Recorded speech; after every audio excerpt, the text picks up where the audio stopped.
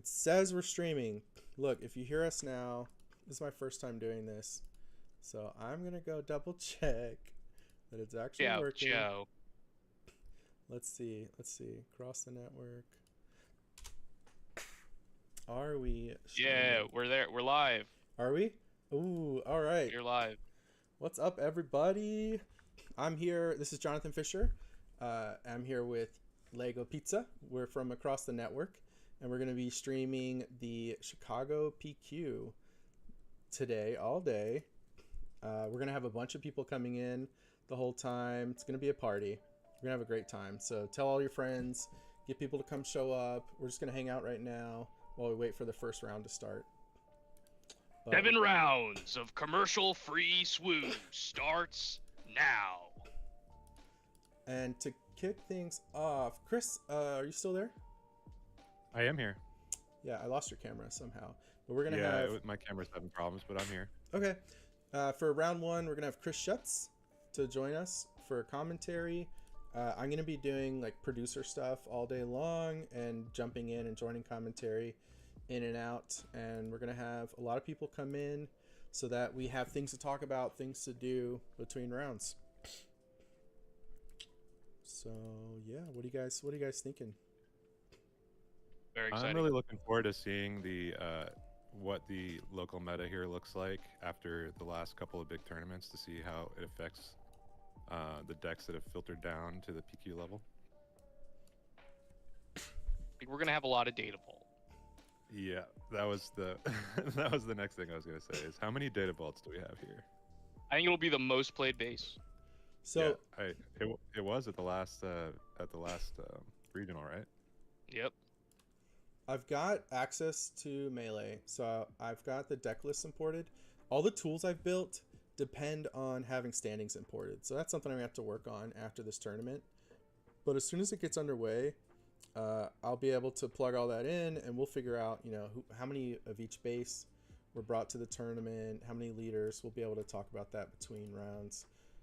We currently have 113 players registered and 113 deck lists, so looks like they're pretty on point.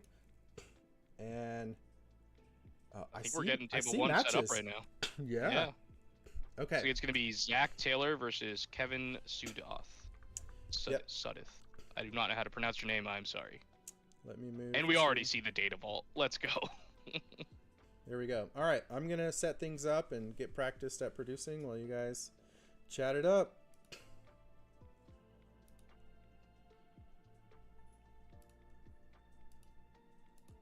That's the part where you talk. Yeah.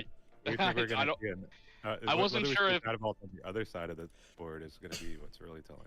Yeah, sorry, I wasn't sure if the stream had the people playing. It does. ECL and oh, is that Tarkentown or ECL? Tarkentown, it looks like. Okay. Glare is a little hard on that side. Mm-hmm. It looks like maybe is that a CAD? I think you're right. I think that is CAD Tarkentown. So Sharky in chat is going to be very excited.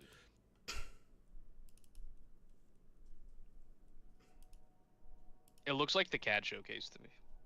Yeah. We will find out pretty fast as they start playing cards, so that's good.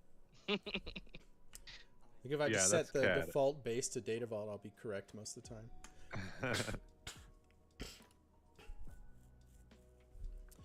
It's CAD Tarkentown, yes.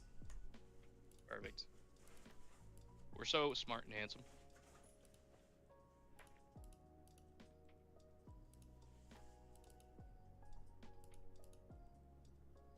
So Chris, how do you feel about this this matchup right here? Boss Green Data Vault against CAD Tarkentown. I think that the Boss Green is probably favored. I think that goes so big, right? Yeah, the CAD the CAD decks that just top out with CAD unit, I don't think they're going to be able to do much against decks that can ramp and go bigger than them. Yeah, that makes sense. I feel like ramp decks in general are pretty good against CAD, but I mean they got some tricks. Yeah, I think that he just the boss is perfectly comfortable like not playing very many units down in the beginning of the game, and the units that they do play, it's not really that big of a deal if they die. Like, if you play Super Laser Tech turn 2 and CAD pings it and kills it, it's not really that big a deal. Wait, Sharkbait is Colby? I thought Sharkbait was Sharky. Our Colby? I don't know. Now I'm just confused. I don't think our Colby got up that far north. He's Kodamarin. That's what I would assume. We got another Cad Bane expert in chat. Hyperspace Cube, the Yoda killer.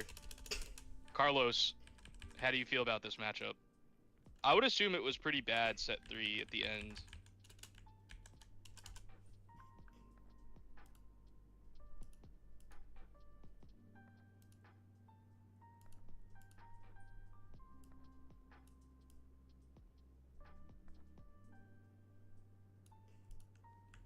All right. I think we're all set up here. Decks have been presented. How did the audio levels sound between myself and everyone else? Because mine's coming through a mic, theirs coming through Discord. So if you're in chat, let us know how the audio sounds. Carlos is saying Crate is too scary for CAD, which makes sense. But they gotta last till then. I would think that even things like Reinforcement Walker would be tough for CAD to deal with. Yeah.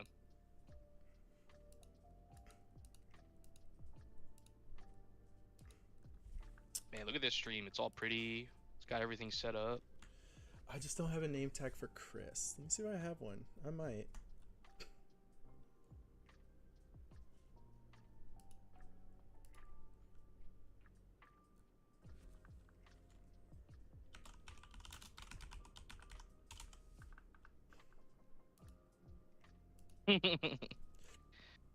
All right, I'm gonna put $5 on the Bosk player winning the die roll. If anybody wants to join in on that.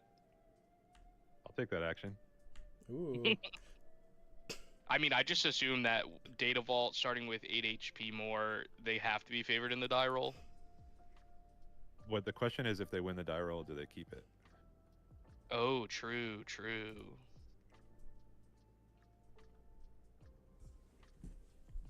I mean, I think if you're Bosk, you don't really care. You're just gonna, like, if they use Tarkin Town early, that's probably better for you. Absolutely.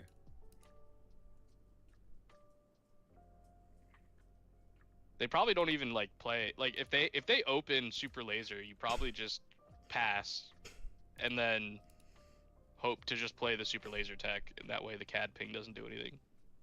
I haven't seen the Bosk set 4 lists. How do we? What cards are they using? Are they even using any new cards? I know like the Boss Green last set had almost no set 3 cards. Yeah, I think it's just like bounties for card advantage and ramp, and then ramp cards and big guys. I don't think there's anything crazy new. Maybe they play some more early game ships. Like, I guess Eager Escort could be good for you know, the Falcon decks. Definitely. But I don't know if he's trying to like attack the meta on that angle, or if they're just trying to, you know, forgo those like mid-rangey type cards and just go right to the big ramp top end.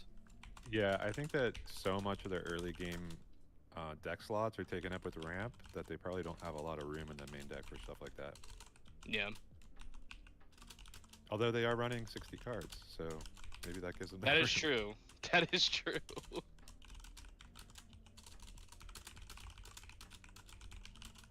I wonder if they have the full 15 ramp cards. They're playing Spark of Hope too. Screw it, why not? Yeah. I mean. Oh, new Devastator. That's a good one. Yeah, absolutely. The stream said someone has a very loud mechanical keyboard. I haven't touched my mechanical keyboard, so. Oh, my mic's coming through? That's me. Okay. So, I'm learning. Okay, guys. I need to mute myself I'm assuming here. what's going on now is the player meeting where they're explaining how many rounds, yada yada. So Yeah, the keyboard they're is like, me. I need to mute myself when I am busy at work, so that doesn't go through. oh, CAD 1, dude. Oh man, I just lost $5.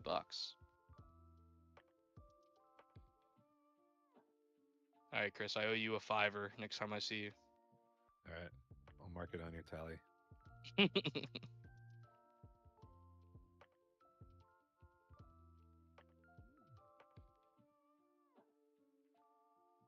Someone said audio super low for me.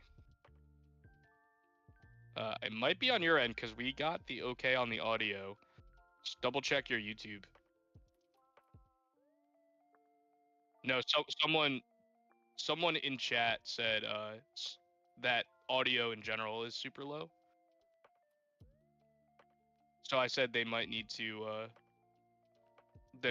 just check their YouTube, that they have the YouTube settings higher, or wherever we're streaming from.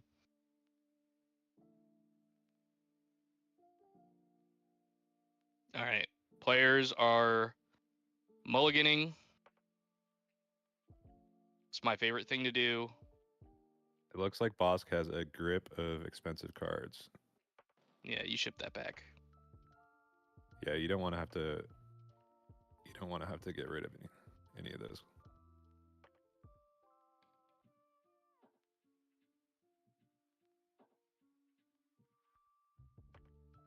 It would be like a cool card that I would play in my boss green deck. That's probably just wrong, but I think is fun. Is Vader Pilot.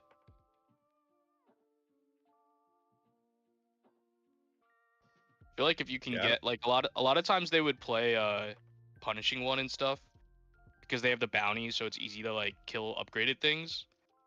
Mm-hmm. So I feel like that would be a pretty cool one. But looks like the boss has a pretty good hand here. It looks like Deathmark, Bounty Hunter Quarry, Super Laser Tech Maul.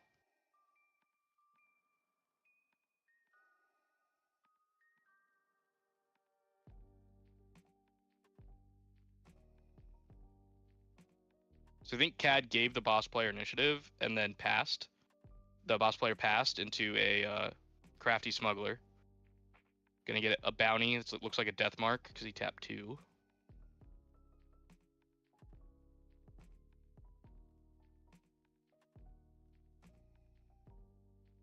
Little boss ping to take away the shield. Pretty standard openings. Oh, there is an eager escort, dude. I'm so smart. You're respecting the Hans. Dude, that card, that card's sneaky good. Like, yeah, Yep. I mean, it's just such a blowout for some of these Han decks. Yeah, I've been seeing it in all the Vader decks as well.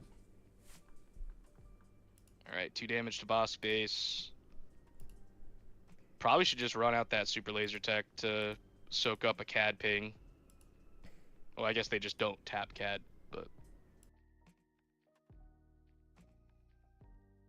turning off your opponent's leader is pretty powerful. Another crafty smuggle. Oh, he is doing the ping. He doesn't want them to cash in the death mark so easily. Yeah, that makes sense. But that lets him get a Bounty Hunter's Quarry. Ooh, and the Greedo. This is a lot of early pressure, actually. This might be very fast start for the CAD. Yeah. Yeah, this is probably like exactly what the CAD player wants to see. I mean, not all those bounties on their units, but in terms of 2 and then a 2+1. How do they have cards in their hand? That's so much. Like, did they literally just draw 2 resource and have 1 card left at this point?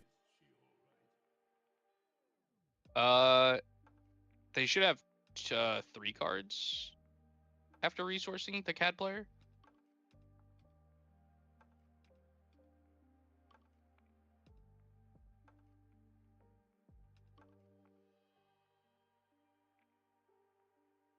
Yes, Jeff. Everybody, please resource before you ready your board, please.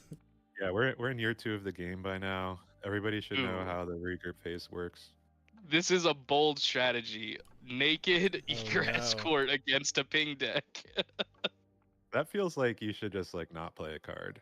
Oh wow, he ends up not playing a card and let Bosk flip, so now Bosk can soak up that 1 ping damage. Ooh, McClunky though.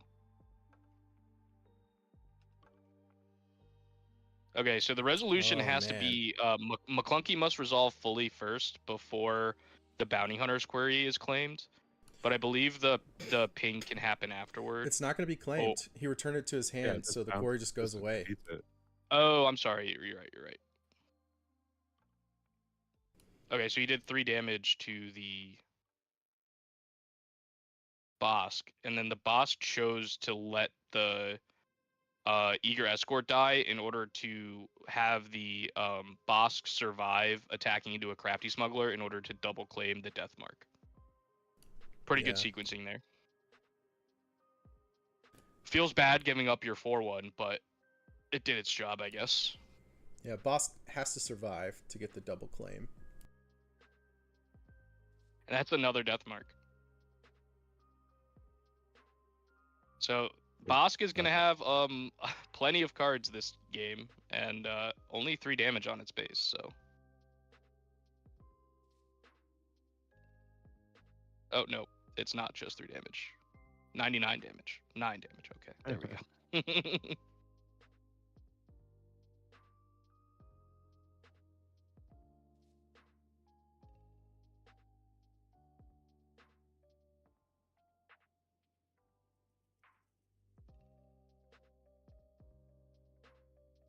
It is an interesting decision to fizzle the Bounty Hunter's Quarry over the Death Mark. So it was either give Bosk 4 extra cards in hand or 2 creatures onto the battlefield immediately. Yeah, I don't think we have the creature trait yet. Oh, sorry, units. my magic brain is still messed up. I'm sorry, everyone. It's just you get the kind of like free resources by deploying those units off of the bounty, so it is an interesting choice. Considering how much of an aggro game plan the cat is on, I don't think that they wanted to be able to have Boss fill the board for free. Yeah, no, that makes sense. The problem is that Boss still has 24 health left and is about to be on 7 resources, so. And then there's another Bounty Hunter's Quarry. Or no, that's Price on your head. And again, he untaps his resources first. Shake my head. I'm kidding. Sorry, I don't want to make fun of players. You can do it how you want. We know what you're doing. So I don't I'll want push back you to on get. that. You cannot do it how you want. Yeah, so I don't. Right. I don't want Actually, you to you're get right. like rule lawyered. Like you're in a tournament and you ready your resources, and then you're looking at your hand, and your opponent calls a judge and says, "Look, they've moved past it. They can't resource." Like I don't want players to be in that position. So just don't ready them. Resource first. Yeah, the problem is that he can't hear us, so us just saying it multiple times isn't going to change. Oh yeah, I'm audience. talking to the people watching. Yeah. Yeah. I just feel bad. I don't want to bully anyone. No, I do that enough to Chris.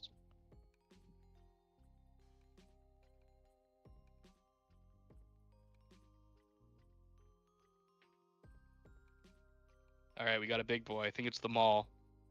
Yep. So we'll get 4 Overwhelm here. No, 5 Overwhelm, sorry.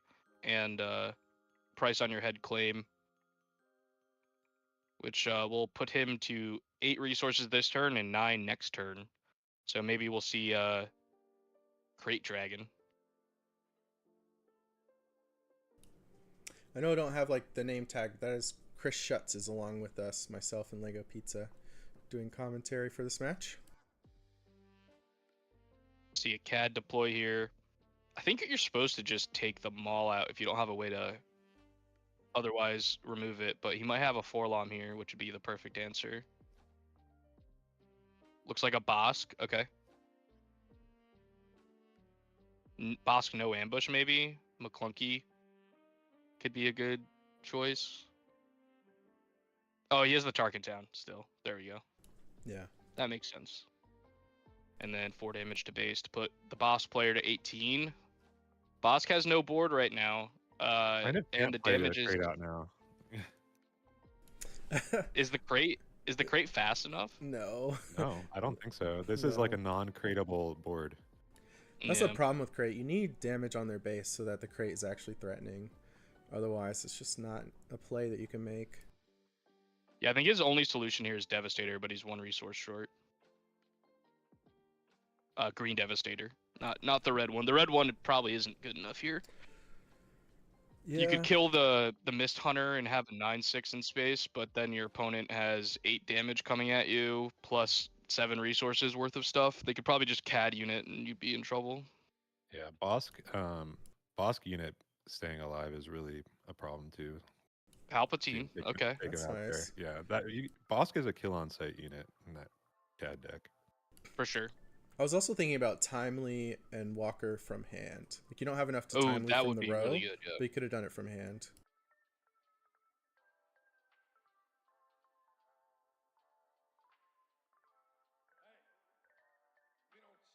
That's a Jabba hunting for tricks.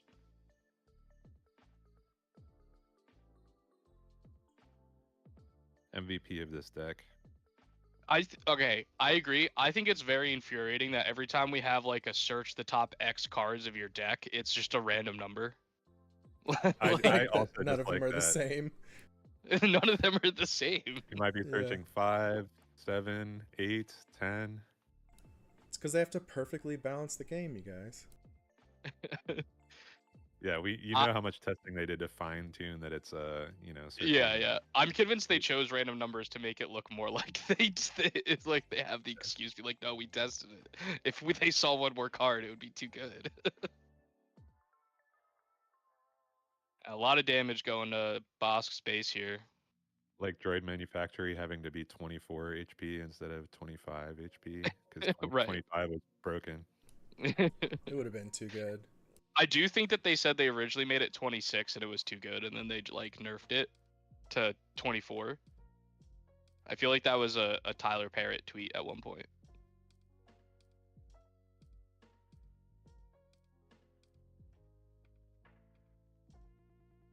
So as bad as this looks for the boss player, if he has 10 cost Devastator here, he gets to kill CAD and put a giant Sentinel in space, and then there's just this Jabba. Which, I mean, there's 6 health remaining. The Jabba could get there eventually, but there's 2 swings from Palpatine to clear it. Yeah, I think that 6 health remaining also like shows the difference in being in check from a 30-point base and a 33-point base. You're so much. I think we're easier to getting be the in check. Timely Walker here. Timely second Palpatine. That's super interesting. So he can kill both the CAD and the Mist Hunter here. And get some overwhelm damage. How many blasters do we have in the row? Okay, so I think it was 4 damage to Mist Hunter, 1 damage to CAD, and then 1 damage to the Jabba, and then overwhelm. I don't know, no overwhelm from Palpatine. But Bosk is tapped out now. CAD has 8 resources in this Jabba in play. Looks like we're going to see another blaster for 4 damage to put the boss player to 31. Yep. I think we kind of knew that was coming. That's like Jabba, part of why he's so good. He's such a great platform for these blasters. Dude, all I'm saying is that I've been playing this Asajj Tarkin Town deck with Jabba, and I'm slapping lightsabers on that man, and it's very good. He's a thick boy. Waylay. I mean, if he's got another Timely, he can clear the board. You do 1 damage to Jabba, 5 to the Boba unit, and then ambush into the Jabba to clear it. Other than that, he would need some sort of healing in order to survive. But he hasn't scooped yet, so I have to assume he has got something. I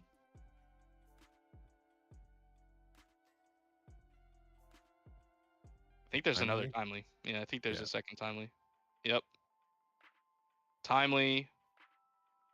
And we're going with the Palpatine again, I'm assuming. Oh no, Reinforcement Walker this time. That's probably the best option. But he can't kill the Jabba, so he has to just kill the Boba unit. And then he's going to discard 2 cards to heal 6. This is how you do it, though. This is how you get back in it. Yep. Back to 25, 8 health remaining now. Is that Timely still in his resources face up? It is still hanging Yeah. out in the resources. It's face up. We're going to figure it out. We're going to figure it out. He did replace it. Yeah, the replacement's on top of it. Is he supposed to replace it first before He did. resolving? He did did? replace it first. Before resolving the walker triggers? Yeah, you do. Smuggle Okay, happens yeah. first, always. I know this as a Han player. It looked like he did it after, but I might have Yeah, missed it. I think he did it after, but I mean, Oh.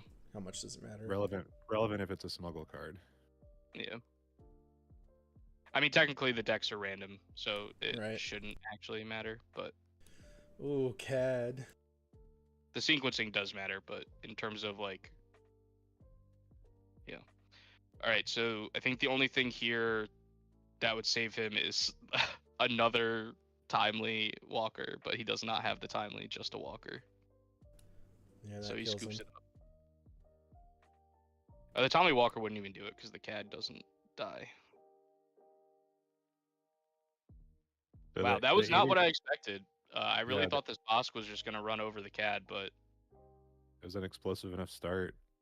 yeah. Yeah, the 2 and then 2+1 the following turn is great.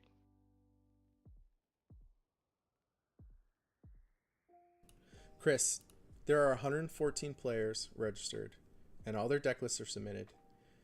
How many do you think are playing Ray more than a scavenger? 114 players. I'm gonna say 5. You nailed it. This is exactly 5. Okay, I think you're gonna get this next part wrong. How many of How many them are are playing playing Data Tarkentown? 2. 0. 0. They are Wow. every single Ray is on Data Vault. What do you think about that? Well, I don't know. I mean, I haven't played enough of the deck yet. I've played against it a few times. I think it's out of all of the Data Vault decks, I think it's one of the better ones. I don't know. I know that in the European regional, Joshua didn't play against very many control decks. Mm-hmm. He played against a lot of the decks that deck is designed to beat. A lot of like the Sabines and Quinlans and things like that. That deck should just be able to have fairly free He wins. played a against. lot of Hans too. Yeah, those decks should be like it should be pretty favored against. It's the harder control Yeah. decks that seem like it'd be tough. But then the player that played at the PQ in the US like that same weekend did play against several Kiras. And they did win. So I don't know, maybe it's better against Kira than I would think on paper. There's just so much recursion, you know? Like they just churn through their deck with Mon Mothma and Bright Hopes, C3PO. They just keep has- drawing cards yeah, and Yoda. It has a you know? ton of card advantage for sure. We have a So that's mulligan why I from the think it boss is player, out of just the- making sure you guys. Out of the notice Data that. Vault decks, I think Kira and Ray are the 2 best ones. I think they're the best situated to take advantage of or to minimize the disadvantage of the 60 card deck. No way, it's gotta Not be Sabine? Sabine. It's gotta be Yeah, Sabine. come on. How many Sabine Data Vaults do you guys think are in this tournament? I know the answer. 0. I think it's 0. Chris? Let's say 2. Nailed it. Okay, you're not allowed to play anymore, Chris. The answer is 2.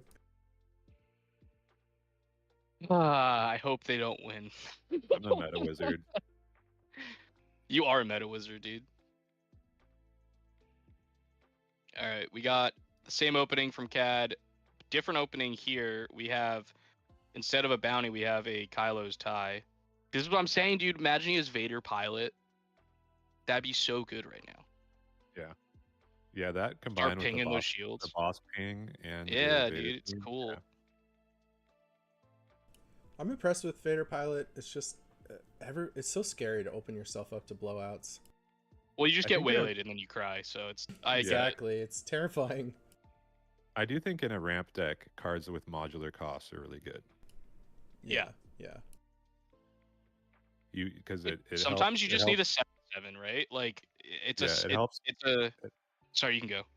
It helps make up for how awkward your hands can sometimes get if you get gummed up with like cheap cards late or expensive cards early. I think we Being saw a able to- double pass here, which is weird from both players, I think. Possible if all the CAD had was the ambusher. Yeah, you would think that the boss would want to play like some ramp though. Maybe he doesn't have anything. He did mulligan, so he's just forced to keep this hand. Moving to the next turn is sort of like ramping. Yeah, there's a 4-lom ping from CAD. We're getting an open fire to deal with the 4-lom. See if the Tarkin Town is used. I would assume not, but that damage is going to start adding up. Yeah, it's an interesting decision. Target Towns usually If he kill has like Vaders initiative. and Mauls. He has. Oh, if he has has initiative, so you can just play anything to kill it. Yeah. You're right. Yeah, good point. Carlos would have seen that instantly.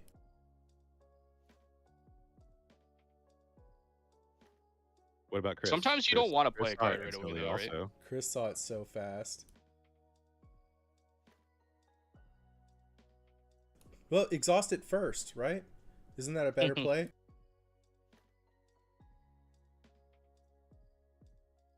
All right, we got the resupply. So he's at 6 now. He'll be at 7 next turn. We could see a Vader. Yeah, maybe this game we get to see the big chunky boys earlier than we did last game. Yeah, problem is CAD flips next turn, and you don't really have much pressure going on right now. No bounties for boss to claim. Yeah, why did we flip here? Like, if we have it, we must not have a bounty. Yeah, we must not. I think he mulled into a pretty awkward hand. I think I would just hit base, honestly. Yeah, me too. Yeah, there's no point to put 2 damage on your guy.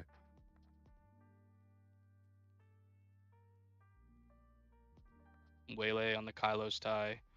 That's actually, I think, really good for the boss player. Usually you want to see the Waylays be on small guys so that your bigger guys are more likely to stick. 100%. I think that's a bit of a desperate move for the CAD player to just use his resources. That feels like a very weak play.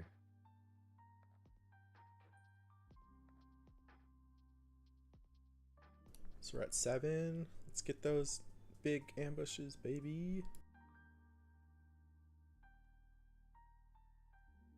I mean, I like Kevin. Kevin's obviously a great person. I just want another game. That's all I want.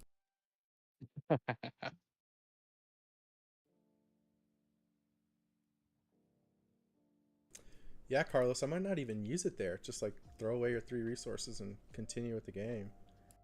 Mm-hmm. Okay, so 2 damage going to the Bosk. I think I would just attack. Yeah, on the 20 against the 25 putting him to 14 on his 25-point base is pretty good. Yeah.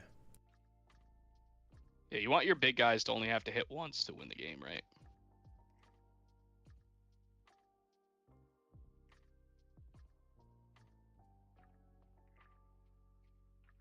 Plus small, yep. There we go. More damage. Like keeping Maul bait out there. He opened himself up to take that 5 too by attacking into the leader. Yep.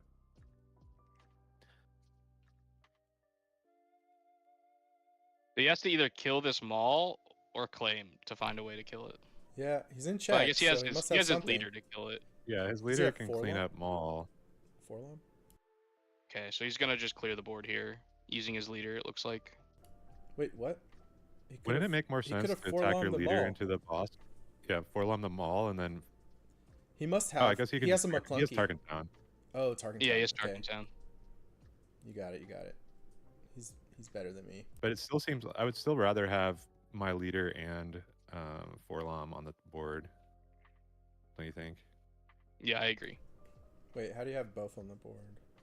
Instead you of attack your leader. instead of Forlom to clear the leader, you just use the CAD and keep Forlom out, and you just use the CAD or the Forlom as a Oh, CAD clear the banger. leader first. Play the forearm without ambush, and then Tarkin Town. Yeah. Yeah, that would work. Maybe he's worried about Another ambush. well, or the Palpatine he saw in game 1. Yeah, like getting low health on his leader. Is that what you're talking about? Like not wanting, Yeah, because you'd be able to clean it up. with overwhelm. Vader would also be able to clean it up. All right, phase 3 Dark Trooper, a little Sentinel action. 5 resources up for Bosk. Probably screaming in my head right now that my opponent has a overwhelming barrage. I like that you threw like a little bit of a Chicago accent in on that one. It was not on purpose. For Bask.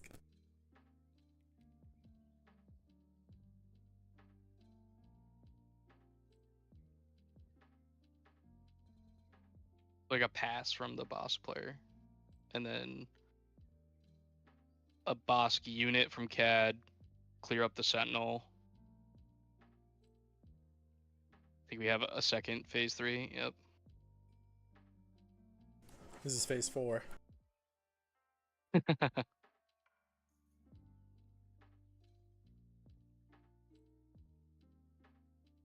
I've heard that, Carlos. Ian is a big Bears fan. No, absolutely not. What?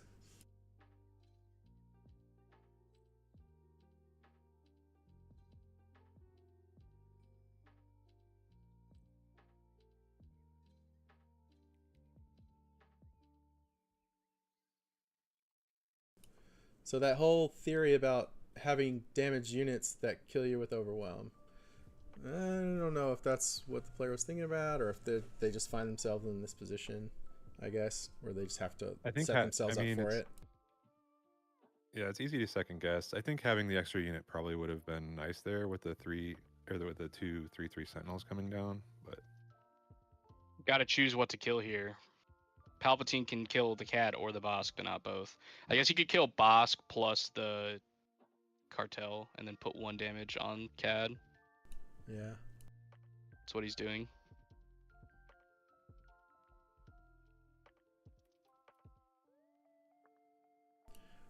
It stinks either way, because like either the CAD player plays an event that Bosk does 2 damage, or he just plays an Underworld if CAD's alive and does 2 damage to that, and then gets to clean it up. I think from the Bosk's point of view, though, as long as the cleaning up involves the CAD attacking the Emperor, it feels good.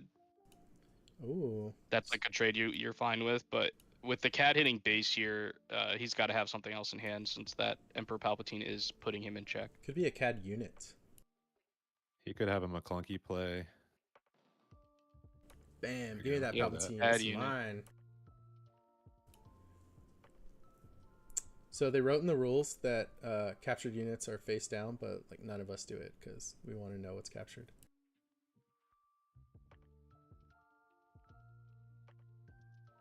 I get for like clarity reasons having it face down makes some sense, but They were like, you're like have to peek at it all the time. What was that? What's under there? All right, we do see the Green Devastator this time, freeing the Palpatine. Now there's 2 giant threats that are lethal. Bosk has to do 12 damage this turn. Or sorry, CAD has to do 12 damage to Bosk in order to win this game. Because I do not think over. he can't kill both of those. Yeah, Zach's about to he Titan can Slam. waylay it. He needs to waylay plus blaster.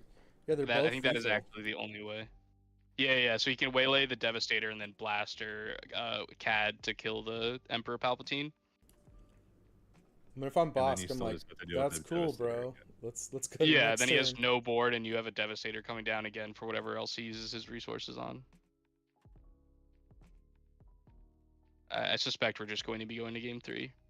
This is more so what I think would have happened in game 1. But to be fair, I think the boss player just never drew a Devastator in game 1, and that's kind of the problem with Data Vault in my eyes.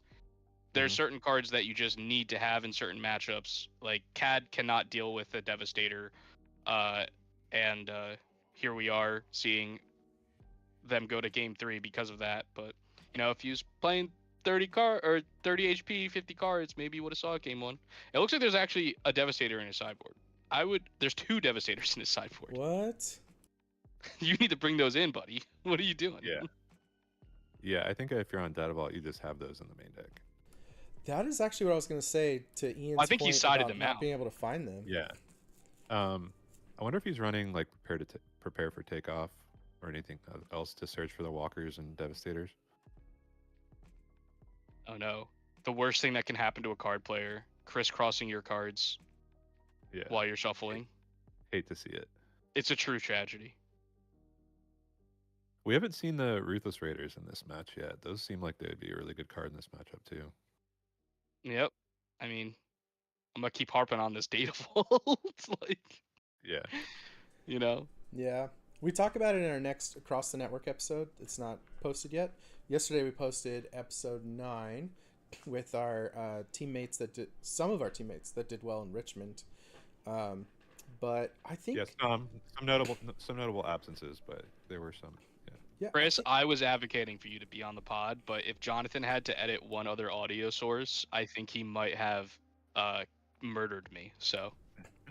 Oh, I almost already gave up having to edit 3 into it.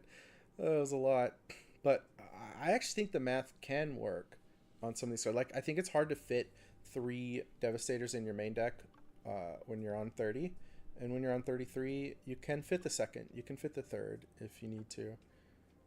So it just gives you different I would just challenge everyone that if you think you have to play 2 of a card in a 30 HP deck versus you get to play the third one in the 33 HP deck, just play the third one in the 30 HP deck and cut another card. The ratios aren't the same. I know, but only with specific cards that do not have a replacement. And I do think that 10 cost Green Devastator, there is no card that does what that does. No, you're right about that. There's no replacement. So, you can play more fatties in your Data Vault deck, as Mickey D says in chat. The problem is not all of them are created equally. I think the main advantage of the big Data Vault decks is that... Oh, this is actually a great hand from Bosk. Sorry to interrupt. Continue. You're able to play more threats than your opponent on a 50-card deck has answers. So in games that do go really long, where you're seeing all the cards in your deck, you can exhaust your opponent's. Oh no, the Bazine. So he kept the 2 best bombs plus a Death Mark and a Resupply, which seems like a fire hand. Yeah, and the Resupply is taken. Death Mark getting put on the Bazine with a ping. If CAD has a McClunky here, it'd be pretty sweet. Oof. True, I feel like that is such a blowout most of the times. Oh, he drew another resupply anyways. Nice. Data Vault who? Yeah, he's fine. It's a Data Vault deck. There's lots of resupplies in here. Yeah.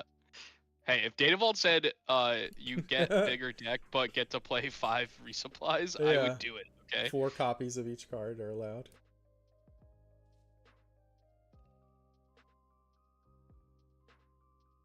If they ever print that as a if they ever print a deck that says you can play 4 copies of a card in your deck, I am convinced that they're just trying to sell more cards. Or they could make a base where you can only include 2 copies, and then some other effect like more health or something.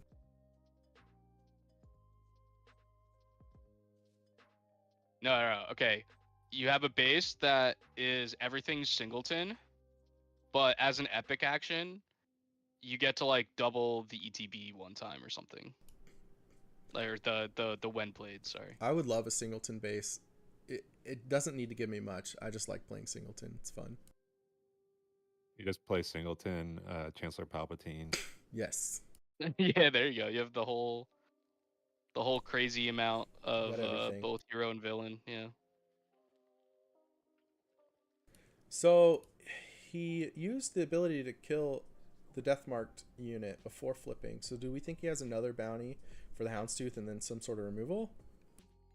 I think that was just a I am scared of him doing anything to either kill my Bosk on site or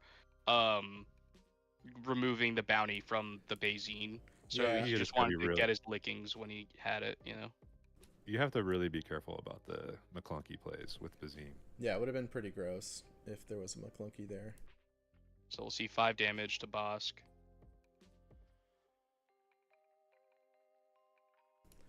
So you're wanting to put a unit down so your leader doesn't just die to the next ping, right?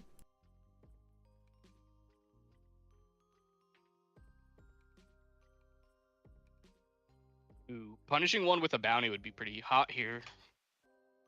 And we do Is. see that. It's another How- death mark. How hot is it, Ian? There it is. Oh, it's so hot. You got what you wanted. I'm tingling with anticipation. Here comes the McClunky. Is that what's happening? Mickey D says, "Give me Reno." For anybody who has played Hearthstone, Reno was a card that, when you played it, it healed you back to full if you played a singleton deck.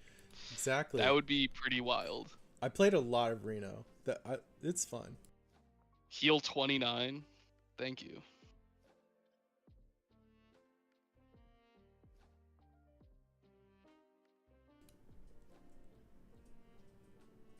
We need to get some cards that like let you trigger an epic action, regardless of whether it's been used yet. Ooh, that is not a great start on this turn. Surprise strike base for 7, or for 8, sorry, but he's gonna be able to double claim this bounty. Oh no, it is 7. I don't know why I said 8. Does he have a way? Oh. Boss player's getting greedy now. I think I would have just thrown the punishing one into that, but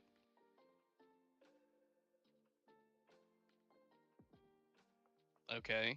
We get a crafty smuggler, ping, put it on the punishing one, and now he's gonna claim the bounty. Oh, I guess if he claims the bounty right away, boss just dies to any card being played. So maybe I'm the chump. That's a lot of cards in his hand. Dude, he's got like 10 cards in hand. He's gonna have to discard end of turn. Maybe that's on purpose because he has reanimate.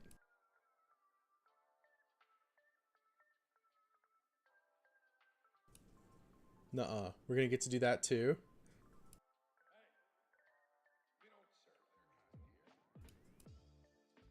I don't think he has a way to get through that shield. No, this turn. yeah. Okay. So, Smuggler will probably kill the leader.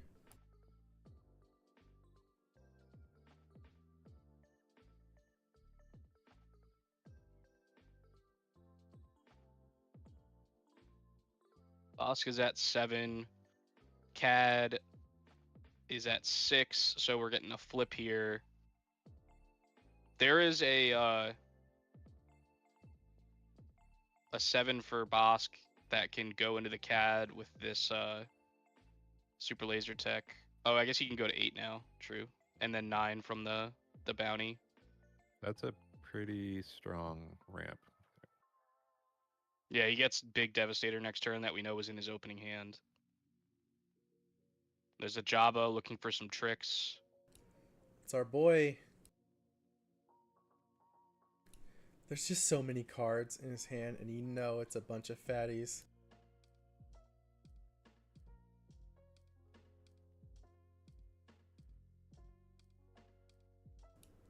Got some McClunky. I don't think that's going to be good enough, unfortunately. But it costs 0. Sure does.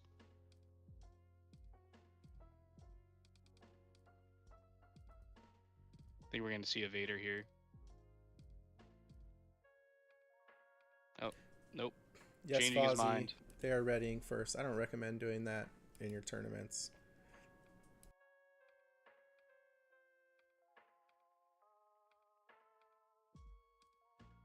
Okay, punishing 1. Instead of playing a big boy, he looks like he's going to do death by 1,000 punishing 1s.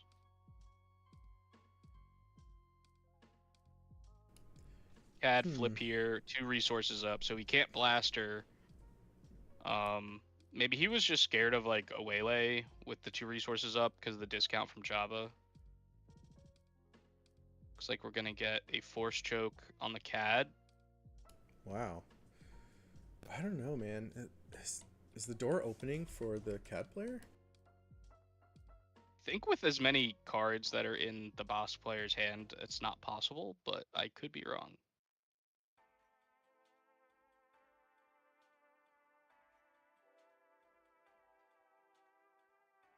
I mean, Bosco's going to 16. There's 17 health left on base.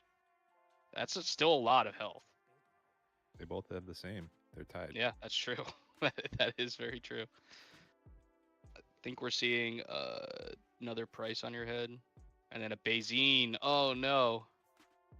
He could have just played a crate this turn. And we saw the McClunky, so he's going to be able to play her again. I guess. Oh, no, yeah. You totally could have just played the crate because he wasn't on CAD unit yet. And that's what's getting discarded here. I think I would have discarded the draw. Yeah. He didn't draw off the Bazine. He said I've drawn enough today. I think like playing small stuff was opening the door for CAD to get back in this game. Yeah, you just have to if you're in a board state like that, you just have to windmill slam the giant threats and make them deal with it. Yeah. You needed to build a clock, and a 3/4 in space as your only unit is not a clock.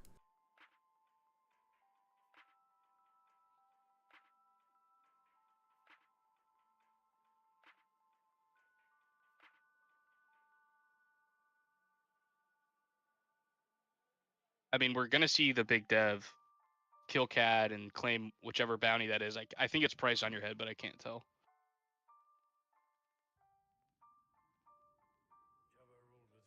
I would also suggest to anybody playing an event, especially on stream, when you tap your resources, please tap them fully and don't put them like at a 45-degree angle like this person. Or a 10-degree angle. In this Yeah, sometimes it's a 10-degree angle. So it was price on your head. 2 damage to base, putting him to 18. That just comes with practice too. Like one. building good mechanics for at the table is going to help you play well. Having the boss player having seen that there's a McClunky in hand, drawn off the Java, seems like they're playing really passive. Okay, finally kills the Bazine. Yeah, that was good. The McClunky was going to be devastating, I think. I would have just put the damage on the punishing one. Palpatine's not dead, Carlos. It's just a really high skill deck, so I don't blame you for playing CAD. Yeah, Phenomeno Boss didn't draw from the Bazine. I don't think there's a way for us to let them know while this game is still going on, though. Oh, they didn't? For sure? Nope. Yeah, no, for sure he did not. Positive. Is this unspeakable offer? Unrefusable offer. Unrefusable offer? This is a spicy one. I need to know Carlos's opinion and Sharky's opinion on this unrefusable offer in CAD. I mean, if he gets it here, it's pretty cool. Sneak attack? Oh no, what's happening? Sneak attack CAD unit. Wait, he did not have enough for that. There's no way he had resources tapped already, didn't he? I know that the sneak attack only cost 1 with Jabba. Yeah. So then it's... How much does the unrefusable offer cost? 2?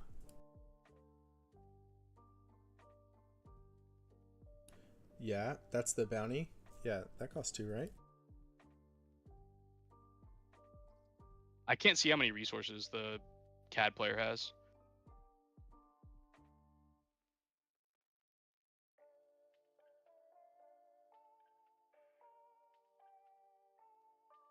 Yeah, it costs 2. I can't tell. So there's no way that they would have enough to pay 3 plus the... So CAD unit would cost 2 less, be 5. So you only need 7. So 1, 2, it would 1, be 2, 3, 7 Yeah, 4, but total. 5, 6, 7. didn't He he? has 7. He has 7. Didn't he be spend 7 resources total. this turn? I thought there was 2 tapped already. 2 from the unrefusable offer. Yeah, so he And would need then 9. Right? Sneak attack would effectively reduce the cost by 2 because of the cost reduction from Java. So it would be Oh, 7 total, 5, including the unrefusable offer. 5 for Maul, 5 for Maul, and the sneak, Okay. and then 2 for the unrefusable offer. So that would be 7.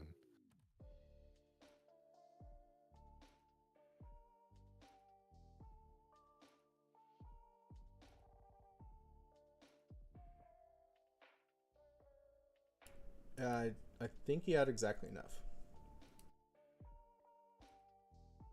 All right. Well,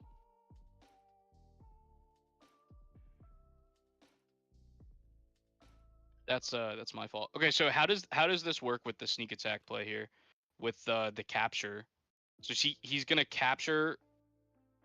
Is he claiming the bounty before anything else? So Because doesn't he? So yeah. But doesn't the capture from CAD capture the unit? I guess he can just choose not to capture. No, but Well, that's how it he's works. choosing to Captures in that. capture. That's how bounties He's choosing work. to capture that unit. Yeah. No, bounties Yeah, trigger he off claims capture. the bounty when he captures them. Yeah, you claim the bounty. Yeah. But does the unrefusable offer make the mall come out instead of Yes. being under the CAD? That's the question. Yes, it does. Because you Yes. claim the bounty. That's like it's like instead of the actual capture, you're claiming the bounty there, or it's not there anymore. It goes into play. Yeah, it's crazy. All right. I had no idea that's how this works. Ian, unrefusable offer is already bad enough. You don't need to make it worse by making it so you also can't claim it by capturing. that makes sense. So there we go. I mean, that was so many cards in his hand, but low impact on the board in the following turns, and CAD just I think swarmed him. Yeah, I think he just needed to play his big guys. Like, yeah, he was just dirtling too much. He was also on Devastator mana that turn, or resources that turn, and he just chose not to play it. I don't understand. Yeah, so if you're watching, we're streaming on across the network on YouTube, Late Night Gaming, and Take the Initiative. So we'll be hanging out in the across the network, but you can go to the others to watch it. I'm sure some of you are. We will be here all day doing this event. I'll be producing it. We'll be bringing different people on. Ian's going to be with us. Lego Pizza's going to be with us all day, and different people are going to be joining us during the rounds to like have conversations as we wait for the next round to start. So Chris, you have been doing a lot of content. You've been, playing live games. What are you up to? I want to hear like what you've been up to lately. I've been doing a lot of streaming lately. It's been a lot of fun. We've been just streaming Star Wars gameplay on YouTube, and people have been enjoying it a lot. We get a decent audience. The good thing about working in television is I have a lot of weekdays off sometimes, so it gives me a lot of opportunities to do some lunchtime streams and give people something to watch while they're in the middle of their workday. I have a Patreon going also where people can support that stream, and that's been going really well. We have a private section of our Bothan Network Discord where everybody hangs out, and we talk about a lot of players are on Raid Tarkentown, and we talk about that deck in there, but we talk about pretty much anything any of the Patreon members are on, and it's been a lot of fun. That's awesome, man. I love catching your streams when I can. It's always a fun time. I like your titles where you like watch me get beat up by this. Yeah, we try sometimes whenever I try to like shirk the title of being just so much of a race specialist. So I do play other decks on there with varying levels of success. I tried to play a Kira Data Vault deck on there a couple days ago with 0 experience, like never having played Kira a game in my life, and I don't think I would recommend that on stream. It definitely did not make me look very good. But we play other decks. I played I play a lot of Luke Tarkentown on there, which is one of my fun decks, and I think that deck is actually pretty good. Um, super fun to play. Very explosive. Has a lot of fun tricks. Some of my favorite cards get to be used in that deck, like Hot Shot Maneuver. Um, and I think it's kind of the door has been opened a little bit for that deck with Django being banned. It's actually not terrible in the meta. Yeah, it makes sense. Yeah, super cool, man. What's the Yeah, next event you're playing at? I was hoping to play in a PQ this weekend. The Southeast has really kind of gotten hosed for PQs. They schedule them all on the same weekend, and then there's after this weekend there's none for like 4 or 5 weeks until the Duluth PQ. So I'll be playing in the Duluth PQ. I'll be playing in Minnesota for the regional. So I got the Hell okay yeah, from the wife to travel up there. Hopefully see a bunch of y'all. If I'll be anybody there. is in the if anybody is in the chat that's going to be at Minnesota Regional, make sure to come up and say hi if you recognize me. That was like one of the most fun parts of Richmond was getting to see all of the fans, either fans of the YouTube channel or Patreon members, coming up and introducing themselves to me. And it was really awesome to meet so many people from the community.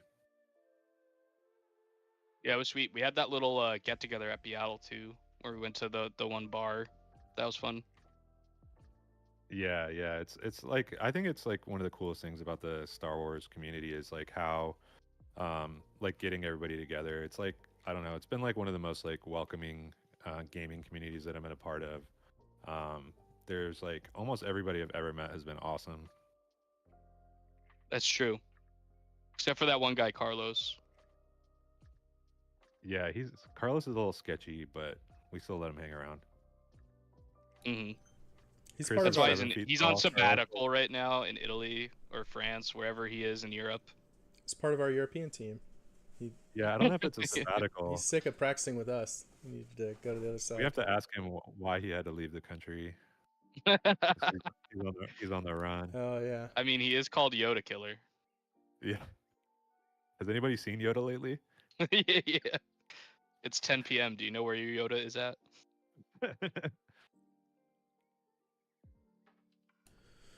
So I. Do we have a know how long in time of the round there was left? So what we do have is how many matches are still in play. There's 7 happening right now. As soon as I get past this round 1, I'll be able to start pulling in standings. We'll have some cool data to talk about between rounds. We could take a little break here. Do you have anything else you want to talk about, Chris, before Yeah, we I go will to a say short if break? yeah, before I just want to plug the YouTube that you have up there. If everybody goes and subscribes to that YouTube channel at StubSub on YouTube, I'm running a giveaway, and I'm going to be giving Ooh, away baby. a Wrecker Judge promo. I have it right here. Wrecker Judge promo. Where the Sabines at? As soon as I hit 500 subscribers on YouTube, I will give away that Wrecker promo to one of those 500 subscribers. So if you're not subscribed to that channel already, go hit that up. And as soon as we hit that 500 mark, we're at 431 last I checked, so we're getting pretty close. And then you might win that. I might also be giving away soon the Judge Ahsoka playmat, which is exclusive to judges, and I'll be giving that out on stream as well. So if you're interested in the Brecker promo or the Ahsoka playmat, subscribe to that channel. Hell yeah, let's do it. All right, well, we're going to go to a quick break. We'll be back as soon as the next round starts, which shouldn't take too long. Keep hanging out with us. Let your friends know. Go do something else and come back. We're going to be here all day. We're going to be hanging out, like a party stream kind of vibe. That's what I'm going for. I want to be having fun the whole time. Come join us in chat. Come hang out. We'll be back in a little bit. Bye, everyone. I think the subscriber thing that you put up is upside down and backwards. I know. I got to fix it. How is it upside down and backwards? I don't even know. Fix it. All right. I don't have like Streamlabs, so I'm going to keep working on this while we take our break. So are we just was muted on stream now? cool like that. I'll do that.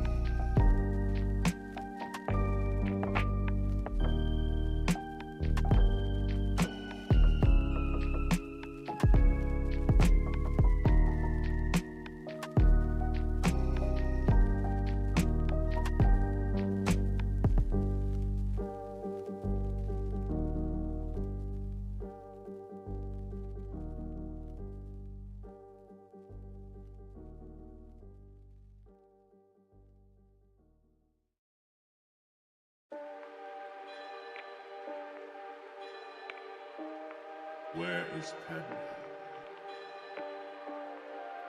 Is she safe? Is she all right?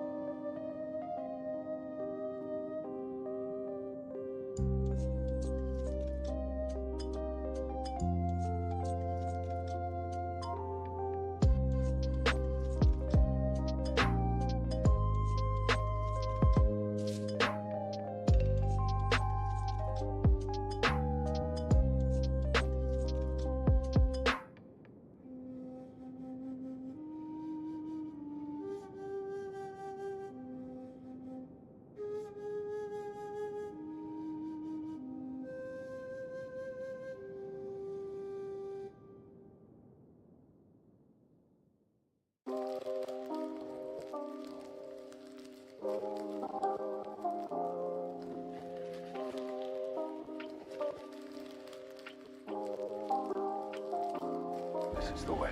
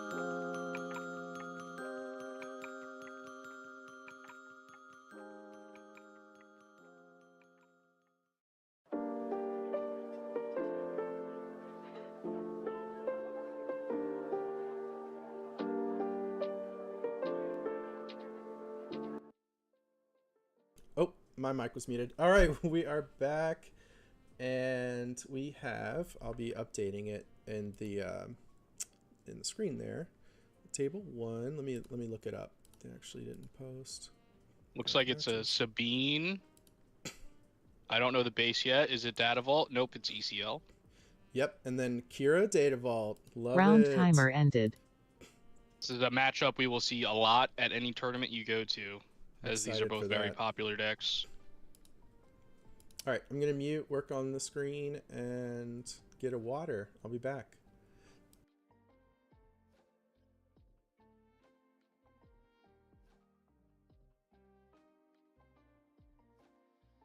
So I don't know exactly what the who's favored in this matchup.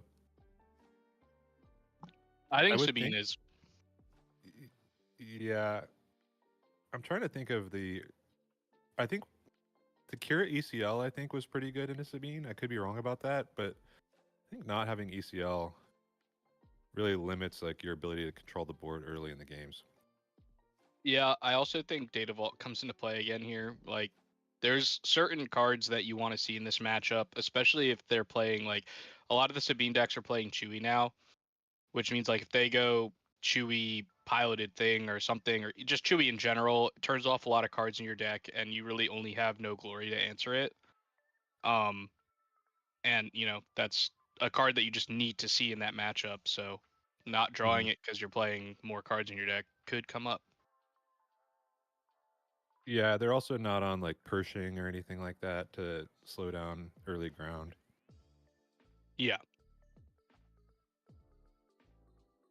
I think you have to hope that you pull the Power of the Dark Side in your opening hand, because if they have initiative and they go space, like you need to just be able to like claim and kill it before they're able to pilot it up.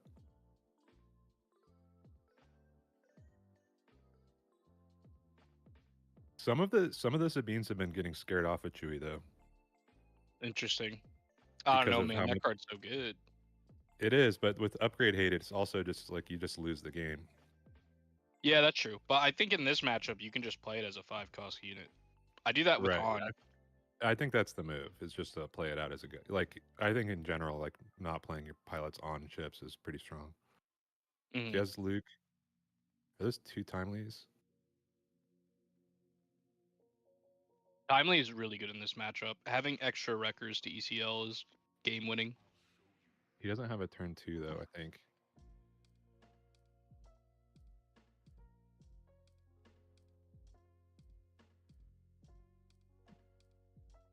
Looks like Kira has a super laser tech.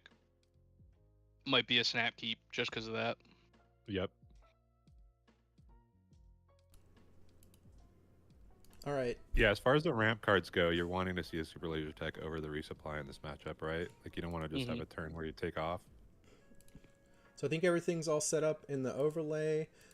For everyone listening, this is the Bothan Network running and producing this in coordination with Loopy from Late Night Gaming. You've got myself, Jonathan Fisher, Lego Pizza as the commentators all day long, and guests throughout the day. For this match, you've got Chris Schutz. All right, guys. Good luck. Yep. Good luck to the players. Looks like the Sabine has a Sabine unit for turn 1. Sabine's masterpiece, a timely, a wrecker. Some good options here. And that's also a K2. Yeah, I he think you doesn't just have the put the turn 1 timely down. green unit though. Yeah, I mean, obviously that helps with snowballing, but that's only going to work out if the Kira plays a space unit to ECL into. And I just don't know if you want to ECL in that way in this matchup. I think the best use of ECL is making sure to kill Kira on the flip, which is why K2 I think is like one of the best cards in this matchup. Playing Sabine into the space arena is an interesting power move. Yeah, she's flying out there. See the Hylabon, which is probably the best start Kira wants against Sabine, as it can usually trade into 2 units. Yeah, or forces Sabine to just trade into the Hylabon. That's true. Yeah, because they'll have the You don't Sabine want will to have just give him the initiative. free kill.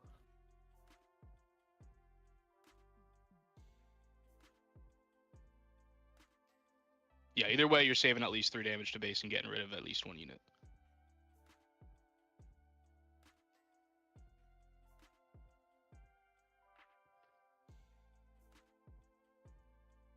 We need every player to draw their cards like the Sabine player is, where we get to see everything in their hand.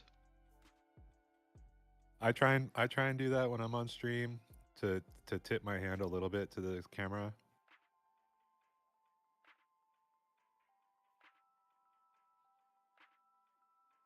Definitely makes our job easier. Yeah, for those of you in the audience, if you're ever on stream, it doesn't hurt to be able to show the streamers what you got.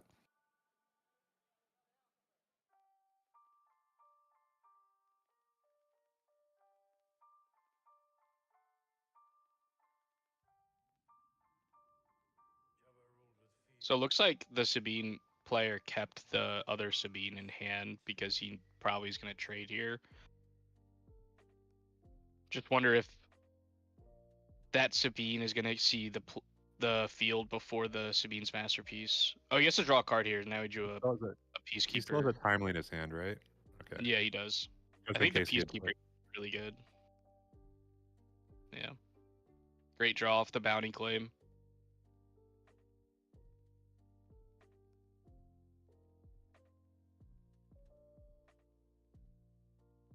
I feel like that's Doing one of the either better of cards that. in the deck in this matchup for Sabine. Just being able to clear all the three toughness sentinels. Yeah.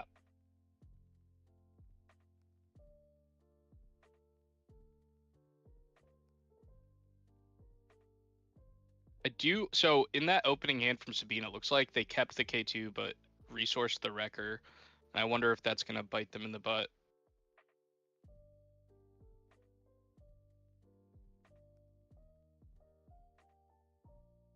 I know if I'm playing against Sabine, I want them to resource their wreckers as much as possible. Yeah, right. It's always the card I fear the most.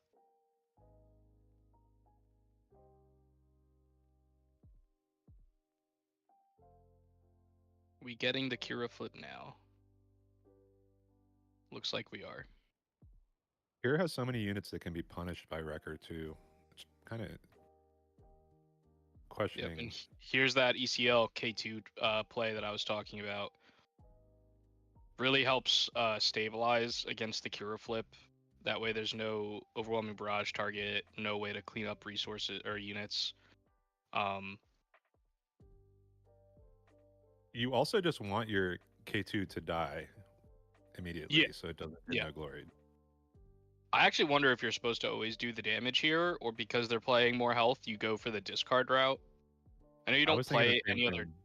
Yeah, I know you don't really play any other discard, but you do have like a timely in hand if you draw a Poe, which is what is actually happening here. Yeah, I'm here, Jonathan.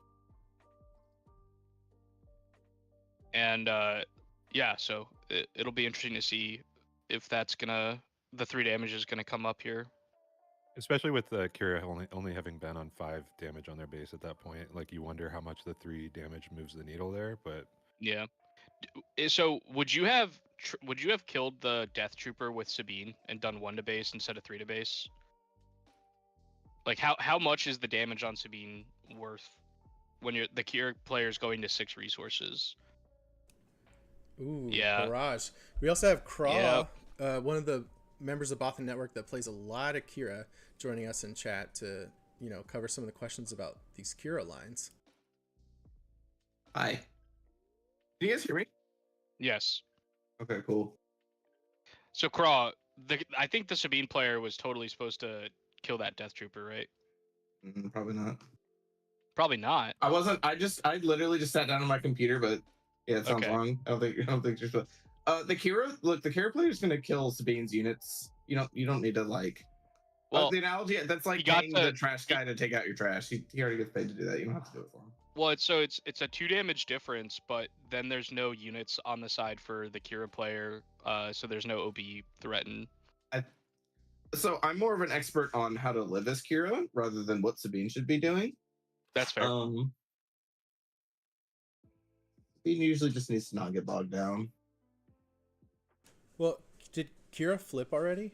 Yeah, I don't know if Kira's flipped. I'm missing information.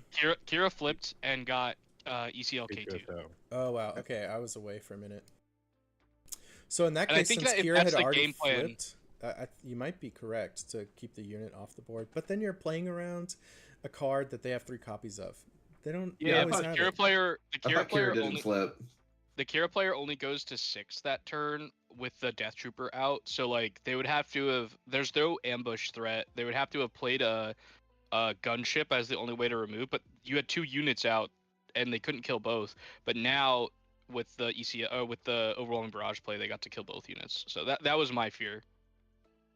It's an interesting board state. This looks like a turn 2 board state, but it's turn 6, turn 5, whatever. Turn 6.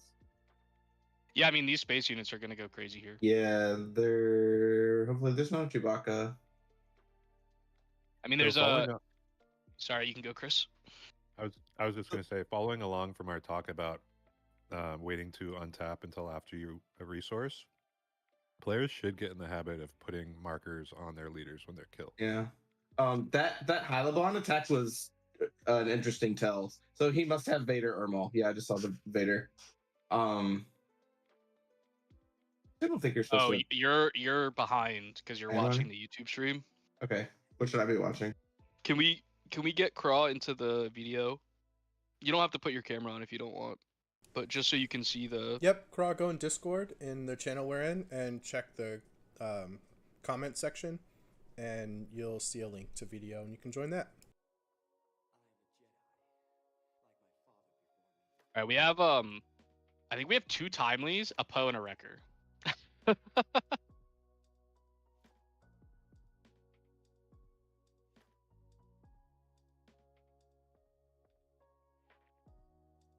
He's debating which one he wants to do here. He's on 6 resources, so he could timely the Poe, or he could just play a naked Wrecker. I feel like you're supposed to just timely Poe and then next turn timely Wrecker, but Oh, I see. So not only did I get here late, but I was still late even watching it live. that's correct. He's choosing to just play the Wrecker here. You kill the SLT? Vader. Okay. If you Yes, kill he- SLT, he doesn't have a way to cleanly kill Wrecker. I think I would have liked the timely Poe, but Oh, he had Timely Poe? Definitely Timely Poe. I mean, it doesn't really do much here. Like, you could kill the Vader, but then it just gets cleaned up, and you would have to discard a card from hand, and the only cards in his hand were 2 timelies. It's a lot Poe of and a actions Wrecker. to clean it up. You need to clean it up in like 1 hit. Yeah. Because it's gonna hit you in the face for another 8, and you go to what, 31? That's you can't go to 31.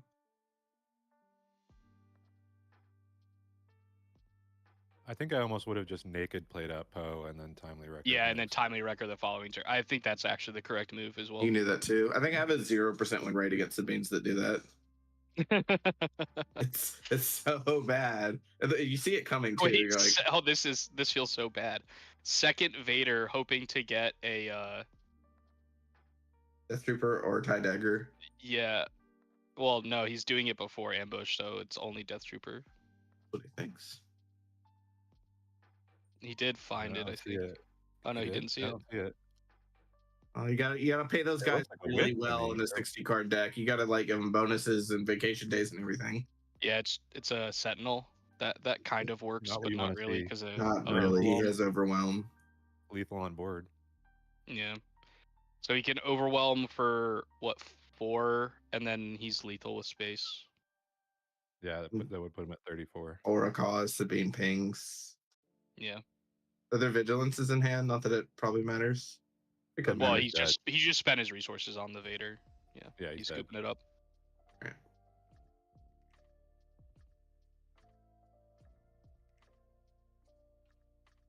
Yeah, that's about what I assume is going to happen.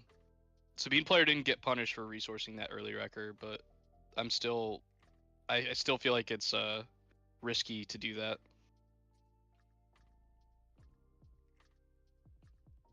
It's always fine with these like these villain decks that Wrecker's like the best card because it just closes the game out from such high life totals. Poe's also really good into Kira. Poe messes up a lot of board states. Looks like they're siding in 2 Chams, 2 heroic sacks. Like, there's a really common line where you like flip Kira into Sabine and you kill the Sabine. And you've got like just some random unit out, like a Sentinel, and then Poe can ECL kill the Sentinel and kill Kira. It's just the worst. Mm-hmm.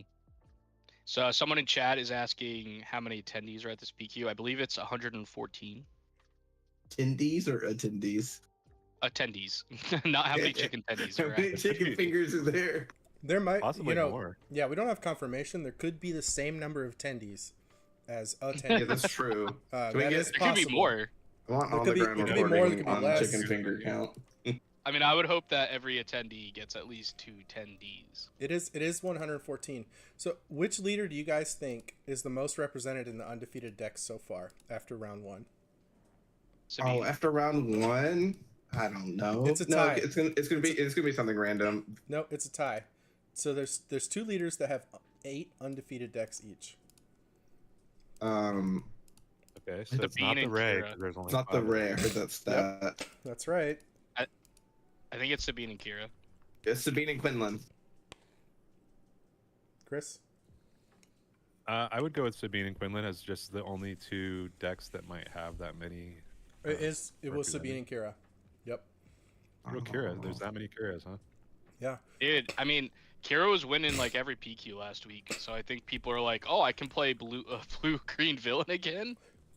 And there's DJ's not around. 3 So leaders be careful with that, but with yeah. 5 undefeated pilots. There's 3 leaders with 5 undefeated pilots. You want to take a crack at that?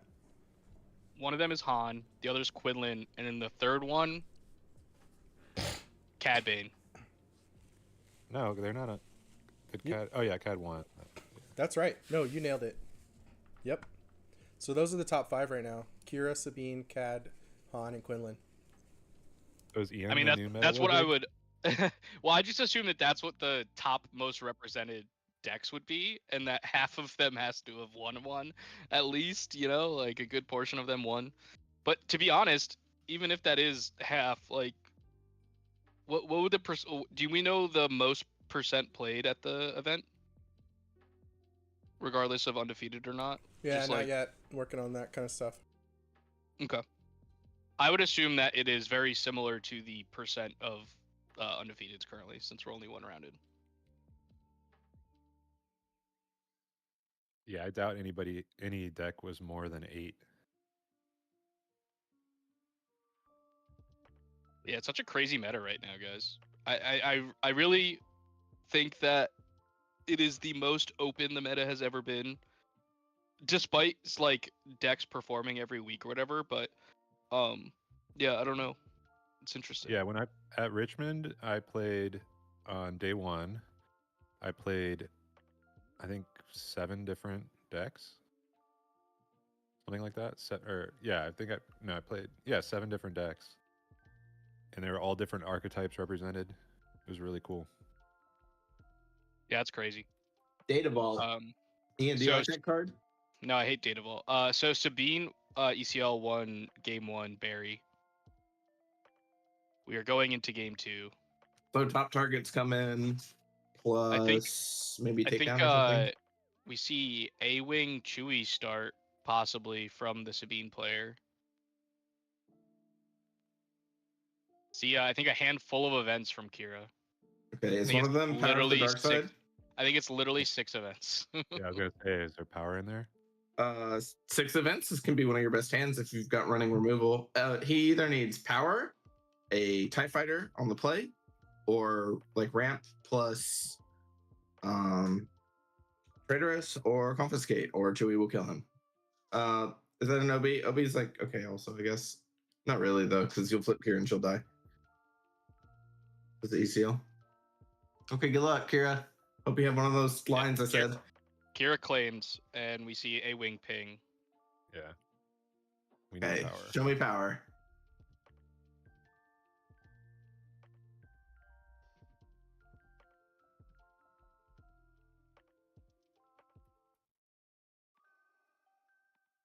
Barry says, "Boo, let's go, Kira."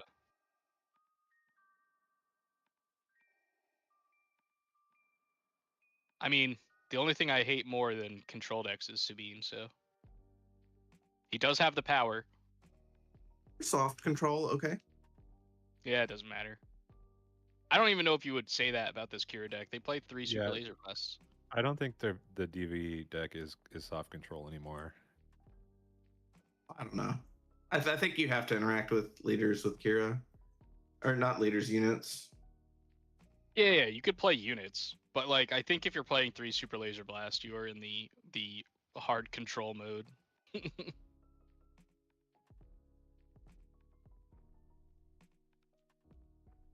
I feel like with the Data Vault deck, there's less games where you're just like overwhelming with your own units.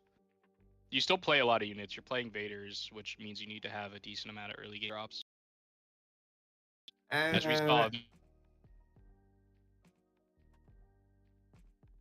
extra cards that were added, like the 10 extra cards, were all events though. You did get an extra blast. That is true. Although early iterations ran 2, so Super Some Laser Blast Kiras isn't never new. played Blast. Well, they never won anything, did they? Just That's not kidding. I true. don't know. I don't know.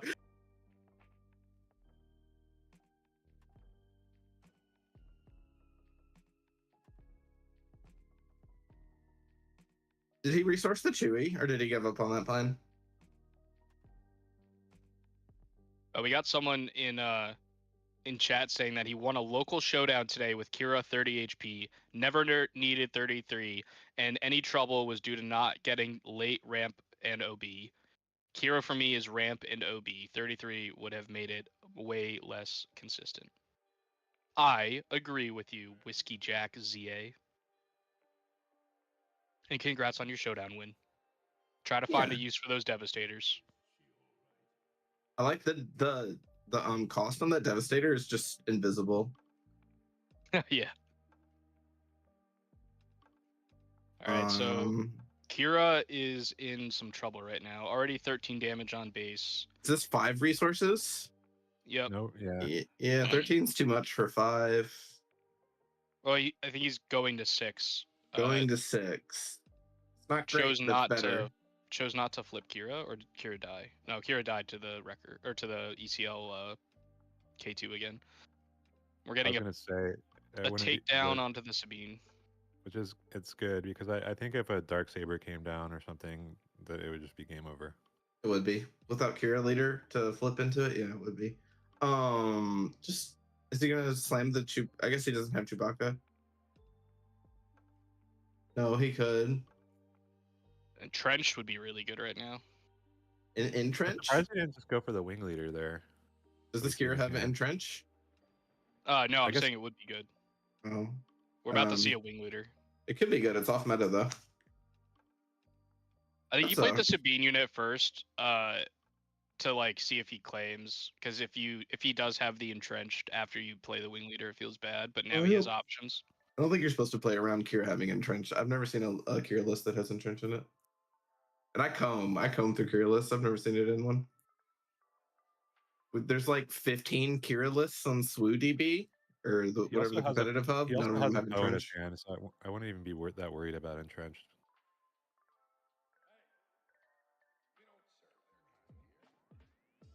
Yeah, I mean, this is Resource just like 2-8 then. this is just an overwhelming presence here. I don't know how the Kira player comes back.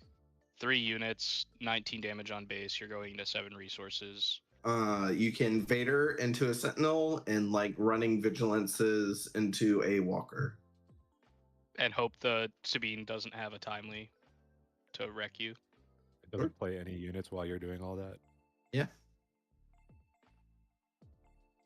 Okay, step 1 of Crawl's plan. Vader. Yeah, the downside of having all events is it's hard to deal with more than 1 unit a turn. Yep. Yeah. Until you get to a million resources, right? Because then you can play 2 things. But Did you know that the Lil stats show that Kira had a 60% win rate over Sabine? that's crazy to me. But Those were European Sabines, though. Don't we yeah. already know that? And European control players, who that's all they do. How many of those were Sabine data vaults? Bunch Okay, of if there's haters not in a- here. If there's not a single Pike Sentinel, it's an F. There Good isn't. try, but it's an F. I think he's gonna get He's gonna get run over then. he's gonna get the spaceship. Oh no, he has a death trooper. Doesn't really do anything. You That gotta Trooper get doesn't the- move the needle here, though.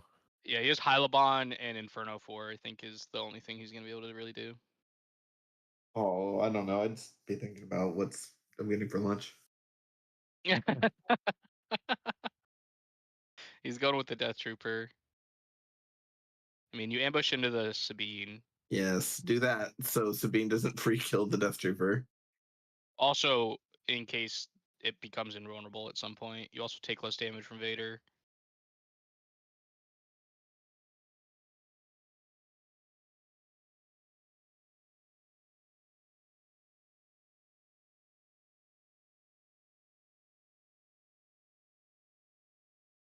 But what is this? So if he plays any unit before the Sabine Masterpiece, any red unit, he gets the ping off the Death Trooper. At a minimum, Kira's going to 25, and if there's a colored unit, it could be more. Just play the Poe. I was gonna say if we Oh, have you got a a wrecker? Lol. Is that his 3rd wrecker? Oh, this is a different game. He hasn't played a wrecker yet. Yeah, you're allowed to Yes. play more than 3 across the match. Yeah. I don't understand. Are you guys in normal size decks? You can like draw cards consistently, or what's going on there? It's not a cumulative limit on how. Oh, many. interesting that he chose to do the damage from the Masterpiece to base instead of pinging off the Death Trooper. I guess he's just in such a position where he just wants to put the Kira into some No, sort of I check. like Well, that. he's wrecker. I like that because Yeah, Kira's but the going wrecker- to 8. The Wreckers Yeah. check anyways, though. Kira's Yeah. going to 8 though. Super Laser Blast can clean out the entire board, and he got himself 1 more damage. And I don't think that Death Trooper is doing anything. Yeah, he did not draw it, though. We see then- 2 overwhelming barrages. Then he has died. We see a Vader, the ATRT, 2 OBs, I think a No Glory, and something else. Oh, Traitorous. He can get some attendees. It's okay. Sabine just runs over people, including Kira. Someone's asking what's a bad matchup for Kira Data Vault, wondering how to counter it with the deck. The answer is Sabine. It is In my Sabine opinion. asterisk mark. There is debate on inner circles. In a healthy meta, Sabine should be able to beat Kira, right? Ooh, looks like we got Kyle Kraft in chat. Love seeing the Colorado Cantina crew hanging out. Unfortunately, his baby Kira is not doing too hot right now, and we see Vader staring down a board that seems impossible to deal with. Does somewhat deal with it, but they're still just lethal on board. Guys, what's the match at? Somebody won a game, right? Yeah, Sabine won Sabine game won one. game 1. All right, I'll adjust that. So I mean, I think it's about to just be over, unfortunately. For getting me in, though. You're like, hey, Kira, come watch your deck. Or Kronk, come watch your deck get absolutely crushed. So I didn't see a single top target, which would have been lovely. I didn't see any vigilances, which would have been lovely. We did have the power turn 2, which was important. Vigilance for 6 seems difficult to play against Sabine. I mean, but I you have to. You have to. Or they'll burn you out. Like maybe you don't do it on 6, but He never had it in his hand. You do need the card, unless you have like top targets or something. Yeah. Because Yeah, we didn't see any top targets drawn. the way it normally Again, I works think is one of the things that I think people don't realize with Data Vault is it actually makes sideboarding way worse. Because you have 10 extra cards in your main deck. When you're sideboarding cards in, those cards are less likely to be impactful. I almost feel like you can't play 2-ofs or 1-ofs in your sideboard as the Data Vault deck. You have to play 3-ofs. You're also usually riding the line of ratios in your deck pretty close. And every time you're sideboarding, if you're not like consciously thinking about how your ratios are changing, you're possibly screwing up your draws even worse than they already are. one of the ways I like sideboarding for Sabine is I like having a takedown at 3 top targets. Takedowning Sabine on her flip turn is good. All I'm Because- saying is we've had 2 rounds so far, and the Data Vault deck has lost both. Lucky. One day, Data Vault will get a tournament win. And I would like them to have one more week of success before I can sell my my hyperspace foil data vaults. How much are they worth now, Chris? You mean the one that's stapled onto Craw's wall? It is. I'm looking at it right now. He It got in literally on- came out of Chris's trade binder because I left mine at the hotel at Richmond. I don't know. I think See. in Denver and Richmond and I don't know. The statistics were still showing that Data Vault decks were doing well. And I'm curious if like the bandwagon effect is having players that just aren't as ready for it, haven't put the time in yet. They're just playing a Data Vault deck, are like bringing down how well those decks are doing. I don't know yet. Okay. So the thing last about few data Kira, vaults sold for $35.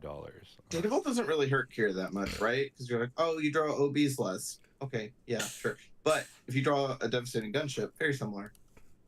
Kira can go kill one unit, devastating ship will get the other.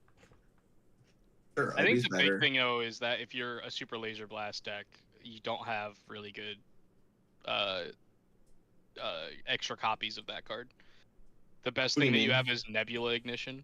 Like redundancy. You don't have redundancy for Super Laser Blast. That card is unique. I in think terms that's kind of Nebulas. no. I don't think that's true because the Kira when it ran 30 had 2 blasts, and Kira with 10 more cards is now running 3 blasts. So I think you're actually more likely to see Super Laser Blast now than you were before. mean- Yeah, Kira's never really ran 3 of those. Not that I can recall. Yeah, I don't know. I'm I think you I'm still not wanna see I'm not swayed. I think you want to see resupply and super laser tech on turn 2 a lot of the time, and you're going to do that less often with 60 cards in your deck. Jonathan, we're getting some reports from chat. Yeah, that, I see that. Some audio issues. Some of them have us very quiet. The other one says cutting out repeatedly.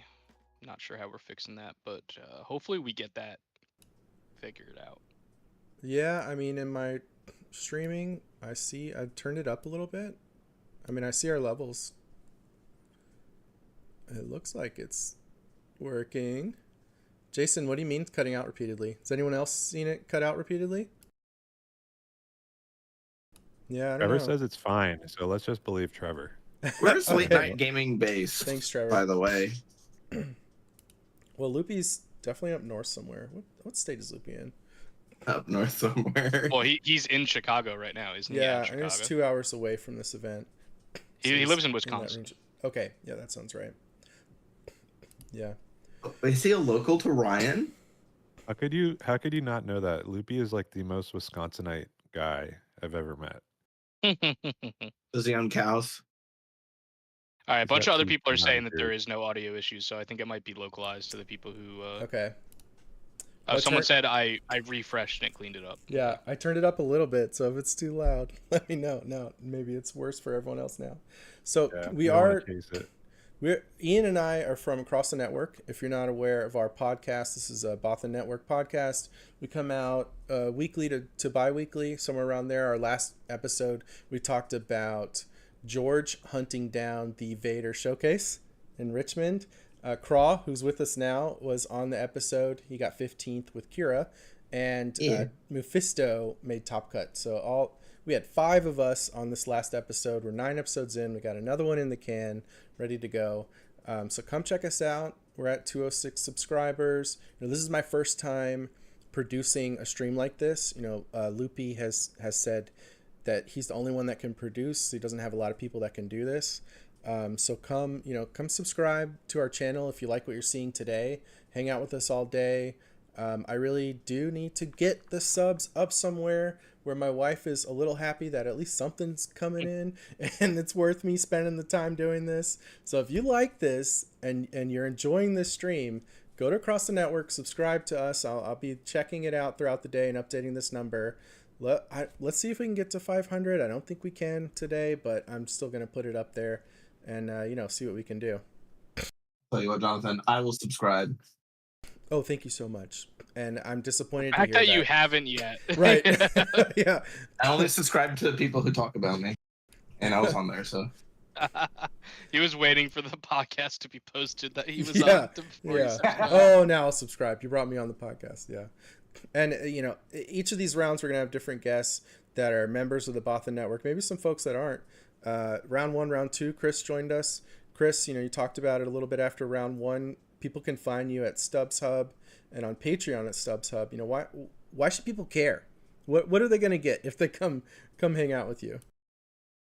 Well, number one, you're going to support me, which I think is very important because I'm a nice guy. But they're going to get access to a lot of exclusive content. You're going to get access to deck lists that are updated daily, exclusive articles and deck techs, very personalized content where I have people request video of certain matchups, things like that. But I think the biggest draw is that we have a private Patreon channel that everybody is in, and I think that there's like some really good discussion, and we really dig deep into some of these decks that I'm playing, and a lot of my card choices come out of the discussions that we're having on those channels. So especially if you play Right. any of the same decks that I play, you might be interested in some of that discussion. I've heard Yeah, it's if someone has a Ray playmat that you're offering 12 1-hour sessions of free coaching in exchange for a Ray playmat. Someone posted that in Discord. Is that true? That's not accurate. I don't know where that rumor got started exactly, but I do offer have several coaching as Ray well. playmats. Yeah, do I you do do offer coaching? through Patreon. Yep. Yes. Yeah, and I think that some of the people that I've coached have gone on to have a lot of success. I do coaching for all sorts of skill levels, whether you're a relative beginner, whether you're a type of player who goes to tournaments and you're having a lot of O3 drops at events. We can get those numbers up, all the way to people who were already successful but couldn't quite go from being making top cuts to actually winning events. And I think everybody I've coached has at least like gone up one level, so I think it's been really satisfying to see how successful people have been after those sessions. Yeah, it's great, man. Yeah, whether you're trying to go from 0-3 to 3-3, or whether you're trying to go from 3-3 to 5-2 or something like that, or going from 5-2 to first place, we can cater the coaching to you. I mean, I don't think it's a coincidence that I hadn't won a PQ until I joined your Patreon. I'm just saying. That is true. That is very true. I do claim all of Ian's success as being a Patreon member. Yeah, I mean, I think I joined maybe like a couple weeks before, and then, I won 2 PQs back to back. Pretty crazy. Yeah, it's undeniable. Yeah, I mean, that is evidence. That's empirical evidence.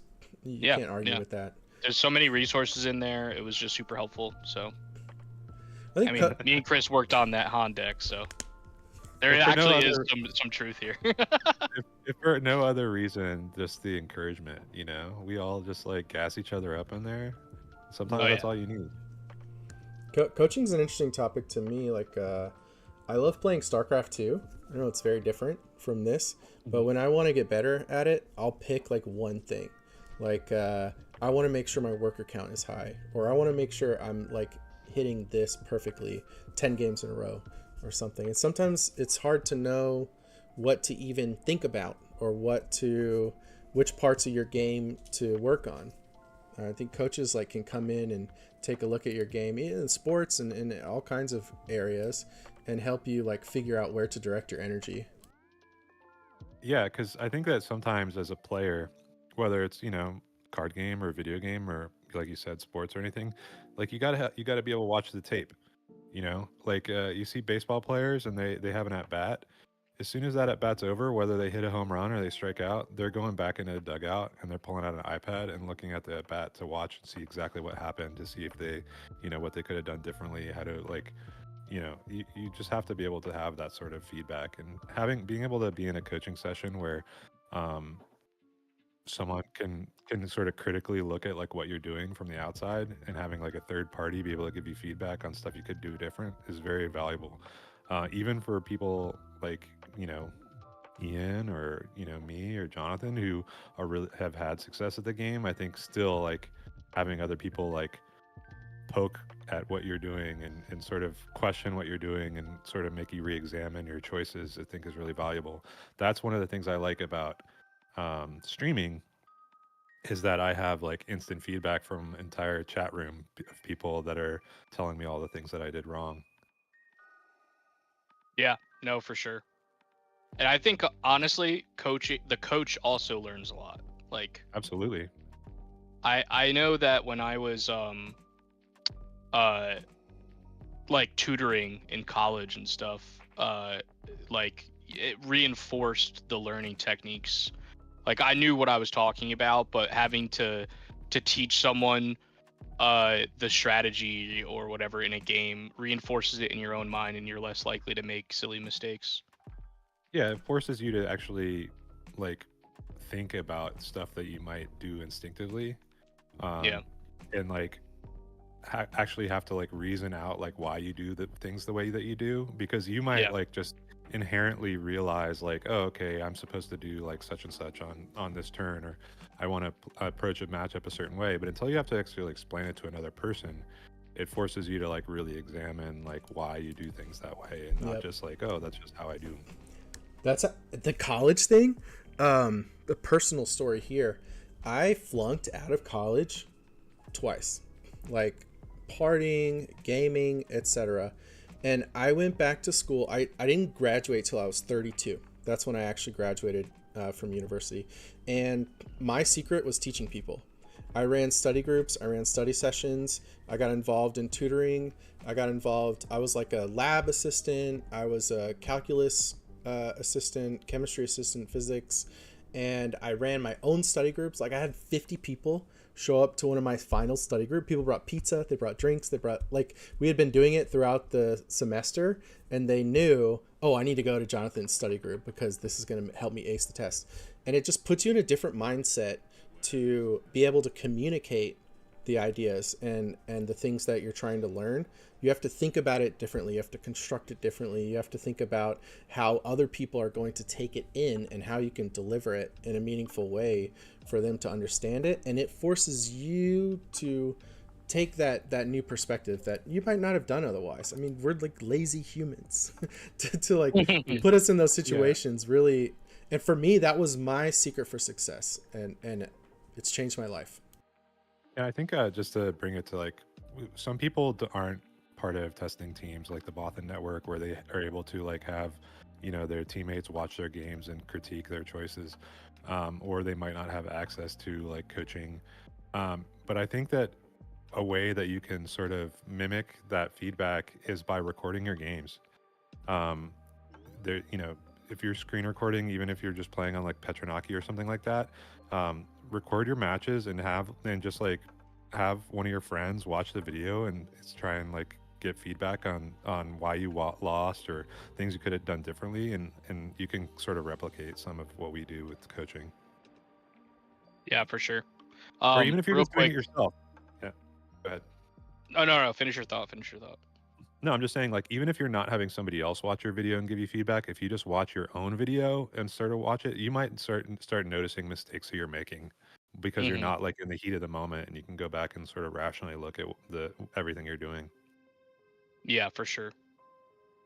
Jonathan, real quick, can we get some more graphics here while we're like on break? waiting in between rounds that just kind of says like Yes, we waiting can. on rounds to go to round 3, and that we're covering the Chicago PQ. I just added that to the corner of my messy thing here. Awesome. The other thing too is that I messaged Loopy, but it looked like someone bumped the camera, so we might at the beginning of round 3 might need someone to fix that. You got a sandbag on that thing. Yeah, we'll have to fix that. Let me also show you some statistics. Ooh, I love statistics. I would love statistics. I'm gonna bring this to the top, so it's just gonna cover our beautiful faces. All right, for this tournament, this is our overall leader count right now. I need to go see what this empty one is. So my thing's having trouble parsing something. I don't know what. But Sabine Wren is the most represented leader, and then Kira, Cad Bane, so on. So what do you guys think about this representation here? I can't see it on my end yet. I think it looks to be. I think that's pretty much representative of like the worldwide meta right now, as far as the representation numbers. I don't see anything that seems like an outlier that's more common here than it is. Like if you look at like I follow like SWOStats like deck statistics a lot, and look at like the most like the top 10 like most popular decks, and this looks pretty much to track with that. Yeah. Is it on the stream now? Because maybe I'm behind on the. Yeah, I would say Oh, the there we go. the only one that looks like it's lower representation than what I see see it now. online is Gar Saxon. I think Gar is a lot more popular online than it appears to be at this tournament. It looks like there's only maybe 3 Gars here.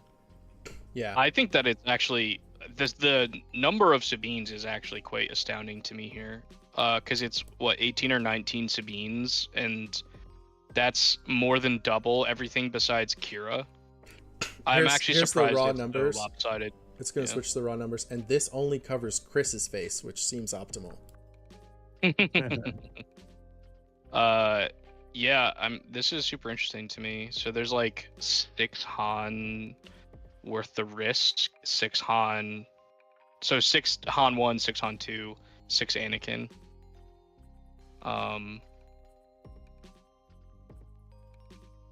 Quinlan's at 7, Cad's at 8. Piet, and these ones are interesting. Where is Piet? Oh, Piet. I don't like Piet. It keeps losing. Why are we playing Piet? Yeah, out of the blue-green villain options, it has the lowest win rate, I think. Yeah.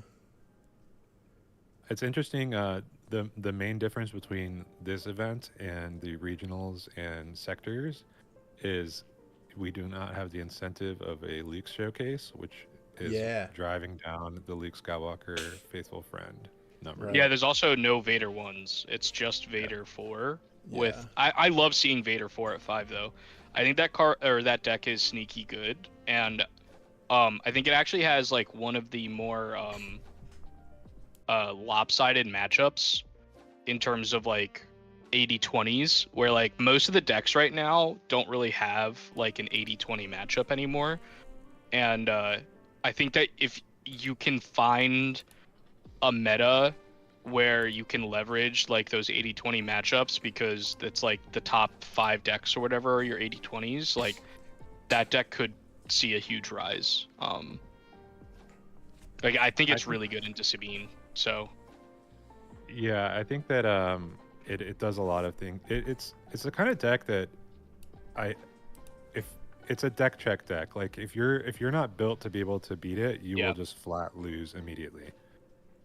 And while it's still underplayed right now, I think that people aren't sideboarding for it yet, which is helping, right? So that is one of the decks that you can sideboard heavily to make your matchup better, but people aren't main decking for it. People really aren't sideboarding for it. Like maybe they have some stuff, but that's a deck that's just sneaky good in my opinion. And I think we're going to see more of it over the course of this season.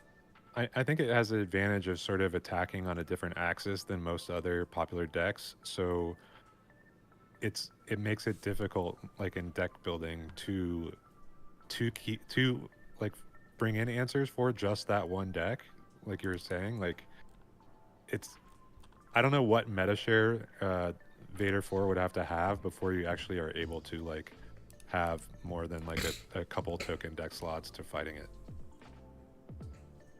Yeah, It is no, interesting. agreed. In Richmond, the leader per shift they doubled. Like the percentage of players playing Vader, Victor Squadron Leader, on day 1, and then day 2 doubled in percentage, which is it was a very small sample size, but it's it still indicates success. It was 2 people. It was 2 people. Yeah, So it's like such a small number. So I was like, can you really read into that? But it's so hard to get day 2. Like they still did it. Yeah, that's still impressive. But I think it's like what I was saying is like it attacks on a different axis. It's right.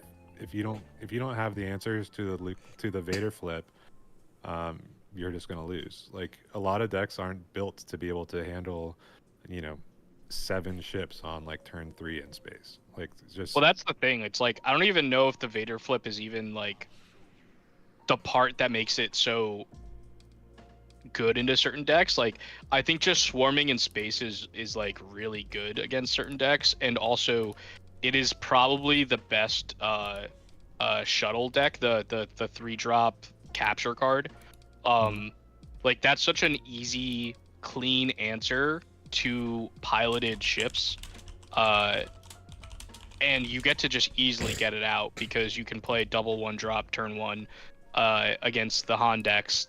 The Han player is going to activate to play a 3-cost, so then you get to, if you get initiative, because you started with initiative, you get to just immediately play the shuttle and capture it. Or if you don't have initiative and they pilot it up, you get to just respond by capturing it with the shuttle. So it's super interesting. I think that's also one of the reasons why it's pretty good against Sabine, is that you just kind of overwhelm in space and then use the capture to grab it. It also has it's a great overwhelming barrage platform. Yeah, that is true. Like, that deck is just like probably the best OB deck. I think almost better than Kira. We have some blowouts because you comments. Oh, sorry. The clone transport, being able to OB off of that, like it's just you're just. Oh yeah, it's the perfect 4-cost. Yeah, it's the perfect 4-cost thing, because it's going to be like a 6/6 usually. I also think that Victor Leader is best in that deck. Like I don't know if you can play Victor Leader outside of that deck, but just with all the tokens, making them 2/2s is really nice. Though I did see a very funny play. So Craw was playing at a showdown against that deck, and I think he OB'd, dealt 1 damage to all of the tokens because a Victor Leader was out, and then the following turn he traitors the Victor Leader. No, what happened was he played a Victor Leader, and I flipped Kira. Oh, that's what it was. everything had Kira 2 health, flipped into traitors. and then I traitors the Victor Leader, and his whole board died, and I got the Victor Leader. Whoa, that's awesome. Yeah, don't do that to Kira. Don't do that to Kira. Also, Kira can just beat Vader. Also, like Obi actually just kind of beats that deck. Yeah, it's a good tool. Yeah, that is true. That deck itself is weak to OB, which is funny. But which is kind of hard to run in other decks right now, so that's pretty good for Kira. There are some questions about Raid Data Vault. Wasn't that you, Craw, asking? There's 5 Rays and they're all on Data Vault. Yeah, bro. Why aren't people on Raid Data Vault? It's so good into the meta. It's so good into the meta. You guys are crazy. Go play Raid Data Vault. One of my Patreon subscribers just won a PQ in Australia yesterday with Raid Data Vault. Oh, that's awesome. We got 6 matches left in the round. We've gone from 200 subscribers today to 212 on Across the Network. We are Across the Network, myself and Lego Pizza. We put out a weekly to bi-weekly podcast. We bring Bothans, we bring people from the best teams in the game to talk about SWU. Come check us out. If you like what you're seeing, if you like what we're doing here, doing some production, bringing people on to cover big events like this, come subscribe to the channel to let us know and encourage us to keep doing it. That is gonna keep this stuff coming. So come like and subscribe, tell your friends, get involved. That is a signal to us that you like what we're doing and you want to see more of it. Yeah, it's been fun, man. This is cool. I've done some commentary in the past, but I haven't commentated across a whole tournament, so I'm excited to see how how well I can stay awake and Yeah, focused we'll on come back and check in with you in 6 Yeah. hours. that. That's- 2 rounds done. 5 more in Swiss plus a top cut. Let's go. It just keeps going. I mean, you know, it's fun. It's great. Yeah. I don't know how Chris Hansen does it. This is going back to my original red zone joke at the beginning of 7 hours of commercial-free SWU. All right, so that's Ian's one bad joke of the day. He's actually got 2 more, to be honest. All right. They'll come. I thought you were And- talking about a different Chris Hansen. I'm an Andrew Siciliano. No, head, no, so no, I no. didn't He know you said were Data talking Vault about- was a bad card. He's That on was the another second bad desk now. joke. We're going to take a little break. I'm going to get myself set up for next round. Chris, anything before you check out? I know this was your 2 rounds you're going to cover with us today. No, I just I had a blast. I loved mixing it up with you guys. If anybody wants to go and subscribe to my channel, I would love it. It helps out a lot, as Jonathan was just talking about. But other than that, I'll see you next week when you guys come and hang out in my stream chat. Let's All go. right. It's going to be Thanks, a buddy. short break. We'll be right back. Later.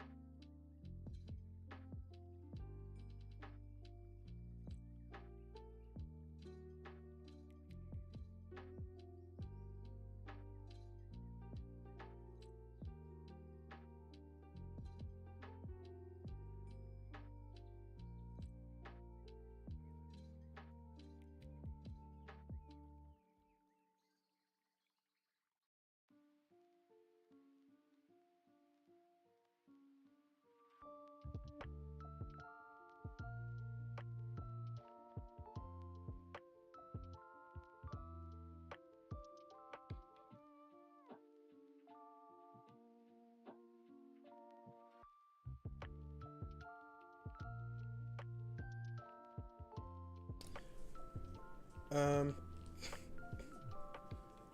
let's. Should we let them know? I guess I could just change the text on screen.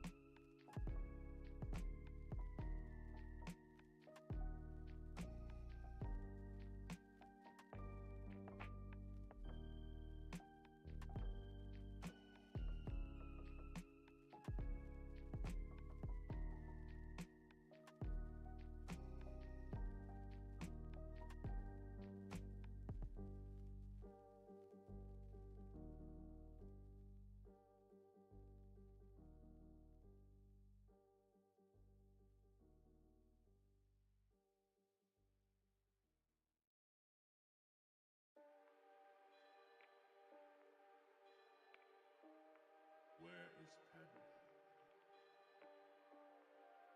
Is she safe? Is she all right?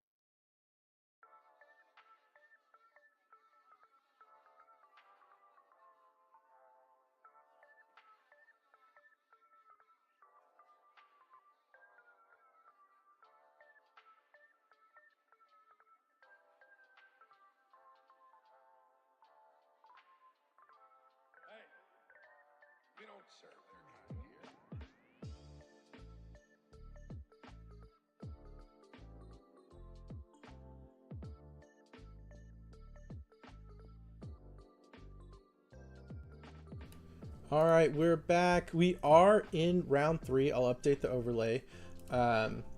We did have a laptop issue where the power was failing on the laptop we were using. Looks like we found a backup on site.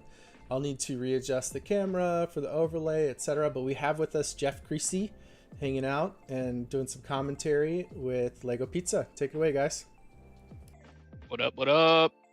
So we have Sabine ECL versus a Vader, I believe yellow. Vader 4 yellow.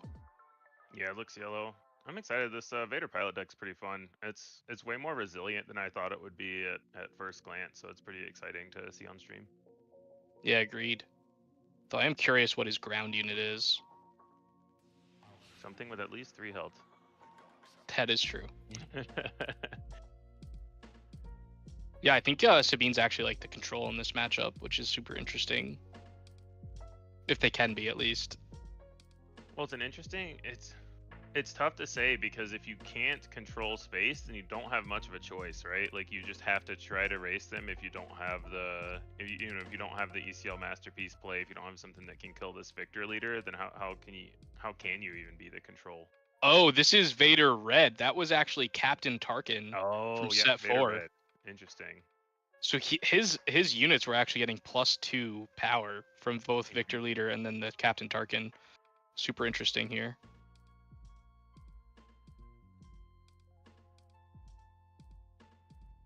Though Sabine is doing a decent amount of damage right now. Wait, did you guys see it's Sabine Tarkin Town?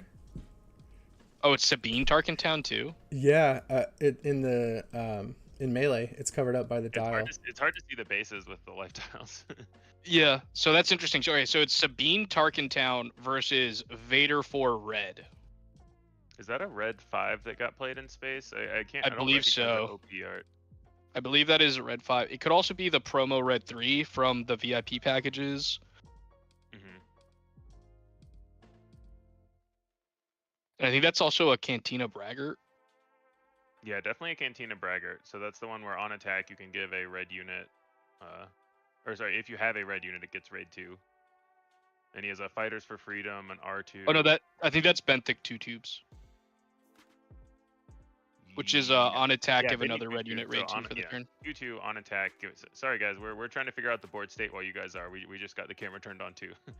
Yeah, definitely Benny 2 tubes. So when it attacks, you can give a red unit raid 2 for the phase. Fighters for Freedom. Looks like a BB-8, and Sabine leader deployed with 2 damage on it. I think that's a set 1 R2. Is it? It looks like set 1 R2. It's definitely a 1/4 droid. I think we're getting a Vader pilot out of the Vader pilot deck. Oh no, we're getting an open fire. Yeah, just keep the space arena clear so that your Victor leader can survive as long as possible. Makes sense. And then Vader flips next turn, and if you can get to flip Vader, then I think you're feeling pretty good about this.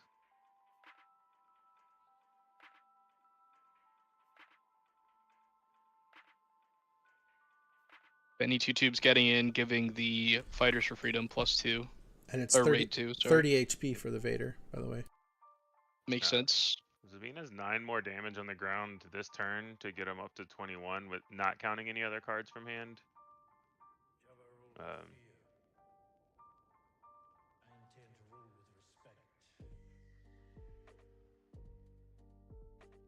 Yeah, but this Tarkin Town deck is also getting up there in damage. Only 9 health remaining. Going to be 2 more damage to base 2 as well, so there'll be 7 health remaining. Which is enough for Vader flip into attack for lethal. Yeah, that is definitely set 1 R2. He just scryed. And what is this? Is that Hunting Aggressor? No, it's a 2-drop. I think it's the red ship that untaps if your opponent has more space units. Yes, the 2/3, the first order, I believe. Yeah, it's a first order card for sure. Okay, 4 resources for aggression. Oh, untap the raid. Oh, and kill the Victor leader. This is probably lethal because it's 1 damage from. Yeah, 1 damage from the Fighters for Freedom, and then another 5. It'll put Vader to 28. Mm-hmm. And yeah, Vader has lethal in 2 actions, but that aggression lets Sabine have lethal in 1 next turn. yeah, and I don't think there's any pump spells or pump events for the Vader deck as he's playing green-red. Yeah. Yeah. Okay, so game 1 is going to Sabine. Aggression showing that's still a good card. I think that a lot of people are pretty high on it coming into this set because of all the pilots. You can destroy up to 2 upgrades. Double red hasn't really seen that much prominence this set, but I do think aggression's still in a good spot, still a good card. Yeah, I mean, with Sabine Leader being on the back of it, you're still super fast. You have a lot of good one-drops like Benny Two Tubes, Mr. Bones, things like that I that you love can Mr. kind of Bones, swarm the board. So super interesting. Yeah, I think a lot of people, myself included, tried to gravitate towards something like a Luke Red when the set was first being released, but it's so hard to have a mono red aggressive deck that has a 6 deploy leader. So I think going back to something like a Sabine makes a lot of sense. Yeah, for sure.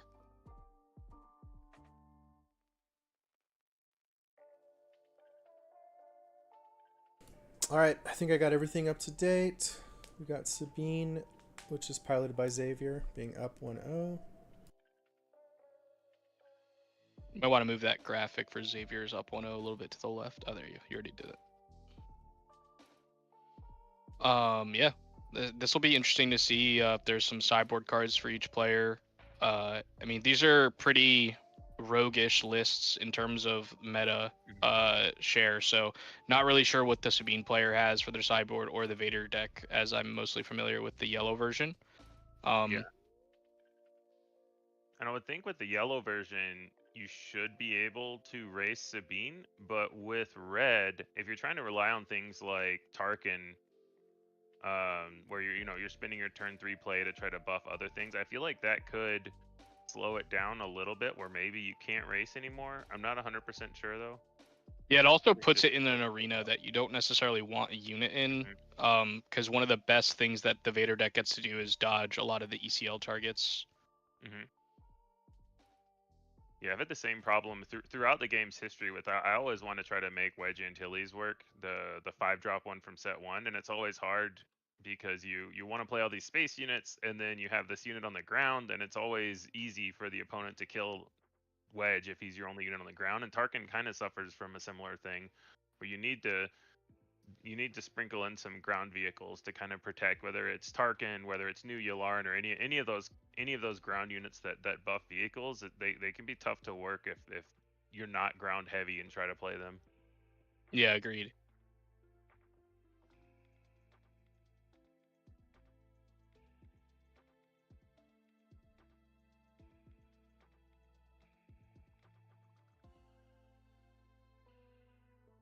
All right, looks like the players are presenting their decks.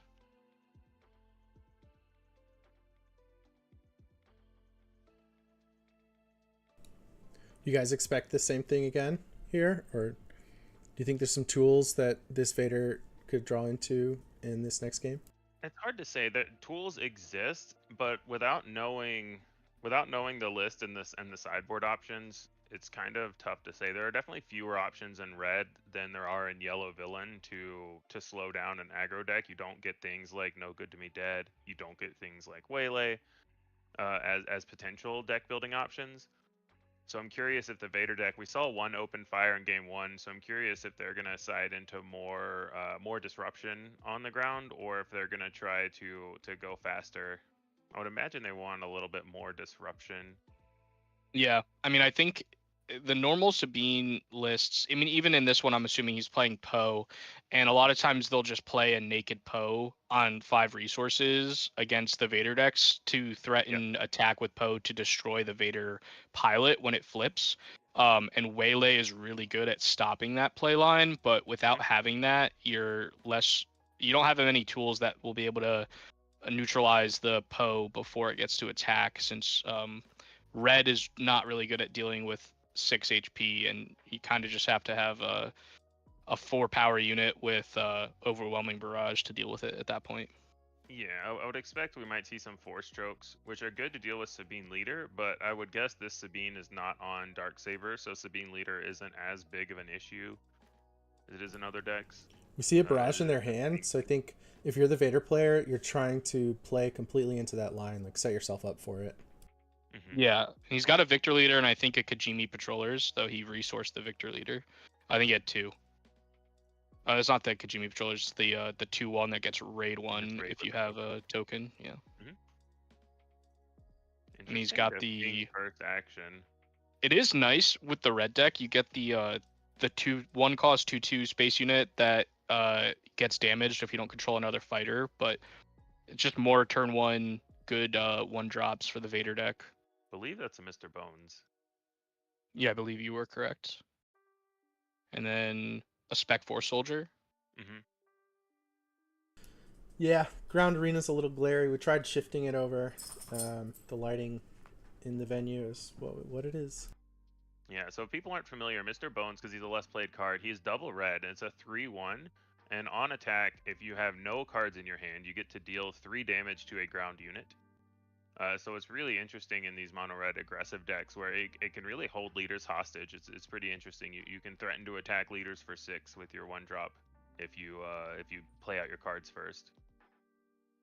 Yeah, it's really hard to get Hellbent or no cards in hand, which is when you draw 2 cards a turn, because even if you start your turn or end your turn with no cards in hand, you draw up to 2 and can only resource 1.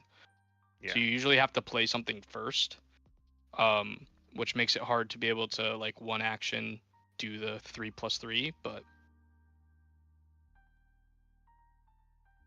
looks like we're getting the Victor Leader. Both players are okay with just ignore each other and race again, which Sabine won in the first round or the first game. Yeah, I do think though that it's kind of just going to be relying on if there's a opportunity for the Sabine player to Tarkin down this Victor Leader, because the Victor Leader presents a lot of damage. Yeah, well, I saw an 8-cost Devastator in hand, so this Vader red deck is trying to go a little bit bigger, it would seem, than a lot of the Vader yellows that we've been seeing. And we're still a turn away from an overwhelming barrage being able to do anything. Mr. Bones does just have 1 health, so looks like we're getting a daring raid. 1 damage to base from the fighters from Freedom. Yeah, I think you just get in with your Victor Leader at this point. Unless he has a pilot that gives damage a lot. If he had a red Vader pilot, this would actually be a really sick play. Yeah, I mean, any pilot that gives 2 health would be acceptable, but it doesn't look like he has 1. You see the Tarkin Town. It's also interesting. I'm not sure exactly what he had in hand, but I think another thing you could potentially do in this matchup is keep your second Victor Leader in hand, knowing that it's going to be the prime Tarkin Town target. Yeah, and agreed. It's also very critical to the matchup. Even just aggression, right? Because aggression kills it cleanly. But the Vader deck is winning the race here. Yeah. And still has not used any resources. Now, but I mean, Sabine flips this turn as well and still has 3 resources up, so we'll have to see by the end of the turn if Vader's still winning the race. This is a pretty pivotal turn that I think could flip the race into Sabine's favor, but we'll have to see.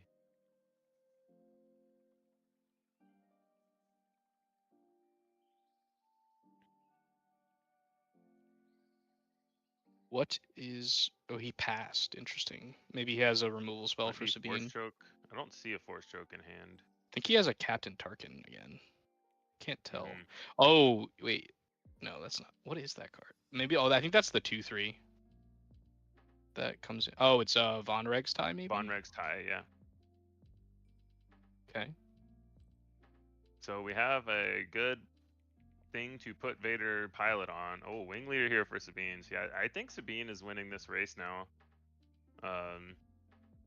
Vader's going to be able to hit hard next turn, but right now you can only overwhelming barrage for 5, so you can kill the Mr. Bones and the wing leader and And the Spec Force. and the Spec Force soldier, but you can't kill the Sabine. You can't kill the Sabine at all, and you can't kill the Fighters for Freedom easily. Yeah. I mean, 10 HP remaining for both players. Just a matter of who can deal that 10 points first. Yeah. Guys, I made it. So when you say a card, I can make it slide out on the right and then Nice. slide back out. Let's Ooh, go. It's fun. So if you overwhelming barrage, you can get the Sabine player down to only having 8 power on board. But any 2 red cards with Fighters for Freedom turns that into 10 for lethal. Any second wing leader, fleet lieutenant, any of that, so you're kind of dead to a stiff breeze.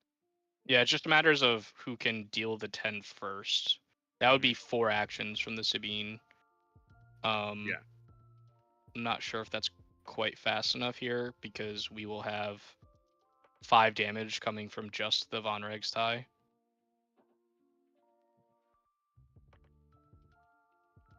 It's going to be 3 actions from Vader, with 5 from the Von Reg's tie, and then their next highest attack is from a ship is 3. So it can go 5, 3, 2. Also, you could crash this wing leader into a unit to stop the 3 damage, which just increases Vader's action by a turn. I don't think that's worth it, though. I think you just go face. You know that they're out of resources.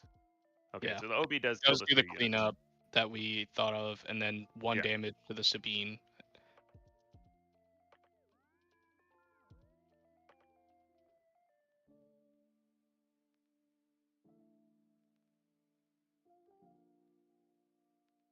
I believe the Von Reg having 5 power is just giving it overwhelm, right? Not Correct. anything It else. needs 6 power to have raid 1. Oh, there's an aggression.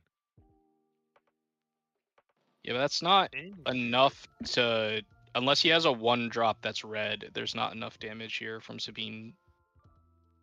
Yes. So I And there's think still 5, 7, 8, 9. Oh, there's not enough from either player now. yeah.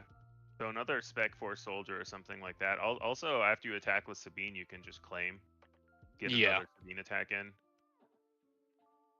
So I think the Vader player can do their attack for 5 first with a Von Rex tie, because you know Sabine has to get in with their leader.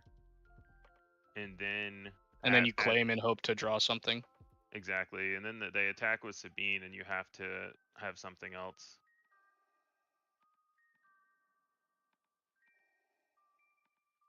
Yeah, he attacks instead, and now Sabine can just claim and win.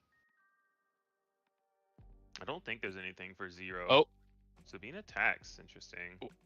wait, so then, oh, he's got the 1-drop. He's Okay. got the 1-drop. Okay. Yeah. That makes sense then. Yeah. Yeah. All right. Yeah. Sabine Red putting in some work. I'd be interested to see Wow. this Vader Red list. It seems to be trying to go a little bit taller than the Vader Yellow, which probably makes this Sabine matchup a lot worse versus being able to race the Sabine. I think with Vader Yellow, you can fairly comfortably race Sabines a lot of the I think time. the Tarkin Town also really helps the Sabine. Mm-hmm. Because you don't have to put like a whole unit into killing the Victor leader. You just have to use like a 1-cost event, or just put some amount of damage with a unit, and you're not trading like fully with like an ECL play. Yeah. I also think the yellow deck gets to leverage that shuttle capture ship really well Yeah, Sanctioner in the Shuttle. Sabine matchup. Sanctioner Shuttle, yeah. Yeah, definitely agree. The Sanctioner Shuttle can just capture like the Fighters for Freedom there and prevent a lot of that damage. Oh, for sure. But this the Tarkin Town Sabine deck also gets to play like this 1-drop strategy that gets to swarm as well, right? So like they both had 2 1-drops in their respective arenas, but the Sabine put out 5 power to the Vader's 4 power until a unit was generated. Yeah, and we saw Aggression putting in a lot of work too. Like usually the problem with units like the Benny 2 Tubes and the Mr. Bones is that they're really easy to kill. But when your whole strategy is I'm ignoring ground and only going space, if Benny 2 Tube sticks around for a few turns, then you're going to be in for a lot of trouble. And we saw the Aggression play there ready, the unit that already had Raid 2. So, Yeah, I think that was another instance where I just want these red decks to be playing this Vader pilot, dude. That card's so good.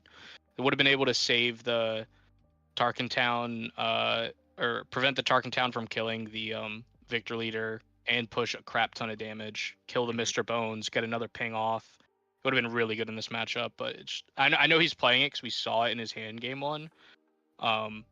He just didn't end up drawing it that game after Yeah. the mulligan.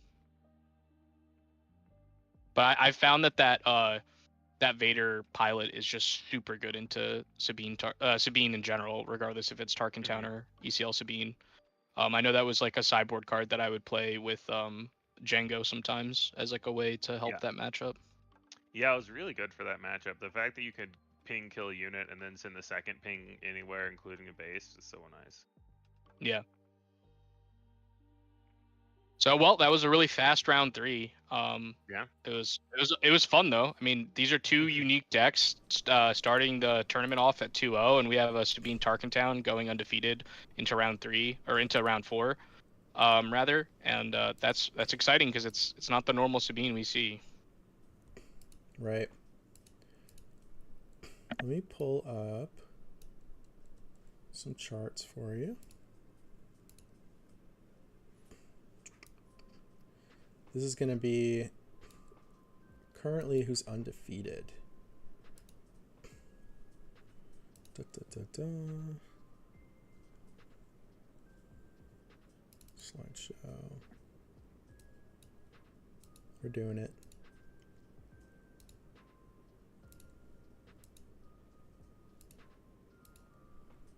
Let me show it.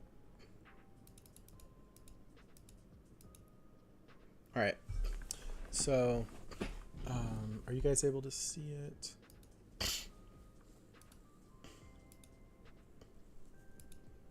On YouTube? It's that slight delay. Now I see a chart on YouTube. Okay. Yeah, we need like a better way to share that so you guys can see it instantly. I'll have to figure that out. But yeah, this is who's currently undefeated. Raw numbers wise, that's 7 Sabines, 3 Cad Banes, 3 Kiras, 2 Darth Vader Victor Squadron Leader, 2 Han Solo Audacious Smuggler, and 2 Rey Data Vault. Yeah, I will say that there is a Luke Hero of Yavin that was undefeated. That Luke Hero of Yavin is playing Colossus. Unfortunately, just lost to a Cad Bane Tarkentown, but I hope we get to see that player in Top Cut because that sounds like a fun deck to watch. Yeah, good point. This is the end of round 2, who was undefeated coming into round 3. Yeah, I think I like Luke Pilot the most with blue because you get there's a lot of interesting blue pilots between Rose and Cassian. There's a lot of cool blue pilots out there, and then also a lot of interesting blue low cost ships with like the Restored Arc and a lot of things like that that can kind of help Luke be a little more balanced as opposed to trying to make a super aggressive version of it.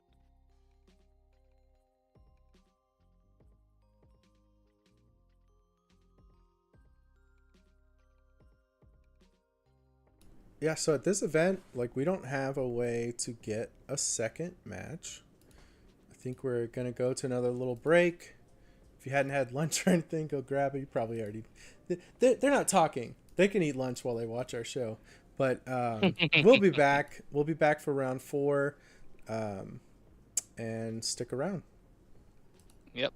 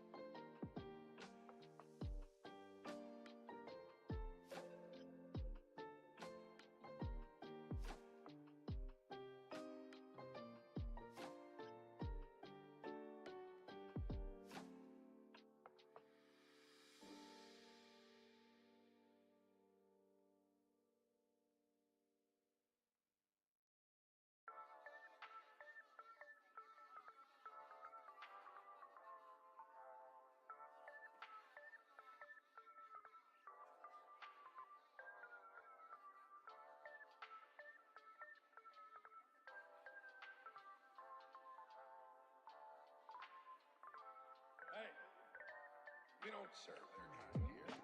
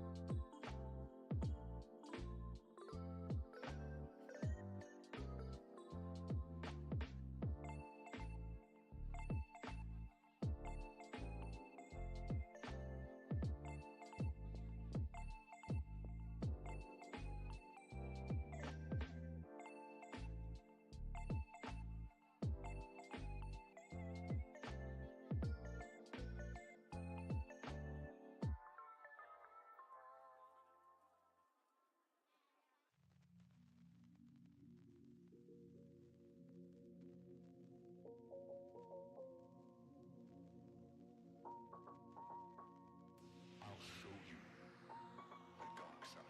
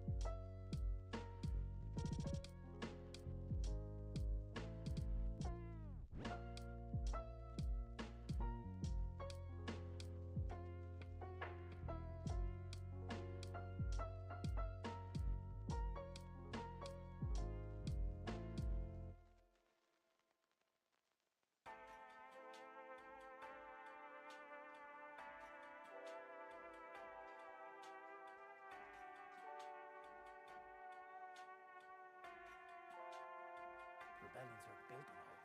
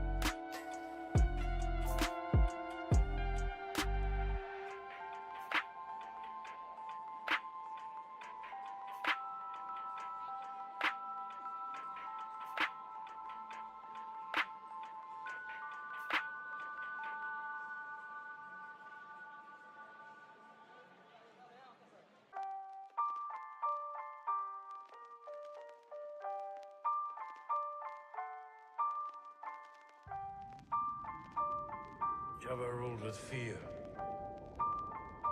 I intend to rule with respect.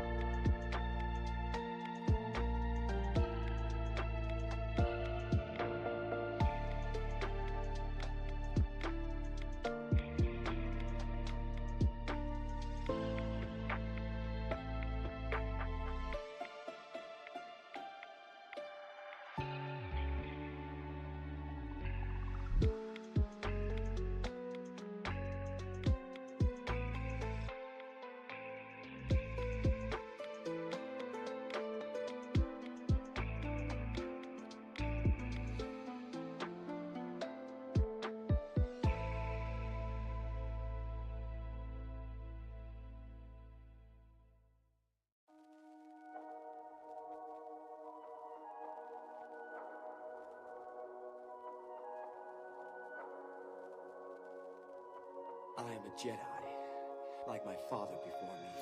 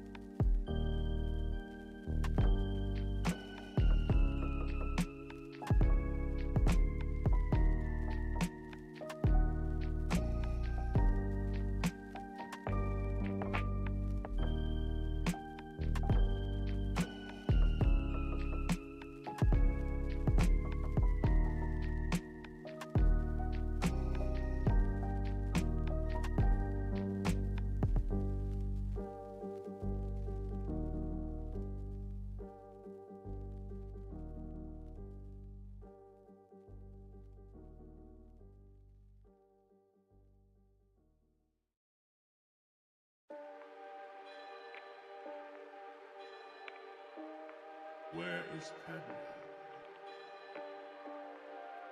Is she safe? Is she all right?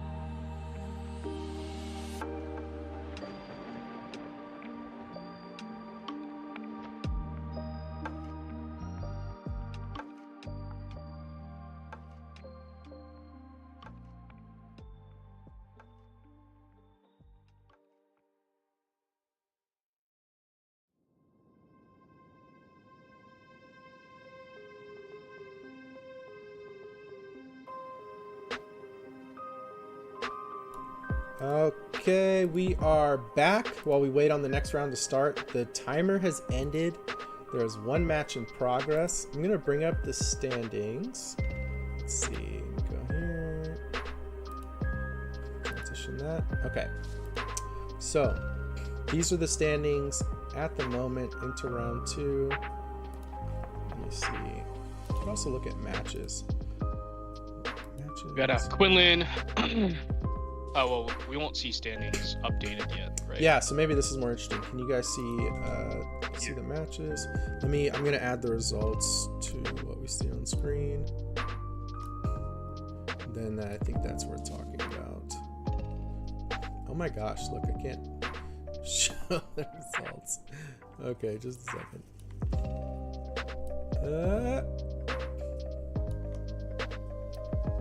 It's so wide. Okay. There we go. It's tiny though. Can you see it at all? I can't read it, unfortunately, but I can just look at it from my end. Okay. Well, Sabine beat Vader Victor Squadron, which we had on stream. And then at table 2, we have Cad Bane on Sundari. So that's yellow. Is that yellow? Is that right? No, oh, it's blue. Sundari's blue. Yeah, Cad Blue. Cad Blue versus Han 2 Data Vault, with Cad Blue coming on top. Round timer ended. And then Cad Tarkentown versus Pilot Luke Colossus. Very interesting. That is interesting. ECL Sabine versus Ray Data Vault, with Ray Data Vault winning. And then Ray Data Vault versus Yellow Vader 4, with Ray Data Vault winning again. Which I honestly have no idea how that is possible. They play like no space units. It's just Concord Dawn, maybe. I don't even know if he's playing it. I guess Table they have Bright Hope, 6, sorry. a wedge. Yeah, they probably have Wedge Bright Hopes, Tarkentown and one. also just if you get your Yodas and a bunch of Restore on the ground, I could see like Bright Hope plus Restore kind of helping you win the race there. Yeah. I mean, a Wedge Tarkentown is spicy. I am excited to see that. Yeah. I have no idea what it's doing, but assumingly doing pilot stuff. Yeah, I've seen Wedge Blue before. I have not seen Red. Yep. And then table 7, we had Sabine ECL beat a Palp Yellow 2-1. And then table 8, Sabine ECL against Luke 1 Data Vault, with Luke 1 Data Vault coming out on top. Table 9, Kira Data Vault versus Piet Yellow, with Kira Data Vault winning. Table 10, Kira Data Vault versus Cad Tarkin Town, with Kira Data Vault winning. Table 11, Han 1 Green versus Sabine ECL, with Han 1 Green winning. Table 12, Sabine ECL versus Quinlan Tarkin Town, with Quinlan Tarkin Town coming out on top.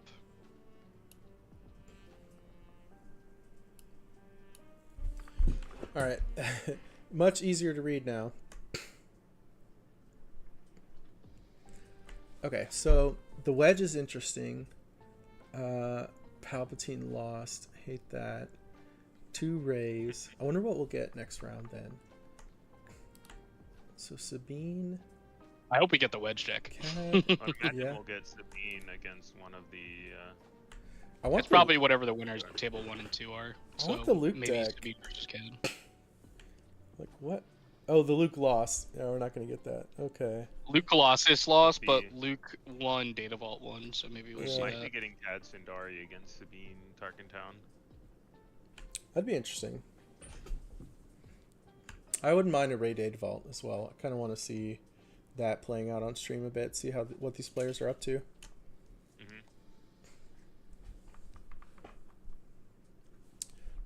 Yeah, Round and the Ray Data 4. won at table 4, so they could easily jump up to table 1 as well.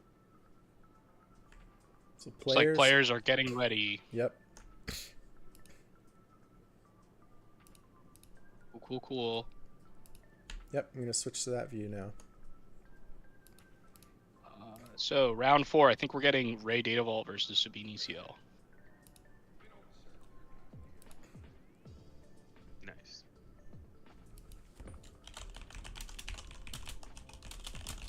Oh, I need to mute myself when I'm working, or you hear all my tippy taps.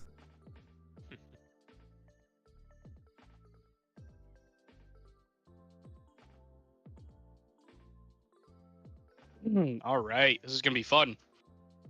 Seeing this Ray Data Vault in action. I know Pasquale was in here earlier, who won the Connecticut PQ last week, playing Ray Data Vaults. And Sabine ECL, I think, is one of its better matchups. So Yeah, definitely. I think that's the kind of thing that this Ray deck just wants to feast on all day. it looks like the Sabine ECL has. I think I saw Ewing reinforcement in its sideboard.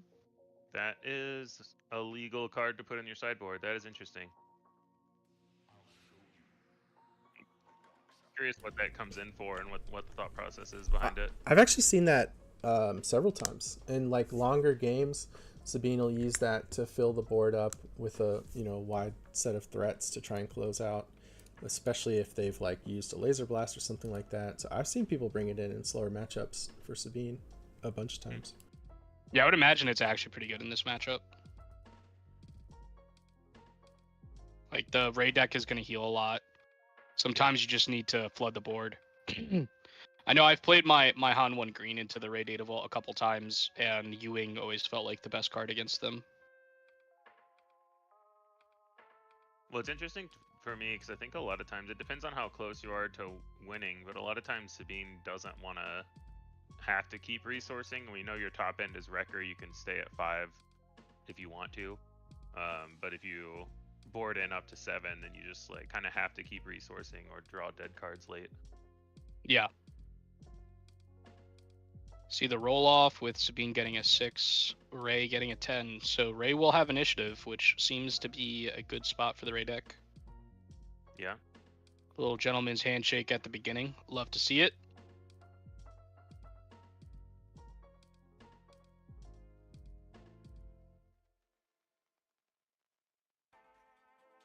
And we're off to the races. We see red unit or green unit and Sabine's masterpiece on turn 2, but I think the And a only Poe for phased later, option Luke for this Pilot. Ray would probably be something like a Restored Arc. I actually don't hate going Phoenix Squadron into Luke Pilot.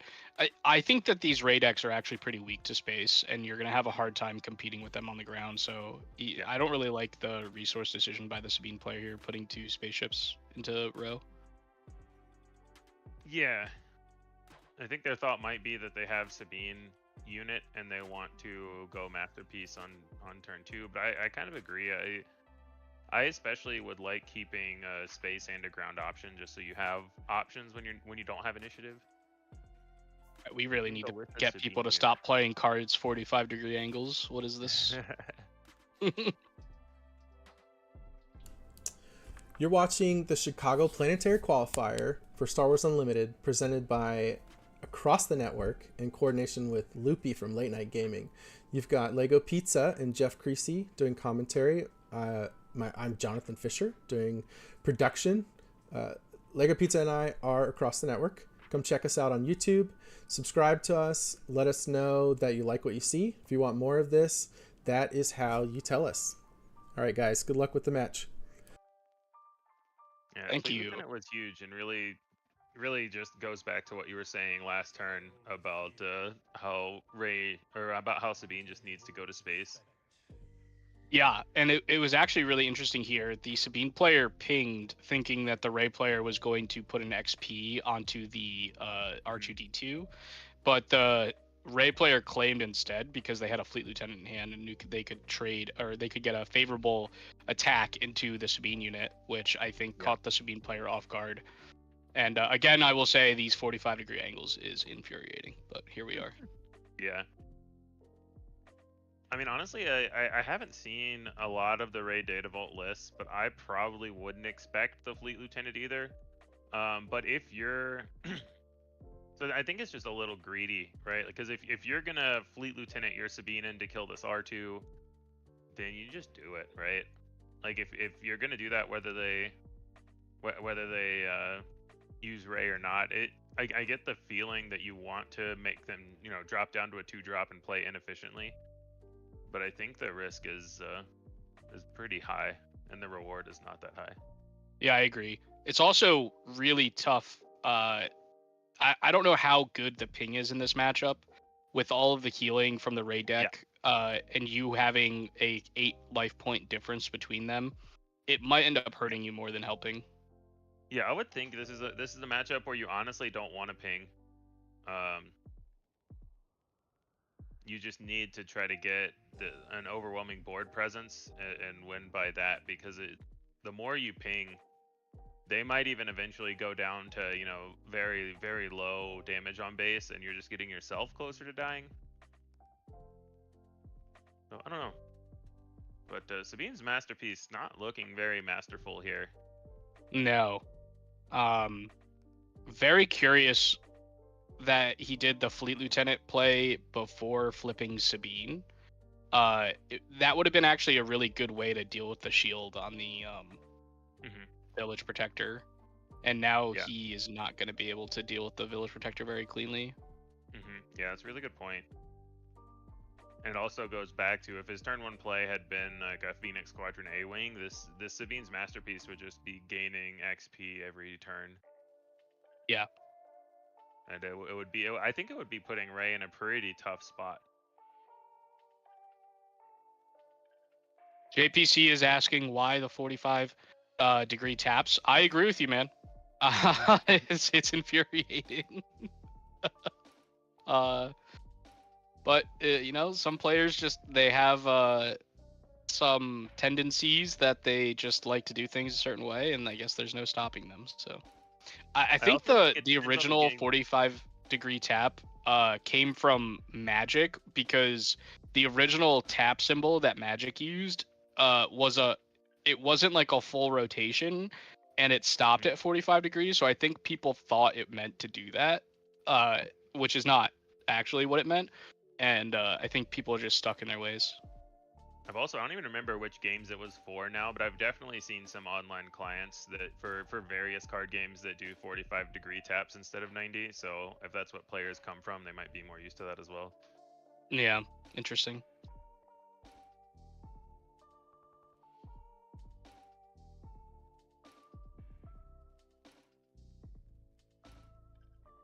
So yeah, Ray in a very good spot here. Still has XP'd up Village Protectors. Sabine's Masterpiece doesn't get any XP. Yeah, if there's another Fleet Lieutenant, the Sabine just gets yeeted out of the sky. Yeah. Oh, wait, no, that wouldn't Well, work. the Village The Protector Village isn't Protector a isn't a rebel. rebel, yeah.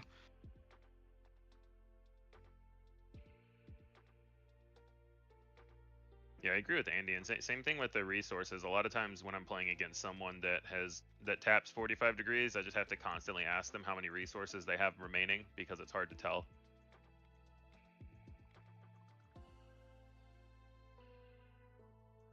Brent Crow in chat asking, I believe it's 7 rounds and then top 8. Is that correct, Ian? Don't we know that? Yeah, 7 rounds, rounds top total. 8. There's 114 players, so definitely 7 rounds. Most easy. I'll likely jump in, a yeah, we'll clean get- cut of X1 plus draws. If you're X2, you're most likely just dead here. This Poe is a good way to get back into this game. You can discard to kill the R2 before it gets any XP, and then you kill the Village Protectors manually. So you're still not getting XP with this Sabine's Masterpiece, but I think this is definitely a step in the right direction. Yeah. Of just Interesting, being able to start pumping in damage. So he discarded a Fleet Lieutenant instead of the 4 Cause in hand. I wonder if that was a mistake, just because 4 Cause, when your opponent's at 8 HP, doesn't feel like it's doing much. It does let you like fix your draws for a couple turns afterward, but most of the time, you want to just be closing the game out with that. Ooh, we get a Traitorous. That's pretty good. Now now I think the Ray player is wishing that Sabine had a green unit out for a couple turns.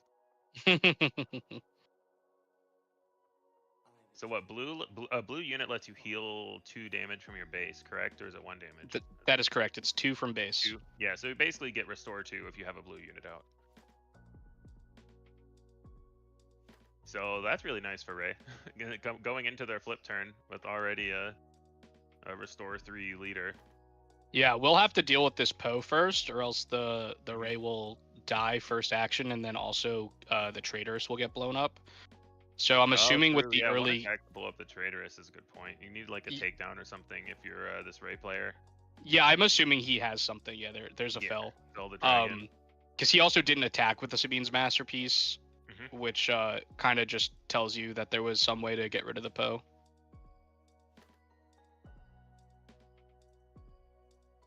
I mean, we're about to get 5 healing on base right now, which is absolutely disgusting.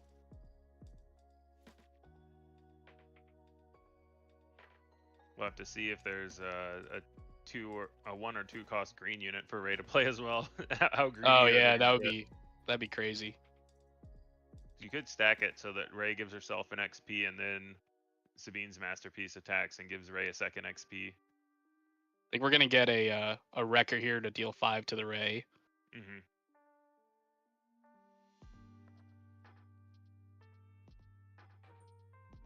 Yeah, so you know Ray is gonna die next turn. You could just kill it yourself this turn. I don't think there's a big reason to do that.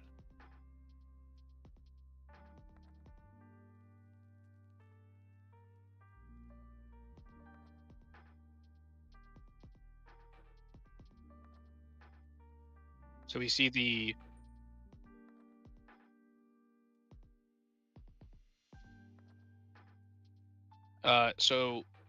the Masterpiece get in, heal 2. Sabine claims, and now the Ray player is trying to figure out how they're going to deal with this wrecker and how to attack with Ray. It's probably just go base. Yeah, I think let's just go base. Oh, interesting. Because my thought is you get the XP. You can only put the XP on Ray, so you don't have an option to buff anything else anyway. And I kind of like forcing their first attack to be into your Ray. Yeah. It's also unfortunate for the Ray player that they didn't have another removal spell to use on the Poe when the Poe was damaged, because that fell is like the perfect card to deal with Wrecker. Yeah. So he's going to need another fell to deal with it, and it looks like the Sabine player also drew another Poe, which is just that's how this Sabine wins this matchup. It's just all your 5s and 6s over and over again. See so that's the 3rd Fleet Lieutenant we're seeing here. Yeah, someone in chat is saying there's a lot of glare. Yeah, unfortunately we can't do anything about that. We will do our best to let you know what the cards are on the screen. Right now it's a Wrecker on the Sabine side. who is going in for 7 damage here to put the Ray player to 16 damage on base. Yeah, still got some time to figure it out if you're Ray, but with a Poe coming down from Sabine as well, we assume that's going to be the play. That's going to be a very quick clock, even if you're at 33 health starting. Oh, there is another fell. Now, if that Poe comes down, we might see another early claim from Ray in order to avoid the Traitorous getting blown up. Mm-hmm. Yeah, interesting to throw the fell out first once the Wrecker's already attacked. Phil Ritchie, our teammate in chat, made a really good point. So on the Ray attack, he said that Ray should have went to base. That way, the following turn, if the Sabine player kills Ray, that Luke is able to respond and kill the Wrecker. Very good point. Yeah. I do think that Luke is the best answer to those cards, but like you said, you have to have a unit defeated to be able to do the 6 damage. So yeah, because here also, if your play is Village Protectors, you're not worried about Wrecker next turn, and if you hold the fell, you get to fell this Poe, keep the Sabine's Masterpiece around. So I'm really curious about the fell play before playing the Village Protectors, because you can kind of just play the Village Protectors, attack with the Masterpiece, see what Sabine's doing, and then decide where you need to point the fell. Because this Poe attack is going to be much more brutal than a Wrecker attack into a Shielded Sentinel would have been. Yeah, agreed. You could also, discard 2, get rid of the Sentinel after the shield gets popped, and then defeat the Traitorous. Yeah. Yeah, and I think Sabine's got to you've got to discard at least one, because you need to get your Masterpiece back. And I think the question is, do you have a second one to discard to kill the Sentinel, or do you only discard 1? Yeah, I think it'll depend on how many cards in hand. I think he has 3. Mm-hmm.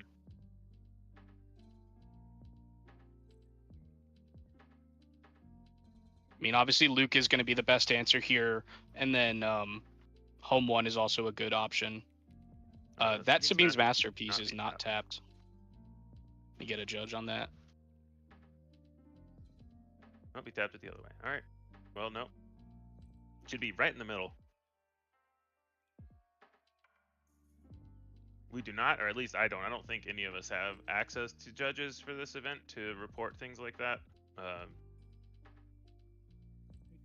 Oh, we do? Okay. Excellent. So the judges have been notified. Looks like they're... I think he's pointing it out now, maybe? Yeah. Yep.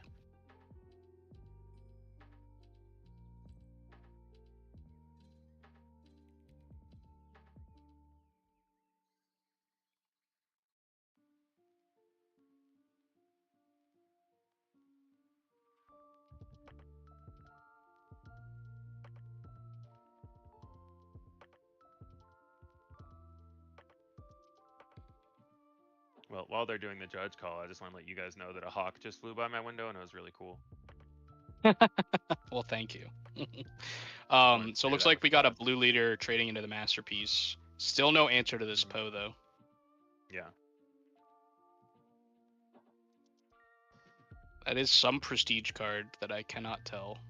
I think it's... Maybe red 5? Red 5? I don't think it's another blue... I don't think it's a blue leader.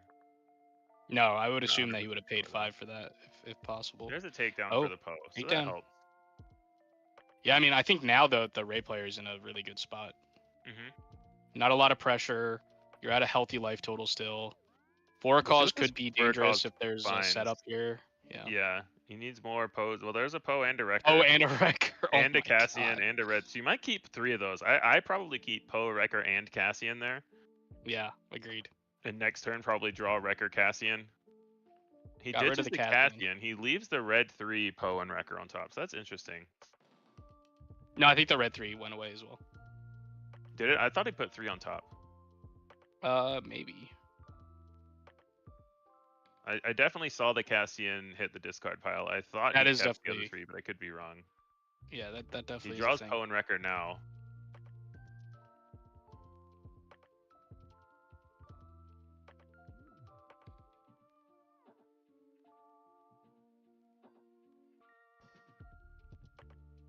This is where we see if Ray finds something like a regional governor, knowing what cards are getting drawn. Yeah, or just a Luke, to be honest. Like, if they play the Wrecker, they probably don't blow up the village protector. Yeah, that's an interesting line to play against specifically, Luke. It's another question I think people are still figuring out is how much do you play around cards when you're against a Data Vault deck where you know they're less likely to have exactly one single card. Yeah, especially when Luke would have been a great answer like the last 3 turns, and we still haven't seen it. Yeah, exactly. Like I think as Sabine, I don't play around Luke there because they've missed the main turn where they would have Luked and it would have been good. But obviously Luke would be a big blowout there if you wreck or kill the village people. Yeah, that is red 5. Mhm. Interesting. I haven't seen red 5 in a lot of Sabine lists. Same. I could see play it helping when you the assume that village. your opponent is going to want to do a lot of advantageous trades for them, and then you use red 5 to clean it up. I think I like the Wrecker play over the Poe, because you can pop the shield and go to base next turn, with the Overwhelm. He decides to do that, and then Ray takes the initiative.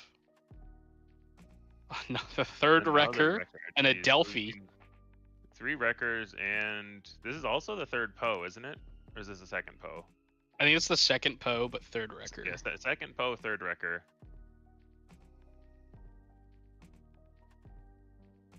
Oh, that isn't a Delphi, not a wing leader. So this Sabine green seems to be going a lot bigger than your classic Sabine ECL. But still with ECL, which is interesting. I know that the Data Vault version that won Leal had. Oh wow, entrenched. That one had a Delphis in it, I believe, and was definitely pretty big in terms of cost curve. I think Red 5 was also a card that they played. This entrenched is really interesting because it doesn't kill the Wrecker. Right. Still. It would have been interesting to see what happens if you just use Ray to put an XP on the village protectors first. I was just gonna say that. Yeah, that would have been really interesting to see if the attack happens. Yeah. Then the entrenched gets up in value so much by making it a 6/6. I think I like the XP first for a couple of reasons, because then if the Wrecker attacks first action, you could still entrench the Bright Hope so that it doesn't die to the red 5 hit. And if they maybe he's just thinking he wants to. I think he's thinking he wanted to play the Sundari Peacekeeper and probably activate Ray on that instead. So 2 Overwhelm will happen here, putting Ray to 21. I mean, either way, you have to attack this Sundari into the Wrecker, right? Unless you have something else for it. So like, it could be another Ray... village. Yeah, if you have another village protectors. Oh, okay. Akbar. Interesting. That's fine then. Yep. Didn't have enough resources to be able to activate Ray this turn. Makes sense. And the Akbar takes it out of the Sabine player's hands. There were no semblance of actions they could do there outside of Timelying and the Poe that keep their Wrecker alive. Yeah, I think I'm playing another Wrecker here. I'm just gonna play the third Wrecker and kill that Sundari. Yeah, you want to can't let that healing happen. Sure. Yeah, that is the Wrecker. I think the Ray player is now screaming in their head, "I can't believe you have 3 Wreckers." Well, that's what happens when you don't play a 60-card deck. You get to see 3 of a lot. I was gonna say, I would imagine Ray is screaming, "Why aren't you on Data Vault?"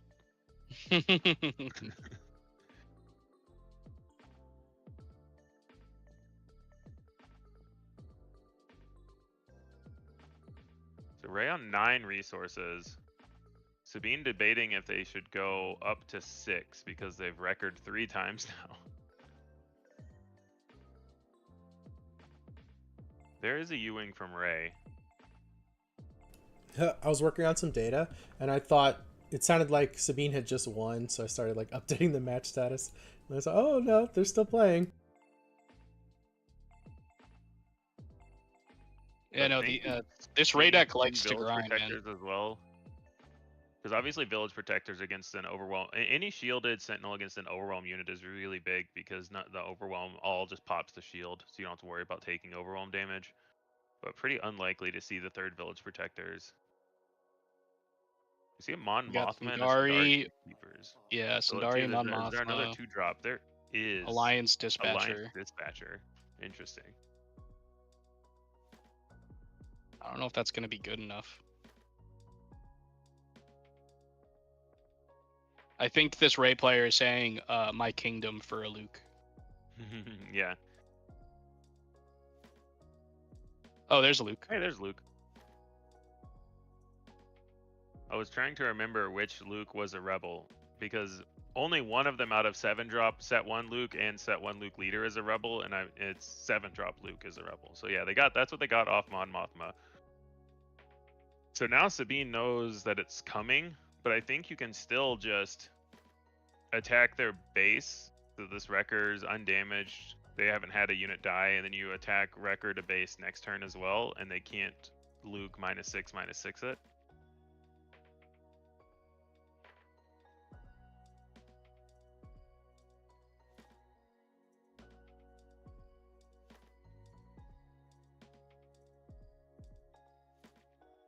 Yeah, 29. Now I think Ray has to claim here, right? Because the Akbar Restore 1 still leaves you dead to a Wrecker hit.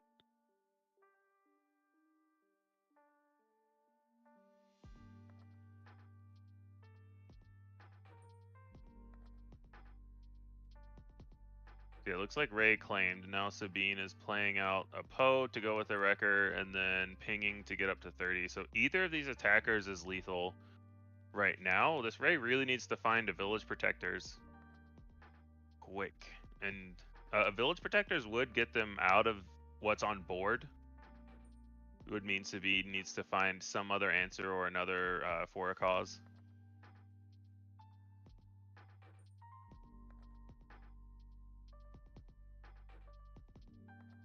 Looks like they're scooping up. But yeah, it looks like they're scooping up, because either way you can Poe attack, deal 2 to base, and then Sabine ping. Yeah, I mean, Yeah. that was a really interesting game. I think we all thought the Ray deck is favored, but when you don't draw Luke until it's too late and your opponent has 3 Wreckers. Yeah, we saw 3 Wreckers, 2 Poes versus 0 Lukes. One Luke came at the end, but it was a little too late by then. And I think Ray would have stabilized with probably 1 fewer Wrecker. So. I think it's the U-Wings are coming in for this Sabine player. And I think they're also bringing in Cham.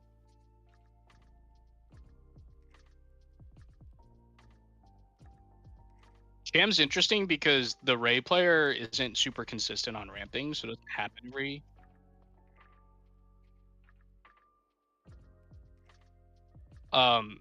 Yeah, so Cham is not super consistent. I don't know if it's worth bringing in, but maybe it is.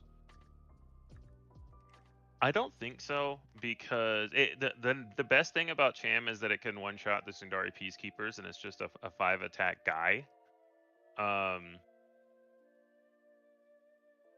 But I don't know if it's worth diluting your for a cause when you're not getting the ramp out of it, and you want to just be going face a lot anyway. And the only thing that it does really in this matchup is it lets you play the Poe on the turn before Ray comes out still to kind of check Ray's activation and flip. So yeah, maybe that's worth bringing in for in the times when they do ramp, but you're more likely to draw the Cham than they are the ramp, so. Yeah, exactly. It goes back to with the hero deck with the Data Vault, they're much less likely to find their 1 ramp spell, and it's only helpful if they find it before 4 resources. I think they play Spark anyway. of Hope too, so I guess there's some. Yeah, Ian, you're just trying to stay on theme. Spark of Hope more conditional. Yeah. Also, the ramp is more awkward when you're a Sabine leader, because usually those decks, they want to ramp to their leader flip, but when you have a 4-cost unit that ramps you as Sabine, it's just not as impactful in terms of your leader. Yeah, agreed.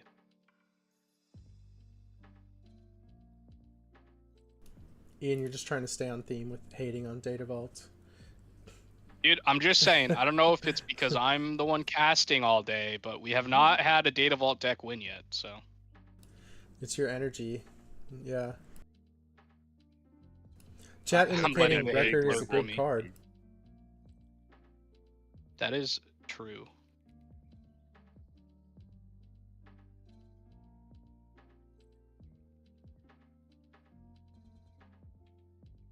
But whether it's good or not, I think I 100% see why a lot of players gravitate towards Data Vault, even if it is less good. The statistics have shown it seems solid at least. But for me, at least, whenever I start out building a deck, I always have 90 cards. So having to Much cut 10 easier to fewer cut of them 30. sounds great. Yeah, it's the deck builder's paradox. Yeah, exactly. Okay, so the Sabine player is starting in space here, which I think is what you want to do. Yeah. And they have a Chewie pilot, which is going to be very good as long as there's no traitorous from the Ray.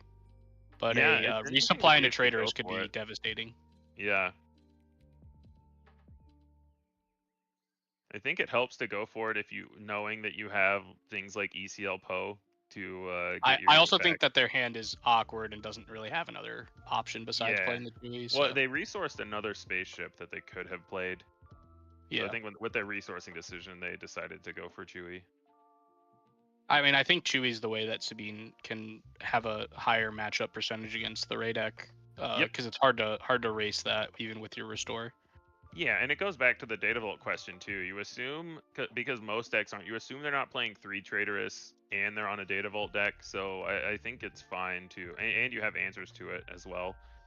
So I think Yeah. it's totally fine to go for the Chewie route here. I mean, Entrenched, I think, is actually the best play from the Yeah. Rays side to deal with it, which I know we saw in Game 1, so it'll be interesting to see if that comes up.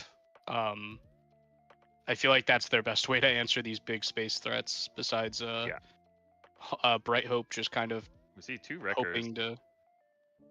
So to stave JTC off asking damage. over under 1.5 Wreckers. We are already at the over.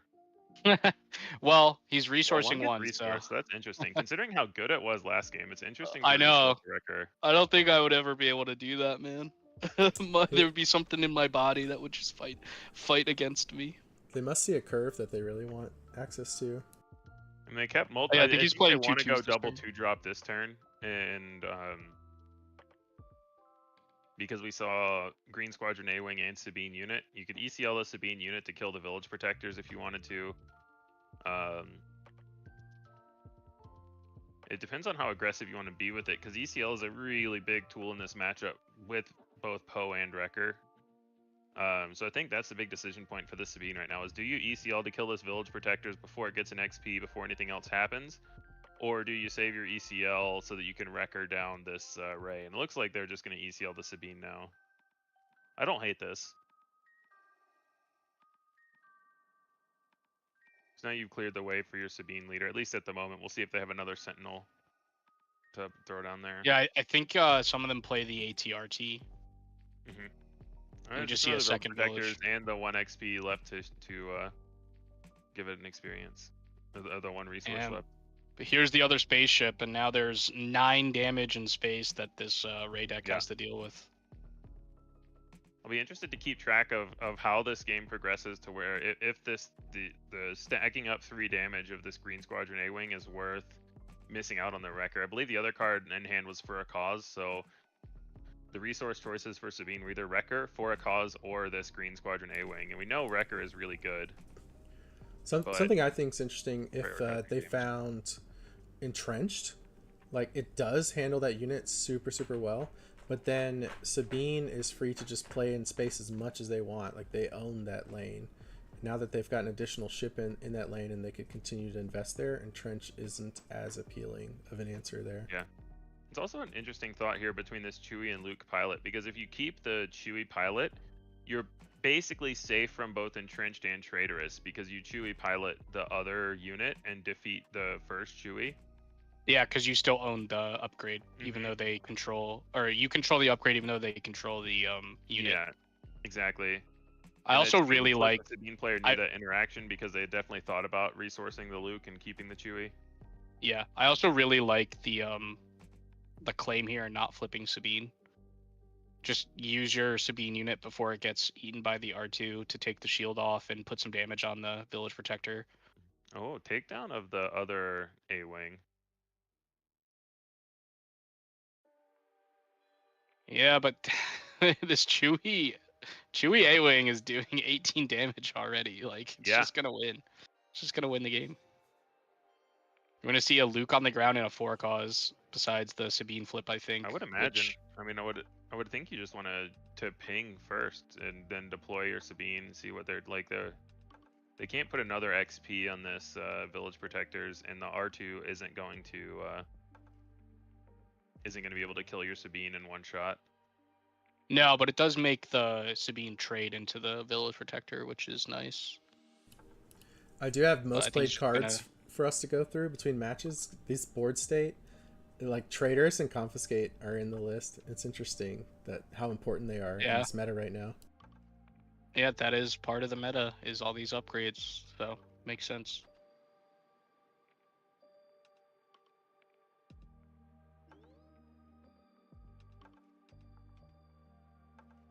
So this Ray deck is at 20 already. The R2 should have damage on it.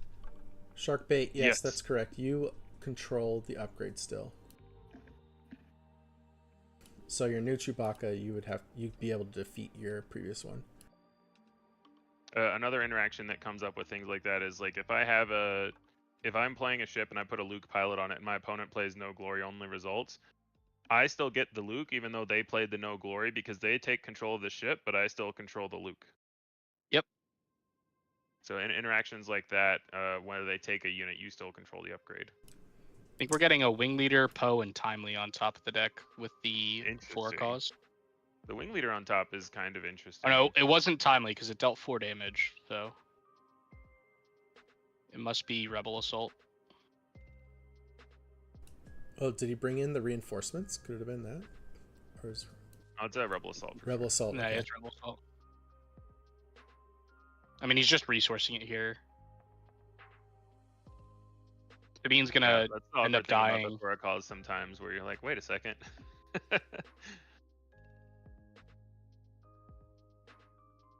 I mean, it makes sense because the Sabine's gonna die, and then you'll only have one Rebel anyways. So Yeah. you'd rather have the Wing Leader, I guess. I probably would have just thrown both of those cards out though. I might have kept one that I knew I wanted to The resource. Entrenched finally comes down. Yeah, but if he's got it now, the timely Poe play can be big, but not until next turn. Yeah, that R2 should have 2 damage on it, or 3 damage on it. 3, yeah. I'll ping the judge in case. Oh no, Oh, they they figured just it out. marked it. They just marked it. Nope, the pointing finger agreed with you, Ian. It's still an interesting thought because we know I know what you were saying about he played the Luke pilot before flipping, so that R2 couldn't trade into Sabine, but I think R2 trades into Sabine anyway here, and then you get your ping back online. Like I probably would have. Oh, this Regional Governor. What a fire hit here. He knows that there's a Poe. I don't think he knows about the record, but he's got to assume. Yeah. Yeah, you know they went up to 6. The ECL is Oh already no, gone. he So he named named the the Poe. Poe. Oh no.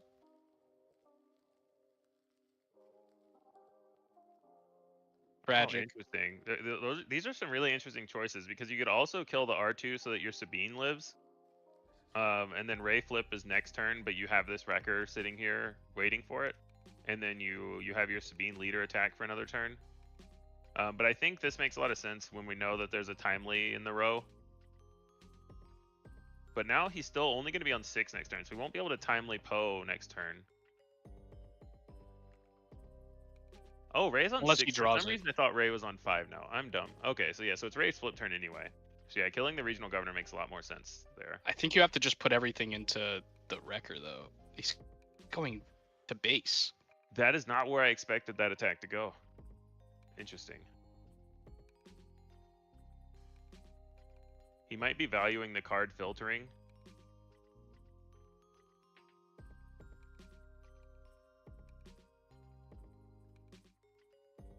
Man, you gotta love that restore on Ray. That's so nice. Yeah.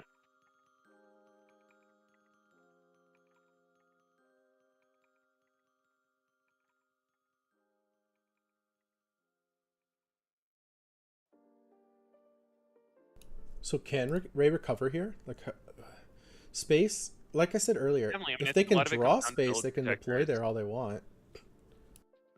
Village Protectors is really good against Wrecker.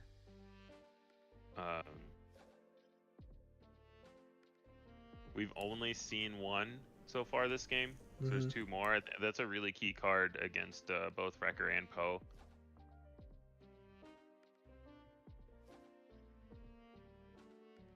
The Wrecker could go into Ray, overwhelm for 5. I think that's what we're gonna see. Yeah, I definitely think Yeah. you want to do that. Turn off that restore for sure. Should be more damage, right? Wasn't he at? Was No, he it at was only at 22? 2 damage, so it had 5 health left, so it should overwhelm for 2, right? I meant the base damage. There's the I loot. didn't see. I thought he only overwhelmed for 2. Am I crazy? Ray was at He 7 health, overwhelmed- 2 damage on it. Oh, you're right. I'm That's sorry. correct. I'm the one in the wrong. No, we saw it timely earlier, or did I imagine that? I think this plan with the Ewing onto the entrenched unit is that he has a Poe in hand, and he's gonna try to defeat the entrenched at some point. Yes. So if he has With a timely, yeah. which we think he does, he can timely kill the Luke. Well, no, because they'll only have 1 card in hand extra, so he can timely kill the R2, defeat the entrenched. But then you won't have enough cards to kill this Luke and defeat the entrenched. Is the timely you in have the to row resource up or in to his 7. hand? In row. There's 1 in the It's in row. There's row. another Okay. Wrecker, man. So you need 7.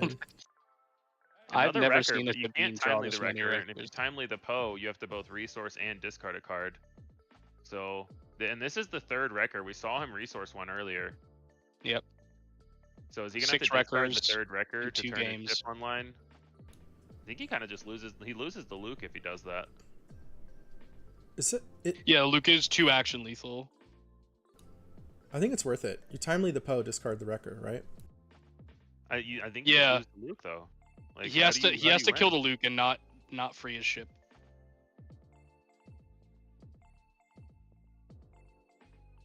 He's gonna I he, kind he of would just like lose the 2 playing the Wrecker Luke hits. here and putting 5 into the Luke. Maybe that's also a losing line. Oh, we're saying because he's in check. Yeah. Yeah, so he's gonna be Check. in check He here, kills- what? and So yeah, so I like this too. This is the other option where you basically you can't afford to attack with the ship, so you assume they attack with the Luke here. You have to claim, and then Poe kill Luke next action. oh, actually, hold on, no. So the Sabine player has 8 damage from the ship, which would be lethal. The Luke attack makes it not lethal, but he still has the wing leader. So there needs to be some sort of block here or other healing, or else the 2 units on the Sabine side is lethal. Oh yeah, Just puts him to 31. damage. Which is Yeah. it's a really interesting moment to for players to think about this, where you've got each other in check. They're both in check, right? Should be So- 31, not 32. 32. So now it's just Sabine ping is lethal. It should be 31. 31 is what I thought it Be was. 31, Oh, not 32. 32. So now it's just Sabine ping. 31. Yeah. Hmm. Okay. Is that 2 experience on the ship? Yeah, from the wing leader, and then 3. Oh, he's got the vigilance. But that's not enough because now he can't claim. Now Sabine can just claim and win.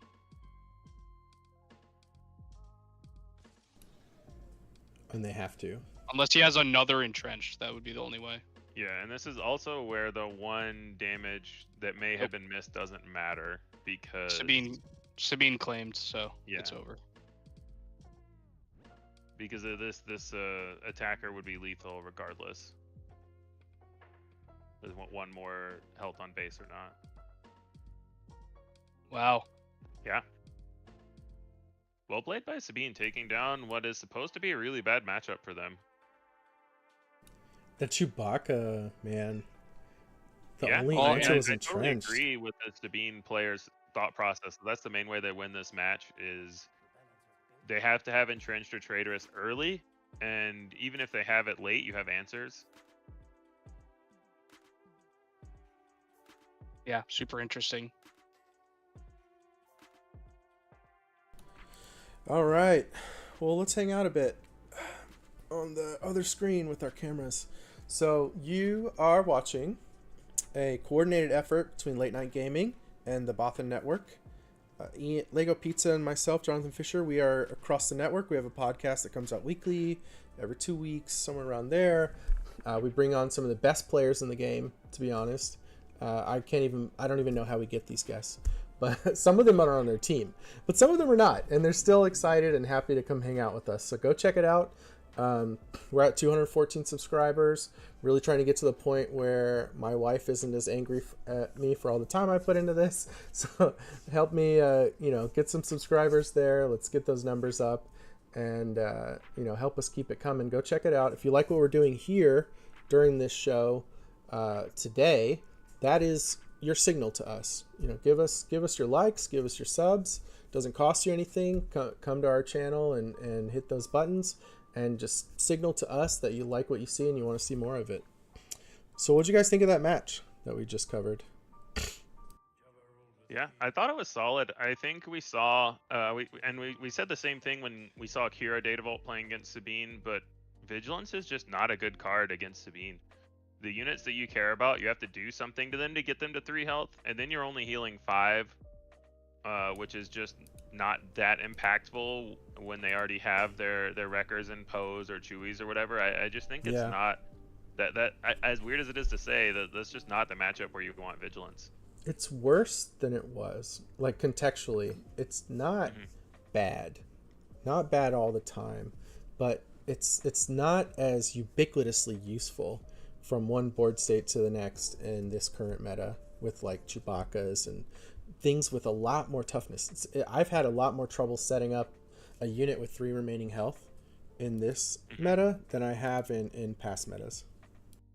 Yeah, I mean, I think that makes sense as the game gets more units that, I mean, power creep is a thing in every game. And I'm not saying that they're power creeping anything, but just generally you're going to see units have more health over the course of more sets coming out. Just filling in gaps in the curve of certain stat blocks. So it's not surprising that as the game gets more cards in the repertoire of things that people can play, that 3 health remaining gets harder and harder to happen. You would think that things like removal spells, removal events like open fires or daring raids could start also matching the health on that. The increase in health as more cards come out, but I feel like we haven't actually seen that yet, which is an interesting thing from a design perspective. Like, there's no lightning bolt type of card, right? Like 1 cost, deal 3. There isn't a there's just certain breakpoints that they haven't printed yet on events, which I think is definitely a good thing in general. From like a balance perspective, you want certain cards that have certain health thresholds to be able to live a turn. But at the end of the day, it's just always like a push and pull, right? So yeah, I think it's really interesting because we saw in the first few sets, we saw all these insane breakpoints for removal spells between Rival's Fall, Takedown, Fell the Dragon, Vigilance. We have all these different breakpoints set up, and they haven't printed newer and better removal spells like you were saying, but they're printing newer and better units. So how are they going to line up next set with? Are we going to see a bunch of 4/7s where both Takedown and Fell is awkward? Are more units going to start breaking the 5 power threshold where Fell becomes a must play because every unit has 5 power now, or something like that? So I'm really curious how the how the unit to removal ratios are going to evolve in the upcoming sets. That No Glory, that's an interesting card right now for villain control. When we talk about like new removal, they kind of gave us a tool for dealing with Chewbacca, but that's villainy. We just watched Ray Datavault struggle with Chewbacca. They don't have that tool available to them. It's a little different. Yeah, so, agreed. I do have some information. You guys see my screen in Discord, right? Just so you can talk about the data. Yes, I see it. Okay, so this is a 114 player tournament.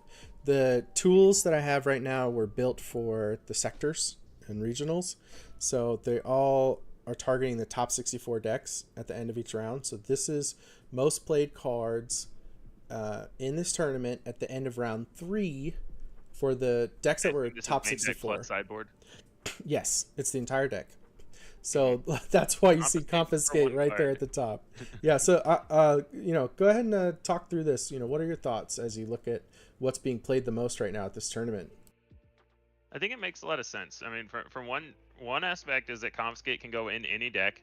A lot of colors have real trouble with upgrade removal, like you were saying, to deal with Chewbacca. Ray Data Vault, you have Traitorous and Entrenched, but you probably still want some confiscates too, to be able to deal with these Chewie pilots. And if you are the Chewie deck itself, you usually need confiscate to deal with the Entrenched and Traitorous that are trying to deal with your Chewbacca. Like I think we saw confiscates in the Sabine sideboard as well.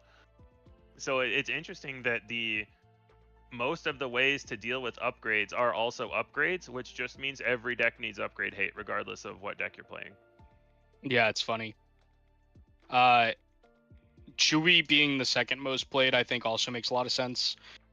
We know that Kira is on the rise, and I think Chewie is one of the best cards against that deck. They have no glory, but it's still really good both on as a pilot or as a unit. I know when I play Han 1 green, I actually play it as a unit a lot against the Kira deck. Yep. Holds a blaster really well. Just a really good card. So that's seeing play in a lot of decks. Like, it's not just Sabine. Han's playing it. Pretty much any green hero deck is playing it, and green hero is on the rise right now, just in general. Partially from the Data Vault resurgence, and also just from Sabine ECL being a good deck, as always. Mm-hmm. So super interesting to see Chewie as the second most played. I'm interested that we see a lot of these top cards are kind of surprising to me. I'm not too surprised that Traitorous and Resupply are top cards, because we have Data Vault decks, and like we said, Traitorous is one of the best answers to Chewie. I think some of these cards just show that Sabine is the most popular deck here, with the Green Squadron A-Wing, Sabine unit, things like that. Overwhelming Barrage being up there is kind of interesting, because I feel like that's fallen off in decks not named Kira. Well, Kira's one of the most played decks in this tournament. True, I believe it is number 2 represented. And it's doing well. Oh, hold on. There's so Tyler York, our teammate, posted in chat, there's more overwhelming barrages than super laser techs. So what does that mean? Does that mean that there are more people splashing overwhelming barrage, or do you think that that's just because... I think that's exactly what it means.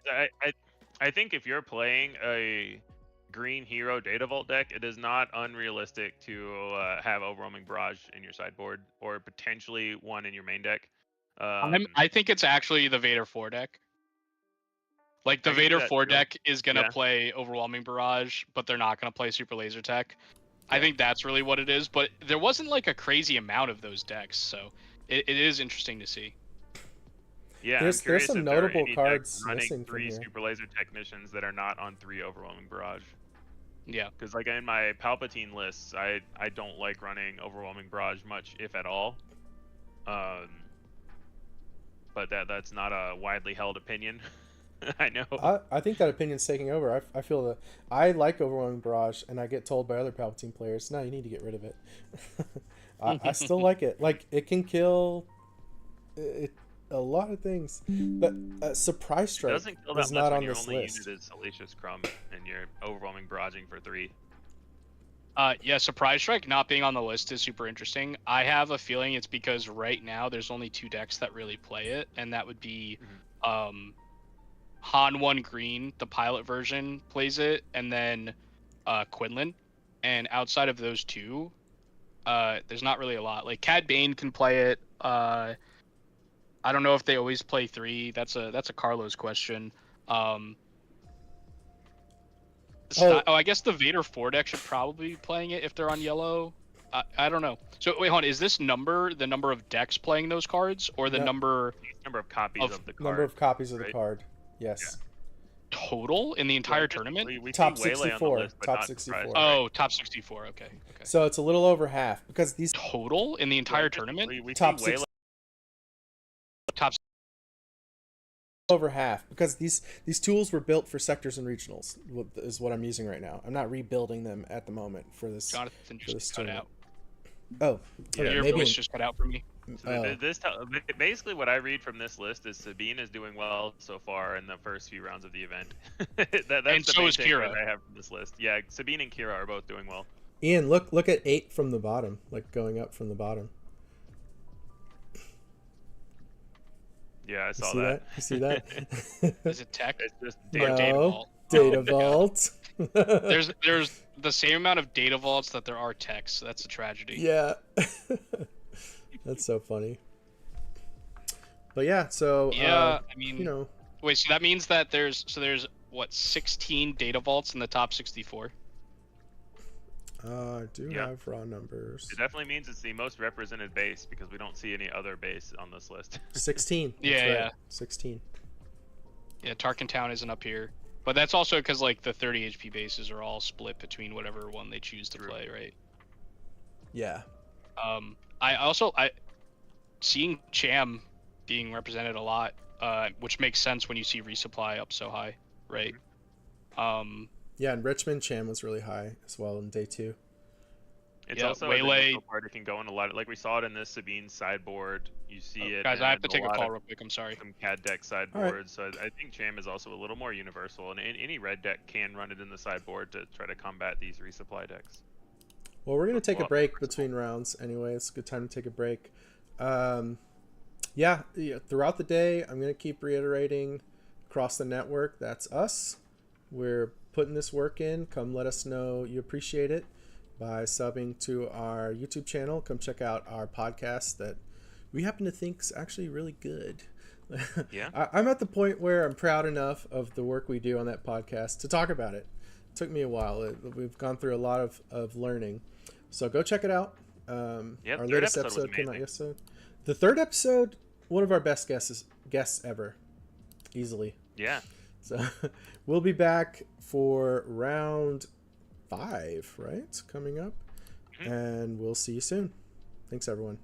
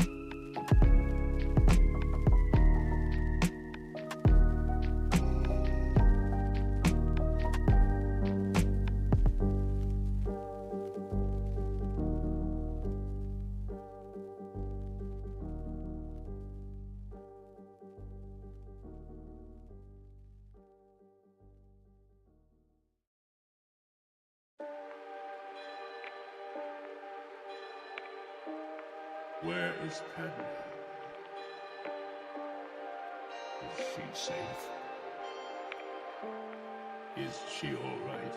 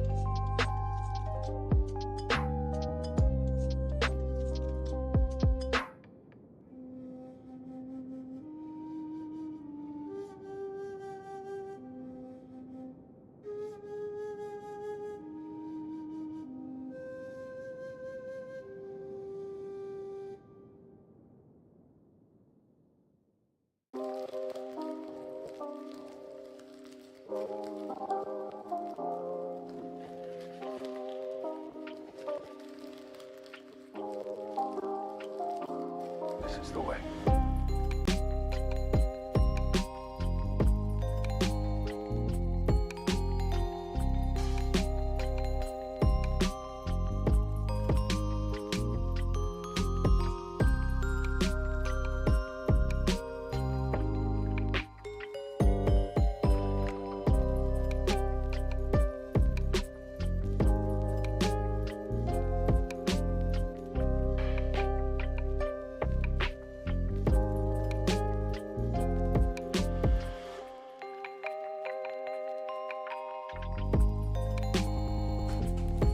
Can you Welcome back. can you turn? We're live. Yeah, I'm gonna fix it. Thanks, Ian. Hello. We're gonna fix that. Welcome back. We're going into round 5. Of course, I'll update the overlay. We're bringing you this round Quinlan Tarkentown and Sabine Tarkentown. Seat 1 again. We have with us for this round Mickey D, another Bothan, and he actually came on as a co-host when Ian had to take a week off from across the network. So that's the episode with Sunny D. Go check it out. We talk about Quinlan and Han Green, still very important decks to know about. And these guys are going to cover the match for you this round. Take it away, guys. Yeah. So, like Ian was saying, I think we got Sabine Tarkentown versus Quinlan Tarkentown. Kind of a different shade of a very familiar matchup. Normally it's Sabine ECL versus Quinlan Tarkentown. I do think it's weird because ECL is better against Quinlan than Tarkentown is, I think, as a base. But I think the deck one drops. Yeah. The one drops are so good against Quinlan.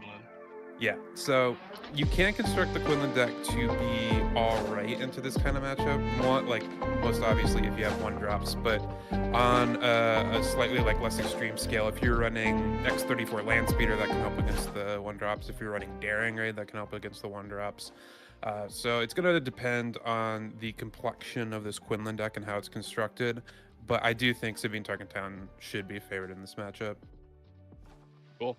Yeah, and these are both local Wisconsin players that have been on a lot of Loopy from Late Night's streams that he does with the Wisconsin local events there. I think he's done a couple PQs there. I think these two were actually both in the finals of one of those events. So yeah, they get to play each other at the start of round 5 with both of them being 4-0. Winner of this is pretty much going to lock up top 8. As they can probably just double draw in. But yeah, it'll be fun one to stream and cast with you, Mickey. Yeah, looking forward to it. Now, you did mention these are two Wisconsin crew, and I know, especially because like Loopy's from Wisconsin, the Wisconsin crew Quinlans are more likely to be the rebel build, playing fleet lieutenants and wing leaders and just a little bit lower to the ground. And if that's the case, there's a better shot for Quinlan to be able to outrace the Sabine here. Still think it's not the best matchup, but and peeking at the opening hand from Quinlan, it looks like 2 Hans, which is usually not in the Rebel build, so I don't think that's what we're looking at here. Yeah, and I think we're going to see double one drop from the Sabine player, which is exactly what you want in this matchup. Yeah.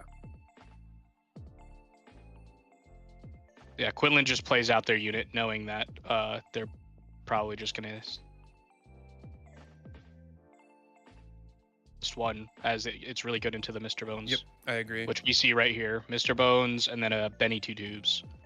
Yep, and like this is, honestly doesn't beam because your Mr. Bones is just gonna kind of eat it. But the other alternative was just playing your own Sabine unit, which also doesn't feel great. So yeah. Oh, it looks like we have Heroic Resolve in hand from the Sabine player. That's a fun one. Now, I think I'd resource it here just because it's a little bit rough into Quinlan. Looks like he's going to resource the Fighters for Freedom, though. Mostly because of, like, Waylay and some Ambush and some, like, Ahsoka tap effects.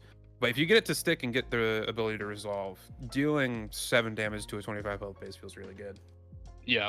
I think what's going to be played here is the Soldier of the 5. Oh, he does just... Oh, I guess this helps him just deal with the Sabine unit, right? Yeah, that's true. But that means you can never pop it because the Benny would just die right away. Yeah. Also opens yourself up to getting waylaid and just losing all of your damage this turn. That would be really sad. Instead, we see a Cassian, which is a great unit with a lot of health. So yeah, that makes sense. Now, we're going to see a Sabine unit, I think, from the Sabine as well. Mm-hmm. Just going face. It's a little scary because now that Cassian cleanly trades, although it does set up a good Tarkentown for you, it's tough because you want to get the full effect of that Heroic Resolve, so attacking into that Sabine is a little awkward, but also if you attack into the Sabine, your Quinlan can just Tarkentown. Yeah.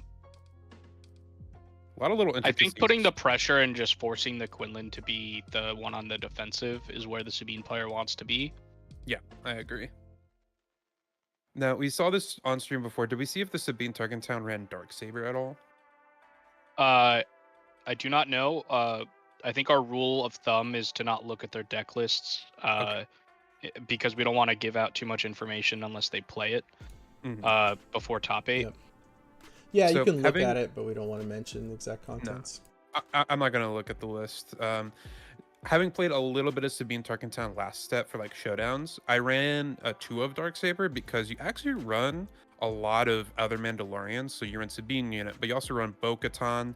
Sometimes you're running Ketsu, as well as the Sabine leader. So you don't always Yeah. have to play 6 for it.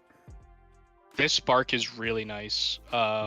From the Quinlan side, I mean, the Sabine's player hand was pretty anemic. It's 2 1-drops, but I'm assuming what's gonna happen here is Quinlan has a 2-drop to play as well to finish off that Sabine using Quinlan ping, and then force the Sabine player to use Tarkentown on Cassian, and then it's just gonna be a Sabine on board with a 1-drop, and the Quinlan player will have a 2-drop that can probably play into that 1-drop pretty well. Going into the flip turn. Yeah, Yeah, we're really just an A-wing. seeing the value of the turn 1 Sabine from Quinlan, and like just playing out your 2-drop in this matchup, because that Mr. Bones got no damage in, it died for free, and did not let the Sabine player Tarkentown here. So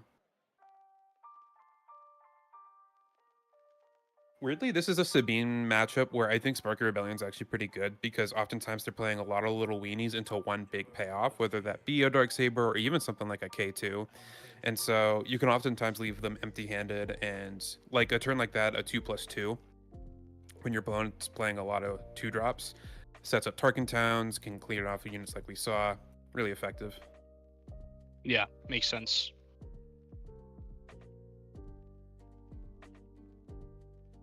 You want to see So another this- spark, maybe? Nah. Oh, just Plo Plo Koon dealing with Sabine. Yeah, that makes sense.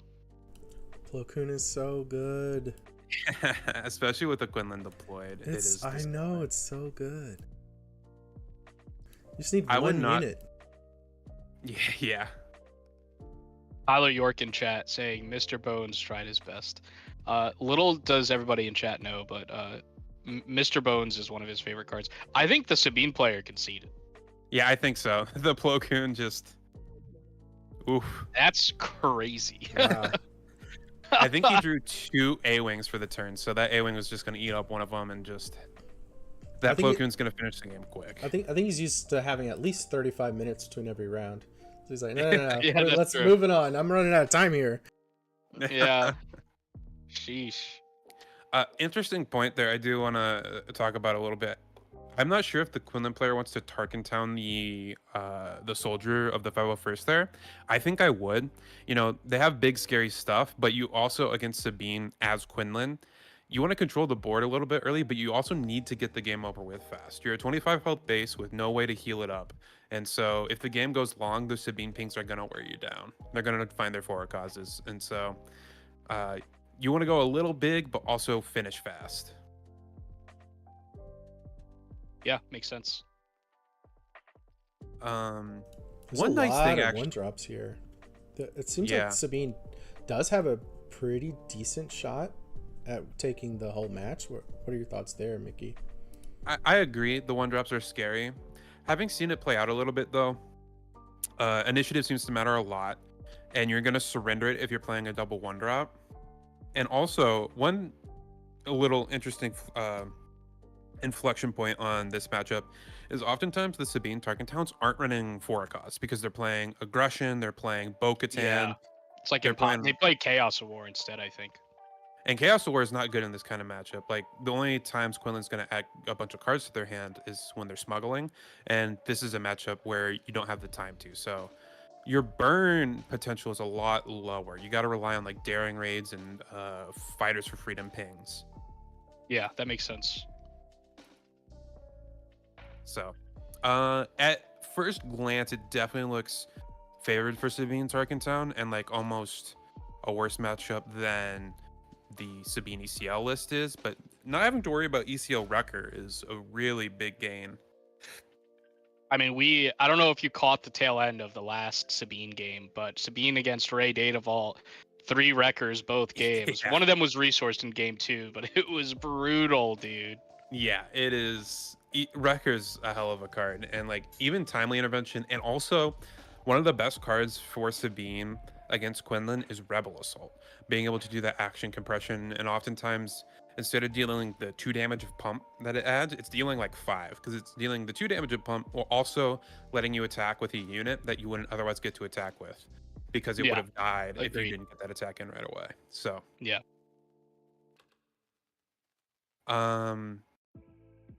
In the, I believe it was the finals of Richmond, the Quinlan versus Sabine match. Those timely interventions did a lot of work, but I really think the turning point of those games was Rebel Assault. That's what Yeah. really was the backbreaker for Quinlan. So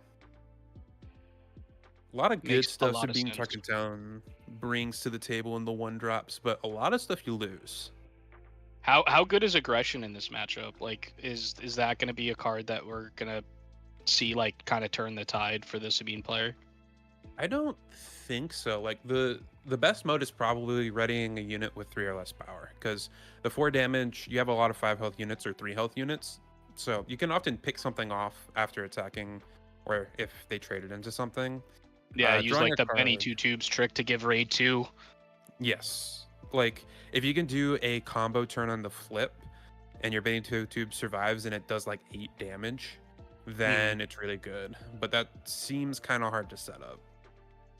So I don't think it's a great card in this matchup. It's obviously just an insane card no matter what, but Yeah, I guess you could also like deal 4 damage to something and defeat a Hotshot Blaster.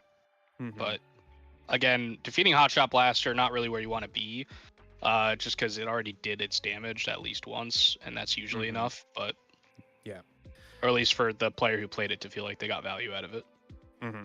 like if my opponent is spending 4, especially in this super fast-paced matchup, spending 4 resources to say defeat my hero with a damage on it and get rid of my hotshot off of my Quinlan, I'm feeling pretty good about that, to be honest, because it means they're not developing to the board.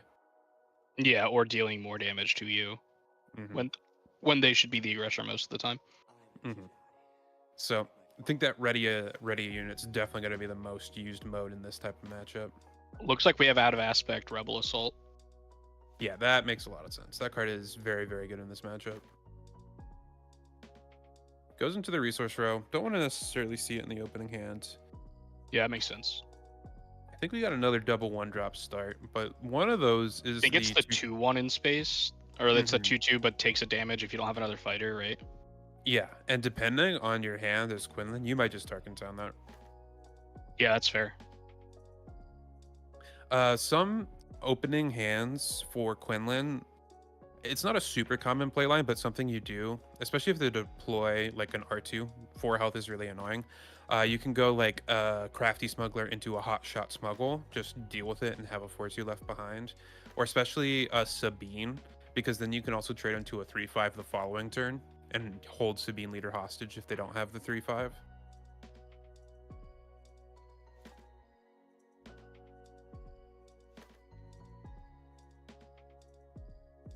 Yeah, makes sense. Gotta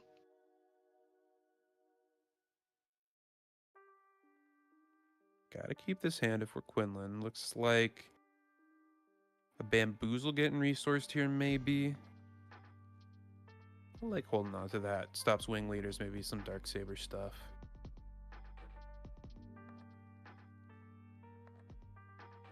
Starting off with an R2D2, picking up a Fighters for Freedom. Already got one in hand, so shipping it to the bottom. Followed up with Sabine. Yeah, Sabine noticeably not as good in this start. Yeah. No Mr. Bones to eat for free. And R2 might be the best 1-drop in this matchup because 4 health is so annoying to deal with.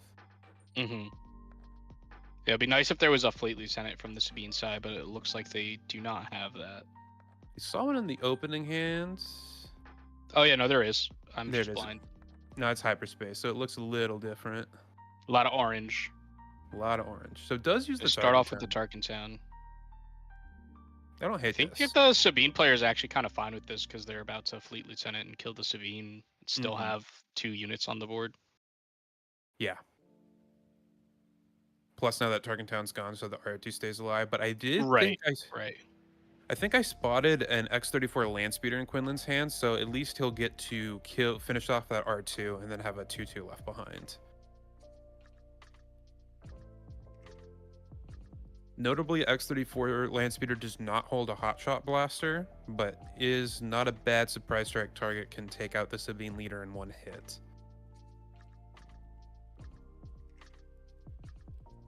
Sabine just goes for the ping, even with the Fleet Lieutenant still in hand. He might just want to race, and if that's the case, he doesn't want to play the Fleet Lieutenant and go base with R2 until the Sabine is attacked. Mm-hmm.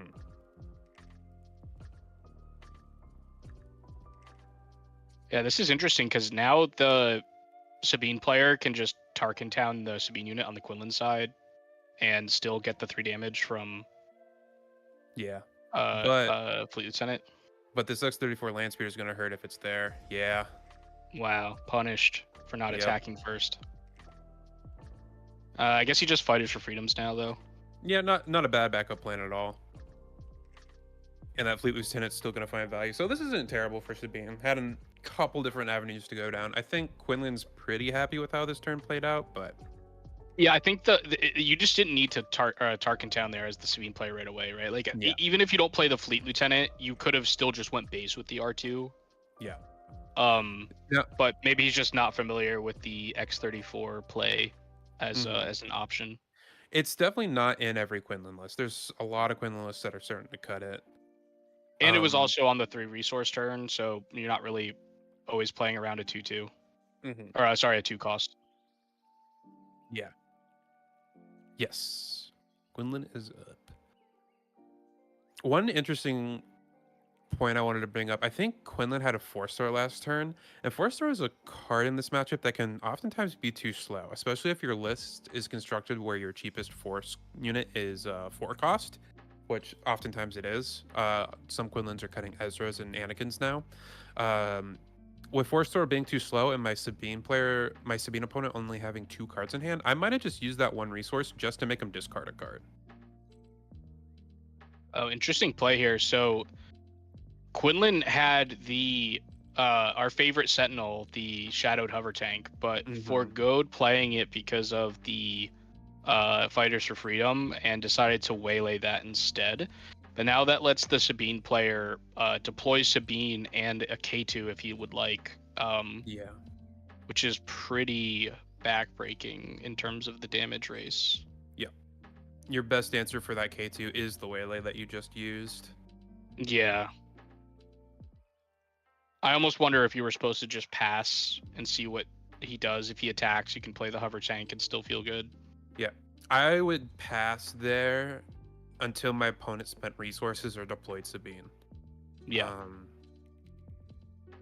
Because if the hover tank trades for the Fighters for Freedom, if you think about it, it's almost the same as using the waylay. Because now that's all the Quinlan did that turn. And the Fighters for Freedom is off the board, but now it's back in head instead of in the discard. You do lose the hover tank, which is a valuable resource in this matchup, but I think he drew a second one. Not that you know what's on the top of your deck, but kind of, I think, got a little tunnel visioned on the hover tank blanking the Sabine flip, and didn't use it to some of its potential there. Did you guys see that these players have played against each other in a 1K recently from chat? Yep. Yeah. We talked about that.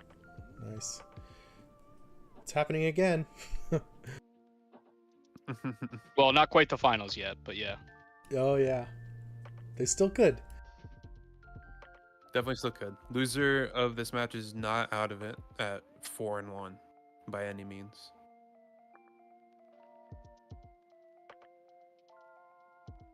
Interesting. Attacking with the K2. I might have gone with the Sabine attack first because of Plo Koon potential here.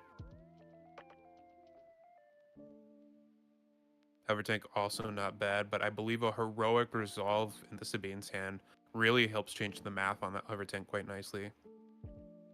Although the ping on the other end makes it so that the health doesn't get high enough to stay alive after attacking into the hover tank.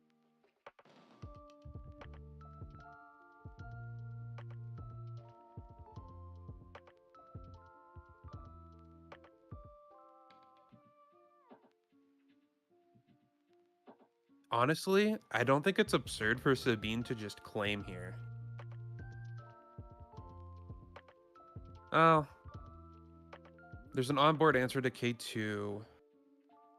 Because ideally you kind of want that K2 to trade into that hover tank. Nets you 4 damage. Ooh. Heroic Resolve on the K2 is pretty nasty. Yeah.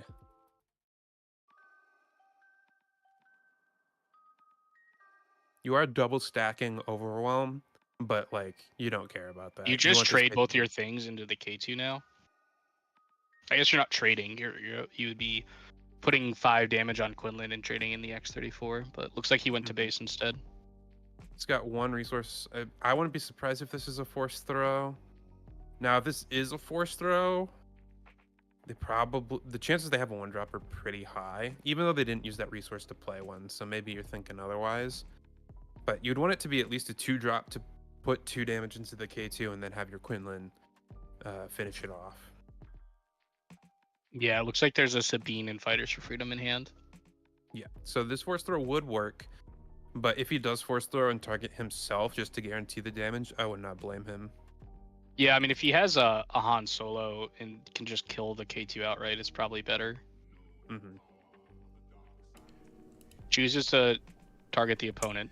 Yeah, I think in these situations, sometimes you ask yourself, look, do I just need to get lucky here? I'm in a bit of a rough spot. Oh, puts it on the... Ooh, that's fighters. Okay, so if you he put it on the Fleet Lieutenant. The Fleet Lieutenant. If you think your opponent's first action is going to be Heroic Resolve this K2 into your Shadowed Hover Tank, then you get a Quinlan ping to finish the Fleet Lieutenant. Otherwise, you're kind of incentivizing your opponent to attack Fleet Lieutenant into the Hover Tank, in which case maybe a Plo Koon could answer the K2. Creates this interesting like action tension game. Yeah. I feel like just killing though. off the K2 would be better, though. I agree. I think you just want to get all that damage off the board. Yeah. So this will be an attack for 6. No, sorry, for 8. So 5 Overwhelm plus the K2 trigger for 8 total damage. Yeah. But a Plo Koon here is a board wipe. Yeah. Plo Koon would be gross. Do you know if there's 4 cause or anything like that for Sabine? I don't believe so. I don't think 4 cause can be played in a aggression Sabine deck because there's a lot of non-heroism. I was saying they might be playing Chaos of War, but that's not really great against Quinlan. Or even just here right now, it would be like 2 damage. A second hover tank does similar work that Plo Koon. It's almost better. Yeah. Like leaving the Sabine alive so they don't get their ping back, that's huge. Fighters for Freedom is annoying for the Quinlan, though, because that can just attack through. Yeah. I feel like you almost have to kill it and just... Yeah. Because the problem is if Sabine just claims here, if they have any sort of pump for the Fighters for Freedom, you just lose the game on the spot, right? Like a heroic sack. Or a Fleet Lieutenant, or... Yeah. Yeah, Fleet Lieutenant, so... Saboteur really annoying here, so I agree. I think you have to finish off that fight. I mean, now that he played the soldier, you could just claim and try and get the ping to kill the Fighters for Freedom. Yeah, that is what it looks like he's doing. Yeah, I like this. The Bean is going to just try to get back to pinging, as that is a viable win con at this point. Yeah, I also really like that. Ooh, aggression. Seeing aggression. Aggression and Benny can defeat the Sentinel. Doesn't really do anything else though. It would just draw a card. You could save it for a little bit later in the turn and ready something. Yeah, but you have the Sentinel in the way, right? Yeah. Drawing a card ain't the worst thing. If you're Quinlan, you gotta get the game over like this turn or first action and next turn, I think. You could play the Benny first, hope he goes to base, and then aggression, kill the tank, ready the Benny. Ooh, nicely timed Spark. Quinlan's starting to feel comfortable. Got a fade, probably a turn. There could be some reckless gunslingers down there as well. And Cassian. Oh, I think that Cassian is just lethal. Yeah, unless there's a hot shot, or does he not have enough resources here? Nope, Yeah, he's I think. scooping it up. Yep. Really close game. Yeah, Quinlan was on the verge of stabilizing, but just a little bit too much incidental damage. Mm-hmm. Fighters for Freedom, really good card in this matchup. Yeah. Oh yeah. Especially if it with how this matchup usually goes, you're forced to Tarkin Town early, and Fighters for Freedom is a great target for a ping plus Tarkin Town. But if you're forced to use it early, like Quinlan did there in that matchup on the 2-1 spaceship, then that's no longer an option for you. Mm-hmm.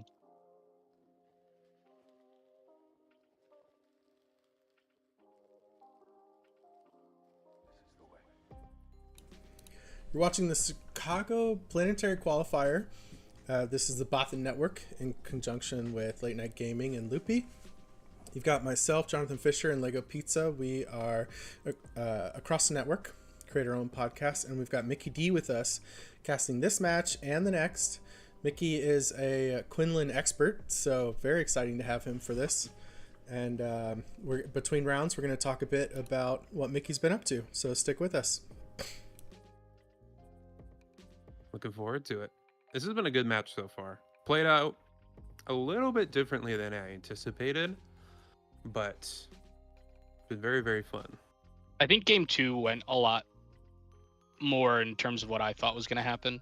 Yeah. I mean, the R2 start is just so good. Yeah. I think R2 is probably the best turn 1 play, like regardless of cost.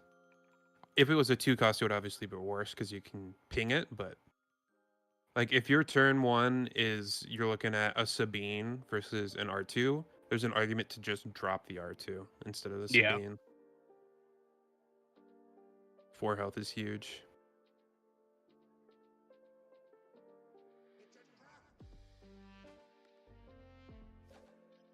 Just looking going back to the drawing board a bit as Quinlan here. That is something that I think is a little under-discussed and a little underutilized. There are some cards that you might want to sideboard in only if you have initiative or only if you don't have initiative. And so it's okay. Like, you get to revisit your sideboard after game 2 even. So if you bring in a card that's good on the play and then in game 3 you're now on the draw, you can take that card back out for something that's more generically good. Yeah. I feel like it doesn't come up that much in this game because there's a lot of decks that don't care about initiative. Mm-hmm. But obviously when you're playing against Sabine, it matters way more. Cards like the X34 is actually better on the draw against the Sabine deck than it is on the play. So I could see the Quinlan player maybe sideboarding out the X34 here. Cards like Spark or Rebellion can sometimes only be really good on the draw or on the play as well, where you just want to nab the turn 1 play. Yeah, I guess in this matchup it's less good because they're gonna play 2 1 drops. And then if you don't develop to the board, you're gonna be really far behind. Yes. Regardless if you take a 1 drop, they still have at least a 1 drop, and if they have a 2 drop, God forbid, you kind of get punished. So, but we'll see. It's gonna be a fun game 3. Oh yeah.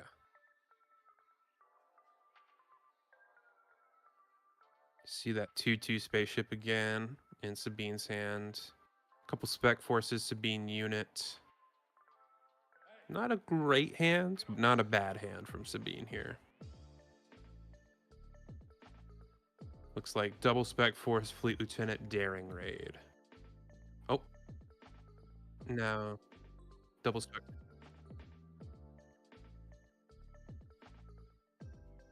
Oh, turn 1 Daring Raid, Tarkin Town. Plus spec force maybe. Yeah.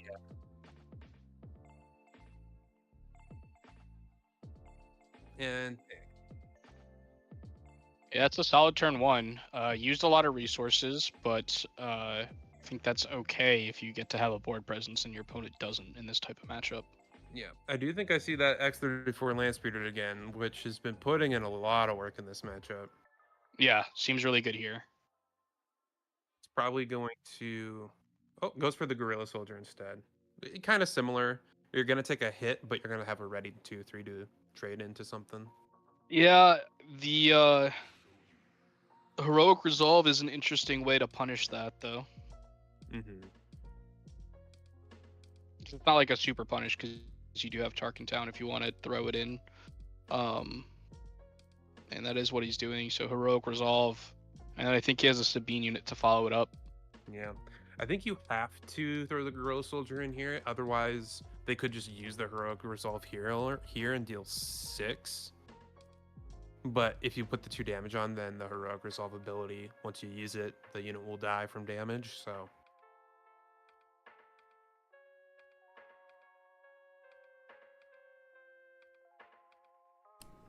Are you using your Tarkin Town as soon as you get the chance here, Mickey, in this matchup, or like, are you saving it for I think in big units?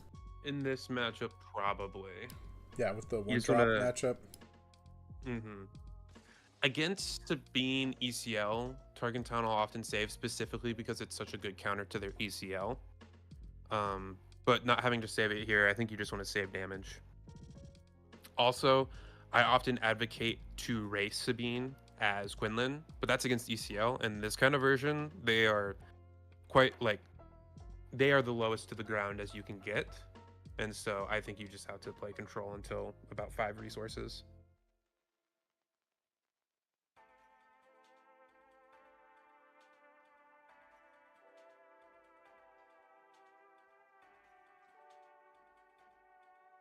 I will say with initiative here, that X-34 land speeder is still going to do work, allowing you to take out that Sabine, weave in another 2 cost.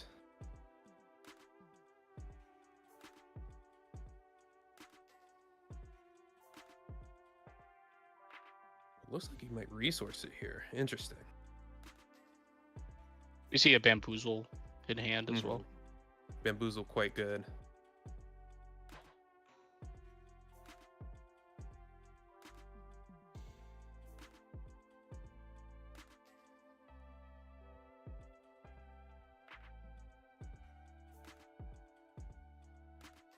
Goes for Kira. All right, this is also a great play. Yeah, it gets to hit the wing leader. Mm-hmm. Keep it so your opponents, unless they have a smuggle card, like an arm to the teeth here would be okay, except for that bamboozle sitting in hand. So that could be part of the reasoning for going with this line. Yeah, thank you to the Quinlan player for very obviously pointing to the card that they're naming with Kira for us. Yes, It was pretty obvious, but it was still very nice of him to do that. I always appreciate when players understand the struggles of live coverage. Mm-hmm. Goes for the flip. If I'm Quinlan, I'm just passing here until they attack with a unit. Jabba ruled with fear. I intend to rule with respect. I do wonder. Yeah, like you also get to get the ping on Sabine, right? In that scenario, if you passed. Yeah. The problem is he can just wing leader the Sabine unit, though, right? Yes. I think I like just slamming the Kira there. But oftentimes I think Quinlan, after playing the Kira, might just claim, even with the bamboozle in hand. It's like, I've seen your hand, you can't play anything that this bamboozle really cares about. But because of armed to the teeth, I think I would just keep passing after the Kira is played. Well, I meant more so like, was there ever a way that you were supposed to pass before? But then I would be worried about the wing leader play. I don't think so. If Sabine had an empty board, I definitely would, because if they play K2, you can just play the Kira afterwards and get the ping on it, and then your Kira cleanly kills the K2. Yeah, that makes sense.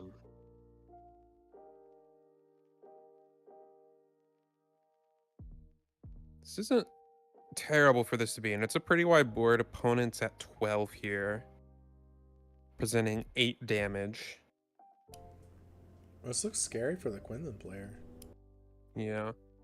I do think he has a surprise strike in his hand, so that can help take out Sabine leader. I think you gotta stabilize this turn at like around 18, and then I think you can start push in for lethal and be okay from that spot. If you get to around 20, we saw 20 was a dangerous life total last game. The Fighters for Freedoms and the Cassians can start finishing the game from there.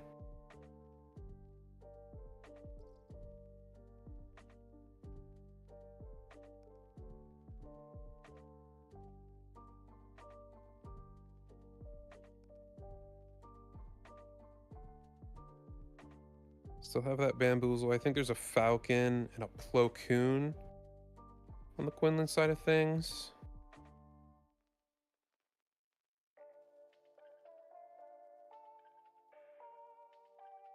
Clearing the board here.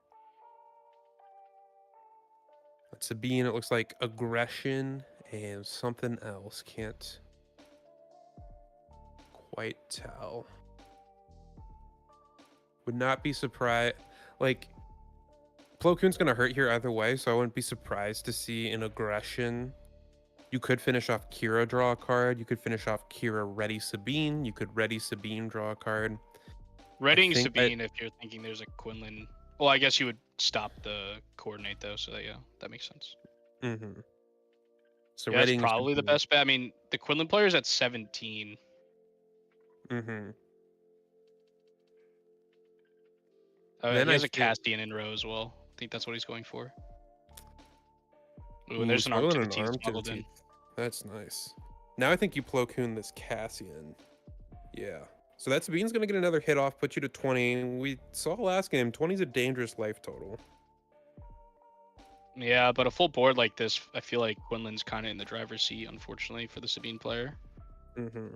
Definitely have to be ready for some more Cassians, aggression readying units, Fighters for Freedom, pinging stuff. But so on board, Quinlan has 6 plus 3 plus 3 is 12. That's 18, so only needs 7 more. 7 is an awkward number. If it was 6, you could do like Surprise Strike plus Falcon. So probably have to spend at least one more turn cleaning up the board a little bit.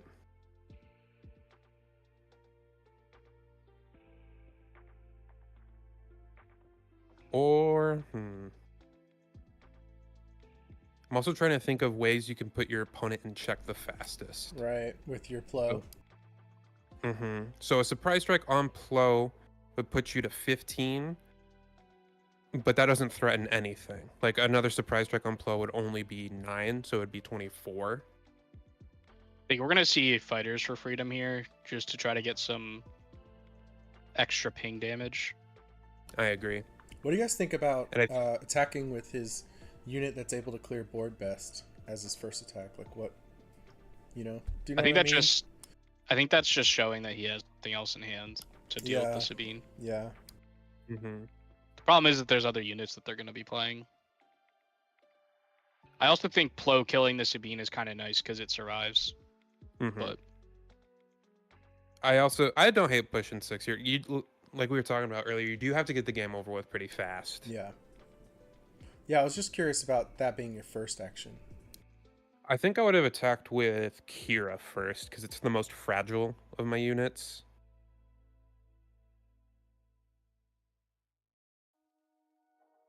Like now with that Fighters for Freedom, I don't want to take any. I guess you could. I think he was looking for a hot shot there. Yeah, there's no way to get one action lethal the following turn. That 1 damage is really coming up because I think he has Falcon Surprise Strike in hand, which isn't lethal this turn. Oh, he does have a hot shot though, so that does put Sabine in 1 action check with a Surprise Strike on the Plo Koon.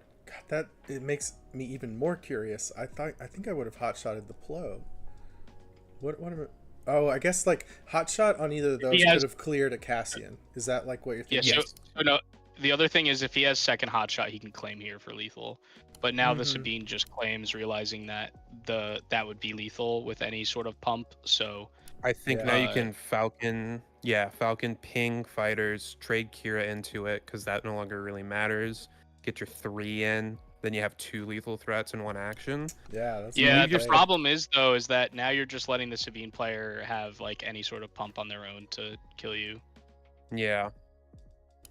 Like if you had done the exact same thing as all these plays, except you attacked the Plo Koon into the Sabine, you would not be giving up that ability to just immediately lose. It's like a heroic Though sacrifice it looks or like, something.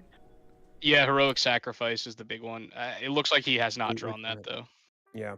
I don't hate this line from Quinlan because you're leaving yourself dead to a pump here, but and Quinlan sneaks it up by one action very close. Wow. Great games honestly. You leave yourself dead to a pump, but if you clear the board, it's a lot more nebulous if you can finish the game next turn, and like maybe your opponent has another string of cards that they can put together because Quinlan forced Sabine to early claim there. Like if he kills that Sabine, that Fighters for Freedom probably pings for 1 or 2, and then the fighters attack is lethal, so it gets a little hairy. That was a really interesting turn with a lot of different ways to go, and I think Yeah, Winlin. Quinlan wins. love me some That's my Quinlan. brain. Thanks for the compliment, Frank. Hope you're enjoying the stream. Fighters for Freedom in the chat. Yeah, Fighters for Freedom really showed out that game. I think that's a card that should be on the rise a little bit. Talking Town seems to be a little bit on the downswing right now because Quinlan and Cat are not seeing as much play. There's a lot And more there's a lot- village protectors. Exactly. A lot more village protectors running around. Even good into like Kira shields potentially.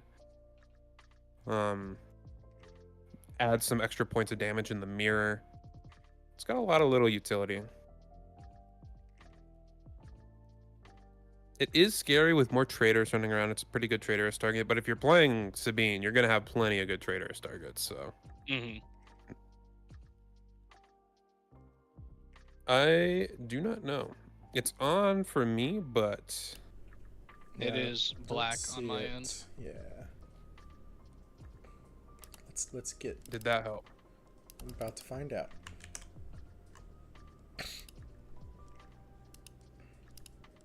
Yeah. There we go. I think that will work. My cover was on. I thought All it right. was off. So yeah, Mickey, thanks for joining us. Yeah. Great time to join, by the way. Coming into a match with Quinlan. I want to hear, what you're up to. I've seen you post some content recently. I know you've done like some deck techs. You've done some videos where you get a little more technical as well. So like, what have you been up to? Tell us a little bit.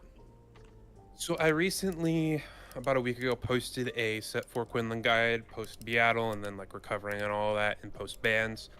Because I think a lot of people are down on Quinlan right now, and I still think it's a fine deck. I think a lot of the matchups that look unfavored on paper and then the data are very intricate matchups that you can make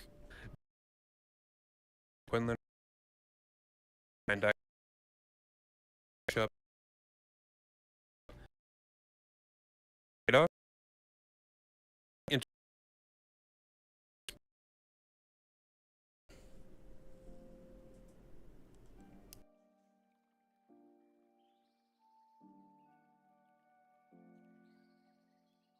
Some matchups you're super aggressive, and some matchups you're way more controlling. And if you choose the wrong playstyle for the wrong matchup, you can get obliterated. So I talked a little bit about that in that video, as well as an updated deck list. But I usually just post videos when I think I have something to say or something to contribute. Like before that, there was an idea I had rattling around in my brain about what are like the fundamental concepts of Star Wars Unlimited, and like how can you elevate your game kind of to the next level, and finally got that on paper and posted a video about it. And if you want to check that out, that is the next most recent video after this Quinlan guide. So yeah, I also, if my internet wasn't terrible and could like handle live streaming, I would love to do the stuff that like Chris does in live streaming. So hopefully that's something in the future, but I'll post occasionally whenever I think I have something to contribute and something to say. Well, I've loved every video you've put out so far, and looking forward to the next one. So appreciate it. Hopefully it will be how I won Galactic Champions. That's the hope. Yeah. I hope everything's going Well, through. how I lost your cameras. Hopefully they're. Uh-oh. I don't know. Yep, they just disappeared from the stream. Cross said rip Mickey internet, so my internet might, like just said, might be. Oh, maybe it was me talking about the internet. I got him to say that. It's okay. So I think the audio is probably going through. I don't know why the video's not working. Yeah, that's all right. All good. No one needs to see my ugly mug, anyways.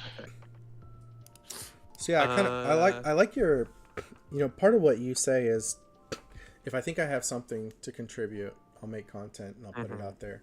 So, Ian and I have been making Across the Network, making the podcast. We're doing things like this. It is a lot of work, and yeah, it is the kind of stuff where you're like, well, I want to make sure not only that it's worth it for people that go and consume the content, but it's worth my time to make it. Yeah. So I like that that like perspective of making sure you feel like it's something worth contributing.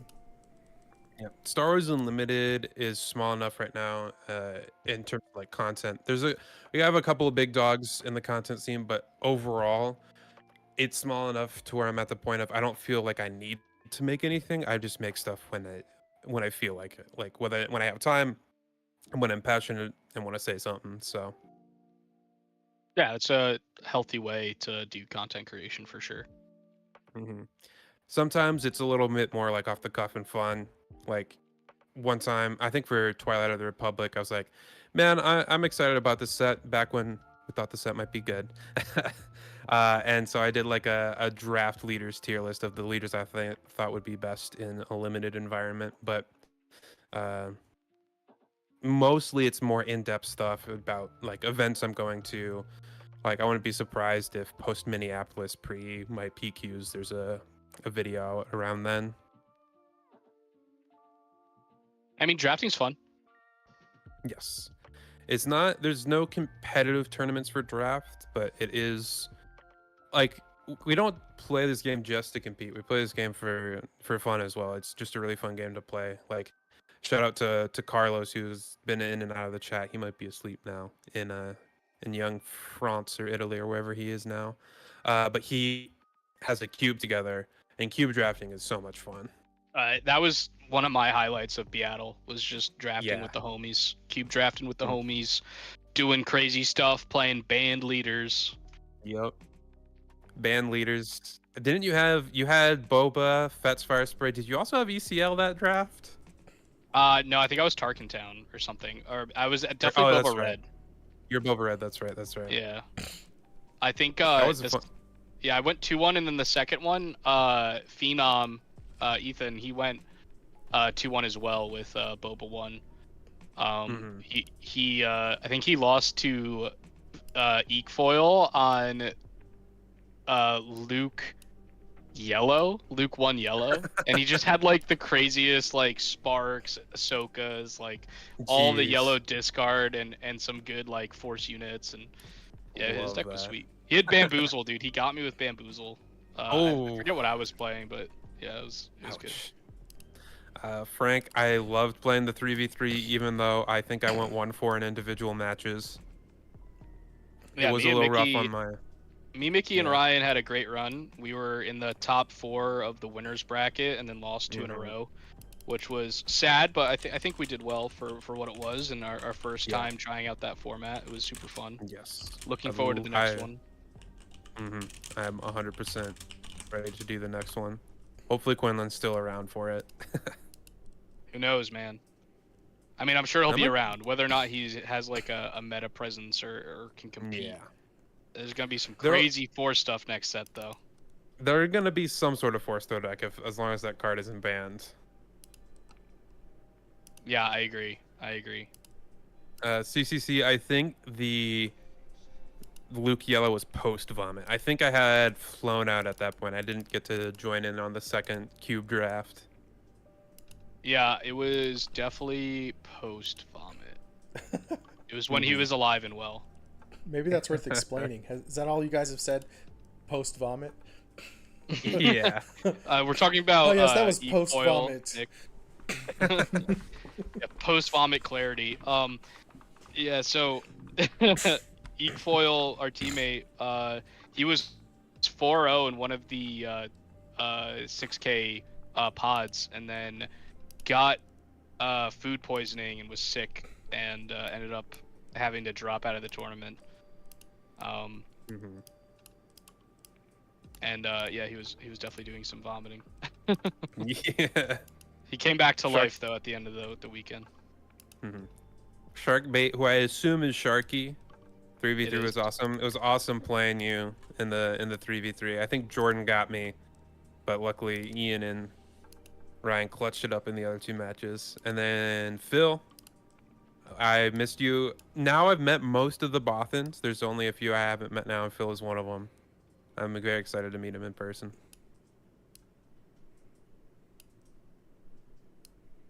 Yeah, I Yeah. think we have. How many matches do we have left in this round? 10 matches. Yeah, I have a new chart 9 for you. matches.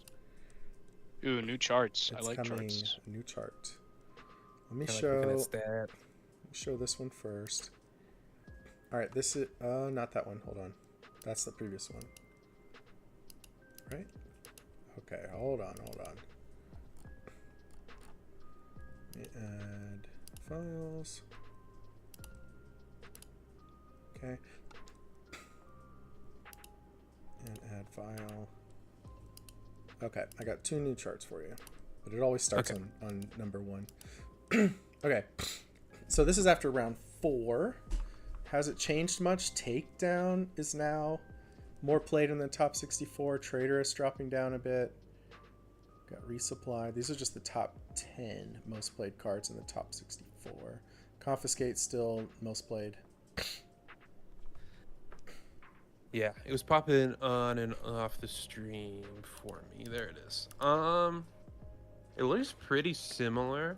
Green Squadron taking, like, I think those Red Hero 2 drops took a little bit of a jump. I mean, takedown shot up. Takedown, yeah. Let's see, takedown. Takedown, I think, was like the 4th or 5th. It was Now it's 3rd, second. and now it's 2nd. Yeah. Oh, okay, never mind. It looks like Rivals Fall shot up as well. Mm-hmm. I don't know how Yeah, high right. that was. I think that just means that there's a lot of Kiras in the top 64. Mhm. Well, which is our next chart. This is so far leader representation shift. Again, all my numbers are in top 64. So like the decks that have managed to stay in the top like half of the standings. Mhm. So Sabine has It could dropped off a lot.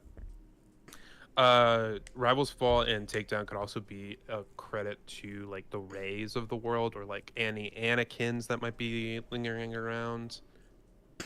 So everyone to the right on this chart is doing well in the tournament. Everyone to the left of the chart is not doing well in the tournament. Okay. You know, I keep seeing this Admiral Piet having these charts go all the way to the left all the time when you show me these I shift know. percentages. Yeah, like Curious sometimes why people it's keep at the playing. very bottom. It's the worst. Mm-hmm. So it's interesting. Like the ones that stand out to me, obviously, are Sabine down a lot. Also, Han down. Would not expect like Han to be down as much as it is. No, Han's up. Oh yeah, never mind. I was looking at the Anakin wrong. Skywalker is down a lot. Yeah, at the other And Han, Han 2. 2. Han 2 is Yeah. also down a lot, Okay. yeah. I just skipped a line visually. Rey Yeah. and Darth Vader, Victor Squadron, having Both a shift up as well, which makes sense. Those are kind of the 2 new hotness decks that weren't really a part of the original 5 or 6 top decks. An interesting thing. Now, it's not a huge shift up, but Palpatine shifting up a little bit in a field so filled with Sabine Yeah. is pretty interesting. Yeah, agreed. Captain Rex. That's crazy. Where? Yeah. Oh, Captain Captain. Rex. Dude, Unity of Purpose, baby. Woo. What else is is it- interesting here? Kylo it- Ren, That blank one, Thrawn. some sort of Thrawn bug. 4. I don't know what it is. Yeah. So I think for like next round, I think I'll make this like top 32 or something because it's a smaller Okay. field, and then that might be a little more interesting there. But yeah, I mean Sabine being way to the left here, I find that interesting. Kira being so far to the right, along with Cad Bane. Yeah. Maybe It we'll. looks like things.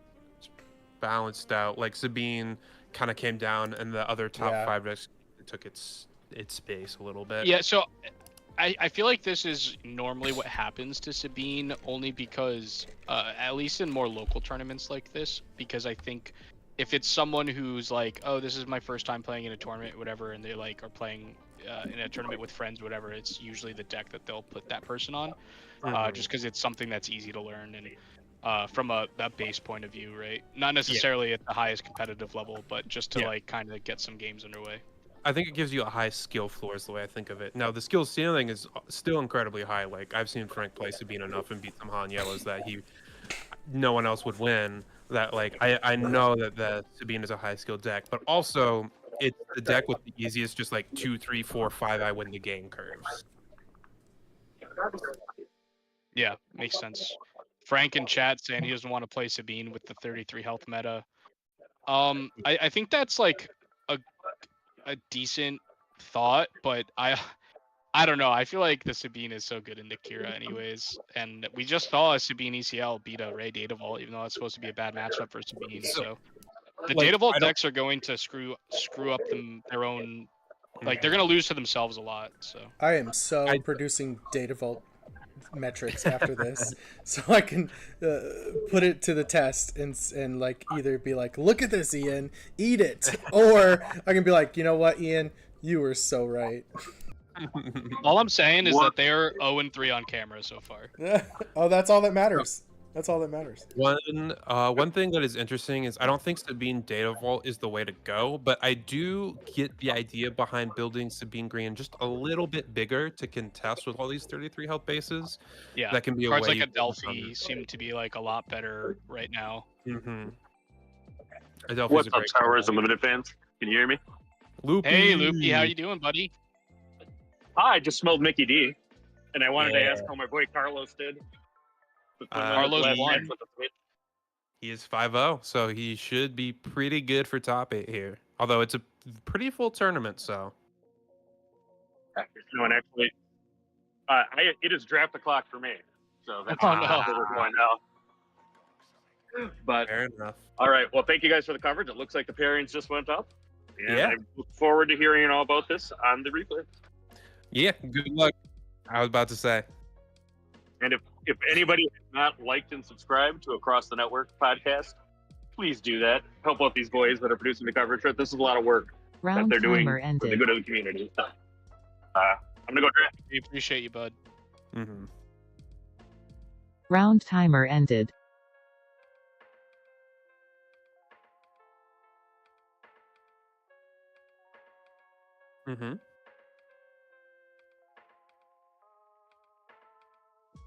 Yeah.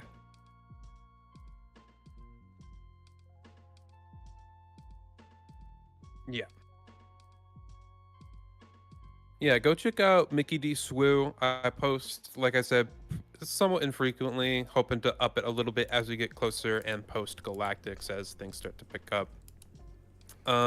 And subscribe to Across the Network. I was on the episode with Sunny D. It was awesome to record. Every episode is awesome.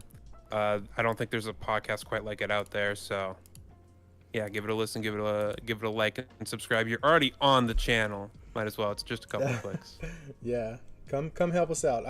I take that as my signal from you guys, the viewers and listeners, that we're doing a good job. Yeah, I was muted, Phil. I mute myself for Tourette's. Sometimes I forget. This was one of those times. So, right before Mickey spoke, I was saying we're about to go to a short, quick break, but is there anything else you want to say to the viewers before we take that quick break? And then he said that. So yeah. come check it out. He did come co-host with me on one of the Across the Network episodes while Ian was on vacation. Or no, he was. Oh, I remember. He wanted to live closer to me. That's what it was. That is exactly the truth. And he has accomplished that. So we'll be right back in just a moment. We'll still have Mickey with us for the next round. And then I'm looking to bring on Victor from Nordic Takedown for the last round of Swiss. So look forward to that. See you guys soon. Heck yeah.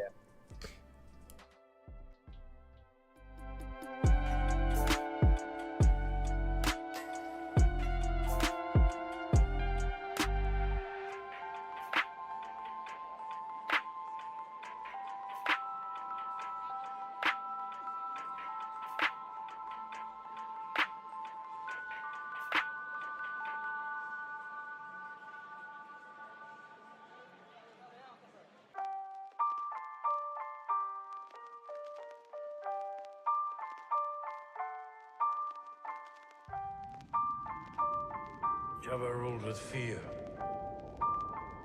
I intend to rule with respect.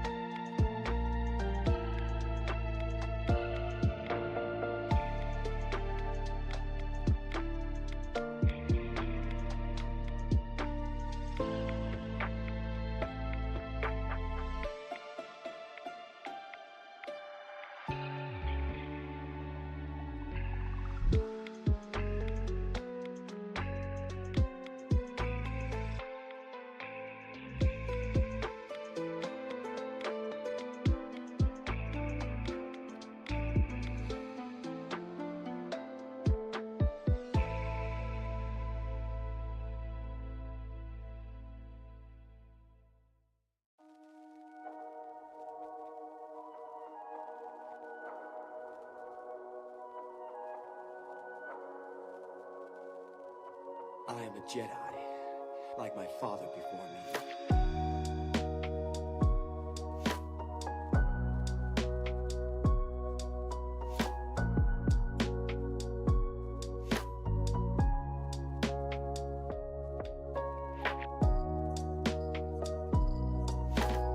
Right, I'm going to turn that fun music down. We are coming back to you for round 6. Once again, I will update the overlay. This is a fun matchup, we think. It's going to be Quinlan Tarkentown versus Kylo Ren Tarkentown. So we've got Mickey D with us again doing commentary on this matchup because we knew that round 5 and 6 was going to be Quinlan, so we planned accordingly. You've got myself, Jonathan Fisher, doing production, and along with Lego Pizza doing commentary. We create the Across the Network podcast. Go check it out. We're really proud of our work. We think we create some of the best content out there for Star Wars Unlimited, and that's why we're talking about it. So go sub to that. Check out our work. These boys are going to take over and bring you some incredible commentary for this matchup. Go ahead, guys. Yeah. What up, what up? Thanks for the great intro, Jonathan. Yeah, thank you, Jonathan. So this is an interesting matchup, like weirdly similar to the last matchup we just saw, but 4 deploy leader in villain this time is double red. And I think this matchup is probably worse for Quinlan than the Sabine was, because mostly Kylo is a bigger leader. It's only got 4 health, but like the difference between 4 and 5 for Quinlan isn't all that much. You're usually dealing 5 or 6 with pumps and Plo Koons. And Fallen Lightsaber is a terrifying card to play against. Now, Sabine could have Darksaber, and we just didn't see it last game. But I think this is slightly there worse. was when they were shuffling up to end the day or end the round, whatever. I saw a Darksaber in the list. Mm-hmm.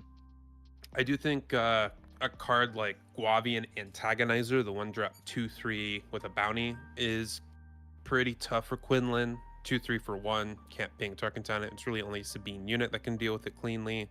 Also, your hover tanks post board, if you're on the shadowed hover tank, it doesn't kill the Sabine and survive. So like, Kylo can just trade into it if he wants to get rid of it. How do you feel about the discard in this matchup as it fuels Kylo a little bit? It does. I think a piece of well-timed discard, specifically Ahsoka, because like if your Kylo opponent is going down to 1 card in hand, you play Ahsoka, you can ping the Kylo, which could sit in range of trading with the Ahsoka, and then also you're either discarding their lightsaber, which is going to be scary, or you're discarding a unit, which then can tap down their Kylo. So I know last set this was a tough matchup for Quinlan. I haven't played it with Ahsoka existing, which I think is going to be a really key card in this matchup, thinking about it more. Yeah, for sure. I think the targeted discard is a lot worse. It's really only the lightsaber you're scared of, and oftentimes once you get to that point, even just the random discard can get the lightsaber. What about MIGs? Does that like throw a wrench in some of the discard plans with like the free 2 damage? It can, but if they're playing MIGs, I'm generally pretty happy because it's easy enough to kill and survive, or even just like throw a daring raid at it. Like I'd rather face a MIGs on turn 1 than 2 1-drops or a Bo-Katan. I do have to say that I love this Kylo player also running the Kylo sleeves with a red deck buff. He's all in. He's all in. He knows what he's about right now. Just missing the showcase, but has the hyperspace version. See a Sabine from the Quinlan player, followed by, I think it's Wolf. Ooh. Yeah, I think that is Wolf. Man, if only my knowledge of seeing art of a card and immediately recognizing what exactly the text of a card is could be put to use somehow, other than exactly in this scenario. Hey, that's what makes a good commentator. Oh, okay, Mr. Lawyer. Yeah, I bet you're real bad at that in other areas. I don't think that having card art memorization skills helps me be a good lawyer, but I digress. Yeah. All right, Guerrilla Soldier from the Quinlan after a Guavian from Kylo. Do you ever just put the 3 damage on the Guavian and let him draw a card? How about just 2? I like the I think two. that's the worst. That's like the worst way to do it. Well, if you think the Gorilla Soldier is going to get tacked down anyway by the Gorilla Soldier, the Guavian's going to get killed by the Gorilla, you might as well put the 2 on it. I don't know if I would have. Yeah, but then you can make them spend the Tarkentown. Now they don't have to. Well, Guavian only has 3, so if you put 1 on it, the Gorilla Soldier could have killed it. And No, but you could just put 3 on the base, and then if he wants to, attack plus Tarkentown. I don't know. I think 1 on Guavian was the worst. I think 2 is okay. 3 to base is a little scary, but as the aggressor, I think I would have gone 3 to base. Leave my Guavian alive. I agree with that. I agree 1 on it. It sounds like the worst. Yeah. I think 3 on it or 3 on base is what I would have done. Yeah. Looks like there's a Force Throw and a Lightsaber and a 5th brother from Kylo. He's trying to figure out how he wants to do this turn. Just going to start off with an attack. Put the Quinlan player to 3. Wonder if we'll see that Ahsoka play come up. Probably just going to attack with the Gorilla Soldier first. I think we see a Surprise Strike, an A-Wing, Plo Koon. I think there's a Spark Hider out there as well. So I think we're going to see Bamboozle. Which is going to be really good against that lightsaber. Yeah. I think either way, we're going to see a 2+2 turn. Probably just going to Tarkentown this Kylo. Or this Kylo's tie. Similarly to... I actually really like this play. Yes. Because... So instead of flipping the Kylo and getting maybe, one-shotted with a Surprise Strike or various things here, you can hold off by playing a different Force unit, and then if they use resources to deal with the 5th brother, then you can flip Kylo and still have the Force unit for that turn, and you get to deploy a lot safer. If I'm Quinlan here too, I'm not really thinking about Force Throw. Kylo doesn't usually run that card, and 5th brother might tell me a little bit about it. Like Kylo also doesn't often run 5th brother, so maybe there's like a little bit of a Force package there. But taking it back to attack first. Looks like he might have been thinking about like, oh, that Kylo still has 1 health. Let me play a 2-drop to ping it, but he already used the ping this turn, so winding it back a little bit. Yep, we're gonna see the Force Throw here. Throwing it across the table. Holy shit! I know I'm killing this A-Wing eventually. So he's not going to damage his own unit? That is strange. He's like, I don't care what you discard. It's going here. I think you just discard the Surprise Strike at this point. Yeah, probably. And then you do probably just play that crafty this turn, because Yeah, there's no but then if you want to use this Bamboozle, you have to discard the Plo Koon, which I don't think you're gonna want to do. I don't think you need to Bamboozle this turn. Taking 5 from Kylo is scary. I also don't hate this. Before he has the lightsaber in hand still. Yeah, but he doesn't have the resources to play it this turn. Right. I do wonder if he was supposed to Force Throw himself to just deal 3 to the A-Wing and then guarantee 0 cards in hand for Kylo. I think he's probably just gonna Tarkentown, and the lightsaber is super valuable in this matchup, so I don't hate it. But yeah, I think discarding yourself to get an extra hit. I almost think I would have claimed there and just put the lightsaber on Kylo. Yeah. Because now the surprise. Well, also it would have 7 health, which plays around the Plo Koon. Because unless Quinlan is deployed, it won't be able to do the extra damage. You could, speaking of, you could deploy here first if you're getting a little greedy, because lightsaber Plo Koon still kills the Kylo, and if he doesn't have lightsaber, you can kill Kylo with Plo and then ping the Kylo's tie, save your A-Wing. But yeah, you'll take an extra some amount of damage based on the Kylo. Looks like Kylo didn't resource those, so Kylo's actually not doing a lot of damage right now. And we do just see the Plo Koon here. I like this. Don't get too greedy. And Kylo hits the discard. It should be back into his leader zone, but 3 damage to base, putting the Quinlan player to 10. But I don't know. The board seems like impossible for the Kylo deck to come back from now that his Yeah. leader's dead. One thing that you always feel when playing any other aggro deck rather than Sabine is you're missing Sabine ping, so your reach potential is a lot less. So I said earlier that I thought Kylo might be a little bit worse of a matchup versus the Sabine. Looking at it now, I think it might be a little bit better, honestly, because you don't have the Sabine ping to worry about. You also don't have Cassian to worry about, which is pretty big. Yeah, less a lot of- 3/5s, right? The early game, it can be a little bit tougher, but once you stabilize, you're a lot safer. That is how I think it would be. So aggression to deal with the shield plus 4 damage to Plo Koon. But no board. No board. Didn't resource the 5. Kylo's still in the discard. Yeah. Poor Kylo. I mean, he'll figure it out. Yeah. I think you put that lightsaber down finally. I think it was a little bold to think that was going to survive, but and there he goes. Kylo's back from the dead. Somehow Kylo returned. Somehow. I think we have Ahsoka plus Force Throw this turn, which is pretty dirty.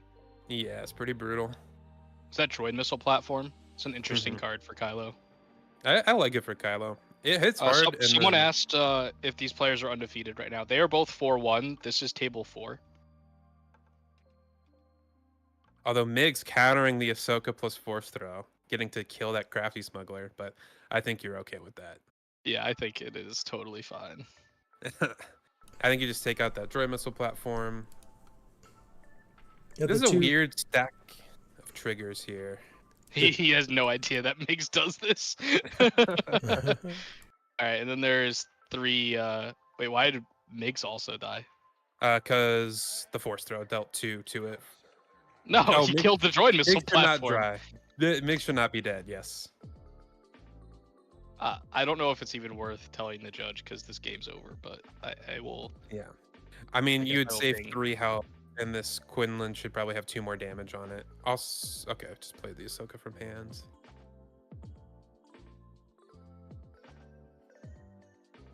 But yeah, I think with or without that Migs, with or without that 2 damage on Quinlan, this game is pretty over.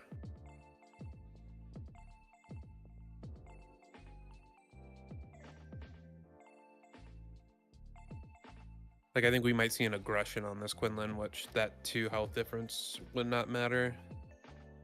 But the 3 on base would. Potentially. But like I was saying earlier, I think it can be a little bit tougher to stabilize in this matchup versus the Sabine Tarkenton matchup. But once you do stabilize, it's, you're way less scared than versus Sabine.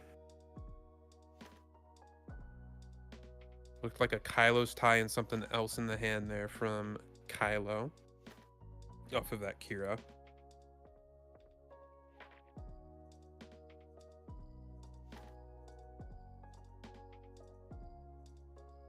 There's really not anything you're scared of, as Yeah, I mean the Migs would not have changed the way that this game went. No. That 3 damage or that 2 damage on Quinlan and that 3 damage on base either wouldn't have mattered as well. Andy Rizzo says, seems like an easy matchup for Quinlan. I think it's easier than it was. I still think it can be tough. The biggest thing this game was Kylo didn't have the 1+1 start. That's where Quinlan can struggle. When you're 1 unit behind pretty much the whole game and your Kylo opponent's hitting you for 3 a turn because of that. But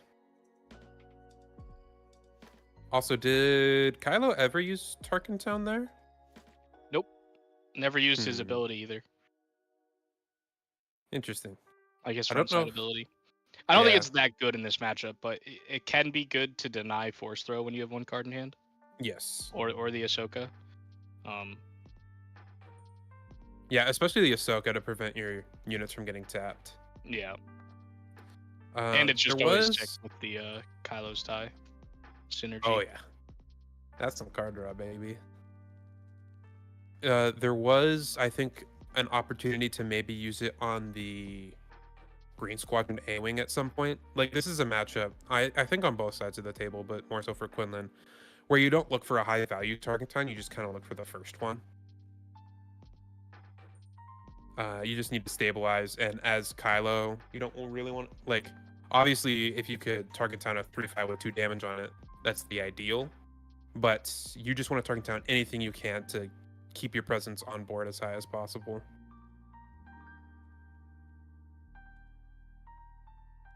Yeah, I'll be interested to see what this Kylo deck can bring through sideboarding. Not sure if he has like extra 1-drops or something that he likes in certain matchups, but I would definitely bring those in. Just anything to flood the board and try to get as empty-handed as possible so the Quinlan discard isn't as backbreaking. Yes, yeah. A lot of 1-drops. It's kind of the main thing. I actually still think that I think that he should actually just be activating Kylo like every turn. Just to Maybe that's wrong. I think starting on turn 2. The only awkward part is the action inefficiency of it. But you want the cards out anyway, so.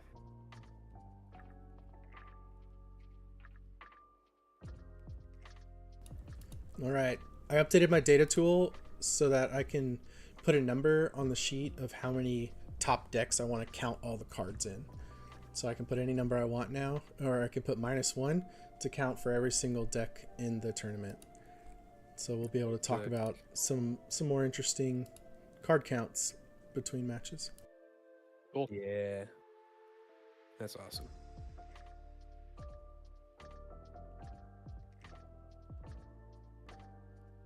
Wondering what you sideboard as Quinlan here too.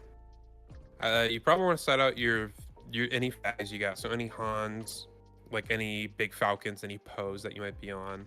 Plo Koon, I think, is your top end in this type of matchup. From there, sideboard anything cheap in. Any upgrade hate if you got it, just because there's not a ton of upgrades, but the ones that there are can just win the game. Sideboard any Sentinels you might have. Any kind of tap effects. Those style of cards. It's about as quick of a mulligan as you can get there from Kyle. Saw the opening hand, said nope, and then shipped it back. He knows what he's about. I respect that. Oh yeah, I love a fast mulligan. Searching for double 1-drops, only saw one of them, ship it back. Didn't see any turn one plays, ship it back. Like, respect it.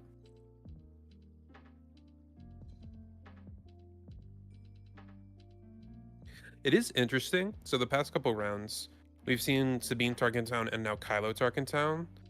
In response to this Data Vault kind of go big meta and people trying to one-up each other there, people seem to be responding by going hyper-aggressive with like big Voltron leaders, potentially with Kylo and Sabine each being able to wear saber. Another interesting thing, those kind of would play out. This is round 6, second to last round, and the top 2 tables were able to draw with each other, and they'll be able to draw with each other next round as well. So the final 2 rounds of this tournament, the only thing it's determining is the last 4 slots in the top 8, not the top 8 altogether, not even the last round. So that's an interesting thing about this tournament structure that we have right now. Yeah, it's one of the reasons I'm not a huge fan of these intentional draw scenarios, but yeah, it's hard to counter. Like the double loss rule isn't great either, and without IDs, you kind of have to have that rule in place. I think it's great personally. Punish the players for going to time. Play faster. I don't mind it. I'll deal with it. I mean, I'm alone on that hill mostly, so I get people's frustrations, but yeah. Oh yeah. Game 1 went to Quinlan. Thank you. Someone asked Quinlan. in chat. Okay, yeah, I need to update it. Okay, cool. We're seeing the thing that I said that he should be doing, which is using Kylo every turn. He does have some value here because he discarded a Kylo's tie, but I think in general it's a good way to disrupt the Quinlan game plan. And like you hey, you're gonna get blown out by a daring raid or a waylay. Well, if they're waylaying your Benny, you're pretty happy, and if they're daring raiding your Benny, you're probably gonna get blown out anyway, so you might as well go for the 2 extra damage. Yeah. So yeah, I really like this. And like, yeah, it's not you're... like this card even did anything bad, right? Because no, it's just the Kylos die. Mm-hmm. He gets to play it anyways. And he's got another 1-drop, which is actually nice, killing the Cassian with Daring Raid Tarkin Town. That's the Probably exact kind of thing you want to see. Yeah, a better turn 2 there. Does look like Quinlan has the Ahsoka, so we'll see how well that plays out. You probably want to pass through a couple actions to try and get the Kylo to deploy. I think you just discard again here and just try to hit for 5. Because if he Ahsoka's here, then yeah. if he Ahsoka's here and taps the Kylo's tie, then your Quinlan or your Kylo is more likely to live. Mm-hmm. Oh, and now we're getting. Yeah, especially would have liked it now. Oh, he has the aggression. Nice. That's hot. Okay. That is nice. And being able to ready the Kylo tie. Yeah, I guess that is actually more damage than using the Kylo ability. But he's gonna use it now. So that's okay. Yeah. All right. Fair point, Kylo player. You know your deck better than me. That's the aggression there is a good 17 damage on 17 to 0. Holy cow. Yeah, that's pretty brutal. This is why this matchup can be tough. A lot of burst damage. He's like half the bamboozle here. Like, what else is he doing? This is deadly. You he is gamble on board right now. 3 Gambling plus. with Ahsoka here to like hope he doesn't have something is rough. I do think the Kylo player did not resource, so that Kylo's only a 3/4, but still. It's because he can play out his entire hand. Yeah, probably. He has 2 units, so one of them is going to get tapped, which is definitely the Kylo here. Because it's going to hit from the most. Yeah, because now it already is at 4. But I might have tapped the Kylo's tie, trying to bait my opponent into playing their last card to pump their Kylo Maximum, and then bamboozle the Kylo to take no damage. Like, I don't think your opponent's gonna buy that, but I think you gotta hope your opponent misplays in this kind of scenario, and I think that is a play that can open the door to your opponent misplaying. I think we're gonna see Force Throw target myself to kill the Kylo's tie. I think you need to. It took me like 6 tries to spell Ahsoka. Where does the H go? Yeah, that's my problem every time.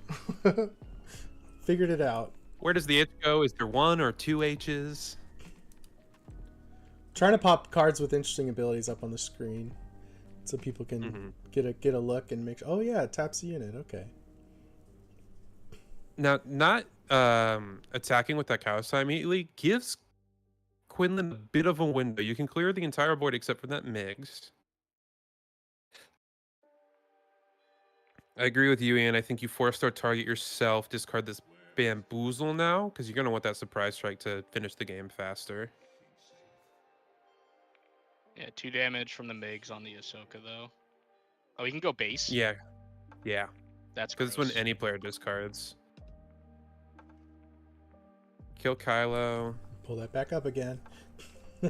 Unit or base. Unit or base. Honestly, brother, what's the other card? I think it was Wolf. So I think you just start by discarding a card with Kylo because it's the same as attacking with Migs. It deals 2 damage. That's true. And it hits back harder. But there's always a chance that he doesn't first action kill Migs, right? So you always attack then. That's true, because now you could discard later and get the additional 2. Because of that, I think you need to kill this Migs, but Migs is not a card that sees a ton of play, so yeah, looks like he's going to get that extra value here. 21 on his base. Yeah, now a Daring Raid can finish the job next turn if he top decks. Puts him in way closer to top deck mode. I don't like this one in the mix, though, because that Argentine hasn't been used, so you allow your opponent to push extra damage. Yeah, I agree with you. It's so hard to use Tarkin Town in this matchup for him. Mm-hmm. What was that? Yeah, I agree. You definitely just put the 3 on base, especially because you're doing the +2. So then the Oh, Guerrilla no. Soldier would have to trade in. Mm-hmm. Guys, why did Goes he for do the +2? What am I Oh, missing? because he wanted to discard for Migs. Oh, to deal for 2 damage. Mig, to trigger Migs. Let me put it on screen. Yeah. Oh, I gotta go find it again. I don't hate saving the Tarkin Town here. Because there's some scary like 4 health threats, like Fifth Brother, which I think is hiding out. Although with only a surprise strike in hand, you can't ping it this turn to set it up. Yeah, I think he's just gonna surprise strike the Ahsoka into it. Yeah. This Kylo deck's pretty fun. Trading your leader for it seems pretty rough. If you're doing this, I think you are Tarkin Towning. This Kylo deck is. Oh, really I forgot. cool. I forgot Tarkin Town was still alive. Yep. Yeah. But if you're gonna Tarkin Town this turn, I would have surprise strike there. Yeah. Yeah, He heard you. He heard you. Daring raid. Nope. 2 cards that let your opponent draw cards. Guavian and Force Choke. It's tough. Tough out here in these streets. Could get some Reckless Gunslinger top decks going as well. Yeah, he was looking at his resources last turn, but I don't think he had it. Mm-hmm. But this is where you really miss that Sabine ping. Stabilizing at 23 Yeah. is terrifying because of Daring Raid, but like, you have all the time in the world as long as they don't draw Daring Raid. Whereas versus Sabine, it would be you're on a 2-turn clock. How wild would that be if he just can't close a couple turns in a row? Like, honestly, I think Quinlan is favored from here, depending on what kind of board they can develop. Yeah, as long as there's no Daring Raid, it's favored. For sure. Yeah. Yeah. Should I be think a I ping. would have. Favored. Yeah, but it's gonna. What percent would've- chance do you need to be at to draw Daring Raid for you to say he's favored?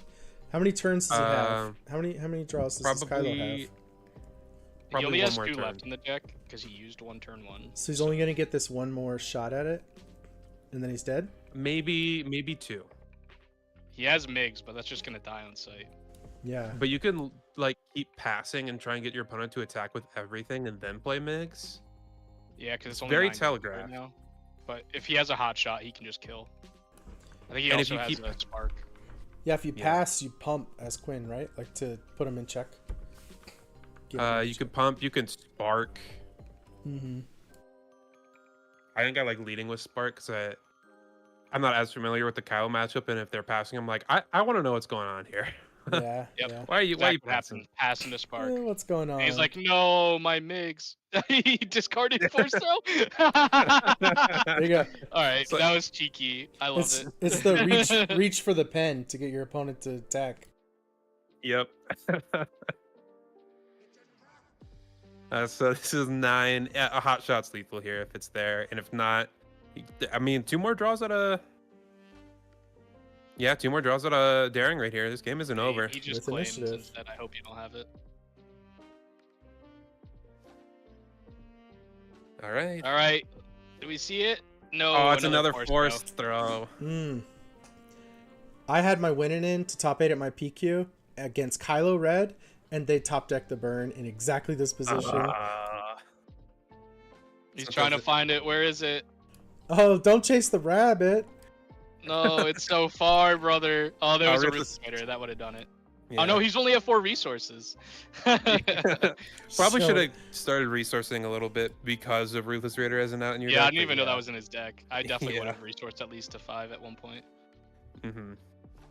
Yeah, Andy, he had used 1 on turn 1, so there's only 2 left in the deck. It looked like it was about 10 cards deep, so pretty far Yeah. off. That was super fun though.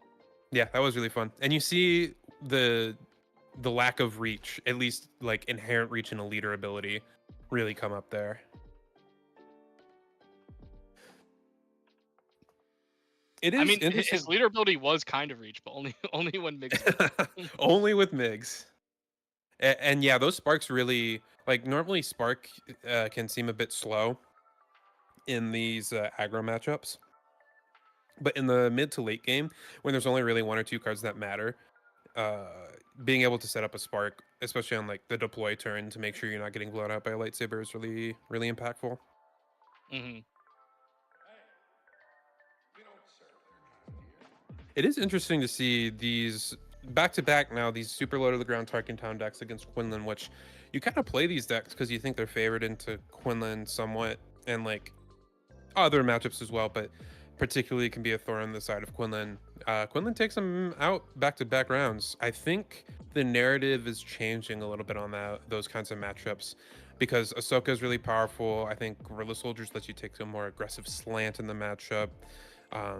Overtank post board helps a lot, and honestly, just like additional experience and playing against those decks more as time goes on. I think they weren't as favored even in set 3 as we might have initially thought. In our post-ban Across the Network episode, I took the position that Quinlan was the deck to beat, and it hasn't quite played out, but I don't know if that is, some of that is like how much time it can take for players to adjust and pick up decks and just realize that what this deck can do. As much as like even folks like yourself and Stan that play the deck all the time, you call it a fair deck, you say, well, it's a fair deck, but it's still pretty powerful. It's a fair deck with some unfair plays. Like the discard can feel unfair at times, especially force throw. I think the Quinlan people aren't playing it as much as I thought they might, but also like part of that I think is the data hasn't been too kind to Quinlan, whereas like he has losing matchup win rates into some of the top decks in the field. But I think part of that is, like I was saying earlier, you have to play very precisely in those matchups. Like Quinlan has to be more precise than the opponent in a lot of those matchups, and I think you can get them to like maybe even slightly favored, but it's tough. And it takes a lot of reps and a lot of experience. So like a 45% win rate into Sabine could be, newer Quinlan players being 40-60 into it, and then the Quinlan players with a ton of experience who have played it since like the beginning of set 3 being like 55-45 into it or something like that. Yeah. I mean, that is something that Stan says a lot to me, that you really need to know the matchups to play the deck well, and you really need to know like all of the matchups. That does make it really, really tough. It's got a high learning curve. Quinlan it's hard to jump on. Like if you wanted to play Quinlan for Minneapolis, which is in 2 weeks, I think you should start playing Quinlan about last week. Like you gotta get a lot of reps in with the deck and be very comfortable, especially with the top matchups. Yeah. Force throw is so enticing. Yes, like, there's. I want to play that card. Quinlan does have some like Sabine-esque draws where you can just curve out and kind of win the game from there. Where you go like turn 1 Sabine, turn 2 Guerrilla Soldier, turn 3 Ahsoka, turn 4 Plo Koon, and just smash them. But it's a lot less often than Quinlan curves. Mickey, where can people find your content, find things that you're creating? Check me out at Mickey D Swoo. I'm also in a number of Discords, username Mickey D, so feel free to ping me wherever, and check it out. Mickey D Swoo, exactly how I have it here. Yeah, go check Mickey out. We're gonna be bringing on Victor from Nordic Takedown. We're gonna take a short break to set that up. Stick around. We're really not gonna be gone long. I'm not going to wait for the whole round to be ready. We'll come on probably before the round is ready. I don't know. But Mickey, thanks for joining us. Thanks for having me. Yeah, awesome commentating. All right, always everyone. a pleasure. Yeah. Stay with us. See you soon.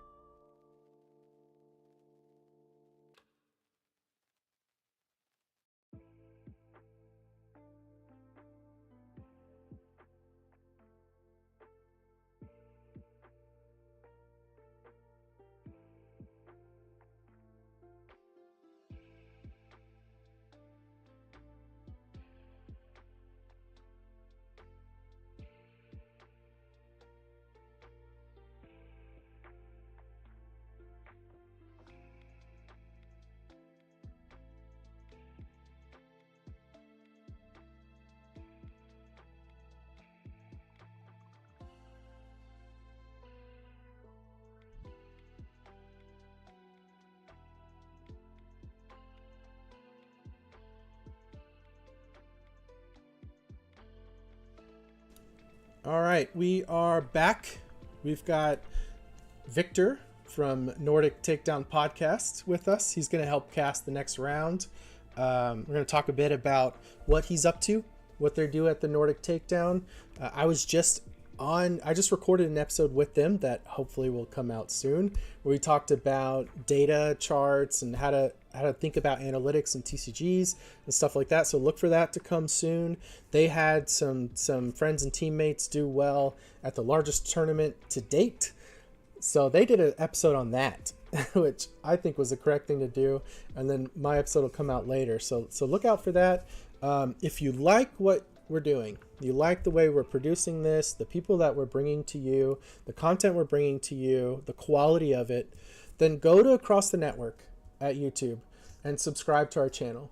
This is free for you to do, and it's your signal to us that you like what we do and you want us to do more of it. It does take effort. We may or may not do more of it, but the more that you signal to us that you like it and you want more of it, the more likely we are to do it. So Victor, thanks for joining us. Ian, Victor, take it away. Let's hear a bit about what you've been up to, Victor. Yeah, so happy to be here to begin with. Love the cast so far. Thanks. Yeah, it's been awesome. Really fun games. Some cool like non-meta players. Like we got Sabine Tarkentown, Kylo Tarkentown. Some cool stuff going on. So. Right. Yeah. I just got back from the Stockholm PQ, and non-meta seems to be the thing tonight. This weekend is the weekend of non-meta. Yeah. Tell me about it. What was some cool stuff you saw? Just to begin with, the top 8 were 8 different decks. That's awesome. You always love to see that. No repeats. Not even the same. Not even the same leader showing up twice. Hey, I'll work to pull it up while you guys are talking. Where can I find it? I'll check Swoop Competitive Hub first, but yeah, it's on Swoop Competitive. I'll go find it. Yeah, keep going. I'll bring it on the screen. So we had the top 8 with 8 unique leaders. 1 Quinlan, 1 Sabine. The rest of it was off meta, and the top 4 was Sabine ECL against Yoda Red 30. And on the other side of that, it was Vader 4 yellow against Iden Data Vault. Interesting. That's insane, isn't it? And the whole thing came down to Yoda actually beat Sabine. Caleb's such a great player, the Yoda player. He's been incredible. He dominated the Swedish scene back in set 1 with IG88. That's the style he's got. He was top 3 players performing in everything in set 1, and that was with IG88. And then he switched to Bosk for set 2 and didn't do as well. But his good friend Nicholas has been doing really awesome. Top made day 2 in Lille, and won the Danish PQ once, and that team has been great, all of them. And now Caleb won this, got to final, beat Sabine in the semi-final with the Yoda Red, but got beat in the final, but Vader 4 yellow. Oh wow, dude! I've been talking all about this Vader 4 yellow deck. I love where it's positioned right now. I think it's a really cool deck. I hope that we get one in the top 8 of this event so we can get a game of it. Yeah, you should watch that. We just finished the stream, and it's on our channel, so you can watch. Awesome. You can look it up later. So that was a crazy game. Went 2-1, and it was just awesome. The guy playing Vader is a really young guy, and his brother was just walking around the tables as we were playing it, and his brother was so anxious and so nervous for the whole thing. It was just hilarious. The whole thing was hilarious. I had such a great time, even though myself I washed out the tournament pretty early. But, hey, it happens, man. It's hard to win all of them. It is. All right. Very cool, man. Yeah. And I see you've been having quite a lot of off meta here as well. I've only been able to see the last 2 games here, but first the Sabine Tarkintown and then a Kylo Tarkintown. That was pretty cool. Yeah.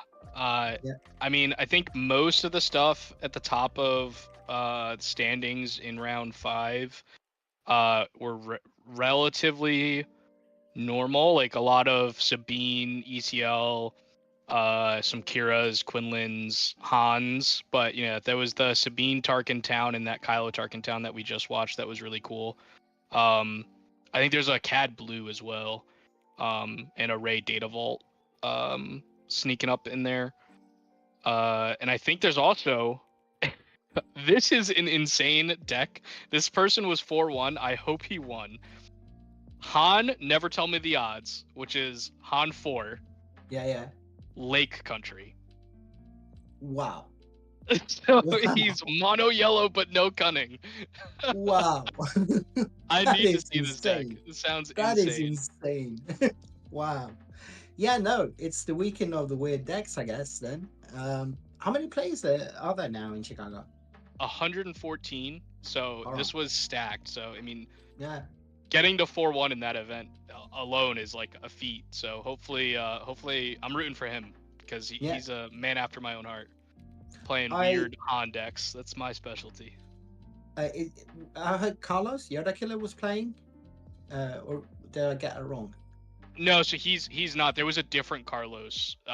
Different Carlos Apodaca. He was playing Quinlan Tarkintown. Right. Carlos would be at this event, Yoda Killer, but he is actually somewhere. He's closer to you than he is to us. He's on vacation in Europe. I think he's in France right now, but he was in Italy before, so he's having fun. I guess you can have that as well. Other ways than playing Swoop. Yeah, for sure. Yeah. I heard Jonathan talked a little bit about him joining the podcast, our podcast, because like to begin with, I love your podcast. It's thank you. Yeah, it's been one of the best out there. It's such a great podcast. We've been doing our podcast for about a year now, weekly episodes. Yep, I've caught a lot of them, man. It's a lot of fun. You guys have a good vibe. We do what we can, but this next episode, upcoming episode, dropping Thursday, is featuring Jonathan Fisher, and we had a blast talking, like he said, talking about stats and how to use, how to take stats and use stats for this kind of stuff, like streaming and presenting a more complete picture of a tournament, but also in your own playing. And that it was a really good episode, I think. Yeah, I'm excited to check it out. That'll be fun. Yeah. It was a lot of fun doing it. Well, so do we know anything about what we're going to get here? What kind of match? Not yet. I think there's 8 matches still left. I'm actually gonna go check on that Han Lake Country deck. Oh, they're still playing. He's the one going to time right now, dude. His only yellow cards, but no cunnings. Wouldn't Han almost, or Never Tell Me the Odds, be quite of a fast deck? You'd expect it to be, right? I would assume, but I mean, he's probably playing like a bunch of Falcons and stuff, and I don't know. I'm curious to see what he cooked up. He's currently playing a Cad Tarkintown, which no idea how that matchup looks. They're in game 3 right now, I think. That's a weird one. no matter how you spin it, that's a weird one. All right. So, what's the meta like in Chicago right now? A lot of Sabines. Definitely a lot of Sabines of various flavors. They're all mostly at the top. But there was a decent. So Sabine was, I think, the most played by quite a large margin. So there was 114 players. I believe it was 23 Sabines, and then the next close was Kira at 13. All right. Yeah. And then after that, it dropped down to 8, which I think was Quinlan, or maybe it was Cad. Actually, it was Cad at 8, and then Quinlan, Han, and I think Anakin were tied at 7 apiece. But yeah, I mean, like there was 3 times as many Sabines as there was a lot of the other hero decks, which is interesting because I think we saw starting from Richmond, it was more like Quinlan was the top top deck playing. And then as we've gone through this new meta after the Django banning, Sabine has kind of risen to the top. Quinlan's kind of fallen off of favor. The Data Vault decks have rose up as well, kind of to match the Sabine, I think, because everybody knows Sabine is such a good deck, and there's going to be a lot of it being played. So, as that rises to the top, you want to have a little bit of extra HP to try to counteract the aggression from Sabine. So, there's a decent amount of rays. I think there was 5 rays, all Data Vault. I think there's one of them that's X1 still. So it'll be interesting to see what ends up at the top 8. I think we have a Han, a Quinlan, a Sabine ECL, a Han Green, and then a so it's a Han Green, Quinlan Tarkentown, Sabine ECL, and Akira Data Vault. Those were the top 4 tables, or top 2 tables. They played each other and they were all 5-0. So they drew this round and they're going to draw next round. So those 4 I think we have locked up, which is it's nice because it's 4 different decks, but very much the meta players. And then the next 4, whoever makes that will be probably have to just play in, and they won't be able to draw this round because there's going to be a lot of X1 still. Yeah. No, I made the State of Sabine video. That was like a passion project for me for our channel with Frank Myers and Ryan and a lot of good. Actually, Buku as well is on your team, I think. Yep. It was a bunch of us. It was awesome. I loved that episode. Yeah. As much as I hate Sabine, I love that episode. Yeah. And when we started making that, like the first interviews I did for that one, was before right after we booked everything before the ban, and then right after the ban we recorded some of the interviews, and then the last ones were actually after Richmond. So like during the course of the video, Sabine actually rose, the stock of Sabine rose, and then when it was released, I released it the same weekend as Lil, where a good friend of mine just won the whole thing with Sabine DV. And crazy. I love it. it. It's just that was so crazy. So we have a deck tech out yesterday on the Sabine DV deck with both Jonas and Steven, the guys that made it. And if you want to hear like deranged deck building, like George the Hulk level deranged, then you're gonna check that one out. Those 2 guys, they are like the Danish dynamic duo of deranged deck building. They are absolutely crazy, those 2 guys, and especially Jonas has a really like unique perspective on analyzing cards and the way he looks at things. Like the reason everyone else can't really figure the deck out is because everyone else is just counting, like evaluating cards the normal way, and Jonas doesn't do that. He doesn't play the game like other people do. He just sees it in a different light, and when you listen to him talking the deck tech, that comes through. Like Steven is a really important player in that because he's a normal person, so he can sort of translate what Jonas is on about and make it intelligible to the rest of us. Both of them great people. Love those guys, and the video was really fun as well. It's not as elaborate as the stuff I usually do, but it's a neat one.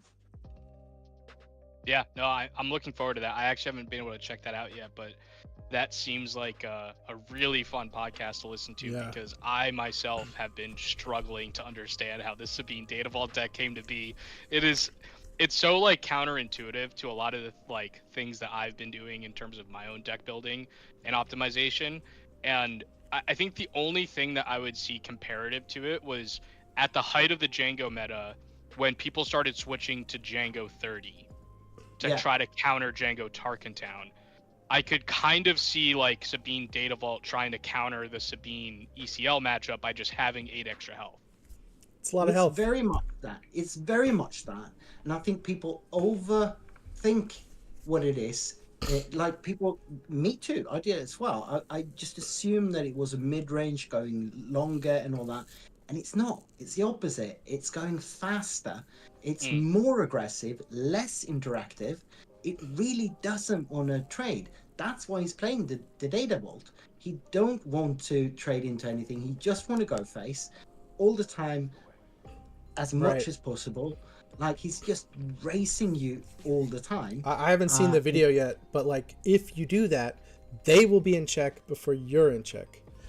Exactly, and he's just optimizing everything for forcing your opponent to start interacting with you. Yep. So everything is built around the idea that all decks are going to try to interact with you, and you're trying to make that as bad a proposition as possible for them.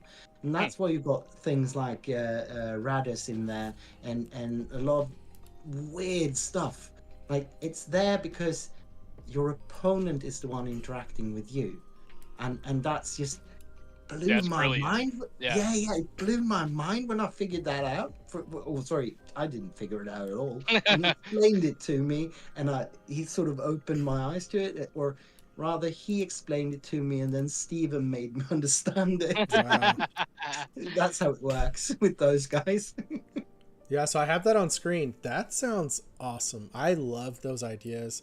I think All right, that's hold on. great. I have a huge update. I'm sorry to interrupt. What is but that? Scott Barrett, Han, Never Tell Me the Odds, Late Country 1. We need to get him on stream, Jonathan. I need to see this deck. I want to see that. Okay, let's see. Can we get that? That would be so much fun. I'm sure we can. I mean, it's a winning in for him on this crazy deck. Like, this is so wild. Where's the name? His name is Scott Barrett. He was playing Barrett. at table 9. He just beat a Cad Tarkentown to go to 5-1. My This is crazy. God. I'm sorry, I had to interrupt. No, love that. Me too. It Definitely plays do into the that. conversation we were just having. Isn't it? Yeah, because Like, he's the playing range late deck country. building. He's like, Yeah. I'm just gonna race you, and you're gonna be in check before I am. Right. Yeah, I right. wonder if he watched the video on Sabine Data Vault and was like, I can do that too. Yeah, exactly. And without adding extra cards.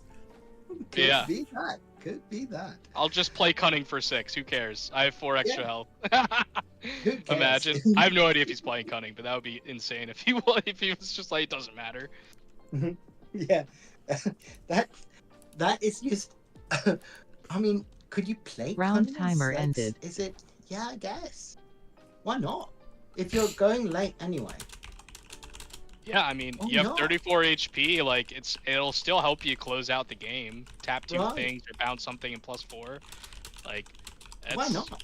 It's a good proposition. I guess the only problem is that it's an even card in his odd deck, right? Oh yeah, yeah.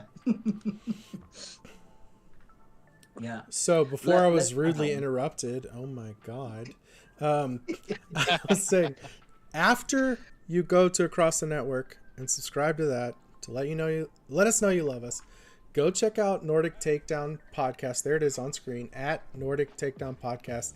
That video sounds awesome. I haven't seen it yet. I'm looking forward to it. Yeah, no, I mean, even if no one was watching it, I had such a great time making the video. I've been sitting across from Jonas a bunch of times in PQs and other tournaments. Even though Scandinavia is like not actually the same country, it's kind of the same country. Like Wait, which one do you call Scandinavia? So Scandinavia is really 3 countries. It's Sweden, Norway, and Denmark, right? Okay. So we're actually Finland, not right? in- Yeah, where's Finland? So Finland's not actually part of Scandinavia, but it's part of the Nordic countries. So we're the Nordic. Interesting. I didn't realize that. I always thought of Scandinavia as the 3 that are like next to each other, not Denmark. That's interesting. But that's my American brain that just doesn't know. Yeah, anything. no, it's the whole like as soon as you bring in monarchies to it, it all gets really weird. Yeah. So it's the same thing with the UK and the Great Yeah. Britain and all that. It's just a couple of names designating almost the same thing, but not really the same thing. Right. Because, So it's just yeah. like during the Vikings time is Yeah. basically like when the Scandinavia, like the king of Scandinavia was the king of the 3 of them.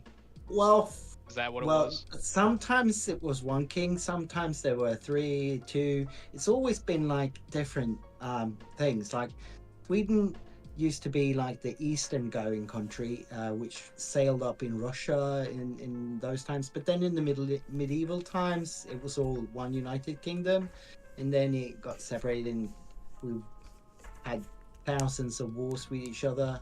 It's just it's European history. It's weird My- stuff, you know. My ancestors came to the U.S. on a boat in the 1800s from Norway, and I have the boating records in my closet, and I cannot pronounce any of the names. So I may need to like take a picture and send it to you, and be like, "Can you record how to say this name for me?" I could do that. Yeah. Look, that's the thing. Why Scandinavia is one country is because basically the language thing, and also like the Scandies are the mountain range that sort of makes the peninsula. So the peninsula plus Denmark, which is really just an extension of the peninsula, that's the Scandinavian countries. And then you got Finland, who doesn't speak anywhere near what we speak. It's like completely different language. I don't know if they can understand it themselves either. and it's just really, it's not. You guys must love each other. Yeah. You must have a lot of Finnish friends. Yeah. No, like love Finland, but Uh-huh. they don't seem to like us because they were kind of colonized by Sweden for most part of history. So it's a weird relationship there. Getting beat up a lot. Yeah. But yeah, Finland's a great country, like beautiful country, amazingly beautiful country. So that's the Nordic countries, and we're the Nordic podcast. So we try to incorporate the Finns as much as we can. But they don't always want to be incorporated. That's like the problem only. That's funny. But we travel all the time. Like it's basically like traveling between states in the US. There's no passports or anything like that. In Nordic countries you can just travel freely, and always been like that. Round timer ended. So and like I can read anything in Danish or Norwegian. Might be a little bit hard listening to it because it's basically weird accents of the same language, but reading it's no problem at all. So yeah. So we're gonna take a ridiculously short break. I expect this to be minutes long. We will be right back. Stick with us. Okay, we're gonna get our next. Yeah, stick round with on us camera. for more European history. No, I'm kidding. For more swoo. Yeah. The history podcast. We will be right back. Bye.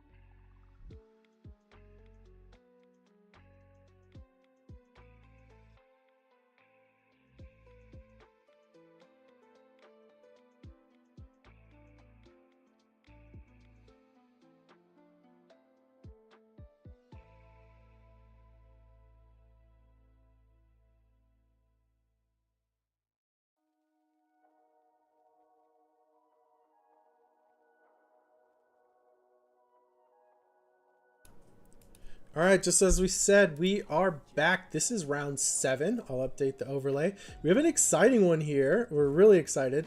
This is a Han, Never Tell Me the Odds, I think it is his name. Lake Country. If you were here for the between match conversation, we just talked about Sabine Data Vault and the idea of putting your opponent in check. It's going to be really exciting to see that coming into play here. If you are not subscribed to Across the Network, that's us. I'm Jonathan Fisher. Lego Pizza is here. He's going to be doing commentary. I'm doing production. And come check us out. We make a podcast that we happen to think is one of the best around for this game. Give us a shot. If you like our coverage, you like what you're seeing today for this tournament, let us know by subscribing to our channel. So we have Victor from Nordic Takedown podcast who's going to join Lego Pizza. Take it over, guys. Thanks, Jonathan, for the intro. Victor, it's a pleasure to cast with you, man. This is going to be fun. Yeah, I'm looking forward to this, Ian. I think the Han player got the initiative, and they're playing a lot of 1-drops, so it seems pretty good against Quinlan. Yeah, it could be really interesting. And I think just seeing what this deck, how it plays. Has it been on stream earlier? No, this is the first time. Yeah, I mean it's Han. This feels so much like a meme deck, but I know, but he's 5-1 in a 114 player Planetary Qualifier in Chicago, where there's a bunch of ringers, a lot of good players from that area.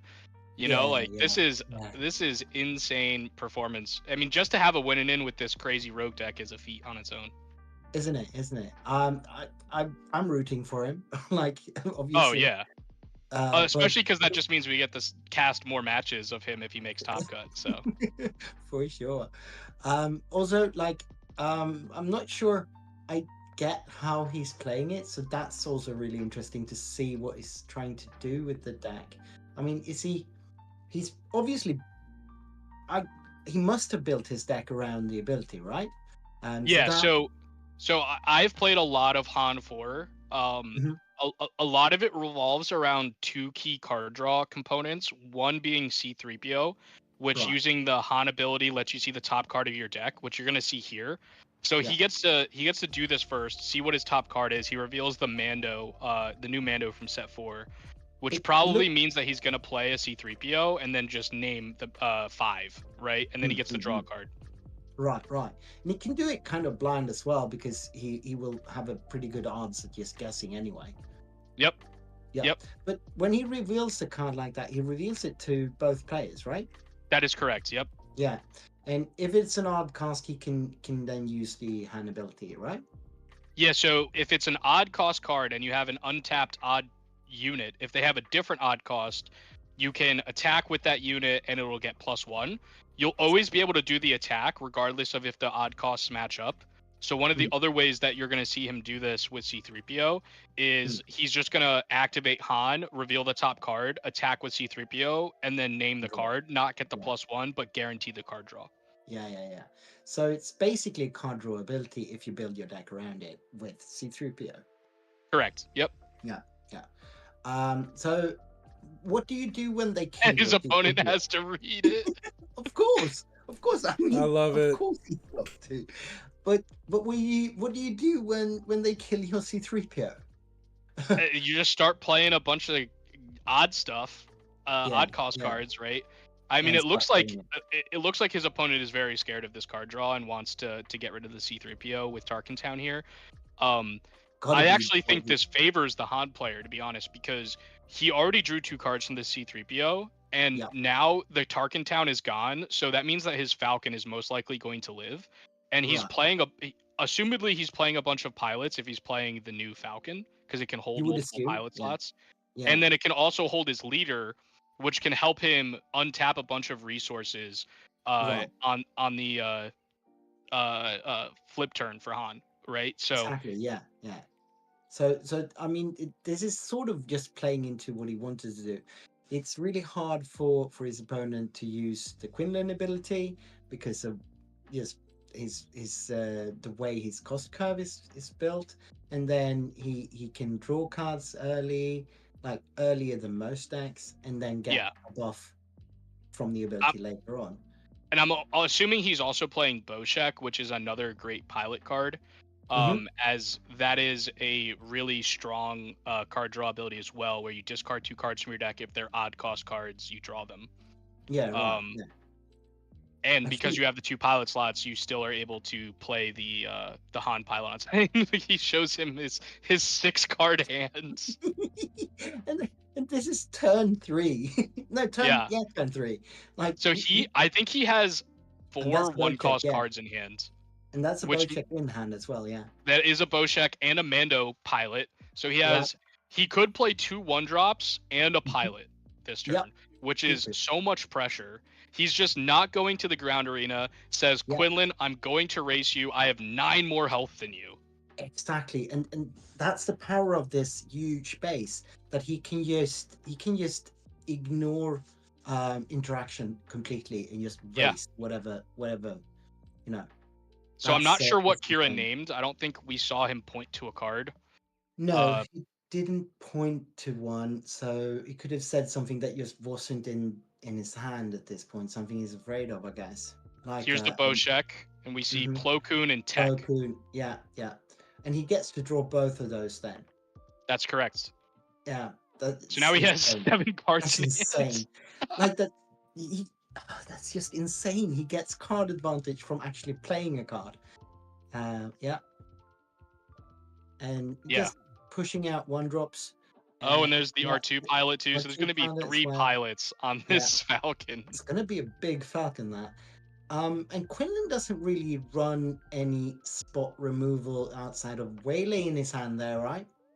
Oh, someone said that he pointed at Mando pilot, which I guess that makes sense. I think I would have named Plo Koon if there was a Plo Koon already in hand.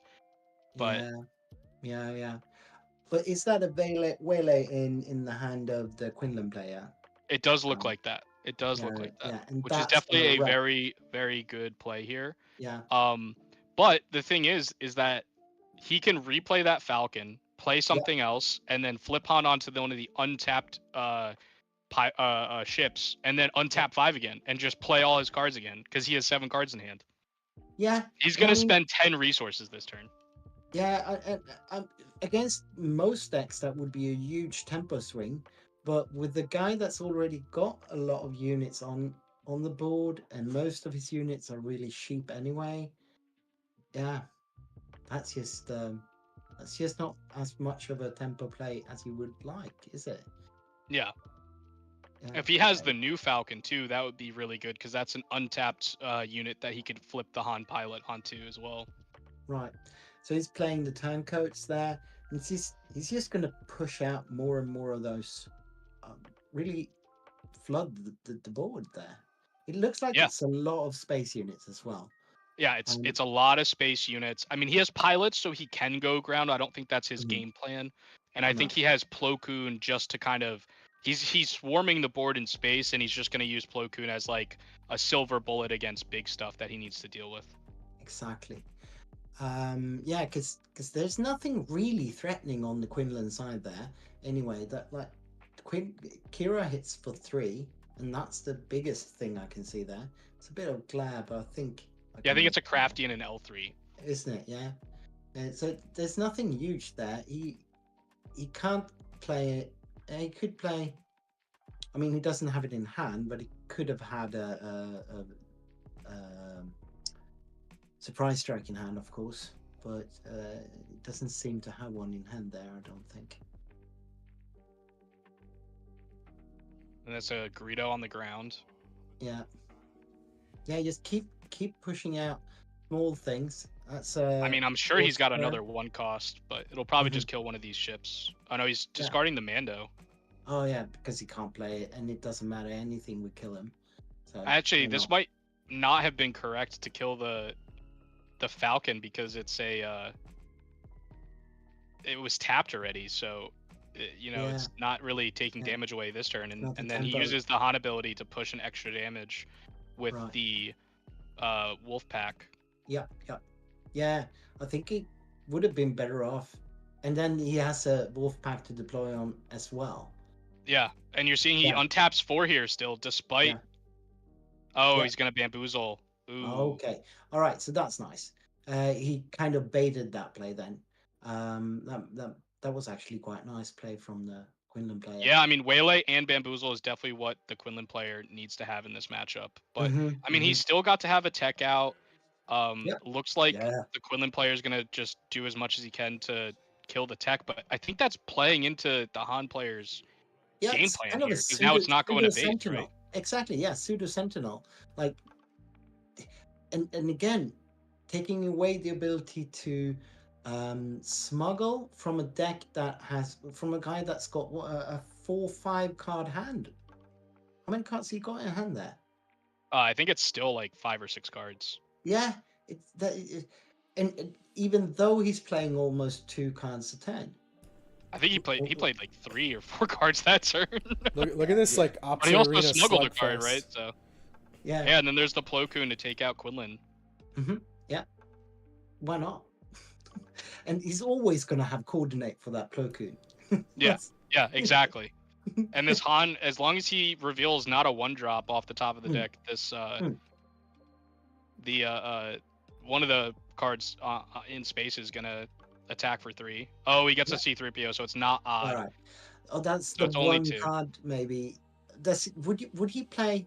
We talked on that. Do you think he's actually playing Cunning in the deck? I mean, you got to think that like he chose to not play double yellow for a reason, and maybe it's just because Cunning is an even card.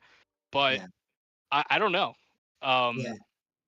I mean, if he's indeed playing Cunning in this deck, I'm gonna go crazy because that would be so much fun. But probably he isn't because of the even cost, I guess.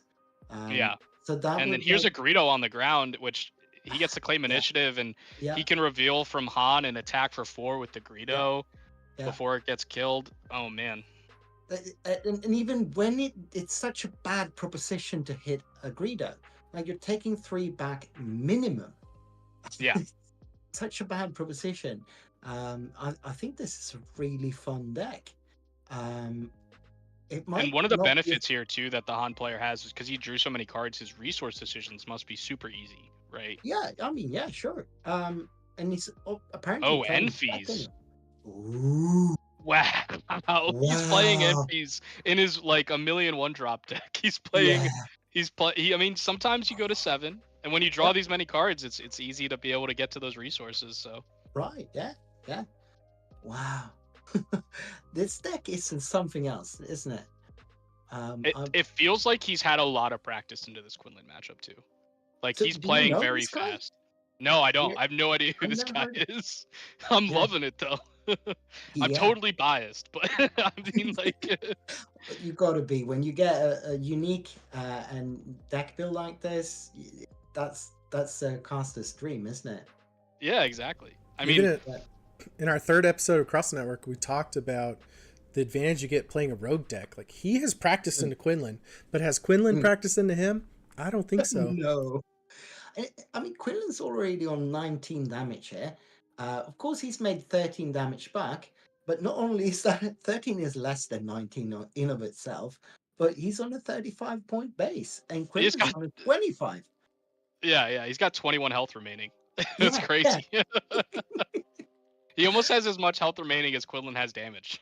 Yeah. Replaying that. It's so funny. Every time he plays these cards, he can't even ping anything. Because No, he's just exactly. he has 1-drops and 7-drops, and he just wiped his whole board to get rid of the Enfies. Yeah. Because that would just bounce everything he's got. Right. But then what does Han do here? He's almost out of gas, right?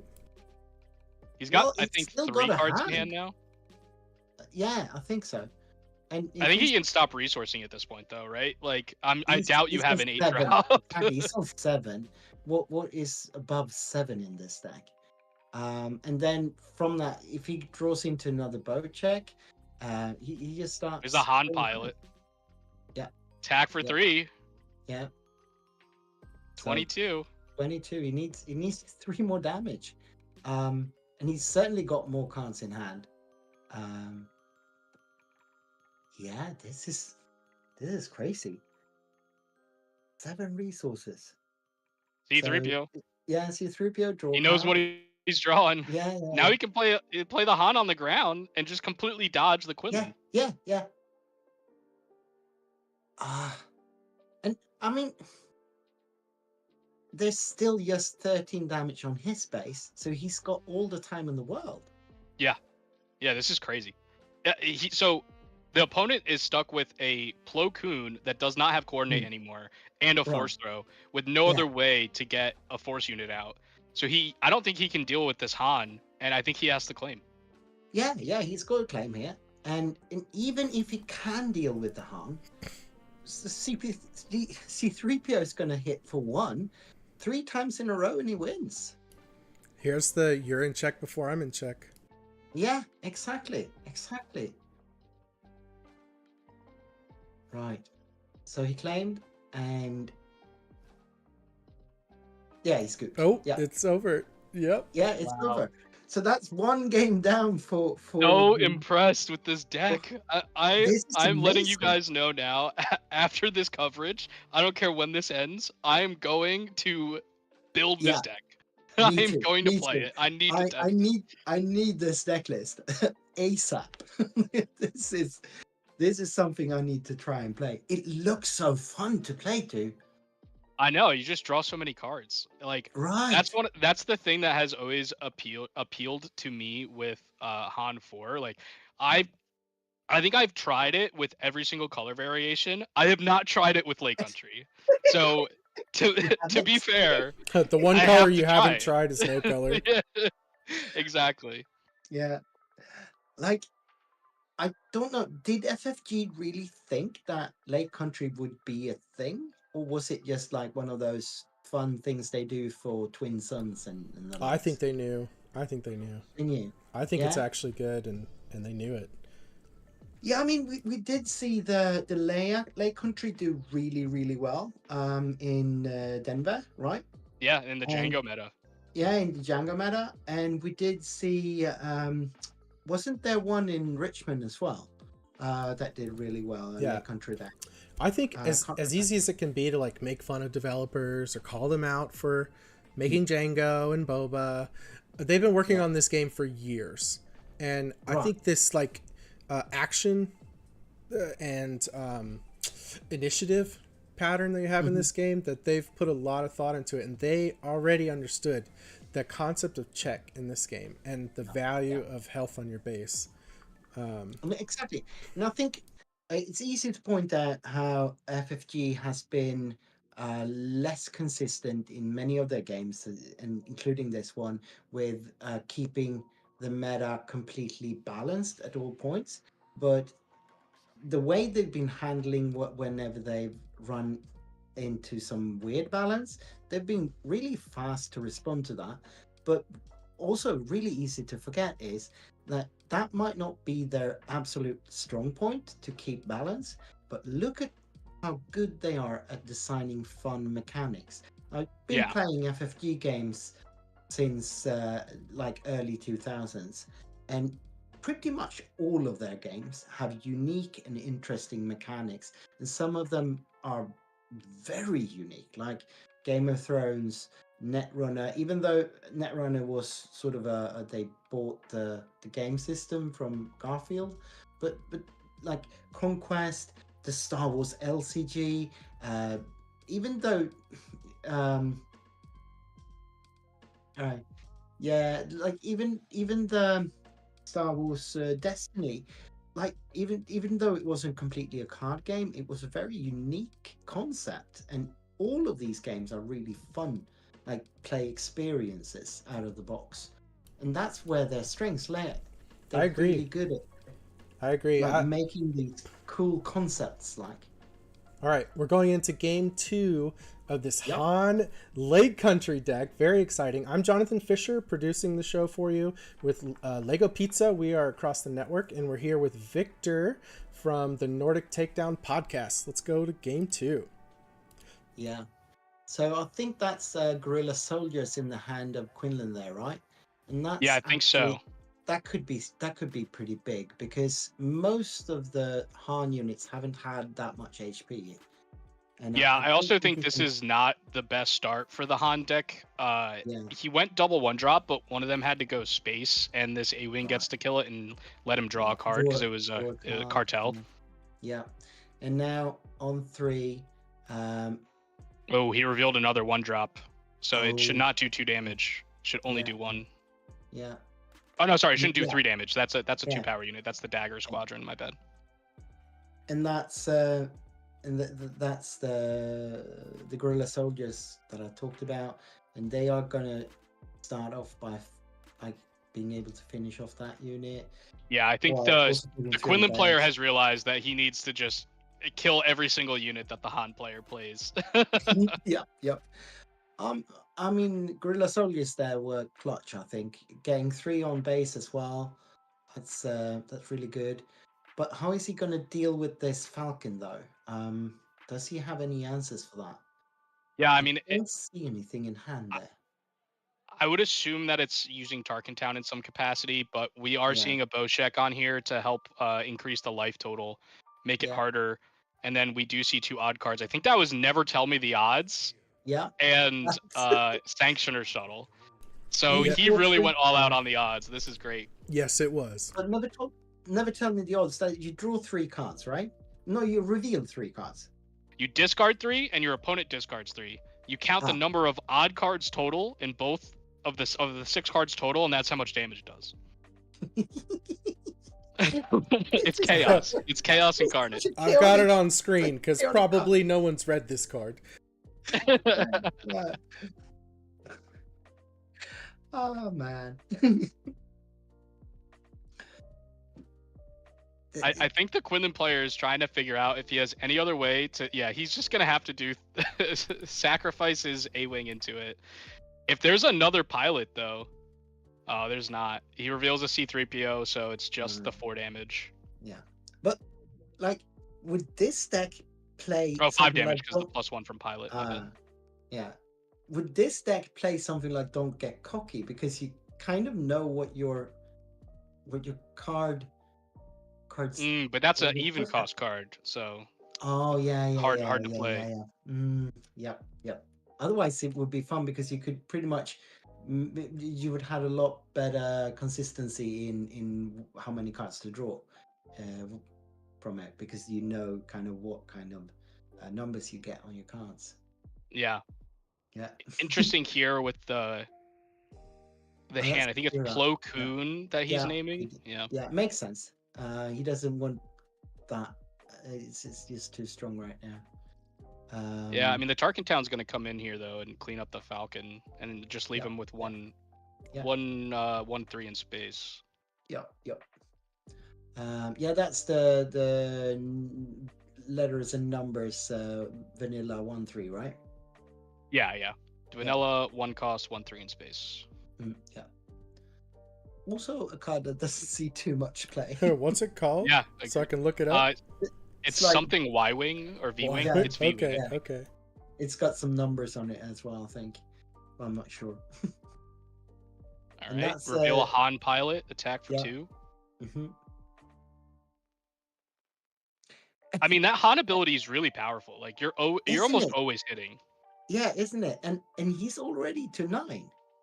He's Yeah. ahead. He's ahead. How is he ahead? Yeah. That's just insane. Republic Y-Wing, the 1/3 for Yes. That's it. Mhm. Yep. one. Oh my Yeah. god. This is crazy. I love it. I'm so biased this match. Yeah. We're not. Oh, being, The giving Falcon both is the plays equal. best play for him. Yeah. The readied Falcon, so that he Mhm. can flip his leader and Yeah, do yeah. damage at the same time. If there's no bamboozle this time, Does he have a 2-drop or something to play before he flips? oh, I think I see a Fang fighter. I think he's holding out. Oh, yeah. Okay. Yeah. That's good. Maybe we'll see him That's play some good. more That- cards before yeah. he flips. Nope, he's gonna flip Oh, now. no. He's still And then the untaps the Fang 3 that fighter. he spent though, so Yeah. Oh, that's it's true. still a good value proposition. Yeah, but Fang Fight is just going to clear that out immediately, right? He's reading it again. Hey, I don't blame him. You got to read it. I don't blame him. So And it's Han gone. goes away. Yeah, and it's gone. And he actually gets to ping it with Quinlan ability there. Yeah. But Talking Town's already been used. C3PO named the C3PO pilot getting- that he knows yeah, about on top, yeah. and then he gets So he the gets pilot, the other hand and then he can pilot. just repilot. Oh, Yeah. the Fang Fighter wasn't even that good. Yeah, no. Yeah, the Fang Fighter's gone. Hand pilot would just attack. I think he because just the goes base. Falcon- The target Oh, he town's could, gone. yeah, What is he yeah, gonna do? That's true. Yeah, no, that's true.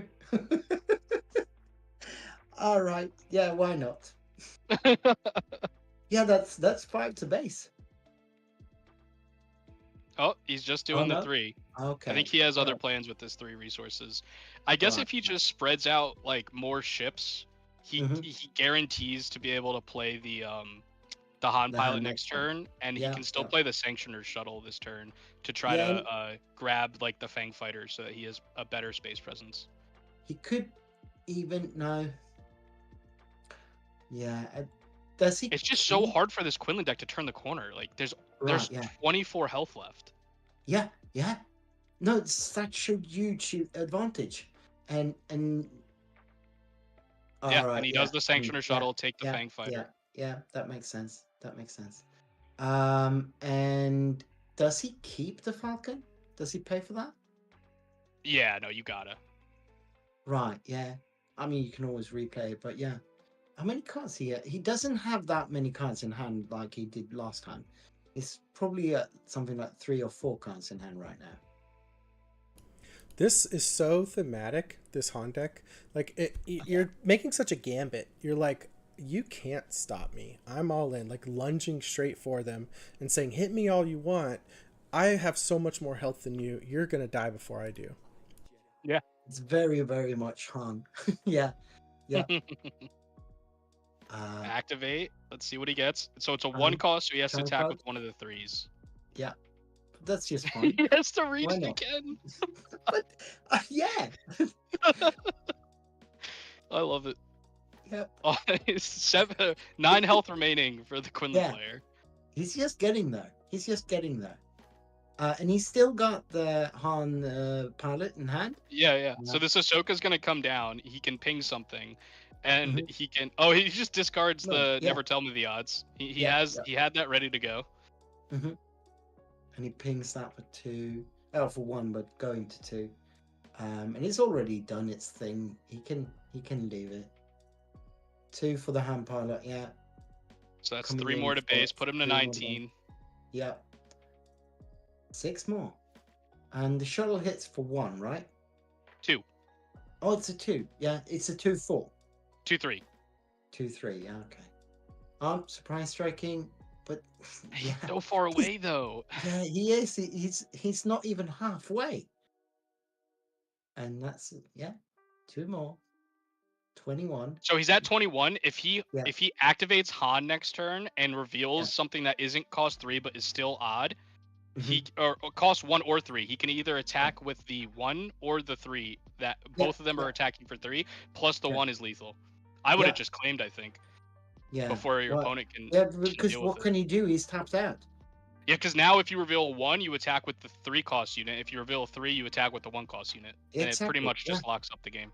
It is, and there's nothing. He's tapped out, so he can't affect any of the units in space, and he is well below having anything close to lethal. Yeah, you could put 5 more damage on the base Yeah. to go to 24, but that's still 10 health away, and even with the surprise strike, it's not lethal. No, and it's tapped out. So how? So he He claims. needs like a cunning. Yeah. He would need tap bounce. That would be the only Oh, way. none of the units have saboteur on them, right? So. Yeah, a sentinel would work in space. Like I don't if think he's Quinlan got- plays any, right? Could the yellow one, but no, that's a villainous one. Yeah, no, I don't think. Yeah, so this is Fang Fighter, Yeah. kill a 1 cost and defeat the pilot. But now I think you still just do the Han, and if it's Yeah. it's a 5. Yeah, That's lethal. 5, that's lethal. That's it. Wow. Good game. Wow, that was so exciting. That's so crazy. This deck is not a fluke. He's not winning from a fluke here. This is No, I winning agree. because the deck is really good. This is a really, really good deck. I'm Yeah, amazed. that's crazy. I'm amazed. This is This is something else. It's not often you get to see a completely novel deck like this perform at the top like this.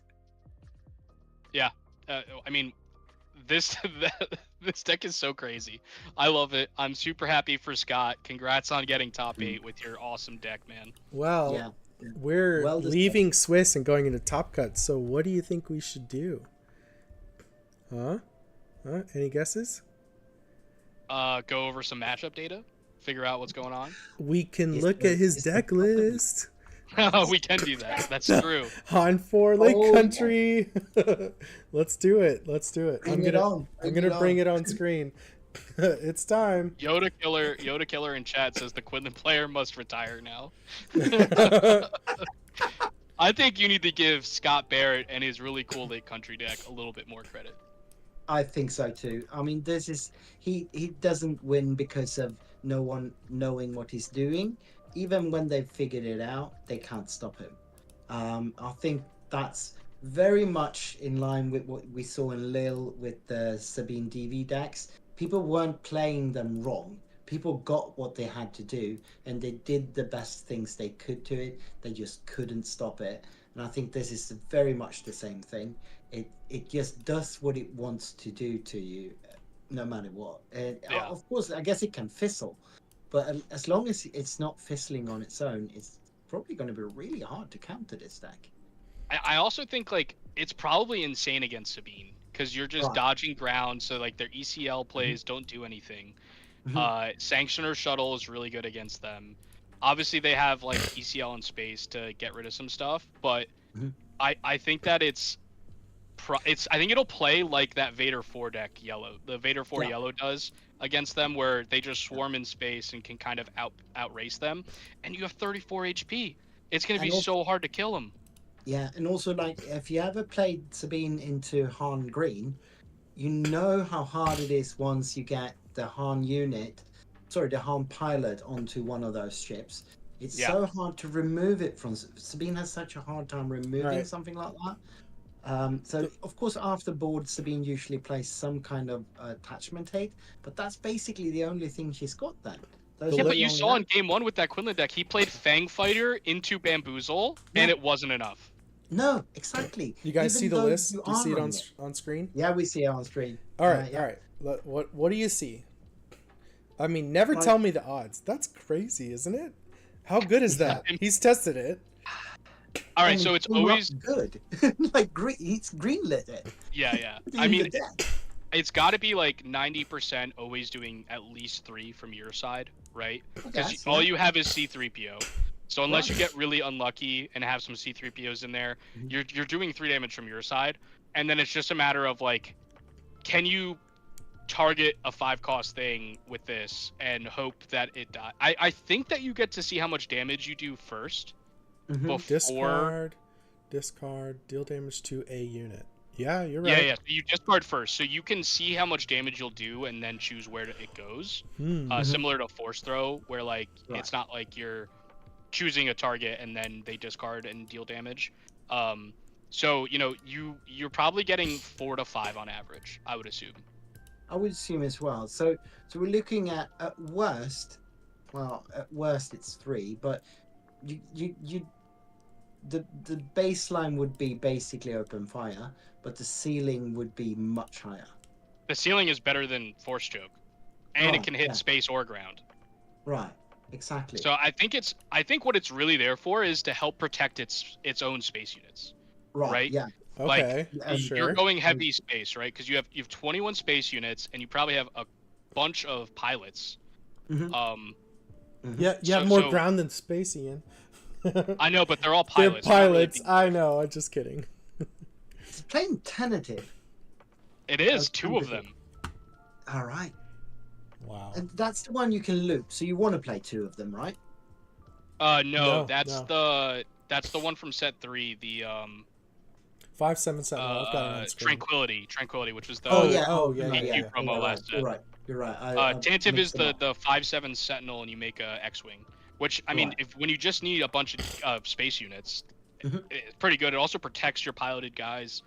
The one of Home 1 I think Yeah. is so sick. What? I mean, I doubt that you're ever gonna have less, or your opponent's gonna have 3 space units against you. But you know, No, yeah. So it's not gonna the ability's never the text is never gonna come in, but it's still a big But chip. and I if mean, it against the Han does- 4 deck, Yeah. or Yeah, not Han yeah. 4, sorry, against the Vader 4 deck, I'm sure it's really good. Oh my gosh. And like in a meta with Sabine Commandeer. being like the most popular deck, I think this is really well situated. As we saw, it could clearly handle Quinlan. So those are the two, I guess, top played decks. What deck would this run into problems with? We just had a I Vader think yellow. maybe the Kira. You Right, have yeah. a lot of card draw. Like, Mm. you have C-3PO, which is always good against control decks, and you have Right. Boshek, but Boshek does require you to have a unit to play onto it. So, like, you could just churn through your deck. He has 1 tech, which can help. Sideboard, he's got, like, a jam communications, not really any other thing that would help against control, but it might just be that you're flooding the board and you just keep having gas to just keep pushing damage. Exactly. What is Kira's answer really? Because she cannot keep up with the board building until flip. So she Yeah. needs And you have to... never tell me the odds for the Kira flip. Hopefully it does 4 damage and you just boink her. Yeah. So if she doesn't get the OB off, how does she stabilize against it? Most of her cards are just basically 1-for-1ing a deck like this, and like 1-for-1ing 1-drop isn't ideal. That's not really what you want to do, I don't think. I don't know what deck is really well situated into this. I guess a Sentinel deck of some sort. Yeah, Sentinels, maybe the Ray Data Vault deck. Yeah. They just put a bunch of like comb ones in the way. Yeah. And have a lot of restore on the ground. Or I can just- see that being a little bit Or trouble. use Rodney Stubbs' regular one. Ray Tarkentown? Chuck. Yeah, like his Ray Tarkentown should runs a lot of Sentinels as well, right? And like if you're looking at the other blue-red heroic decks, some of them do run Conquered Dawns and all of that. Oh, looks like we have some standings here for the top 8 of like who won. Rando Mando, I know that player. He is a really good Palp yellow player. That is pretty much all he's played since set 2. Oh, so he could make it on breakers then, right? Like it could, so yeah, could be this guy, could be Mando. Tables 3 through 8. No, sorry, not 3 through 8. 3 to 5 or 3 through 6. Was that 3 through 6 were all the winning in. So I think Rando Mando must have been X11 and just missed it. And these 4 are definitely in. Right? Let me check standings real quick. I wonder if he could make it. Well, So Spags round lost his 6. game, right? Random Mando. He was Yeah, 4-1-1. unfortunately, he was 4-1-1, so he's just missing the cut. Okay. Yeah, because he wasn't 5-1. 1, 2, 3, 4, 5, 6, 7, 8. Yeah, These so it's the top 4 there, and and then whoever wins all table 3, these. 4, 5, and 6. Yeah, because 4, half 5, of and half of these move on. These 4 are already in. Yeah, so Scott Barrett, Emmanuel Apodaca, and then whoever wins Cheapol versus Osmium Blaze, and Christian Toby versus John R31. All right, let's look at each deck. You guys want to do that? Yeah, sure, let's do it. Okay. This is Picardi the 3rd. Wait, what's I thought I opened the player. Oh, I need to do it this way. Okay. Going back. Hold on, bear with me. Open that deck. You can also just go to the matches. If you go to matches, and you can see. Yeah, that's often easier to see it there, or in standings. This is the standings, but it's the round before because we don't have there's yeah, still 14 matches going on. So Jonathan, if you go to matches, I got it. I know, but I already have it. All right. Okay. I can't see your screen. I only see what's on stream. Exactly, me too. Okay, let me share it. Screen. Entire screen. This screen. Okay, you guys see it? Not yet, but we will in a bit. Okay, so this is Han Green. Yeah, here we go. This is Han Green. All right. It looks 3 Shui, 3 solo. Yeah. I don't see anything that's that. What, 2 Poe? It's interesting. Yeah, a lot of the Han Greens have adapted Poe as a way Yeah. to combat the Kira decks, just because you're playing 2 bodies. It's really good off of U-Wing. Like Young Han used to play it a lot because it's Yeah. broken in Young Han, but I mean, it is an extra body. That can be nice. Yeah. One confiscate main is pretty standard now. The Tantive is interesting. I think that's mostly for the mirror, to be honest. Yeah. And that could actually come up huge if he ends up playing the Han 4 late country deck. Sure. Blue leader too. I don't see any. He doesn't run the AT hauler, right? He does. Or am I 3 just of missing? them. Oh, there. Yeah, he there does. It is. There it is. There it is. Under the Falcon, yeah. That could be pretty big as well. It's got the Yeah, I mean, salvages. this looks pretty standard Han pilot, Han Green pilots. Yep, it's running confiscate main, doesn't it? He's also got the 6-cost Falcon, which can ambush from hand to kill a lot of things. 5 health is pretty huge. Yep. I'm actually surprised that we didn't see AT Hauler in the Han late country deck. Just because the stats are so high, you know, I thought maybe that would be a card that he plays. Yeah, it is guess odd. it's just too scary to have it facing him. Like, if they ever steal it. Up. Yeah, that's. If they ever steal, it's pretty scary. bad. That's a scary proposition. I right. actually saw some of the Han Green decks in our meta are starting to run the Rebellion 2-cost event that lets you put a dead card into resources. Spark. To use on the hauler. When they lose it, they just immediately make it a resource. So that's pretty funny. Yeah. I like that. Pretty good tack. Yeah.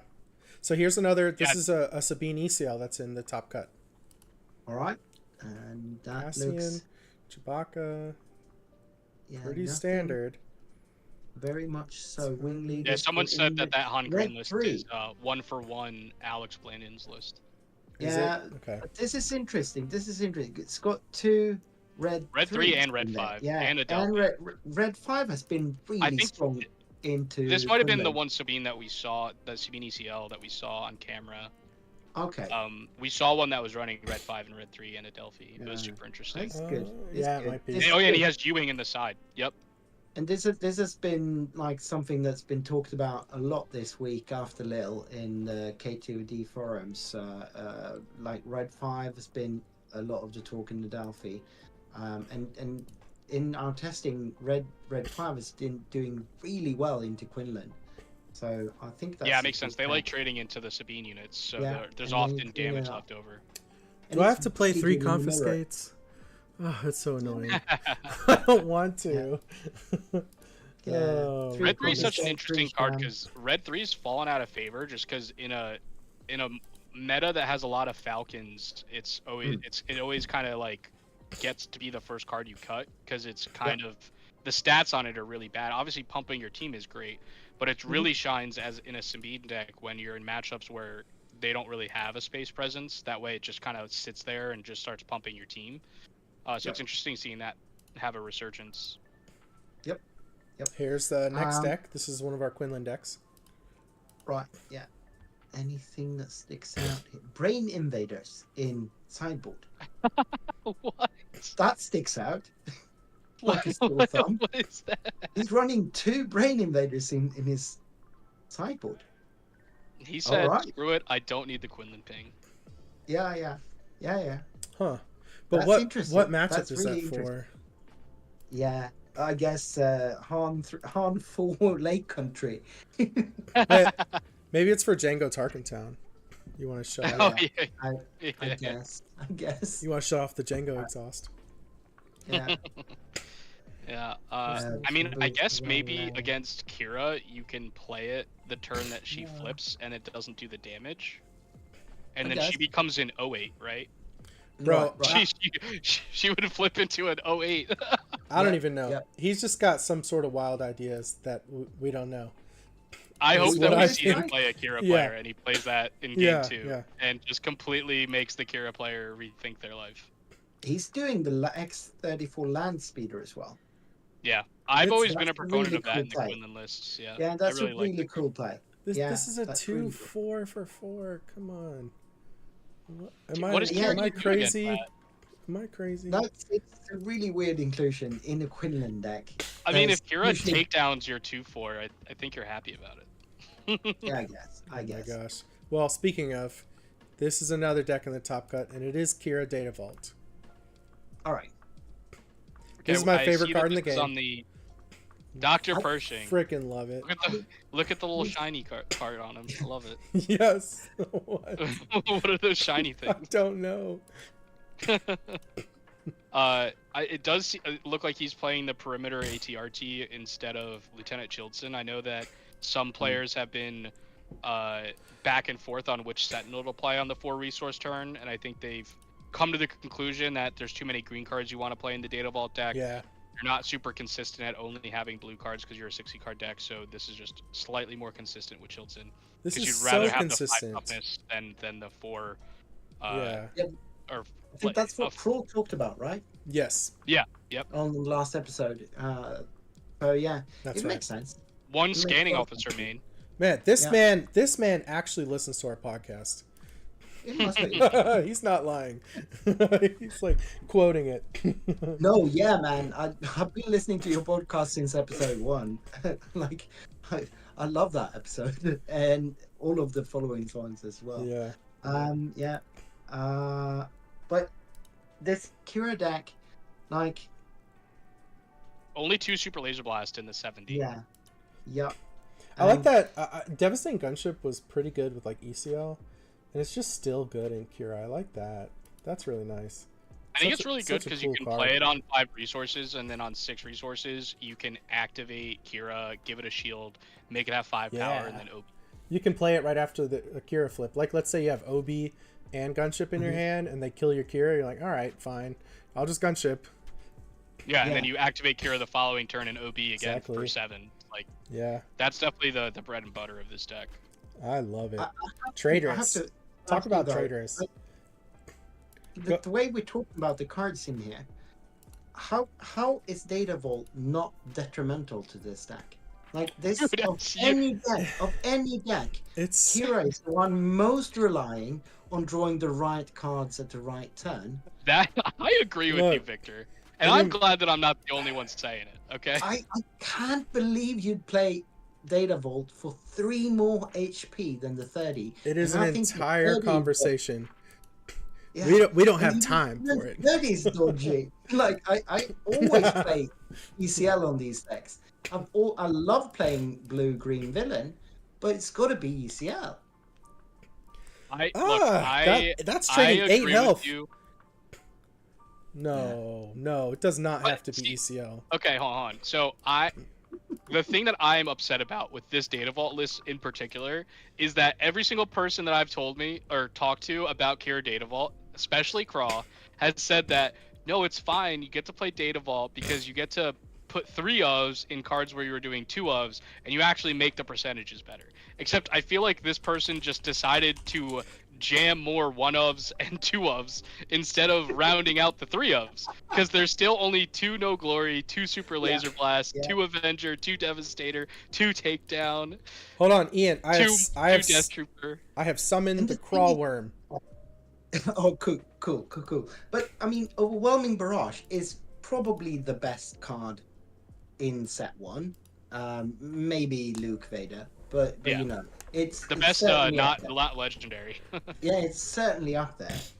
How is it that you do want to dilute your odds of seeing this, especially in a deck that is heavily relying on having it on your flip turn? I still get Hey, it. you know, I get it, man. I don't know. Maybe Craw can tell us. Yeah, please do. I don't get it. What is this lies and slanders about Data Vault being bad? Group of men looks at repeated top 8ing deck, wonders why it runs base. Yeah, no. The You're right. results don't lie, baby. No, yeah. Results are results. It's just I don't get it. Because a lot of the cards cover for each other. Like OB's the best, but Devastating Gunship also does the job of OB a lot of the time. So you don't really have 3, you have like 5 or 6.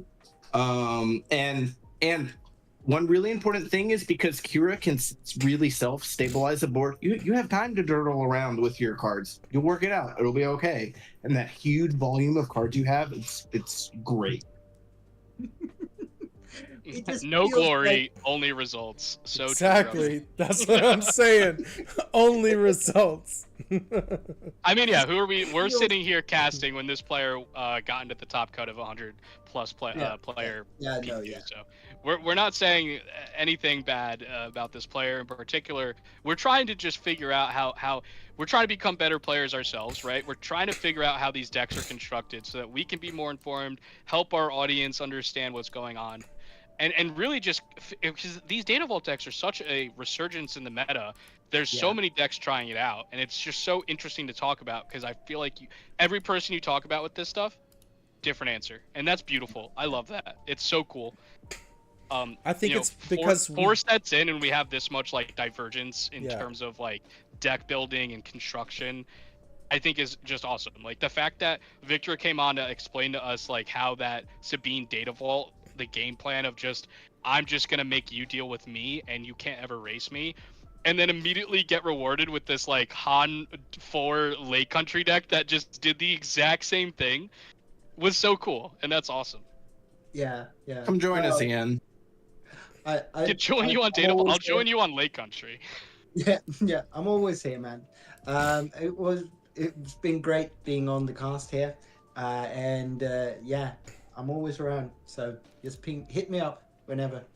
And also, you guys got to come on and help us stream because we've got PQs coming up.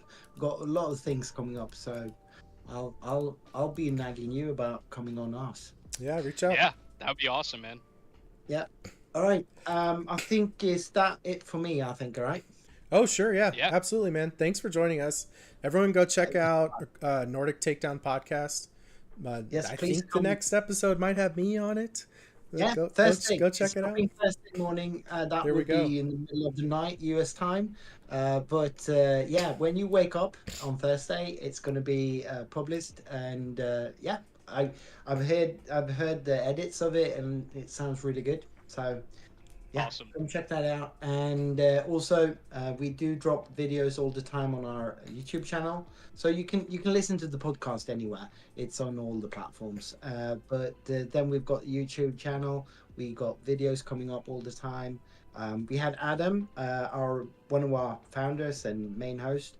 I'm so humble. Came in third in Lille. He did a rundown of his whole thing there. Played Quinlan, right? Yeah, he played Quinlan. He's one of those like always playing like the perceived top deck guys.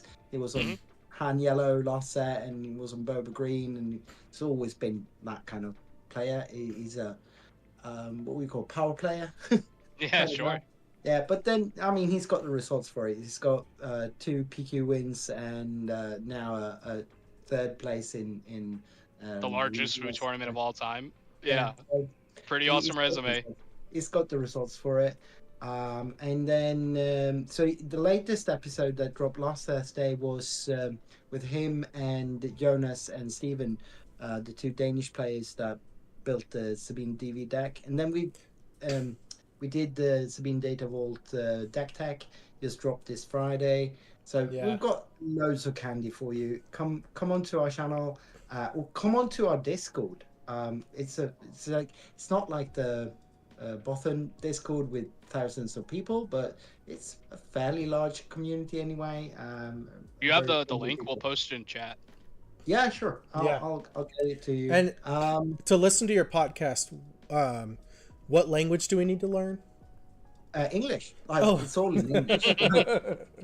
We do have an accent, but Jason, one of the main hosts, is actually British citizen, even though he lives in Sweden. And both Yona, Norwegian, and Adam and me, even though English is far from our first language, we get by.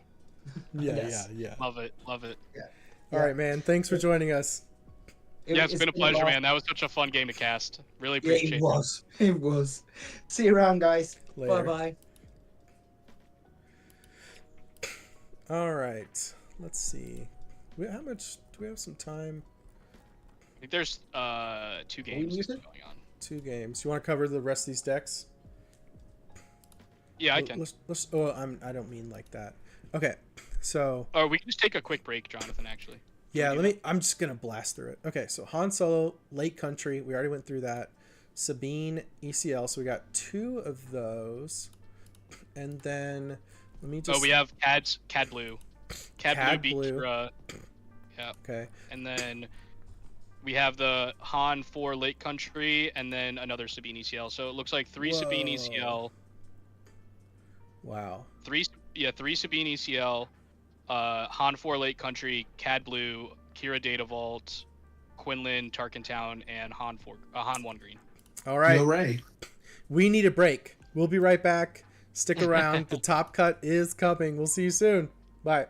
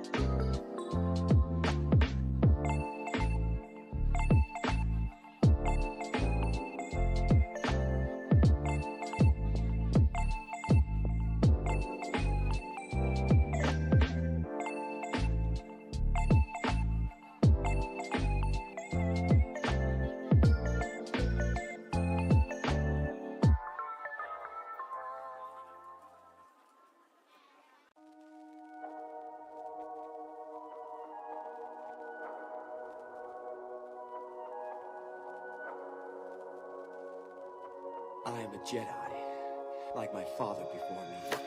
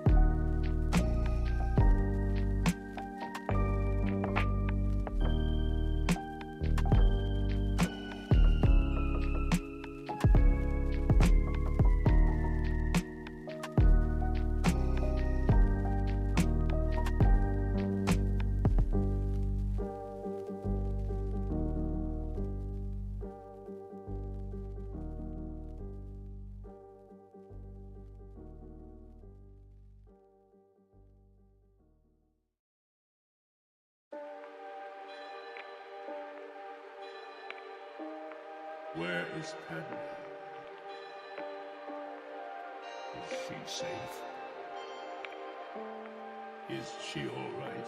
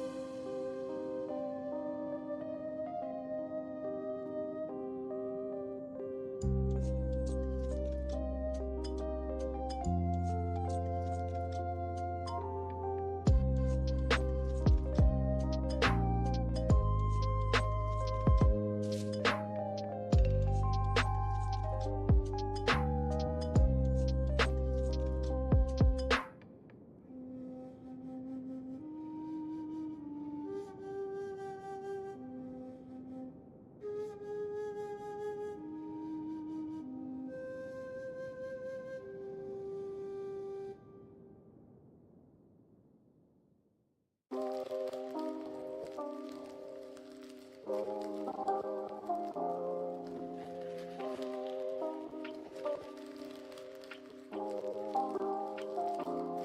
is the way.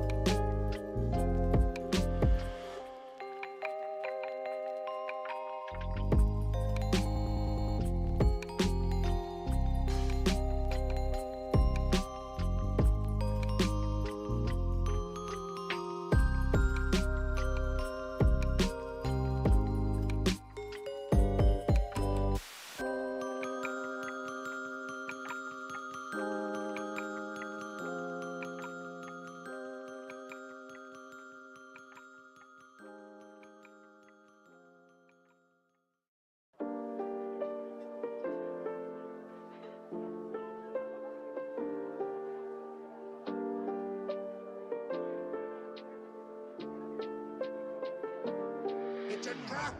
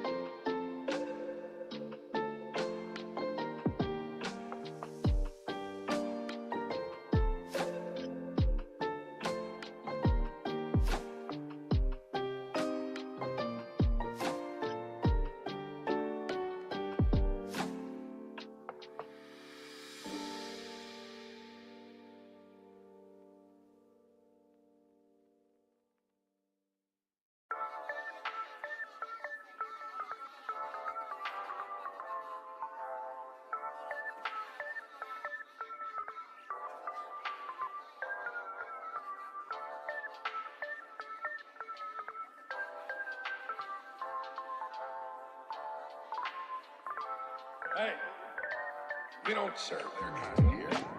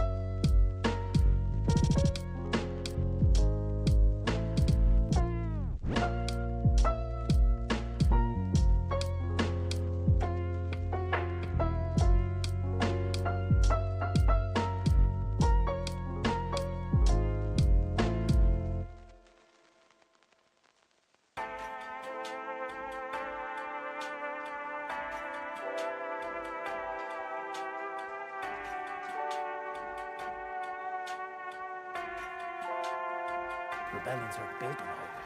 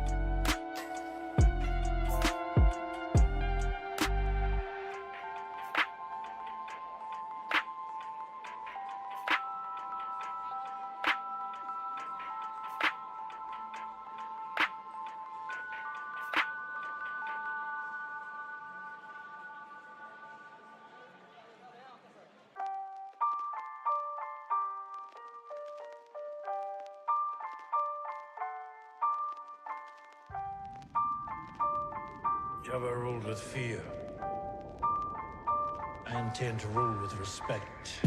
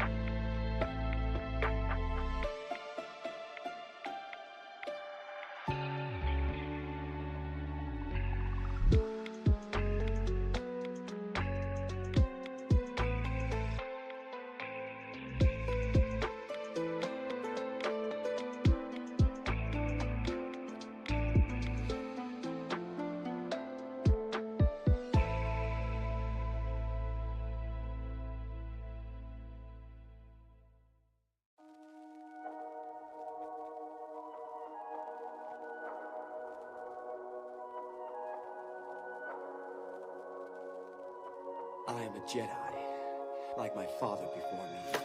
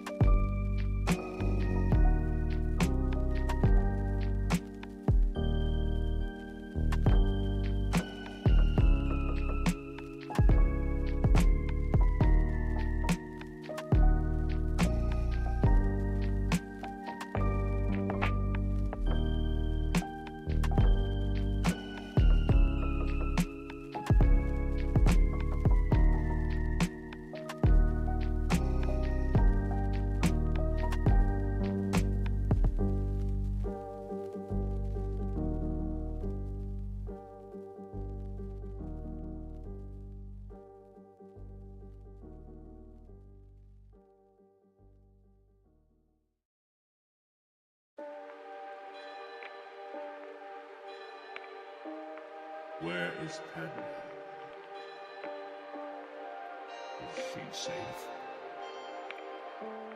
Is she all right?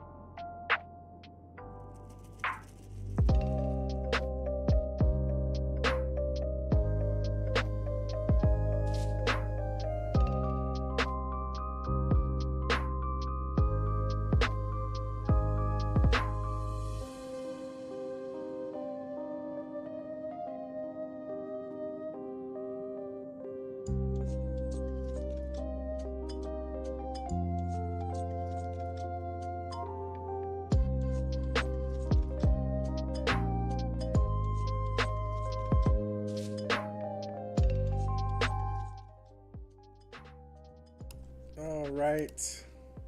We're coming back to you for now. Just to hang out. We're still waiting. I've got the table on screen. As soon as we get any activity over there, I'll be able to switch over. So yeah, let's go. Yeah, 3 Sabines. That's a lot of Sabine. What do we think about that? I mean, I think it's to be expected. Sabine's kind of the best deck right now. Yeah. Best deck is like a strong word because I don't think it's by any means problematic. I think there's a lot of solutions to Sabine. You know, so like I don't think there's any worry about that. It's nothing crazy like Boba or Django or DJ with Han. So I think it is totally fine for it to be popular. I think there's been a lot of meta shifts because of Sabine in general, like all these data vault decks and maybe now even Lake Country. So yeah, I mean, okay, so we talk about a Sabine meta kind of being a healthy meta. It sure is overperforming if we look at this graph, at least for this tournament. This is percent shift from the start of the day to top 32. So like if they were 10% of the meta at start of day and then they were 15% in the top 32 after 7 rounds, that would be a 5% positive shift. So shift to the right is positive shift. Sabine has the biggest shift by a lot. And it So- was already the most played. So I think Yeah. it was like, what, 23 of 114. So that's around 20%. So it was around 20%, and then it added another 15%. So it's about 35% of the top 32. Yeah, I mean, these are graphs, but I do have exact numbers. Let me give you the... Yeah, it became 31.25% of the top 32. And it started out at 16.1% of the, like, tournament meta. Okay. Yeah, I mean, that's fine. It's not as bad as any of the other boogeymen of the format, so I don't think there's anything problematic here. And it's not always the case with every tournament. I mean, we just saw Lille, where I think Sabine was the most played at 15%. I'm not really sure what the percentage shift was in the top 64, but it was still obviously like really well. It did well, and then also got won the event, but that was obviously the Data Vault version. Most of these are ECL. I think there was one Tarkin Town that was in there. I mean, But yeah, if Data Vault is a mirror... Wait, is my chart not showing on stream? I'm trying to go to my... Let me see. I still see the shift.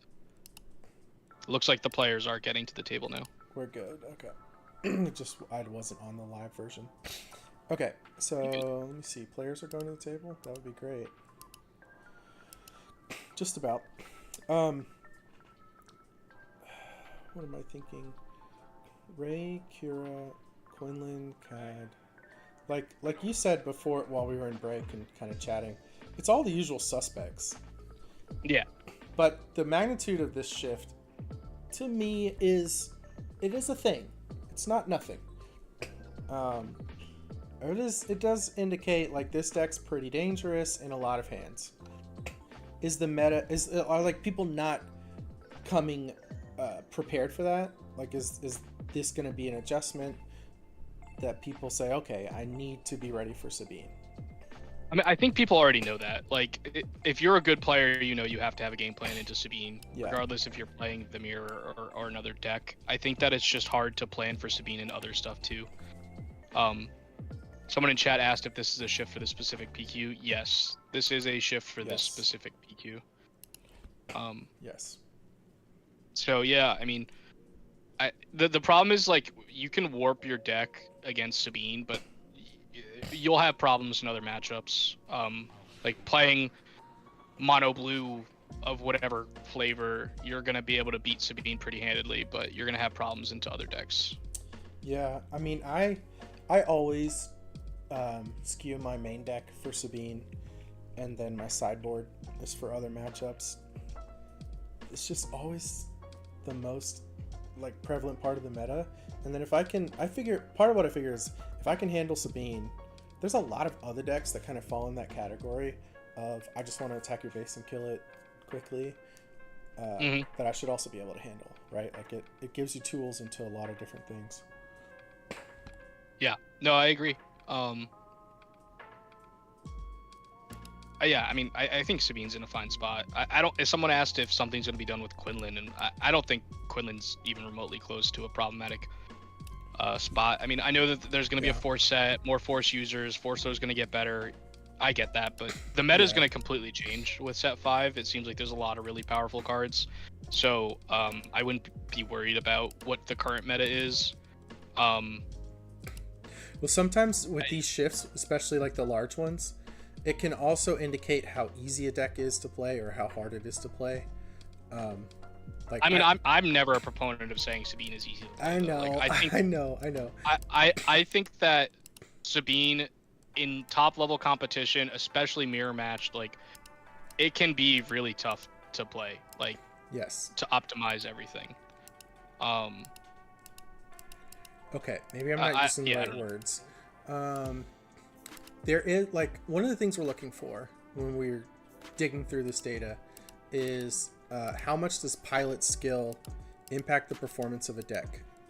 So it can seem like we're saying, oh, this is easy to play or this is hard to play, but if a deck does better generally across the population of deck pilots, is it correct to just say, oh, this is easy to play? I don't know if those are the right words, but it is doing well in many hands is part of what I'm getting at here. So I think at the highest level of competition in this game, there's no easy deck. Yeah. You know, I think it really is that. This game is just so complicated that it becomes like this crazy 4D chess. You know what I mean? Like you're really thinking hard and trying to sequence right and think about what your opponent is doing and play around that. And there's obviously levels to that. At a base level, I think every deck is easy to play, right? Like if you're just playing at locals, you know, you can, you know, play a deck and do well. But, you know, you bring this to a regional championship at the end of the month in Minnesota, and you're going to have a different level of competition there, and it's going to get a lot harder. Yeah. Yeah. I mean, Django was one of those decks where you put it in someone's hands where they know how to play the game, and they know how to use the leader's ability trigger when they damage things, and they're going to do well. You know? Yeah. Yep. You attack the base, you play your units, you attack the base, you try to kill them fast, you're going to do reasonably well. This chart here, I'm trying to like keep an eye on the table. They're not really there yet. I mean, they're sitting down. I don't know what they're waiting for. There might be some announcement. We'll switch as soon as it's really ready. This is after the 7 rounds of Swiss. Again, this is top 32. I like rejiggered my sheets so that I can say how deep I want it to go to look at card counts, so we could go to like top 8 and count everything in 8 or 12 or whatever. So this is top 32, and I just printed out everything that had 10 or more copies. So 32 decks this is, right? And Confiscate way at the top. Why is Confiscate way at the top? Number 2, Chewbacca. Right? Yeah, exactly. those two cards are influencing each other there. Yeah, I mean, when this set was previewed, everybody just said, all right, I'll just play Confiscate. And then Django became the biggest problem, which didn't really run upgrades. So Confiscate wasn't like the most played thing. And now that Django's out of there, the meta, and now we have a bunch of these pilot cards and leaders, Confiscate got a lot better. Same thing with Traitorous, which is, I still think, it's the last card on this list, but still up there. And as you can see, there's a lot of Sabine cards here because Sabine did really well. Quinlan did really well, so we see a lot of red hero cards. Yep. What in here is not red heroes? There's some green hero because there's Sabine and Han overlap. Resupplies, waylays, takedown. So if you're not in red or yellow hero, takedown is a card that seems to be performing well. It's showing up in a lot of these top decks. Yeah, Kira Data Vault, Ray Data Vault. Yeah, so like decks that are taking on a more controlling strategy, and then cards that fit into both villainy and heroic, I guess, is kind of like what takedown is. Yeah. So it looks like the players are shuffling up now, so. Good. Okay, let's go. Get to the match, baby. There we are. So we have the Han 4 Lake Country deck at the top versus Han 1 Green. So just to talk a little bit more about this Han 4 Lake Country deck, it's super awesome. And he had an awesome ride to this top 8.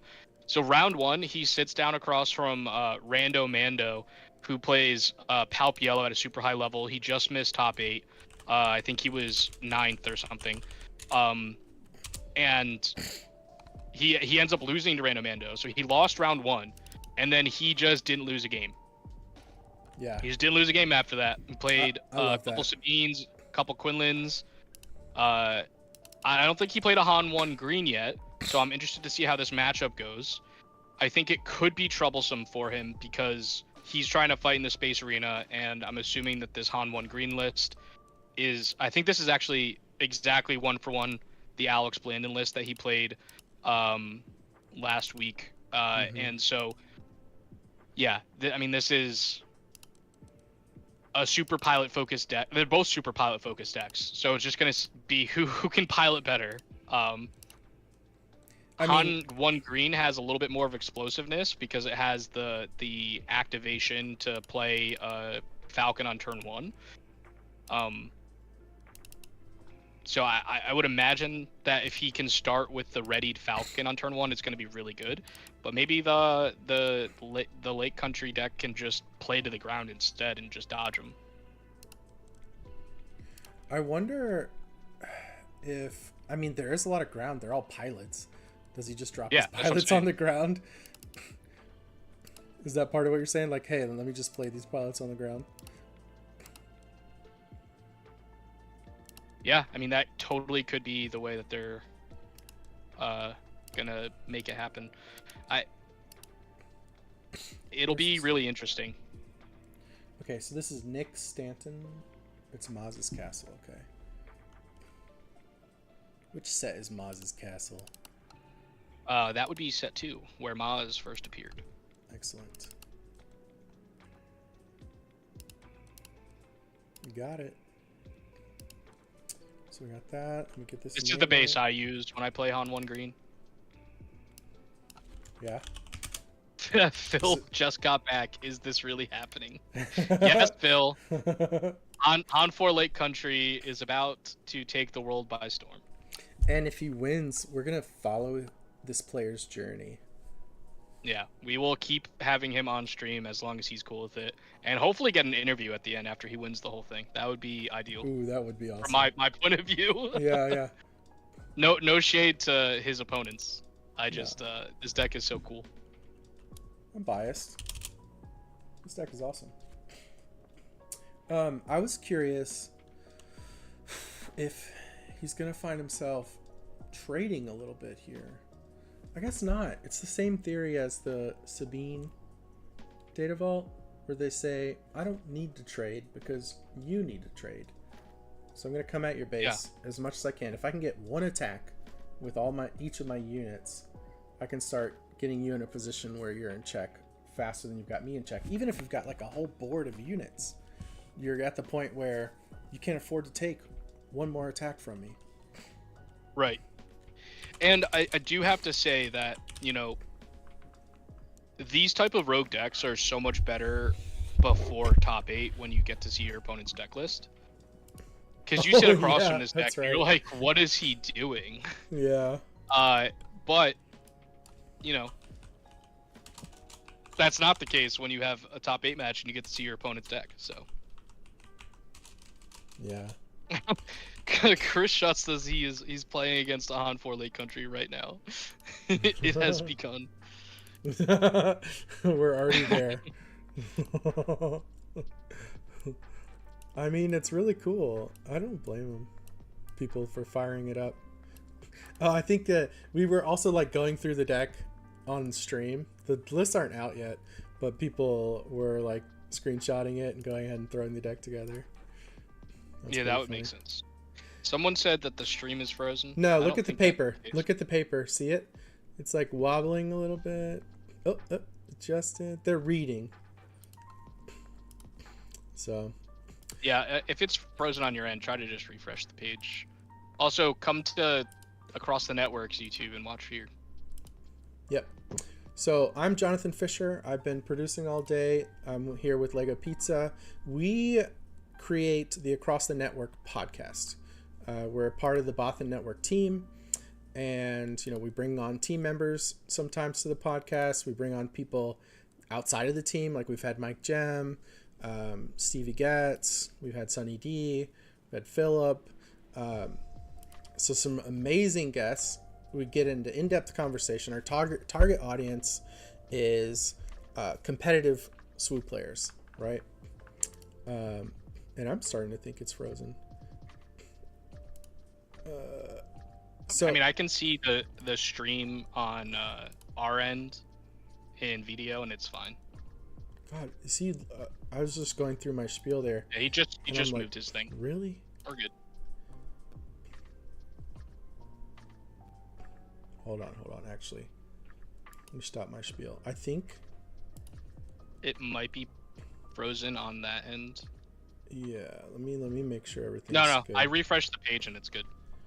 Yeah, he was just I would staring. just say if it's frozen on your end, everyone, Oh, just refresh it's the good. page. It's good. Okay, he's just staring at his page so long.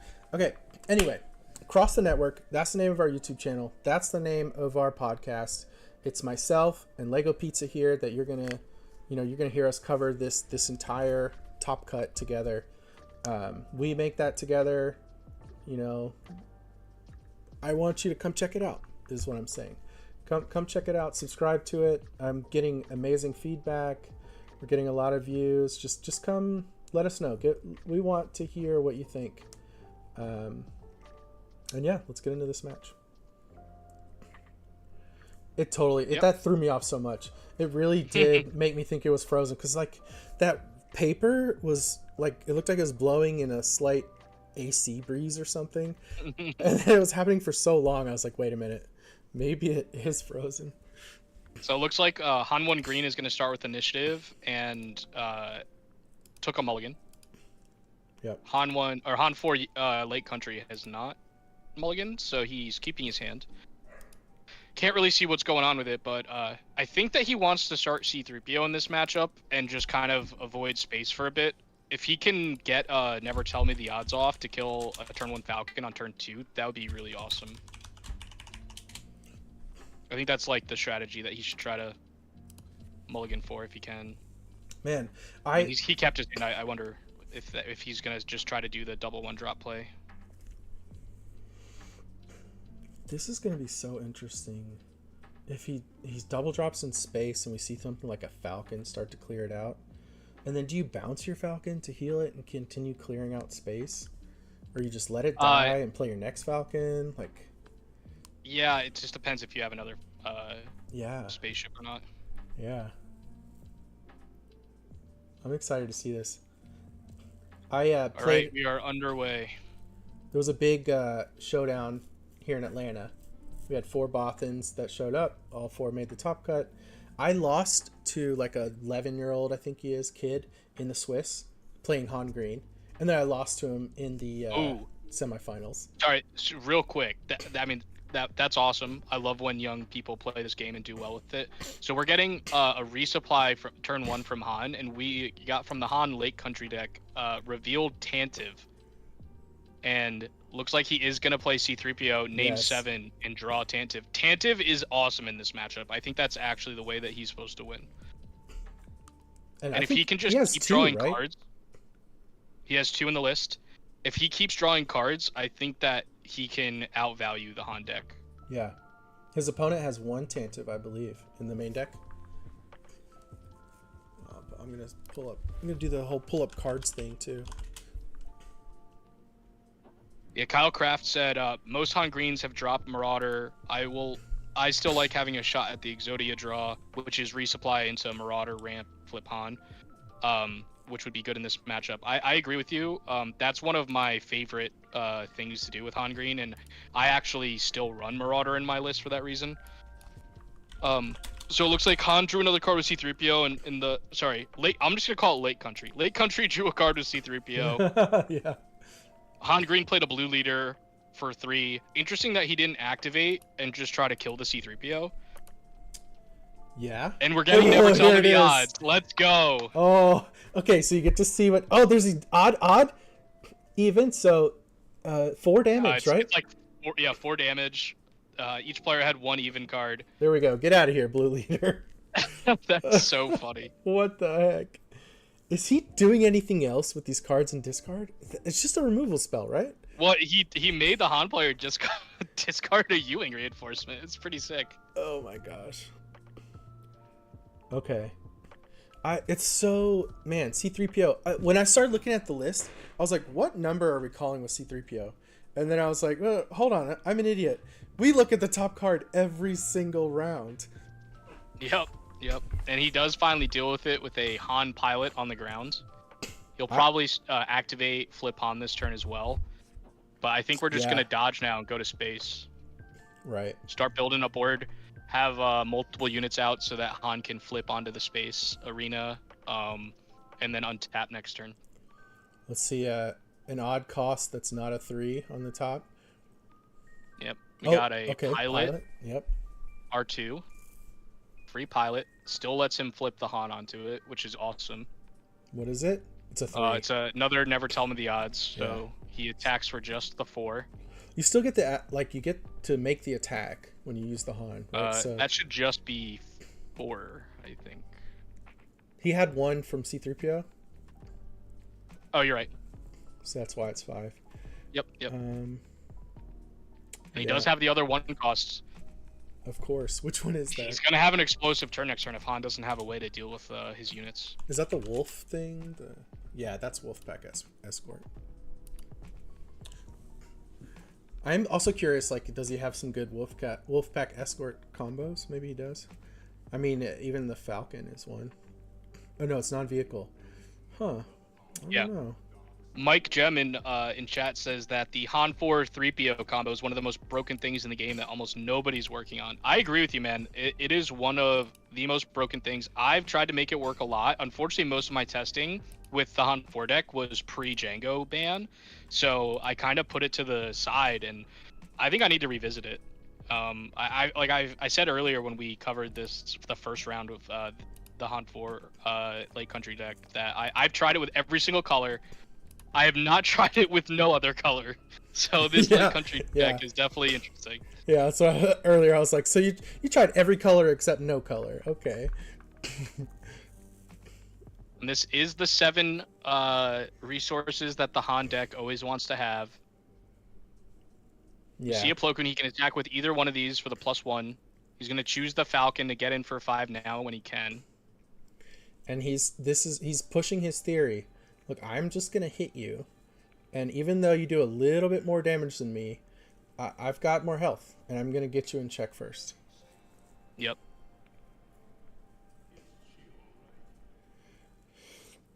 It really is about being in check. That is so important in these games. And it's something, as the game progresses, you need to be calculating as a player. Like, and here's the U-wing. U-wing. When are they in check? Here's the U-wing. I think he's going to try to find some way to ambush the 2-1 maybe, so that he can't get a readied Han-piloted unit. Could we find... Oh yeah, because we're on 5, right? See a Kira... See a 7-cost Han. Yeah, Blue Leader would be really good. Blue Leader plus Kira could be really good to maybe name a card in hand and kill the 2-1. Because a Falcon is cute, but it's not enough. It's not fast enough. Right. You would the Han would flip onto the 2-1. It would have 5 health. How many different costs do we have? We have a 3, a 1, so we'd ready 3 resources, right? No. It doesn't matter the different numbered odd costs. Oh, are you serious? It just counts the number of odd cards you have in play. I'm gonna put this on screen. This is super interesting. Yeah. This is super interesting. So the Han 1 green player chose to get the Han unit, and I think his game plan right now is that he's just gonna race on the ground. I wouldn't be surprised if we see some hot shot blasters next turn. Yeah, I mean, when he played the U-wing, I thought, you know what, this gives him a really good chance. Another odd card. Oh my god, how many cards? He's gonna ready 5. He's gonna ready 5 resources, and it looks like he has at least 3 cards. This is sick. 1, 2, 3, 4. Is it 6 resources? I mean, he's got 5. No, it's 5. He only has 5. Yeah. He's got 5. He was overboard though. He had it all. What is happening? So, and it gives plus 3, so that's 5. Yeah, attacks for 5 puts him to 15. He's winning the race right now. We see another never tell me the odds. And you get to see it for this could kill Han unit, right? You get to see how many odds we hit. I think it's just 4 damage. Which lets him kill a unit. Yeah. At the end of the day, I think that's all he really needs to do is just kill a unit. And then he passes. He spent 8 resources. We're back at Boba Fett. Yeah, this is some Boba Fett This is a Boba Fett flip turn. Let me hide the card now. Did everyone get a good read on this crazy leader? It's going away. So how much damage do we have? This 4, 5, 6, 7, 8, 9, 10, 11, 12, 13, 14. Jeez, yeah, and that's with kills him. With nothing in hand to pump or play another Falcon or a Han pilot or just any other pilot's just gonna add damage. And from the Han 1 green side, he has 10 on board plus 2 blasters or 2 surprise strikes would be at most 16. So he can't kill him this turn. Yeah. Does that put him in check? 16, 28. And then there's still He 6 needs, more. I think the Han player needs to have interaction here. Like Wow. he needs to be able to control some of this board, which is playing right into this Lake Country's game plan of I'm just going to produce a battlefield that you cannot deal with, and you're gonna have to interact with me. I have more health than you. Right. Yeah, decks like Cunning Sabine are a lot like this as well. Like they come at you so hard and they have more health than you a lot of times that they get to the point where the units they play, as long as they attack one time, that's enough. It can kill you. So we are seeing the 6-cost Falcon from hand, which allows it to ambush. He clears off 4 damage from the set 1 Falcon with an R2 pilot. And then 5 more damage to the Han 1 Green's base from the Han piloted Wolf Pack. This is exactly the Sabine Data Vault strategy being played out with this Han. If he has Han pilot here, that's +3 on that. Wait, which pilot is that? It's the Dagger Squadron. I think though the Han player needs to win the game here. Oh yeah, Han pilot. That's game. That's 10 damage. That's actually Dagger Squadron. No, that's exactly +2. No, I know, but it's on the old Falcon, and the old Falcon gets +1 for every pilot. So he got 4 from the pilot, like the actual pilots. Then he got 2 from the ability on the old Falcon. Then 3 from the base attack on the old Falcon. So that was 9 damage, and then the 2 from the Wolf Pack was enough to get him there. It was 11 damage. Wow. Let me see. And this is kind of what I was talking about in terms of what this deck needs to do. Like, I think that the Han 1 Green deck needs to start space. You have to continually have a space presence. I'm just gonna like bring up some lists so that I can pop them up when the players aren't doing anything. Now that we can talk about lists. That's this screen, right? Yes, that's this screen. Okay. So let's just nerd out over his deck a little bit more. And we now have this visual view. So let's just use that. Yeah. Okay. Let's see what we think they might be sideboarding, yeah. Alright, it is a little hard to see. Make it as big as I can. But go ahead. Are you able to see these cards, or you have it in front of you? Yeah, I do. I'm gonna make this big while you start talking about that. Yeah, so from the Lake Country deck, he has another Tantive in the sideboard. I really like that. He has Confiscates. He has a Commandeer. Enfees. I think Enfees is probably too late because you don't have a way to really cheat it out. He has another Waylay, which I think could be good because if you get initiative on the 3 resource turn, you can just Waylay back a space unit. I would definitely bring in the Confiscates and the Tantive, and maybe just cut on some of the more awkward cards in this list. Like if he wants to avoid ground, maybe he doesn't need Plo Koon, but Plo Koon is a decent answer to Han if the Han 1 green deck doesn't ramp. The other options that he can cut, I think, maybe is Shuttle Tiderium. It's like a 1-of in his deck that's a 2/4 in space. It doesn't really fight well, and it can only give experience to other stuff. So everything kind of has to be going his way for that card to be good here. Much better against decks that don't fight in space. I would probably cut the Enfees, honestly. Yeah. We're not going to get to that turn, and if we do, we might have lost. Yeah, but let me look at the Han 1 green list and see what he has. What does that shuttle do? Discard a card. If it's an odd cast, you get an experience. Okay. Well, real quick, Sanctioner Shuttle. That seems like it could be huge. Sanctioner Shuttle, I think, is the best card in the Lake Country deck against the Han 1 green deck because it can capture the piloted ships. Right, just snipe. The problem with that is he has to have coordinate, And if the Han 1 green player starts Falcon into the Han Lake Country's space start and gets to eat some of the like space units, then he's gonna be able to outpace the coordinate. Like he won't be able to play Sanctioners on 3 unless he does double one on the ground. That last game, it would have been pretty easy. Right. But at that point, right, like there was no space threat for him to Sanctioner shuttle anyways. He had 7s and 5s. But like, let's, yeah, I don't know, man. It looks like it could line up very well. 100%. It lines up really well. He's just got to play it. Like he has to have a game plan of how he's going to navigate the coordinate. Yeah. And for the Han Green player, he has some confiscates in his sideboard. He has Traitorous. Spark of Rebellion could maybe be interesting. I think Salvage is probably too cute. It's like kind of only good with Millennium Falcon, the first Falcon, being able to get that back after it dies to kill another space unit. And the Hauler. Yeah. Which, I mean, if you're going to kill multiple units with Hauler, have it die, and then just bring it right back, that is pretty strong. I definitely think Confiscate and Traitors are coming in. The rest, I'm not sure about. It also depends on how much you want to take out, right? So what do we want? What do we want to take out of this deck? Because they're still shuffling. I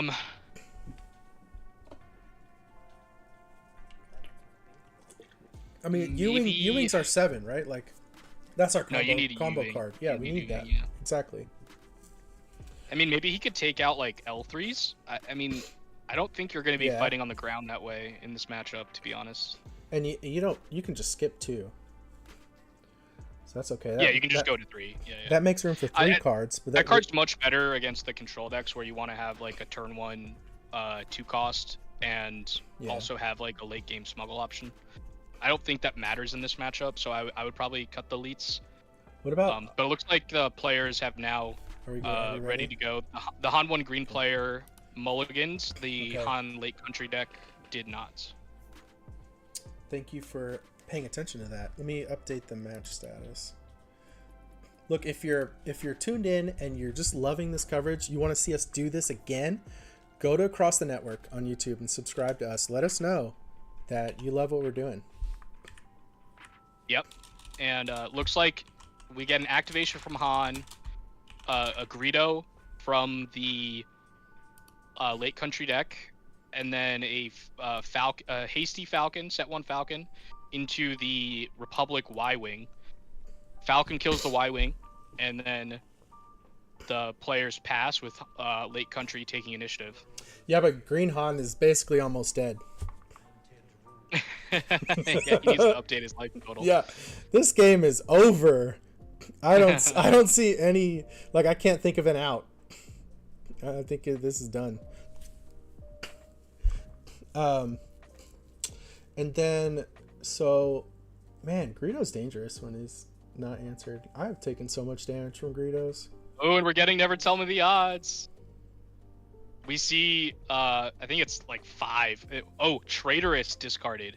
Very good for the Lake Country deck. Love to see it. Also, like, you kind of love to see those sideboard cards just show up. You knew it was going to be there, but just seeing it is nice. And we see the Odd Han deck activate to try to attack with this Greedo. This is top cut. And we see a Plo Koon. So there's 4 damage to base. This is quarterfinals. We are going to follow this Lake Country deck until they win this tournament. Unto their death, which shall not happen.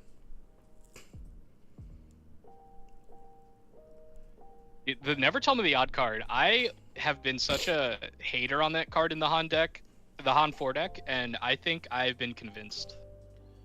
Really? Just with these couple matches, it's been so impactful. Like, if the Han 1 green deck had a Chewie, he just wasn't able to play it because of Never Tell Me the Odds. It's an open fire, right? Like, do we just love open fire?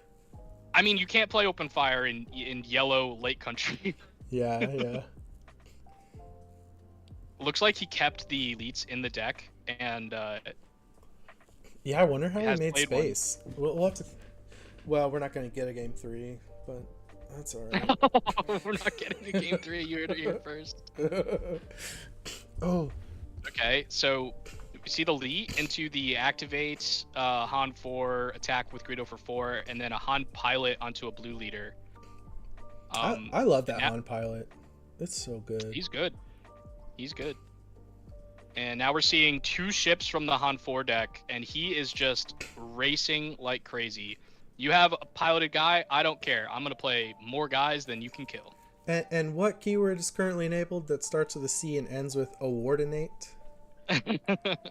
Yeah, I mean, we know that he had a Plo Koon on top of his deck, so Han can't really activate, and there's enough dirtle from this Han 4 deck that it's going to be awkward for the Han pilot deck, because the Han 4 deck, or the Han 1 deck, it's going to be awkward for him, because the Han 4 deck can actually pay for Falcon and then flip Han to get the other resource ready so that he can Plo Koon still. Oh, yeah. He can even play something beforehand. You can wait till Han resources, right? Like, and then exactly. You can be like, you flip. Yeah, exactly. You flip when the Han 1 player activates. Wait, why did we mill? What did I just miss? So it was Greedo trigger to try to kill the L3. Oh, Greedo trigger, yeah. Oh, that's our capture card. I wanted that card. What if we had that right now? Like, he didn't use his piloted ship, and then we just wreck it. Yeah, and here we go with a Han pilot on the Falcon. So now the Han 1 player can't kill that Falcon with the blue leader. He might be forced to attack into the 2-1 though. How much damage is on the Maz base? 16. No way. Ridiculous, yeah. What did I miss? Dude, Greedo attacked for 8. What did I miss? So it was Greedo attacked for 8, then Falcon for 3, and then Falcon for 5. Yeah, Greedo just got pumped every time. Okay, we're going to see this confiscate, which I think he needs to flip now. He just flips onto the... Yeah. But I think the blue leader would be able to kill it, because it only have 5 health. He could just flip onto the Falcon, though. Yeah, to ready your resources and have it good to go. Let's see what he does. No, he puts it there. Do they trade? I'm pulling the card up again because I'm an idiot. So I don't think it would be a trade, right? So I guess +3/+4, so it'd have 5 toughness, and it's a 5/5. They're both. No, there should be 6 health on the blue leader. Because it's +2/+3, so it's 5/6. Yeah. Yeah. That's why I was advocating to flip onto the Falcon. Like maybe just attack for 2 and then flip afterward. And now we're just gonna Plo Koon and kill the L3, which I think is fine. You know that you're gonna get at least 1 hit with one of these cards next turn, and he can honestly. I don't know. I think it's fine. Was that a mistake though? It might be. He might have thought it was a trade and it wasn't. Yeah. So. The Han player doesn't have any cards left though, so he's just going to be relying on hopefully. I mean, I'm assuming he's going to have a hotshot blaster. That's what it seems like it's going to be. Or he just attacks to clear the Plo. Well, he can kill the Plo no matter what. It only has 4. Oh yeah, it has 2. Yeah. He might just hotshot it just to like smuggle a card. To get the hotshot on your Han, yeah. Yeah. I think you do that. Yeah. That seems correct. Go ahead and put the 3 damage on your leader. What just happened with the smuggle? So he replaced smuggle and then got 1 extra card for Han. Okay. Yeah, I mean, I think the Han player is winning here, as chat's pointing out. I keep trying to say which Han I'm talking about, either Han 1 or Lake Country. Yeah. I apologize if it's not clear. I will try to do my best. It is slightly confusing. I do think using dice on your resources, man, I have seen some players mess up their Han resources. Just do something. Put some dice on it. Like this player knows what they're doing. They're good with the deck. They still use dice. Just do it.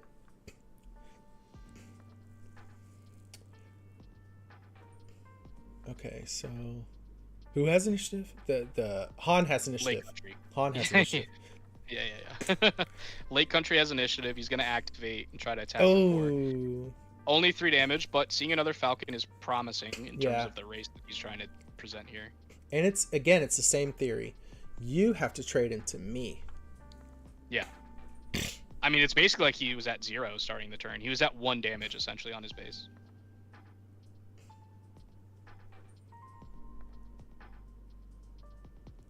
And that Han should have 3 damage on Yeah, it. it should. Let me. I'm gonna message the judges. Yep, and so we're getting a Waylay to put the blue leader back to hand, which saves his Falcon.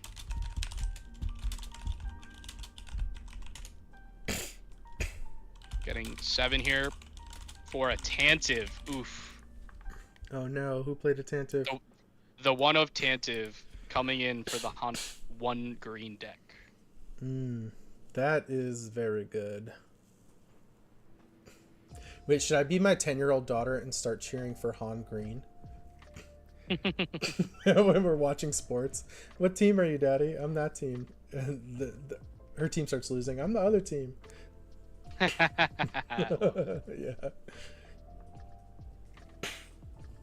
Yeah, this is a huge brick wall that the Han Lake Country player is going to have to fight through now. Yeah. They did get the damage, which we can see on stream. That is a wall. I'm gonna put that wall on screen to show how big that wall is. It's a big old wall. Bam! 5/7 Sentinel and insult to injury makes a little X-wing. What does he do here? Like, I think that's gonna win the game. I think he's trying to set up a way to be able to kill the Tantive with multiple Falcons, but it's not looking too hot. Yeah. I mean, this is a one of that the Han 1 green deck is playing, so I mean, this isn't gonna happen every time, but definitely perfect here. When you put a card in your deck, it's there for a reason. Yeah, no, for sure. Like every time someone mentions like how lucky I got, I'm like, you know how lucky I got? I put it in my deck list. There wasn't any luck involved in that.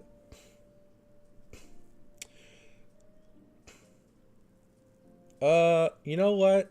I think Cadence would say I should be on the Han Green team now. I think this is over. S-Pag saying their daughter does the same. Yep. You know, we just have smart daughters. That's what it is.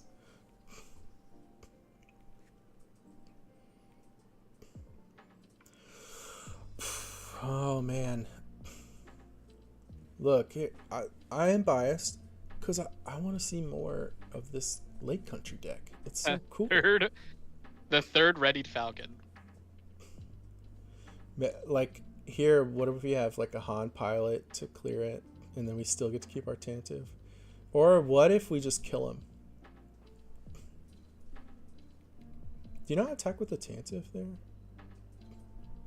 I understand that part.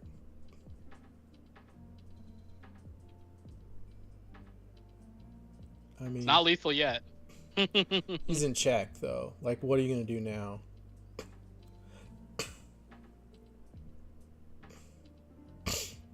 Okay, chat, stop telling him the odds. He does not want to know the odds. Yep. All right. As I could have told you, Han wins that game 2.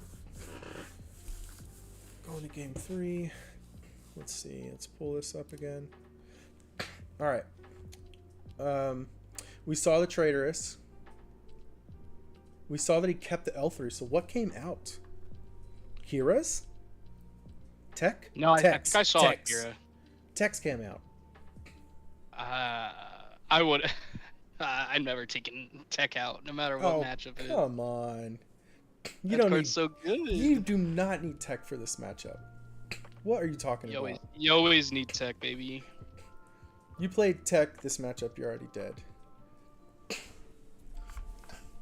All right. Well, That's probably true. I think he took the techs out. Let's see. Looks like they're going back to the sideboards a little bit. I don't blame him. I do that every time. Every time. Yeah. Take a look at that sideboard. Make sure you. I mean, you're in the top cut as well. Yeah. Make sure you like your deck configuration. It might be like, take a look at your deck again and ask yourself, are there cards in here I just don't want to be drawing? Because not when you're sideboarding, it's not always about like pulling in all the best ace cards for that matchup. It's finding the best 50 card configuration across your 60. Yeah. Actually, I think what happened in this second game was I think the Han 4 Lake Country player was a little bit too tunnel visioned on flipping Han and getting Plo Koon out, that he didn't think about maybe just deploying Han to the ground as a 3/7. Yeah. Because if he does that, I think he guarantees Plo Koon for the following turn, which stops Han from getting to 7 the following turn. And he already spent 1 that turn on the confiscate, so there was no way for the Han 1 green player to get to 7, so he shouldn't be worried about something like attack from Han 1 into the Han 4 plus 7 cost Han to kill it. And if you do that, you basically guarantee Plo Koon to finish up the Han the following turn, and then they don't get to 7 that turn. Oh my, you just said Han like 7 times. I tried to say which one.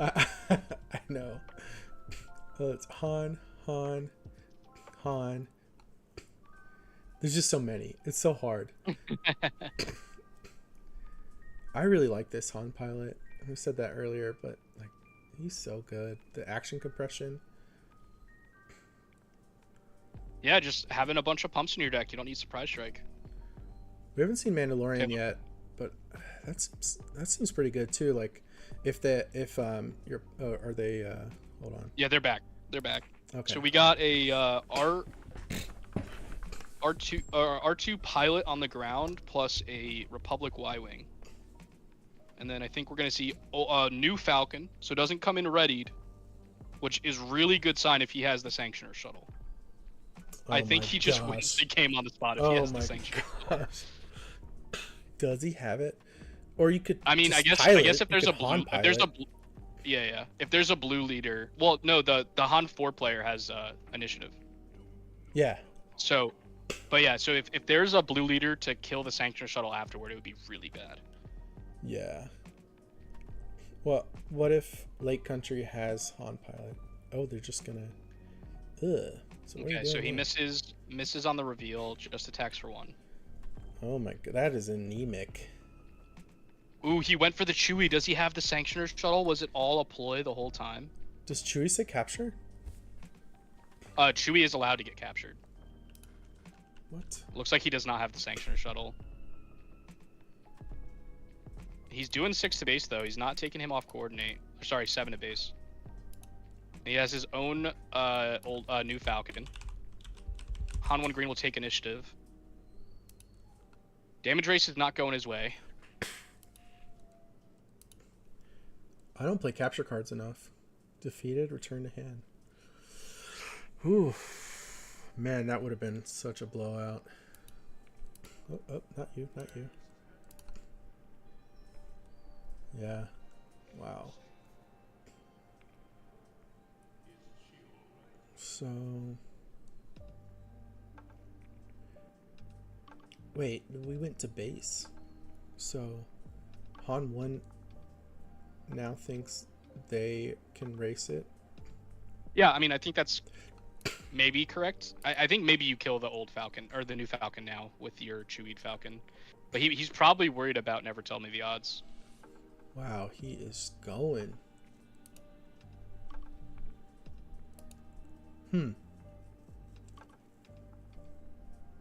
Interesting, no activation, just an attack. for 1. I guess because he could play a Falcon, right? Is he leaving it an option open to trade into another Falcon? It's not his MO lately, but with 14 on his base, maybe Maybe he adjusts. Blue leader to kill the 1/3.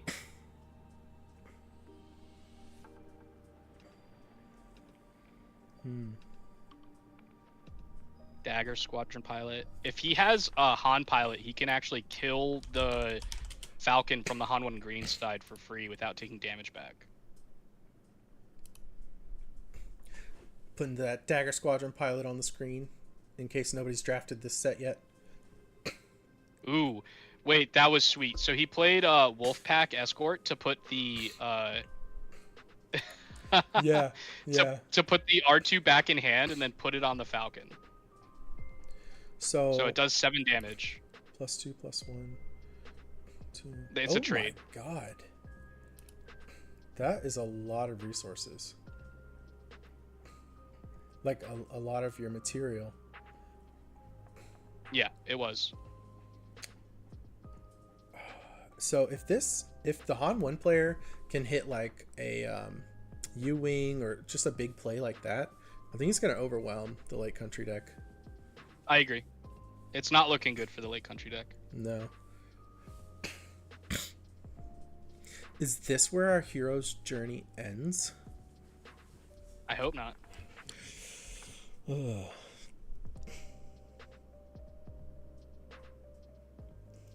Got 5.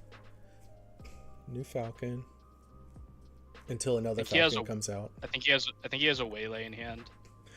So he can flip here and waylay. Mm-hmm.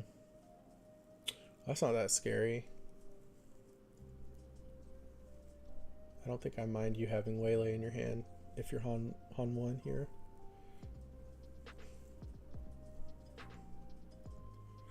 He'll ready all 3 of those resources. So like you're threatening a Plo Koon again. Yeah, you are threatening Plo Koon again.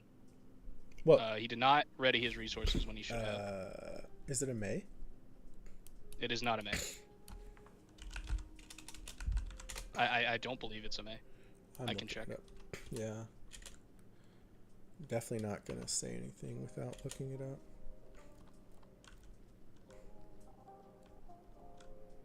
Reach friendly. No, it's not a May. It just does it. He did it. Okay, they got it. Okay.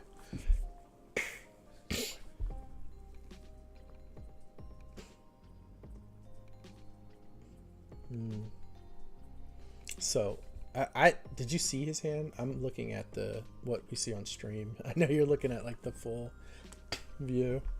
I don't know what's on it. Yeah, so it was the waylay.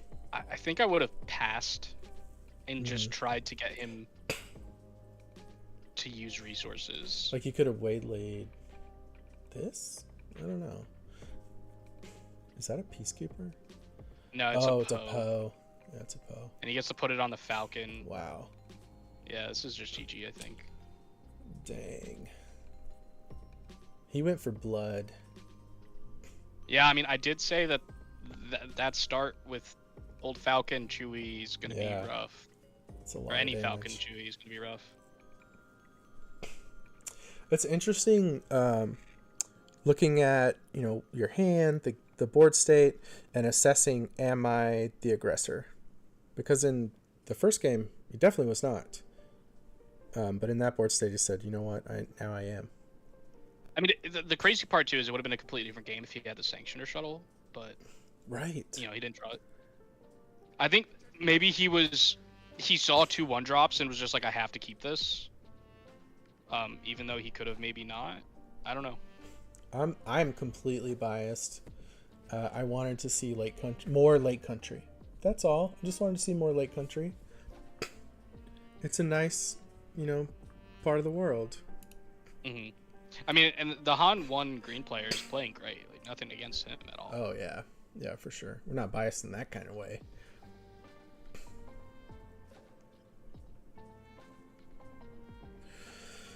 $26. Is he just dead? 3. Yeah, someone in chat said the Han pilot on the Falcon on the 1 turn to trade into the other Falcon for free would have been awesome too. There were some blowouts. Yeah, sometimes you just don't draw those. Yeah. Yeah. Sometimes you open your like, not necessarily intentionally, but knowingly open yourself to a blowout, because if they don't have it, it's such a strong advantage for you.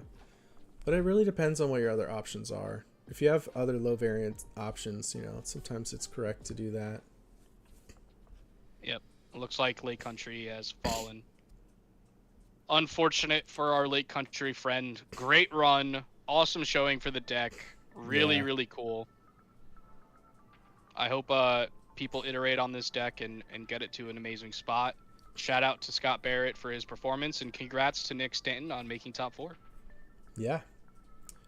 Han wins. Han does win, no matter the way you look at it. Yeah. And yeah, all of our daughters were correct. Okay, so let's just take a little peek before we take our break. Because I don't think we're gonna get another table or anything. No, yeah, I'm assuming we'll just have to wait. Let me pull these up. We'll just take another look at what the rest of the top 8 is, and then we can all step away for a minute and come back. So let's see. Go here.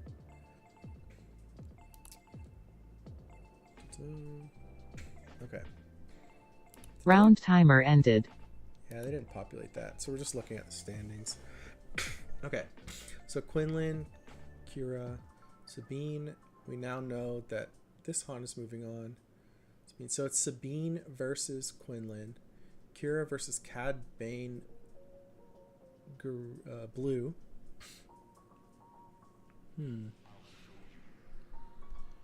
What do we like there? I think that's tough. Yeah, that matchup's probably gonna go on forever. Yeah, it's not easy. There's like nuance there where you're trying to figure out how to close that game. And then Sabine into Sabine. Who wins Sabine into Sabine? Both ECL. Are there any differences? Like Marines, Cassian, Fleet, K2. Was there no Chewbacca? Oh no, they're just ordered differently. There's 2. Medal ceremonies. Do we have medal ceremonies? Nope. So some small differences there. Dark Saber. No Dark Saber. All right. So that's what's going on. We don't know what table we're gonna get you next. We don't know how long the round will go, but we will be back as soon as we have more Star Wars Unlimited to share with you. See you soon. Yep.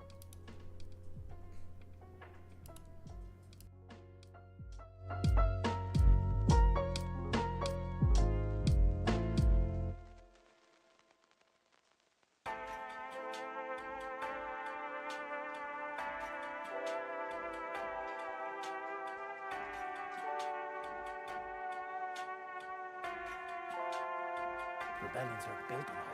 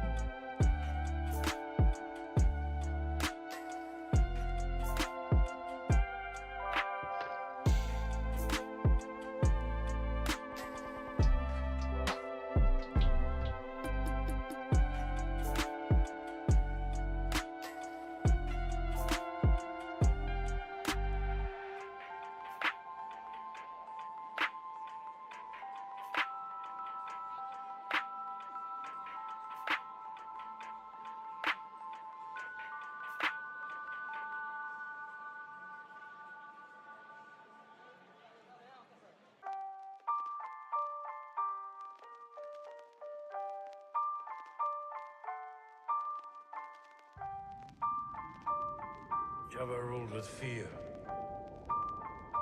I intend to rule with respect.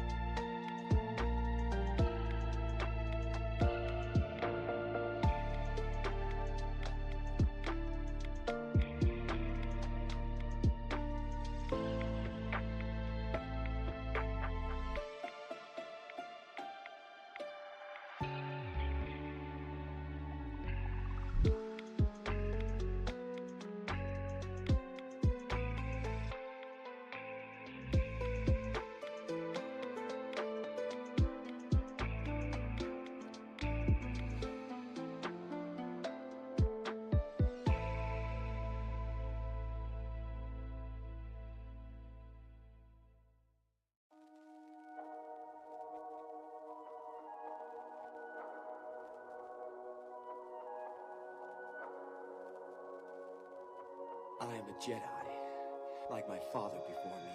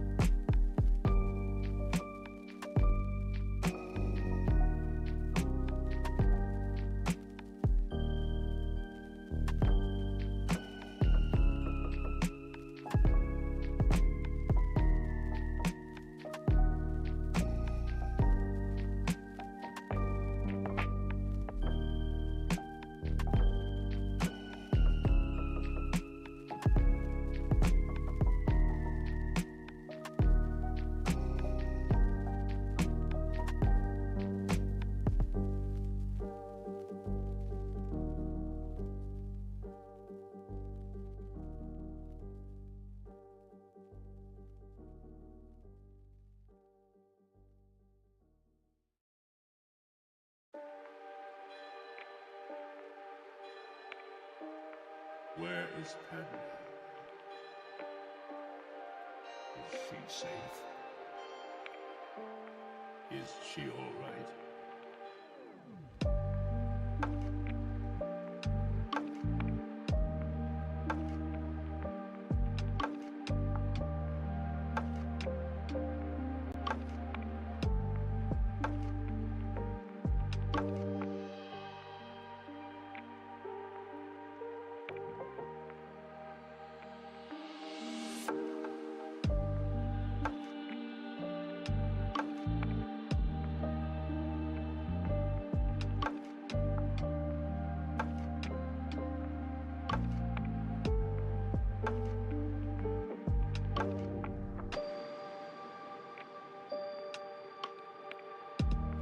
Hello, we are back. We have players. We're gonna get Cat Blue versus Sabine ECL. I'm gonna update the overlay while you talk to these good people, Ian. What is up, everyone? We are about to start the semifinals. We have Cad Blue versus Sabine ECL. Gonna be a fun one. I feel like the Sabine ECL deck is gonna run away with it, but Cad has some tricks up their sleeves. You know, I mean, yeah, Cad has a shot. I do not discount Cad in this matchup. No, never discount Cad. McClunky's very strong. Some well-timed Bazines can be really punishing. Yeah, sad it's not Lake Country, but yeah. I see. I forgot to update that match status last round. That's okay. That's okay. Is that a Sabine showcase? I don't play these things. It's a Cad showcase. A Cad showcase? I don't play with showcases. Okay. I love showcases, baby. Give me that bling. They're pretty. It doesn't matter. All I'm saying is I have a Han 4 showcase. I opened it in packs. What? I really want to play it tomorrow. Did the other table get a concession? It might be the case of like someone having a day 2 buy already. Oh yeah, it looks like Nick Stanton won already. Yeah, scooped it up. They also might be locals. Yeah. I know Loopy had mentioned that 3 of the top 4 are Wisconsin locals. Okay. That he knows very well, so. What base is Cad using? Sundari. Could also just be like good buddies or something, you know. Oh, Tyler York in chat, my wonderful friend and teammate, said, "Pivot, you won't." Look, I have to drive tomorrow, starting at 5 a.m. to get to Mississippi to go to a PQ. There's about 20 people that are gonna be there, so I might just do it, but I don't know. Wait, so when he says you won't, he's right. I'm thinking about it. The problem is I'd have to build the deck tonight, and that would require me to not go to bed immediately after this event. You're not gonna go to bed. What are you talking about? So it looks like Carlos won the Appleton PQ in January, so he scooped it up to Nick Stanton. That's a stand-up guy. That makes sense. Yeah, I know in the New Jersey PQ, Alex Blandon is in the finals against Ophir, or most people know him as Woo. Is that streamed? KTOD. I do not think it's streamed.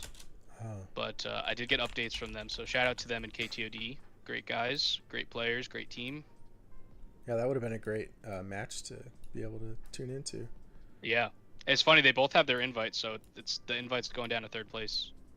Nice. This one. Alex scoops to Woo. There is no finals. That's too funny.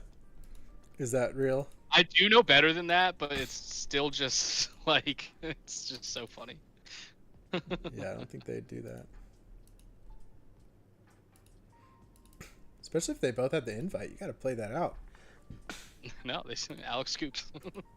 Alex definitely would rather just go home. Okay. Who's on Kira? Craw? Quarterfinals, How can you ask that? Christian Toby. Tied 0-0. Got our name tags. It says quarterfinal. Oh, it says quarterfinals. That's not right. Semifinals. There we go. All right. Looks like the CAD player has a Pike Sentinel, Relentless Pursuit, Boba unit, and Forlom. Sabine has a Wing Leader, Sabine's Masterpiece, a Battlefield Marine, and a K2, and I don't know what the 5th card is that he's figuring out what to resource right now. Looks like it's Wing Leader. Did you say A-Wing? Did you say Sabine has an A-Wing? No, Sabine's Masterpiece and a Battlefield Marine. Battlefield Oh, looks Marine. like the 5th card is Fleet Lieutenant. He's thinking about resourcing. I mean, if he's not starting in space, that hand from CAD sounds pretty good. And I'm happy to pass here as CAD, right? Like, what are you going to do? Take initiative? Sounds great. Yeah, I mean, the Wing Leader is really good here, though. Unless there's a Waylay. Yeah, yeah. It is, it is. Still... It's not the Tarkentown deck, so... We're in the ground arena. Like, that's what our hand does. So I like that part. We're going to take one hit, and then it dies to the Forlom. Or that, not Forlom. Forlom? Forlom. The Loms and the Pikes. They confuse me. Too many. Yeah. Forlom, Lom Pike, Pike Sentinel, who knows? Yeah. They're probably all in this cat deck. John, you told me your name is pronounced Tada. That's what you said. Okay? You said you don't ever correct anyone. So what is it? Is it Tada or Tada, which everyone says? Let me know in the chat. Oh yeah, the Relentless Pursuit's pretty good here. That's very good.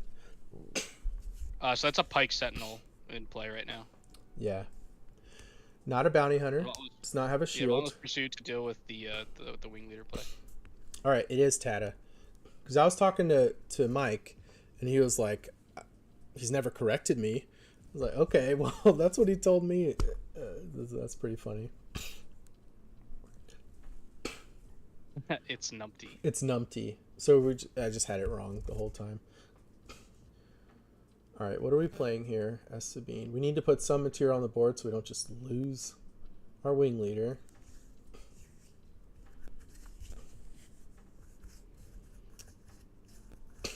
I mean, I'm also on Team Christian. I think you can do it. Being an ECL K2 to get back his Battlefield Marine and take out the Pike Sentinel. I like that. It's a pretty good use of ECL here. Yeah, it like stem the bleeding, makes the Forlom worse because now there's more units. This is still nice. Yeah, because even still, like the K2 is just gonna trade into the Forlom and deal 3 overwhelm plus 3 damage. And now they're both on 1, but you're gonna flip your Sabine. Oh, I guess. Oh yeah, the Sabine just cleans it up and saves the K2. Never mind. Yeah, yeah. But then everything is on 1 health, which is not terrible for the CAD player. Yeah, I mean, it definitely means that the first unit that CAD plays will definitely kill something.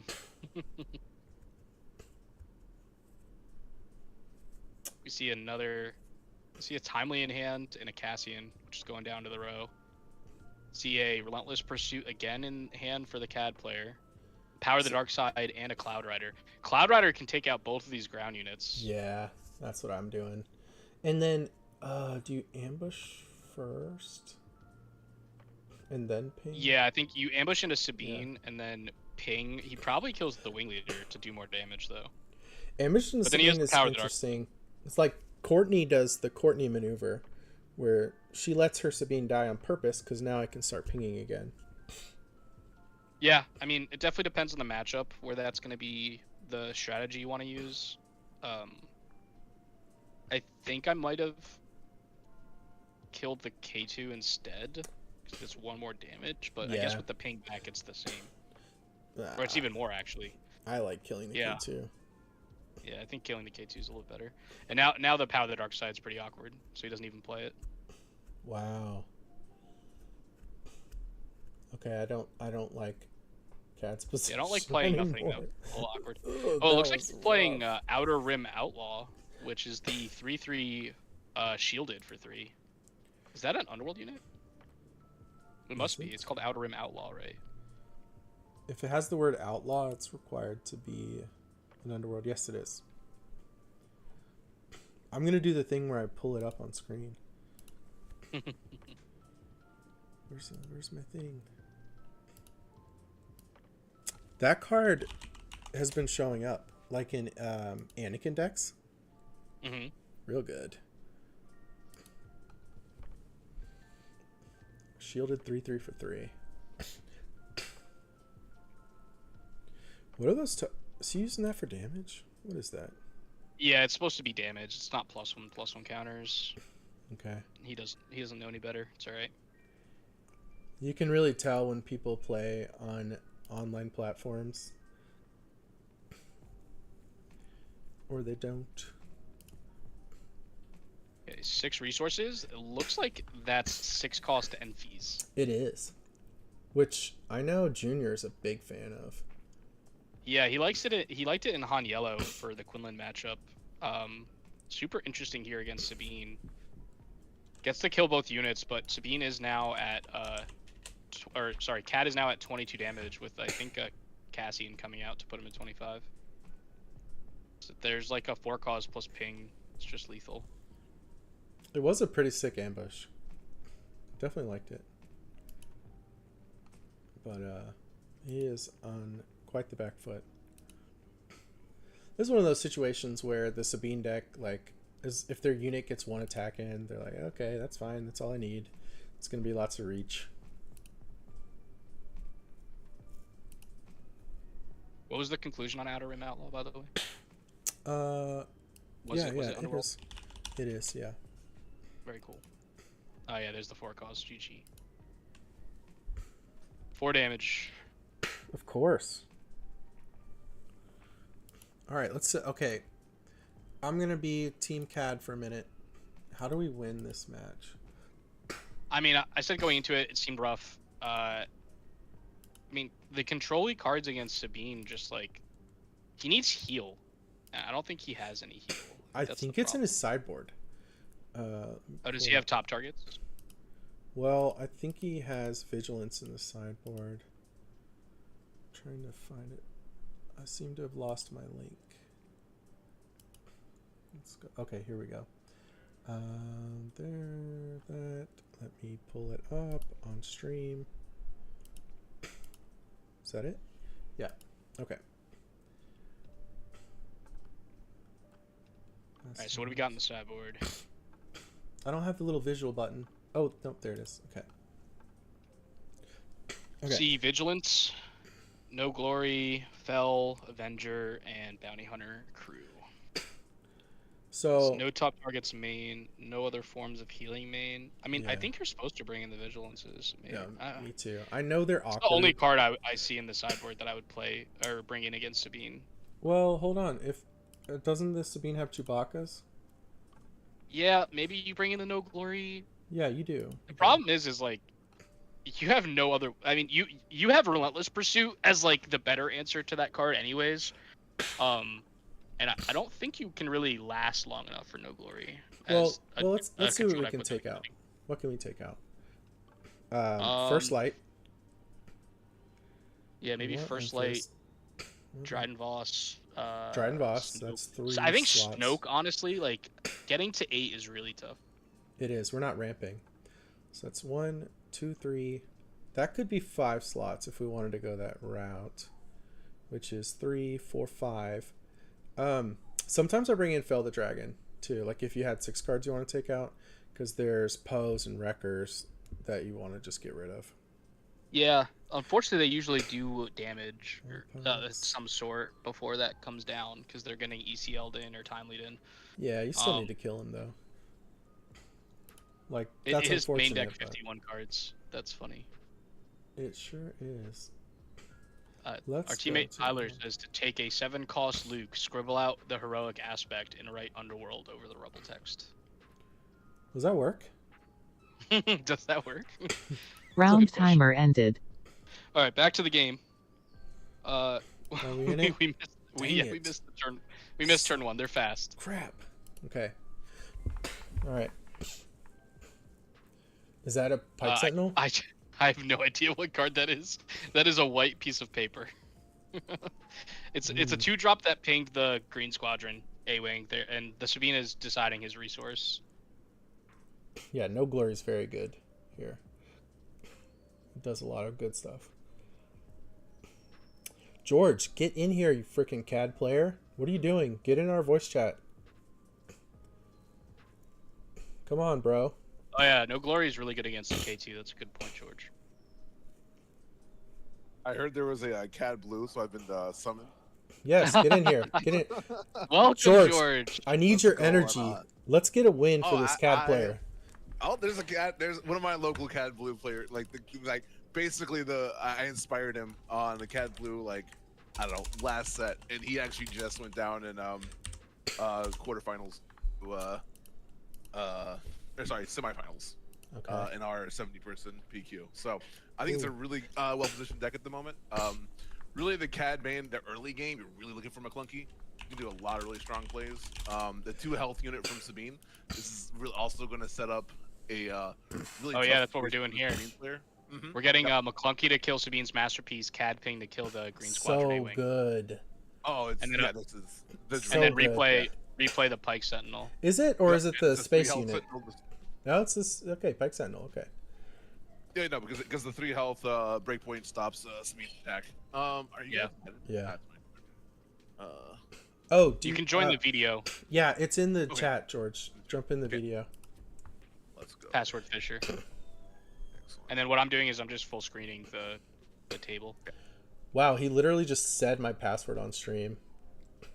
Oh my god. Okay, they don't have our top secret channel. That's right. You'll never figure it out. Gudo says hi, by the way, George. Just real quick, some analysis here. Sabine flipped into 4 resources with CAD without having any units, and just gets 4 LOMs. That's great. Wonder if that was. Yeah, he had the K2 as well, and he could have ECL'd the K2 first. I think that would probably have been better. That reads Darksaber to me, but that's super greedy. Like a CAD player is never resourcing their 4 LOM, so like you're taking like basically a coin toss at that point of whether you get away with that play. But it's not just 4 LOM; it's also Power Dark Side, so it's even worse than that. So they have one Darksaber in the list. George, real quick in video. Oh yeah. What about video? Gotcha. No, you're good. You're good, George. Jonathan will do it on his end. Okay. So 4 LOM and Zuckus, he just got comboed. So he sure did. Yeah. And there's no ECL. This is the way you. Yeah, this is the way you win as Sabine, right? Like, dang. Or against Sabine. This is the way you win as CAD. Like, McClunky is just such a swing in this matchup. Like, almost every McClunky sequence is just absurd. Whether it's Cloud Rider, whether it's Bazine, whether it's Crafty Smuggler, like all of them are just huge blowouts most of the time. Yeah, the other table scooped. Someone had already gotten their day 2 buy, and their opponent didn't have it, so they scooped it up. So we get to see some glorious CAD Blue gameplay. Let's go. Mm-hmm. This is the semifinals, which translates into top 4. Yes. Jordan asked if this is top 4. Yes, sir. Oh yeah, we got the CAD flip turn, and the best play we have is a raw Sabine's masterpiece with no other units out. Okie dokie. We're sitting good, team. I think is especially like ECL, like Cad Bane is like you can lean on him, the leader unit, as the win con in this matchup. And wow, so much disrespect. He's not. Oh, okay, never mind. I thought he had a Rolls Pursuit. That's a Cloud Rider. Never mind. So he did. Yeah, he has every alt art card that he can play. They're all different. Let's go. He's playing some interesting cards in his CAD Blue. He's playing 6-cost Enthies, Yeah, I He's like also it. playing he's playing the 3/3 shielded blue unit. So I 'Cause that's think Underworld. Cad Blue, as the meta gets more solidified, it just gets better and better. I think it's already like a really good, well-positioned deck, and it's just like the ability for that deck toolbox into what most decks do is insane. I'm guessing Enfies because is this a no? How many Hans have we seen? Like, was there a lot of Hans in this meta? It wasn't a crazy amount. I believe it Okay. there was 7 at the event. No, it's like So it was just under 10%. Um, It was around 6%. Okay. That would be my guess. It'd be like for a Han leader.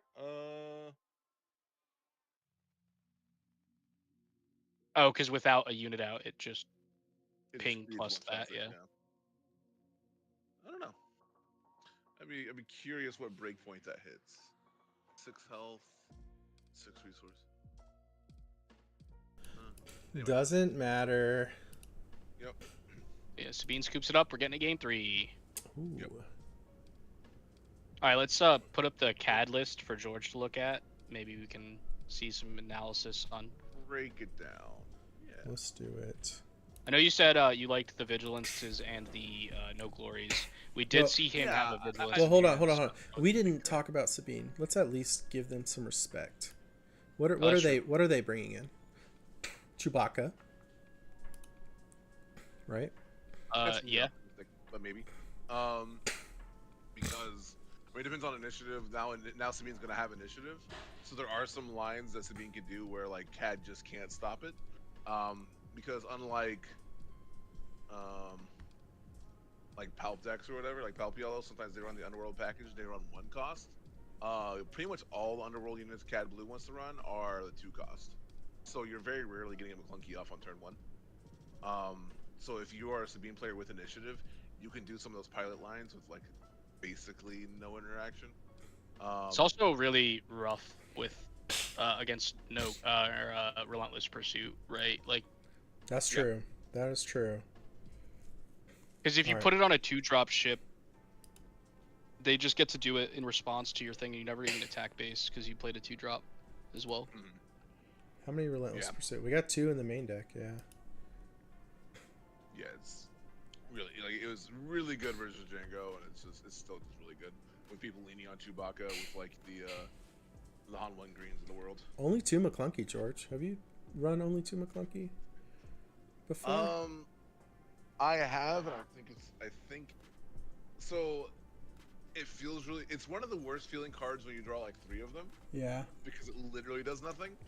So like that's the logic I've gone down. I don't think that's correct. I think it's such a good card, even when that situation happens and it feels bad. Like I still think it's such a good card that you keep. Yeah, I think you want to have it in your pocket. Yeah. Basically. We're all set to turn George's volume up. Also, we have the game started. Okay. This is game 3. So George and Ian, their volume is the same. Like it's coming through the same source for me.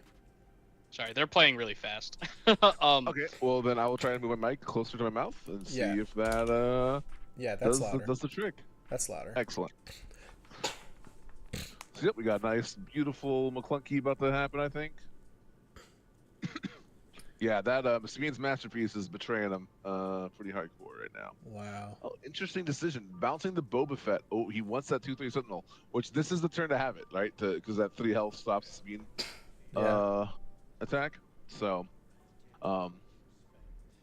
we've seen him use the ECL to clear it like every time so far, but why not have it this time? Yeah, this also helps against Darksaber, right? Because you get to do 2, then the Sabine would, I guess you can ECL in to clear it, but then you're not Darksabering. But if you do Darksaber, you're taking 4 back, and then Forlom could clean up next turn or something like that. Yeah. So I like to hit. I mean, I think Darksabering into a cat that hasn't played Power is like super ballsy. But like, I'd much rather be developing it if I was in Sabine's shoes. But we'll see what he has. Okay. Very unexciting.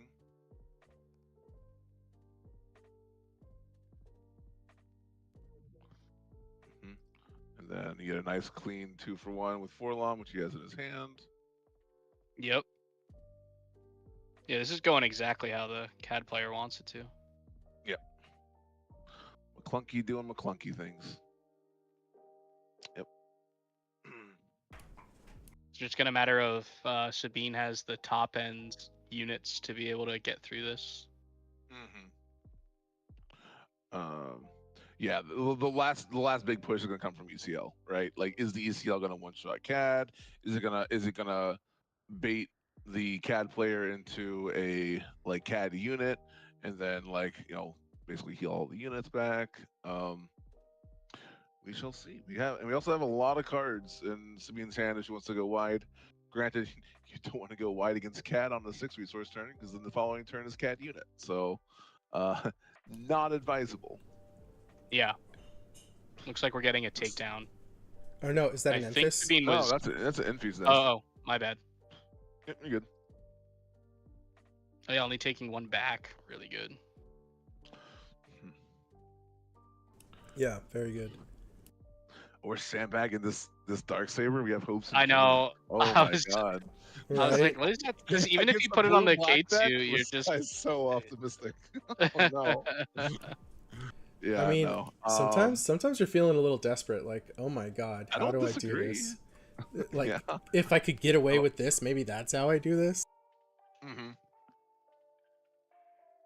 I mean, I just think I think we've seen a blue-black deck not play any powers yet. I wouldn't even touch an upgrade on 6 resources. Like, that'd be crazy talk. We talked about it earlier on the stream where, like, sometimes you just have to open yourself up to the blowout if that's your only way. Yeah. 4 causes a little awkward here. He has a timely in row, so he's gonna put the Poe on top and try to use that to claw back into the game. But yeah, probably not gonna be enough. We still got 14 damage left to deal. You've got CAD presenting. Yeah, CAD's just thinking about claiming 8 damage. No, is he? Because 4 costs happened and then he attacked with CAD leader, right? So I think it's Sabine thinking about pinging. I think it's what's currently happening. You're right. You're right. Yeah. Yep. That is the stage we're at. And he's going for 3 damage. So we're presenting a. That's supposed to be 20. Just not used to the dials. It's supposed to be 20. No, it's 10. Was it? He went from 7 to 10. Oh, my bad. Yeah. Yeah, no. It's all been I thought he had gotten some good damage in. My bad.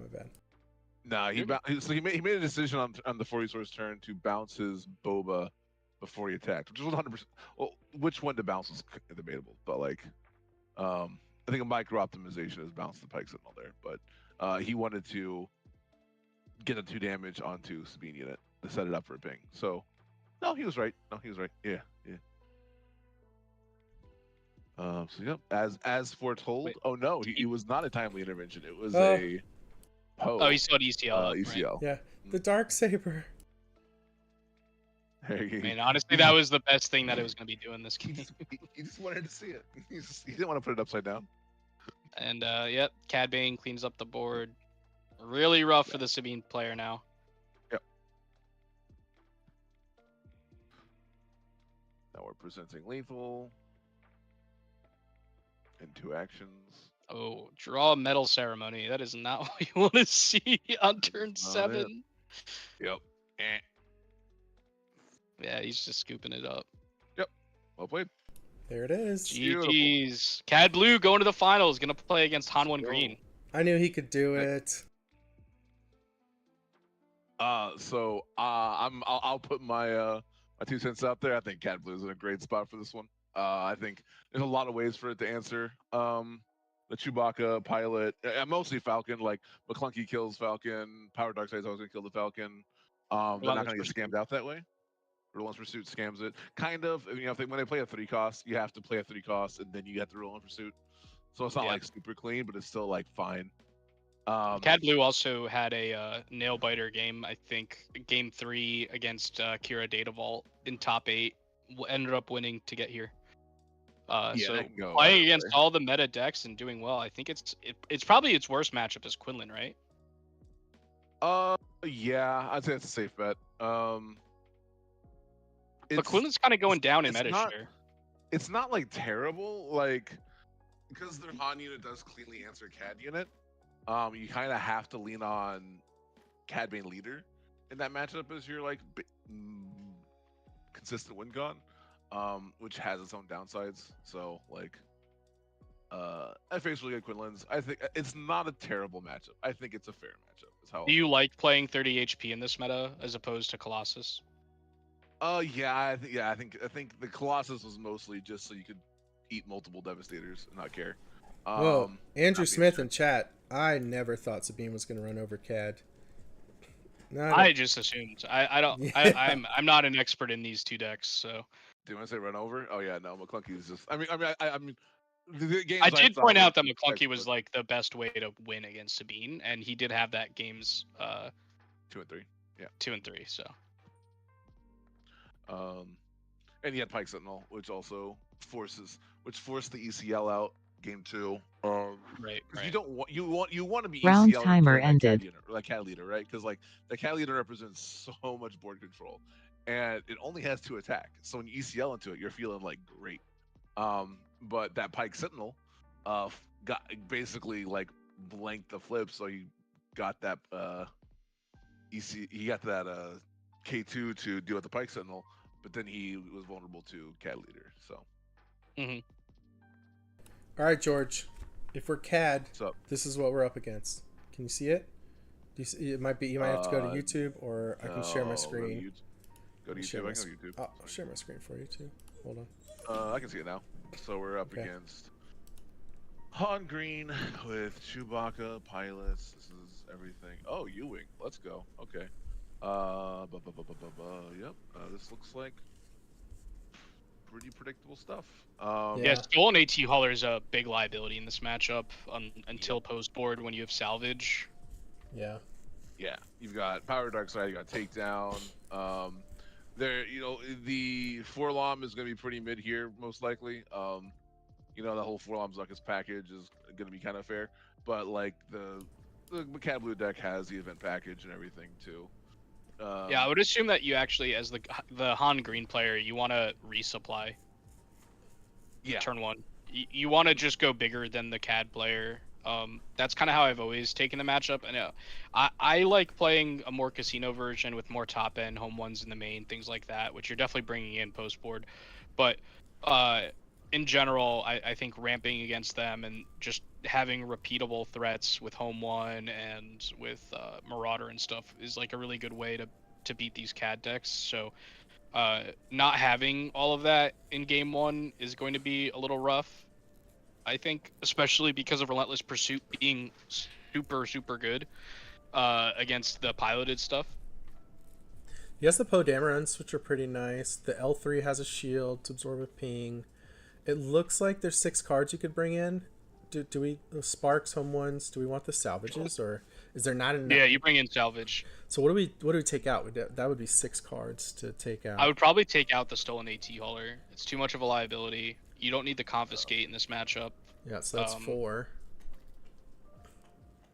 Maybe the Tantive. It's at least a big thing that puts out a token. Space threat. Yeah. I Yeah. don't know. And it's a Power Dark Side installation. That's why I was wondering if the salvages just stay in the board, because you don't have the hauler. Do you just bring in the Sparks and the home ones, take out the haulers and the confiscate? I mean, you yeah. For the... You can salvage the home one though. Right? Oh yeah, that's pretty strong. The L3s are going to be really important against CAD unit and Relentless Pursuit. I think the Poes are good. The Lukes look good. I mean, you could trim on the new Falcon. And just switch your game plan to like a value game plan. Okay, trim some mid game Pilot stuff. Falcon? You're talking about Are you talking about Smuggle Falcon? No. The Step 4 Falcon, the one that likes to have multiple pilots on it. Because I don't think that's the win con that you want in this matchup. Yeah. Because I don't think that's the win con that you want in this matchup. Yeah. Because I don't think that's the win con that you want in this matchup. Yeah. Because I don't think that's the win con that you want in this matchup. Well, I mean, that's one of his openers, right? So if you're cutting on openers, that's just gonna screw with your ratios. Like that's dangerous. Nah, you're Han. You don't have ratios You're for that. right. You just, You're have a right. turn Who one. cares? You also brought in 2 sparks. Like Who those, you cares? can open Yeah, on a yeah. spark You if bring you in have sparks to. as well. But that's 4. So that's 3, 4. I mean, ideally, 5. I think you want to have a 2-cost start, which he only has 4 of. So it's that or resupply. Sorry. So I guess you have 7 turn ones that I think, or no, he has 2 ships as well. So he has 9 turn ones that I think is. How good is Waylay So in this matchup? I will say, Waylay's good against Oh, it's good against CAD unit. Yeah. Yeah. But having Spark, I think, is super heads up bringing it in because like the CAD's gonna love to play that turn 1 Bazine after you cheat your resource, and just really screw with your hand. If you're trying to sandbag like pilots or whatever, yeah, I think this really comes down to like how well the Han Green player knows this matchup. Like I think there's a lot of edges on both sides of this matchup. On one has initiative.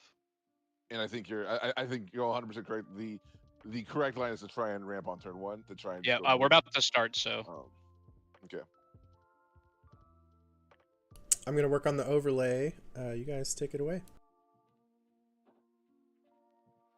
So we get a mulligan, Right, I think, from both players.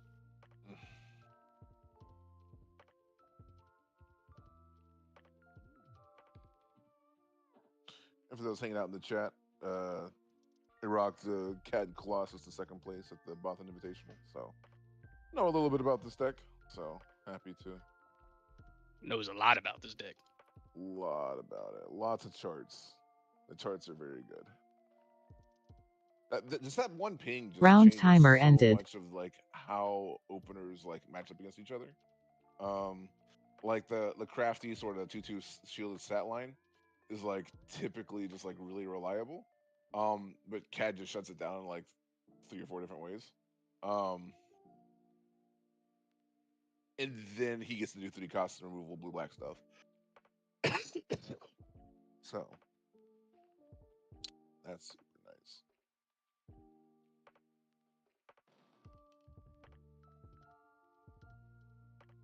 And of course, like just doing cool CAD math stuff where you can kill 2 units in 1 action is, and how consistently he can do it is unique. Mm-hmm.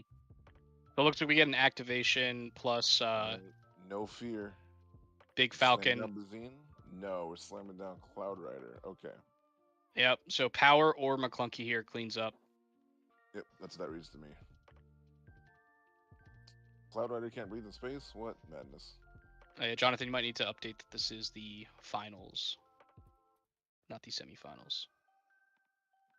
Yep, I'm almost done updating. No sight on. I agree. Oh, he's got my. He has McClunky and power, so it'll be interesting to see which one he chooses. Oh, it's McClunky because the 4 health breakpoint. You want to power this Han leader ideally, if you can keep it on 0 units. Yeah, that makes sense. It's also way better if he plays another 3-drop unit here. You can just claim and do it again. I guess here you just play the Cloud Rider out for the free ping since it's a readied unit. Yeah, he had the opportunity to keep a Sedana Thano in hand, which it does not. See, punish for it. Because it doesn't. Not really punish for it. It doesn't kill your Han ships, but it stops any pilots on them. But no, I think this is very happy with this as a CAD player. Yeah, I think you also know that there's not a Chewie because I think instead of attacking for 3, I would have just claimed and Chewie piloted to protect against power. So maybe I wouldn't. I would have thought about maybe not powering and just playing 2/2 drops. Bishop in chat asking, what do you think about no blasters? A Han player just claims. That is not good for him. He has a tech in his row. I would have probably activated and just gotten a tech out. Yeah, to me, the no hotshot blaster in CAD blue is it's a really tough call. I look at blasters as the best win condition of these of that control style of yeah. But and obviously I love smuggle, so it gives you like some flexibility versus right. Gives you flexibility versus like discard based strategies and such. But like the Han Yellows or the Quinlins of the world, but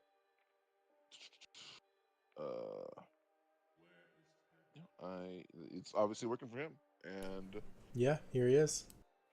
cannot say he is wrong. Like there, I also think he's on Boba Fett. He's on Boba Fett. And he's on Forlom, so he's got early game blaster targets and he's got late game blaster targets. I don't know. I think we're gonna see a blue leader here. Oh no, Chewie on the ground. Okay, that's power the dark side insulation. I think one angle of analysis for that is people are running a lot more like 34 health bases and like 33 health bases and all the craziness. So the old formula of just like throw a hot shot blaster on a CAD unit and put them in check isn't as clean as it used to be. Yeah, interesting. Zuck is here, which is really good against both of these units, as it kills it and survives.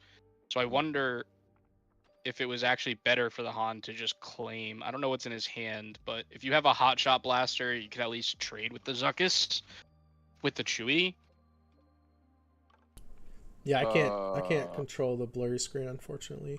I mean, this is the flip turn, so like, I mean, you can't not take advantage of this, right? Like, if you give up this flip turn, like, this is gonna be a real rough game for Han. Like, you're saying like, don't flip, clean, get a blaster, Or if you have like, it's just doing this basically guarantees this guarantees that you don't get to 7 next turn. Which means that if you have a U-wing or a Han in hand, you're not gonna play it. So he actually baited the CAD player into attacking, which let him claim with Han up, which means he will get to 7, which I actually think was a misplay by the CAD. I think he was supposed to claim to avoid this. I agree.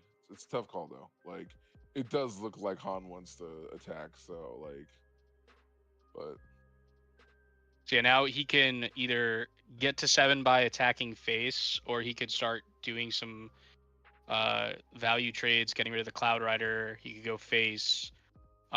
He could also hot shot one of his units to just get rid of the Zuckus before anything else comes on the field. was also the CAD flip turn, so Alright, we're gonna see a waylay. There's a lot of moving parts here. Yeah, that Chewie should be untapped. There we go. The stream just got super blurry.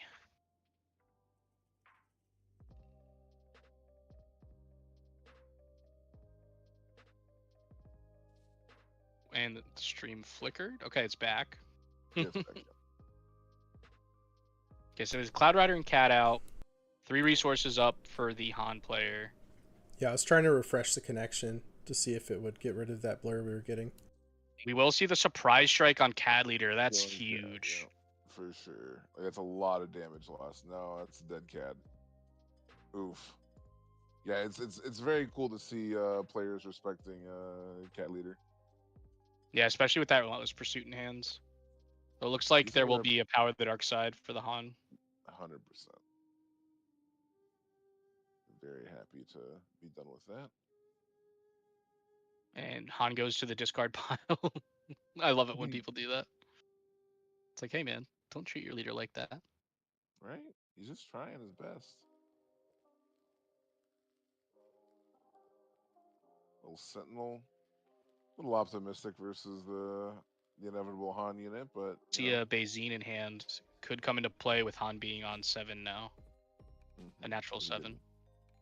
Well, Han should be 7. He didn't ramp. He needs to defeat one, right? This is the 7 resource turn. There was no ramp. Yes, I don't think there was any ramp this whole game. Uh-oh. Yeah, I mean, I don't think it's gonna matter here, but I mean, I don't think this game's there's 7 health and 6 health. It will absolutely matter.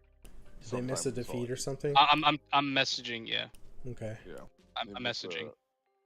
Yeah, he should not have another. He should not have a 8th resource.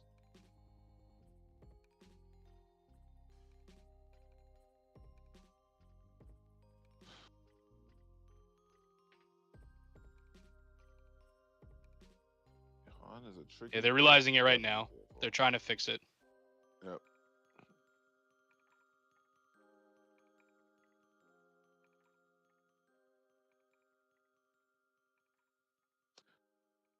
But speaking of Dryden Voss, let's go.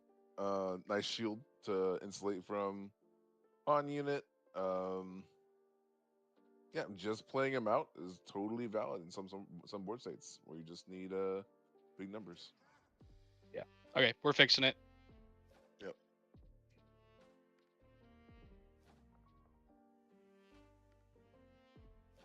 Good sportsmanship. Just take a resource, discard, move on. Yep. Did not impact the play last turn. That's what I meant by it wouldn't matter. We would catch it before it would mattered. Yeah. Oh yeah. It would. Yeah. As long as it didn't turns didn't keep going. Yeah. What are we doing? We're going face. 13 damage.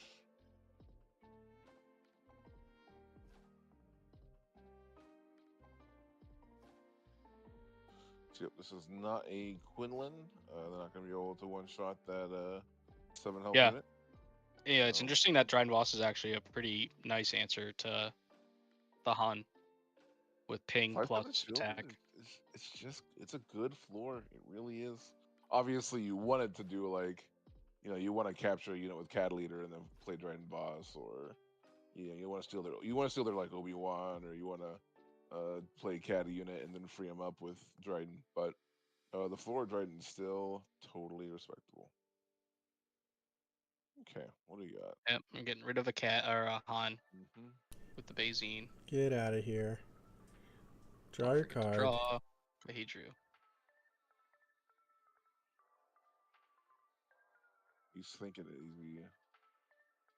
He's slamming down a 6/6, or he's gonna put a Sentinel out there. Looks like it's the Slam 6/6. I agree. Gotta turn up the heat. Yeah, there's some conversation in chat about the CAD deck. This one is definitely very different from what George played in Beatle. You got a lot of the same angles, but it's definitely a different build. Yeah, same strategy, different toolbox. Like, like with the Colossus was there to counter like all the. This is to give you more consistent. Like, this is to deal with like the burst damage that like Django had. The whole smuggle package was there to deal with Quinlan's. Like this deck doesn't have covert strength or jetpack or anything, so they can't lean on like Voltroning up a CAD unit. 20 damage on the base, getting a little scary here. I think he has a Relentless Pursuit in hand. That's gonna clean up the Chewy. Yeah. Yeah, we don't have the same kind of burn and reach as like Sabine. Kira could be good. Dryden See Voss. another Dryden Voss, a Boba, Pike Sentinel, McClunky, and Relentless. Wait, what? There's not another Dryden Voss in his hand. Yeah, I was like, where's the Dryden Voss? I'm sorry. You're talking about Zuckuss, Yeah. No, I think me and Phenom popularized the single Dryden Voss, and I think the single is correct. Like he's playing too. He is playing too. Yeah. Go figure. He's brave. I do think I think the top end of this deck, like the top end of blue, black, yellow is so many options with like Super Laser Blast, Avenger, all those sort of options. Snoke. Yeah, Dryden has some crazy high highs. The floor is still solid. The issue is like as far as like immediate board presence, it's a little suspicious, a little sus. That is not a bounty hunter, sir. It's the. That's that. Was that a Chewbacca, or was that a Zuckuss that captured, or was it? I think it's the Zuckuss, yeah, because the Zuckuss is the one that got 2 damage from the killing. Okay, that is in fact a Drowning Hunter. That's where all I see is a glare. That's where he had Dryden like last turn cycle. So get like an inch away from the screen, see if I can see this white box. That is in fact Zuckuss. Like I recognize that giant forehead. It looks like we have Phenom hanging out too. Another CAD blue specialist. Oh yeah, if he joins us, it'll be like, yeah, we're totally not biased. Well, I got to balance up against you, right? So yeah, I'm a Han green player, you know. Also, I don't care about bias. You're allowed to be biased. Oh, okay. I mean, CAD blue has 4 units out, and Han green has 0 out. Seems like a rough turn of events.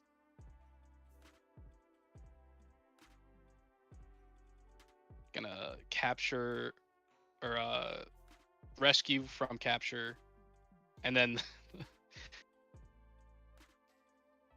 wait, is the Zuckus just killing it? Doesn't it die too? Why is it not back? What just happened?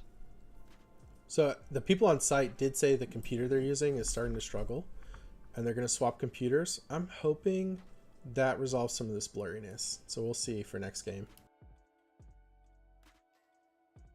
Nice. I think. Okay, never mind. I'm not gonna call it until it's actually won. It's looking very good for Philip Bothan to get his day to invite at the Orlando PQ. Oh, good. Yeah, Colby, Yeah. Kodamarin. Kodamarin.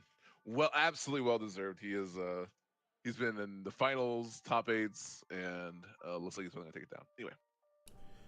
Why did the Were you at that event today, George? I was. It was kind of a last minute. My schedule opened up, and I was able to swing in there.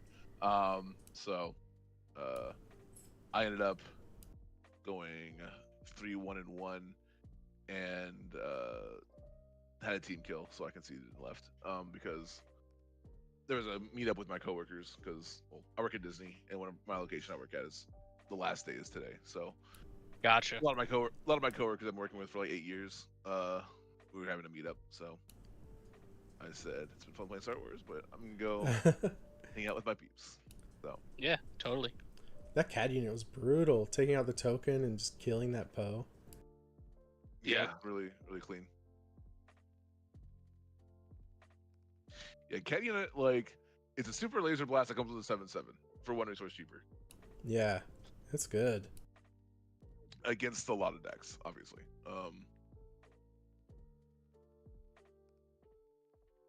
We're just killing the, yeah, that's all we can do. This is a Han player that's like, well, I'm dead. I'm just gonna play my cards. Yeah. Throw some pieces of cardboard down before it's all over. Just turn cards sideways. Like he's like, he conceded. Yeah. Yep. Yeah, I'm not sure why the Chewie went to the discard after the L3 rescue. I think he killed it with one of his units, and yeah. Oh, the Zuckus with the shield took it out. That's what it was. All right, it's official. Kodamarin got it. Let's go. Let's go. Congrats to Colby, Kodamarin. Special agent. Let's go. I love it. All right, we will be right back with the stream for game 2. We are switching laptops real quick, and we will be right back. George, did you happen to see any of the Lake Country Han 4 deck? Like as I was driving, I peeked at it for a second. I saw things like never tell me the odds. Dude, it was so good. Like I was like, it never did less than 4 damage, and sometimes did more. I mean, I like open fire. Open fire is cool. Yeah, open fire in your yellow Lake Country deck. Hey, nothing wrong with that. Let's go. Yeah, it's pretty sweet. Yeah. And we see the 34. Yeah, I just love this timeline where it's like the fact that you just have extra health on your base just changes every single matchup that you might have lost, giving you more actions and more chances to draw. Because talking about like Colossus or whatever, you know, people look at Colossus and it's like, oh, you draw one less card, that screws up your ratios of your deck in your early game and like adds variance. But like, you can also look at Colossus as like, oh, it buys you an extra turn, which gets you an extra 2 cards in a game you would have otherwise lost. I'm trying to explain this to Ian. He's been dunking on Data Vault all day. No, but see, Lake Country gives you look. Lake Country gives you this ability without making you add 10 cards to your deck. You just have to play with the limited card pool. Yeah. Now, if you can build your deck under that constraint and it still has good cards, then I think it's better than Data Vault. But you're not gonna be able to do that with every leader. Can't you make the same card quality arguments though? Like if you add another color, isn't your deck gonna be better? Or, you know? No, for sure. Right? I wouldn't. The problem isn't that. Yes, Loopy, we are back up. Thank you so much for getting this laptop swap in quickly. But yeah, so my thing with the Data Vault deck is more so that you have to add cards to your deck, and there are some cards that you can't have actual redundancy of, like Super Laser Blast. There really isn't a card that replaces that. Like and some of these Kira Data Vault decks aren't even playing 3, which is what I was told is like the reason that they like playing Data Vaults, because you have to play 3 of cards that you were only playing 2 of in a 30 HP version or a ECL version. So I don't know. Well, the argument is like you can have like more top end, and like their top end they were already cheating out on, right? So now you can just fill out the top end. And it's Jonathan, like you might more want to stop natural. streaming on your end too. It might help. Hey guys. Hello. So, we got the CAD council about to break it down. Let's go. All right, where's Carlos? I summoned Carlos. Do I need to tune in to witness? It looks like the stream went down here. It's back up now. Yeah, the video is up. Oh, just not in this. Oh, sweet. Cool.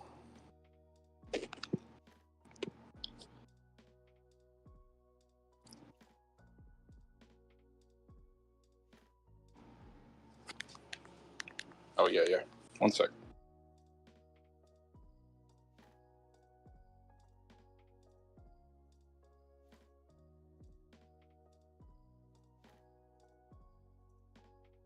Got McClunky, got no glory for a panic answer. Are we keeping it? I can't. I think that's Avenger. I don't know. Yes. Yeah, so Across the Network is where you were watching this, or you were watching it on Late Night, who is a partner of ours, good friend, helping us do the stream at Pastimes. Loopy's there on the ground. He was kind enough to let us co-stream this onto our YouTube page. We have a podcast that we do bi-weekly, sometimes weekly, probably going to be more bi-weekly, which is super fun. The point of the podcast is to help competitive players get better at the game, interview really good players, and have some interesting, conversations about various deck strategies and just ways to have an edge in the competitive scene, and talk about results at tournaments and things like that. It's been super fun. We have our 9th episode just came out yesterday, so go check that out. George the Hulk, who is casting here with us, was on that episode after his amazing run in Richmond, getting the Vader 1 showcase. Well, I guess winning it, but not getting it. He will get it at Galactics. But yeah, we have another episode coming up where we interview one of our European teammates who got top 8 in Lille with Anakin Blue. Super fun. That'll probably come out in a week or 2. And yeah, that's us Across the Network. Check us out, sub, like, comment, do all the things. And now we have the match again. So looks like Han 1 decided to activate before no pass and just activate, which I think is incorrect against most CADs. Only because of Bazine. If you only have 1 3-drop in hand after you activate, and they Bazine it out and you don't play anything, you pretty much lose the game. Did we see he only had 1? Or we I have no idea. I can't really see his hand. Okay, I gotcha. just like to. Even if you have 2, I think it's you have 1 that you're preferring to play. I think you're supposed to just pass, and if you go to the next turn, I think it's fine. I think that's super unintuitive. I think it's a really important point to hammer home. Is like, you think against the blue-black deck you need to be like super aggro, but like this early game is kind of cursed, like for the Han player. Yeah. Especially if there's a power of the dark side to like follow up. Like you're then put down a card, maybe got. Master does it. Like there's Yeah, so yeah. many ways. Like yeah. Mm-hmm. Yeah, here's the jump master. Yep. Chewie's your really only answer here, which eventually is going to get dealt with. I guess Han Pilot actually is the cleanest since you don't take damage back. Well, that would be really nice for sure. So for that pass opener, are we also like thinking about not dumping all your cards on the table? Like, because you mentioned earlier you want to start on a 2. Are we thinking about cards in hand? Yeah, I mean, you need value against this deck because they are going to be able to go long. So he does have the. Looks like it's Chewie or Luke. I can't tell. I don't know why he has a resource up. It didn't matter here. That could mean it's a Luke. No, it's just Han. Luke costs 3 and Luke costs Chewie 3, costs 3. Oh, you know what? It's Poe. It is Poe. You're right. Yep. He had 2 Poes in his deck. That's funny. We only think about the here we 4 go, version. Power of the Dark Side. Yep. But that is a Power of the Dark Side down for the Han with your flip. So yeah, you know, that's a nice part of this part. Nice part about this. It is a silver lining in this sequence. You may want if there's another 3 here, it's pretty nice. Yeah, he does have a blue leader. I think you just want board presence. You need to be able to insulate yourself from some of these events that the opponent's playing and from the CAD ping. What is in his hand? He had an Avenger, CAD, and no good. You might want to scooch up to your mic again, George. Oh, good catch. Yep, good. Yeah, so he's locking in no glory this turn. So that's happening. This is the flip turn, right? This is the Han flip turn, yeah.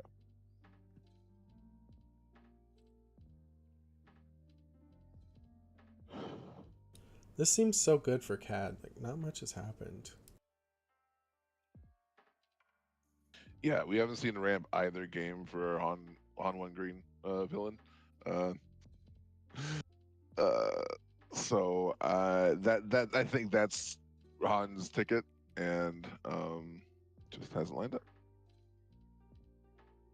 But like again, I think I don't know if he's drawn them and resourced them, but it's super unintuitive, but it's correct.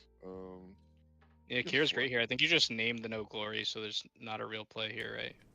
Yeah. What's the bottom card? Do we know?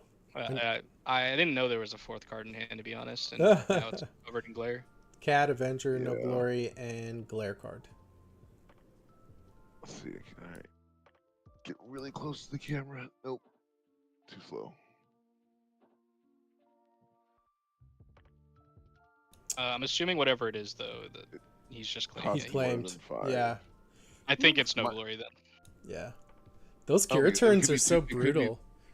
It could be 2 no glories, or it could be like vigilance. No, he wouldn't bring vigilance in this matchup. That'd be silly. Hard to say. What a great turn, though. Like it looked like not much had happened so far, and then Kira just completely shut down CAD's turn. I mean, the no glory was killing most likely a 3 if it, or you know. Yeah, it's not doing a lot, but it's doing something. And now he's doing nothing. Yeah. No 3-drop for the Han player. He just drew into a tech. That's pretty good in this matchup.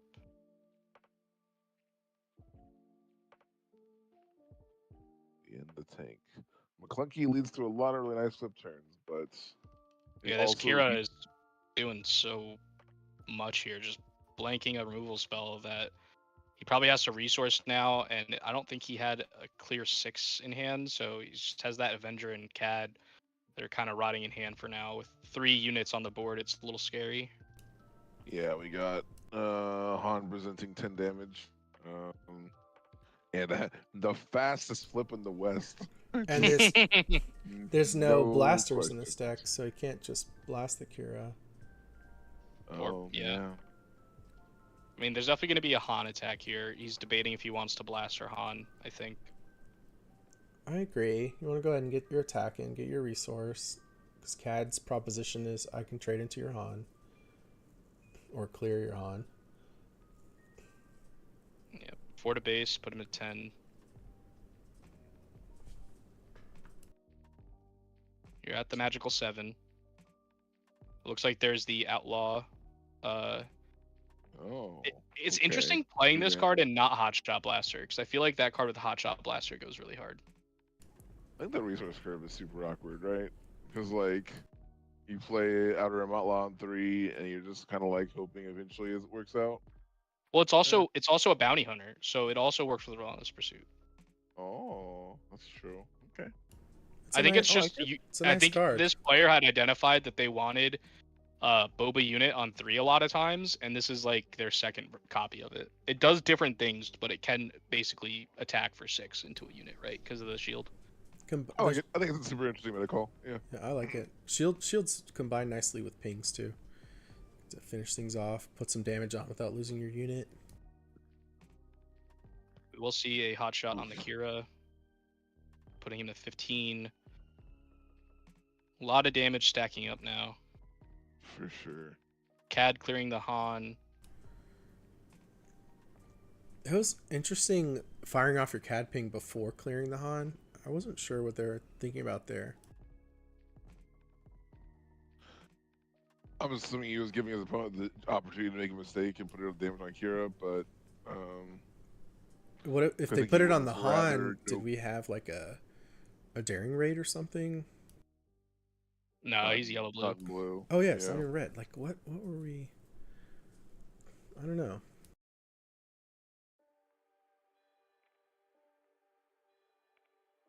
I think he was worried about McClunky, and that's why he didn't put it on the Han. Yeah, that's the card I can think of. So let's see. We have 5-10 health on Han's board, which lines up perfectly with a CAD main unit plus CAD leader ping. So he's gonna slam that super fast.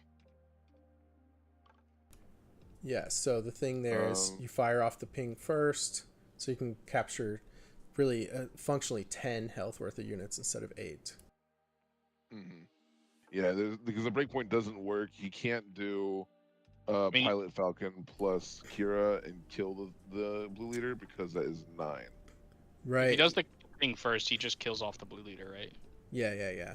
Exactly. So if you have a unit with only 1 health remaining, it doesn't work. So it's Han's choice. No, he just chose wrong, I think. What? Yeah. He chose to damage the other guy. I'm so confused. Wait, and could he have not taken everything? 5? It was no. 7, 8. Oh no, yeah, he totally could have just He could have taken everything. It was So 10, they both 10 total health with 2 damage from CAD ping. 100%. Yeah, they both both messed up. I think the CAD player thought there's no way that he won't kill off this blue leader. I have made misplays like that. Oh no. Yeah, I've gotten tunnel visioned where I'm like, oh, I know what I'm doing CAD here.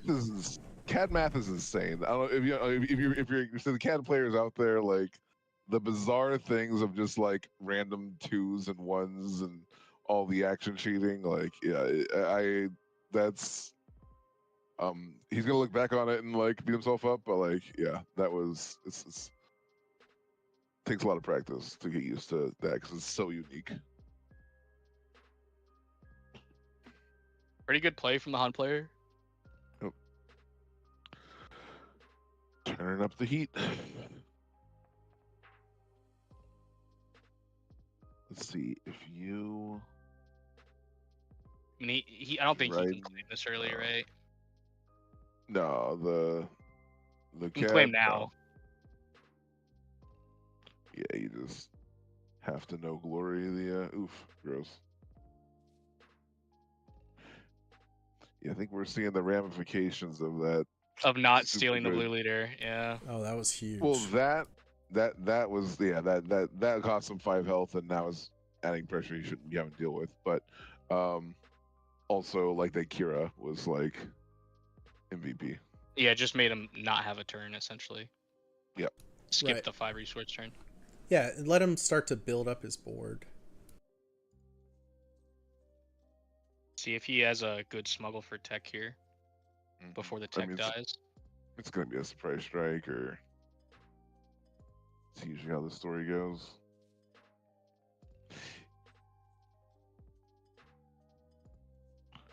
Prize Strike would put the X-Wing into lethal range. I believe Han has 8 resources, so he could smuggle out a 6 or lower. Oh, we still have the CAD ping, right? Well, okay, it would be lethal. They wouldn't have time for that. No, there's no CAD ping from a Relentless Pursuit.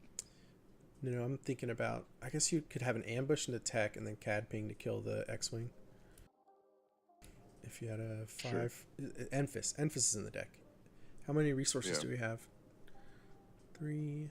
Do we have 5? CAD made last turn, so he was 5 up, yeah. Not enough for Enfys. Yeah, so that's not out. We're in the tank. He's looking at Smuggle Row. Okay, so not quite check, but we're gonna have to probably no glory here if I had to guess. Maybe do a little McClunky action. You're gonna McClunky, okay.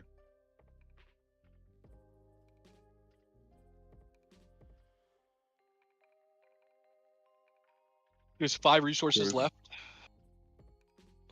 Now we have our CAD hero has 4 resources up, and the Han has 3. I'm pretty sure. After a hot shot and oh no, what do you do besides hot shot? Was it just hot shot? He attacked with. Oh, just hot shot. Okay, never mind. Yeah, it's 5.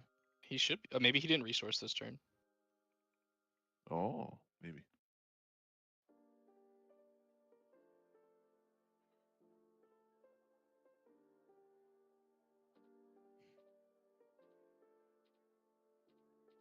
Looks like he had 4 resources and not 5, so CAD ping has not been triggered yet. Oh, you do have power. Oh, he should have. That's fine. The playing Outer Rim Outlaw would have done the same thing. Pretty sure CAD ping was not used that turn cycle.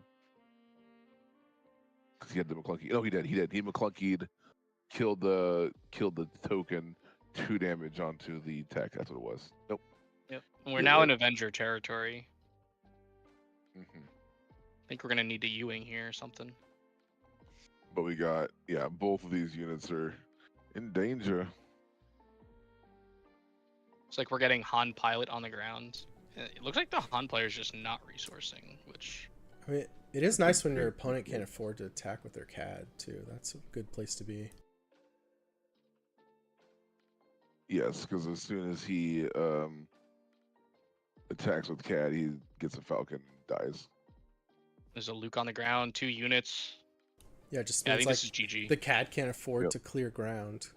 He has to claim and somehow find an answer. He has to play him. He has to play another CAD. Yeah, no. Super close. Just not stealing that blue leader snowball like cost him, and then the fortunate bulk of his hand going into that Kira turn was too much on the back foot. I think when the Ahsoka unit came out, there were conversations about comparing Kira to Ahsoka. Like, oh, they actually lose a card versus Kira just kind of shutting them down momentarily. But when you see plays like that, you see why Kira is so important. Just completely shutting down the line that they need to be taking. I think Ahsoka's only better in the context of you care about her traits. Like if you need force units because you're playing force throw, I could see Ahsoka being better than Kira. But I mean, the exhaust is not like the most reliable thing, but it's strategically different and valuable. I think it's the stack of hand hate cards that kind of gives it.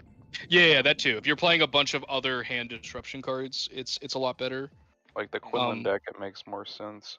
There is like a world where the CAD unit with things captured, if you have enough resources up and like they're gonna claim, your out is you know, you have to attack that ground unit, or not. Maybe you have enough to top deck a blast, and you can just go to base, and you know, okay, maybe I top deck blast, get the 7 in or something. Like, So there are times where you actually have to lean into that draw too.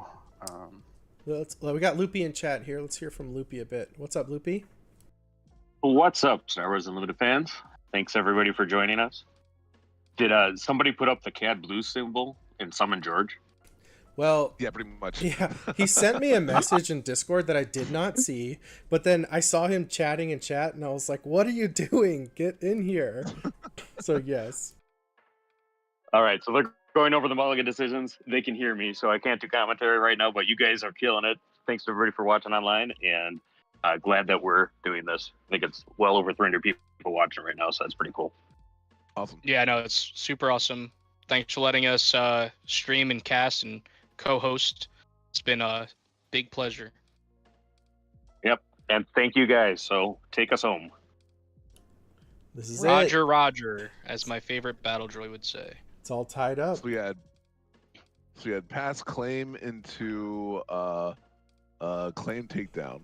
So we are sitting chill on the or are we doing Poe again? Get a little power. Which I was kind of surprised he did that, because he put a Bazine down and he also had the McClunky, so he could have pinged like if it was a X4, he could have pinged and then McClunkied and saved his takedown, but yeah, I don't think he's gotten like a super clean read on like if he could get away. Like he passed and like wanted his opponent to do like the Han thing, right? So he could like scam with the Bazine. So Sidon seems like a dead card. He's not playing X4 either. Yeah, no, he was very quick to resource it in game 1, which I think he's correct, but he's holding on to it for now.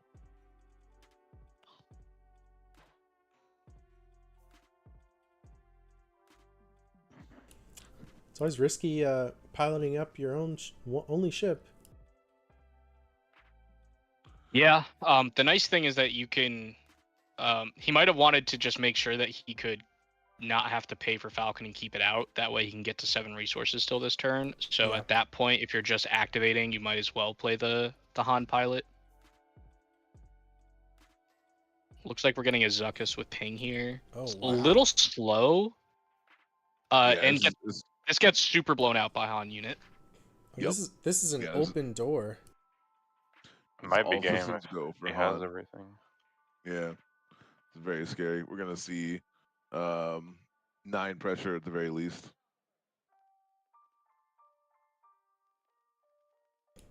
Now I have a Frozen song stuck in my head. Let it go, let it go. Now I have a different Frozen song stuck in my head. It's the only one I know because I don't have children. It's Love is an Open Door. Come on, man. I'm sorry. I don't even know what you're talking about. What did I say something about love? Huh? So have I internalized? I can't even think about it. What did I quote? I said this is an open door, and it put Frozen. Oh in my yes, head. yes. Oh okay, excellent. Well, we are playing a Disney IP card game. That's right. What are we doing? Oh, right. We're not no playing Han a 7. unit, so not as backbreaking, but the blaster is good protection against the Zuckuss because at least it will trade. And let's see what we do with this is 4. Probably Kira here. Relentless Pursuit running into Han, so Looks like it's a Poe just going wide. I actually kind of would have liked keeping the Poe out. That's my question. This Han player, hasn't they piloted with it every time? I think so. I think so. Yeah. I mean, I think the other time it was on a raid unit, which makes a lot of sense. Yeah, for sure. It might just be because, like, the math, knowing CAD units coming out, he might be able to swallow, like, a 3/3 pretty easy and then deal the 2 if he couldn't clear some of these other units. So, just putting a lot of health on the opposite end. We're at the 6 resource turn, not the 7. Oh, no, I mean, like, CAD leader comes out and he's going to kill something, and Zuckuss is probably going to trade with the Han, so like a 3/3 Poe in the ground is kind of weak to like all the ambushers, all the things. But yeah, it gets blown out here by this Relentless Pursuit, and now he can kill Han. He is gonna get 6 damage, and if there's no So he attacks with Han here, right? And then Goes 7. Yeah. oh, Oh, Waylay. That's really rough. Wow. Yeah. Okay. Oh, the Sentinel's kind of nice. Yeah. Because not that means bad. that CAD can clean up the Han. But you are getting another 5 damage to base here.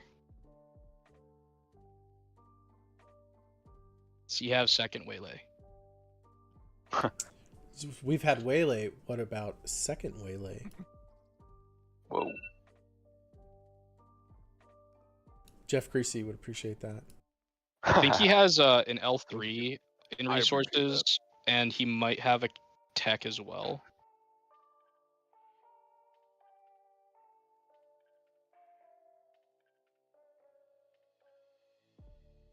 Looks like it's Akira. Or yeah. Dryden Voss, McClunky, Enfys, Zuckus, and a Takedown.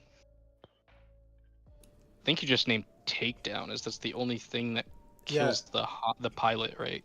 I think we prioritize speed. Oh no, here, that's there's 6 health, so it doesn't. Like something that makes board impact immediately, like Takedown. So maybe the Enfys. Or yep, Enfys. Is it Jump Master? That's probably too cute. But did he name Zuckus? No, there's no Jump Master in hand. Yeah, but like you can call it just because like he's in check. Couldn't even No Glory then, right? A surprise strike, right? He's dead to the surprise strike from the Falcon. He just touched that. He doesn't have any cards in hand is, though. This is Kira's. This is the Han. This is the Han one's. Kira. Yeah, I touched the second card, but I couldn't tell what it was. The second card was the Enfys. Was it? Looked like another Falcon in the Han player's hand. One of the things he drew. I think the other one was a Blaster. Okay. One Pike's not gonna do it.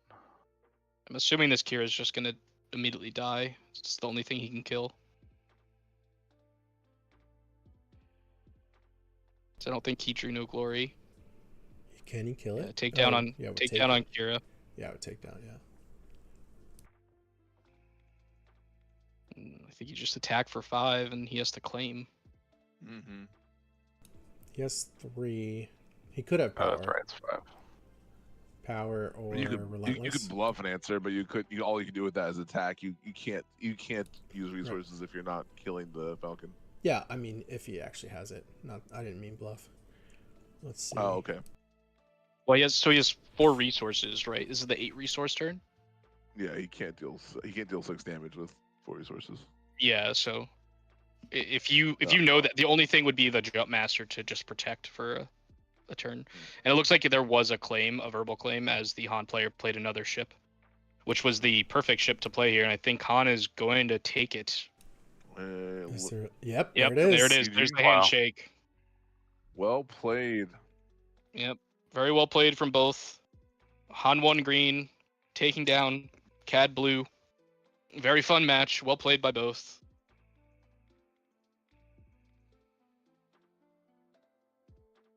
Let me see if I can get Loopy back in here to sign us off for the day. He's probably in his car on the way home already.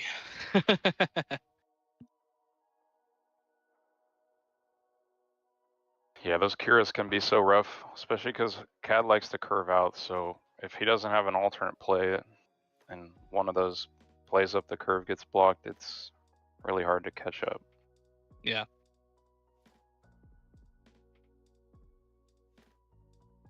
Well, while we're waiting, I hope you guys enjoyed this. I'm Jonathan Fisher. I was here with Lego Pizza. We create across the network. George here has been on the show twice. Our only guest that's been there twice. Go check it out. The last one was about him hunting Vader and our experience in Richmond. This is our first time streaming a tournament and calling the whole tournament and doing production and just doing everything as a team. Both myself and Ian as a team from across the network, and then all of the Bothans that jump in throughout the day and provide some additional commentary. Reach out, let us know what you think, and maybe we'll do more of this. Ian? Yeah, it was super fun. First event that we've casted together on the stream. Doing the full 10 rounds was super fun. it kind of went in the blink of an eye, to be honest. I had a blast. Like, this was super fun. I love this game so much. So to me, it was just like, ooh, what do I get to do next? Ooh, what game will we get to watch next? So that was super awesome. Really impressed with that Han 4 Lake Country deck. I'm gonna be testing the heck out of that deck. It was so cool.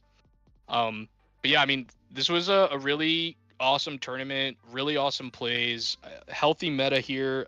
There was 3 Sabines in top 8. Only one made it to top 4. Didn't make it to the finals. So, you know, it's not Sabine's world, and we're just living in it. There's a lot of other decks here. Cad Blue, a deck that kind of comes in and out of the meta. And then everything else, there was also, you know, a bunch of other decks that were just like the one appearance, like one Quinlan, one Han Green, one Kira Data Vault, and one Han 4 Lake Country. So yeah, super fun. Loved the event. Appreciate all the Bothans who came and helped us do coverage.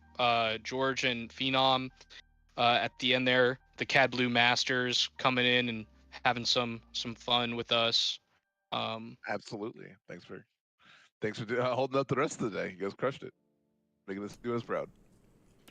Yep. Go check us out on YouTube, Spotify. It's across the network, and we'll see you around. If you're still with us, you're my hero. Aw, I love that. Shout out Loopy. Shout out Loopy. Thank you, Loopy. Late Night Gaming. I'm gonna click the button that ends the stream. Loopy's my hero.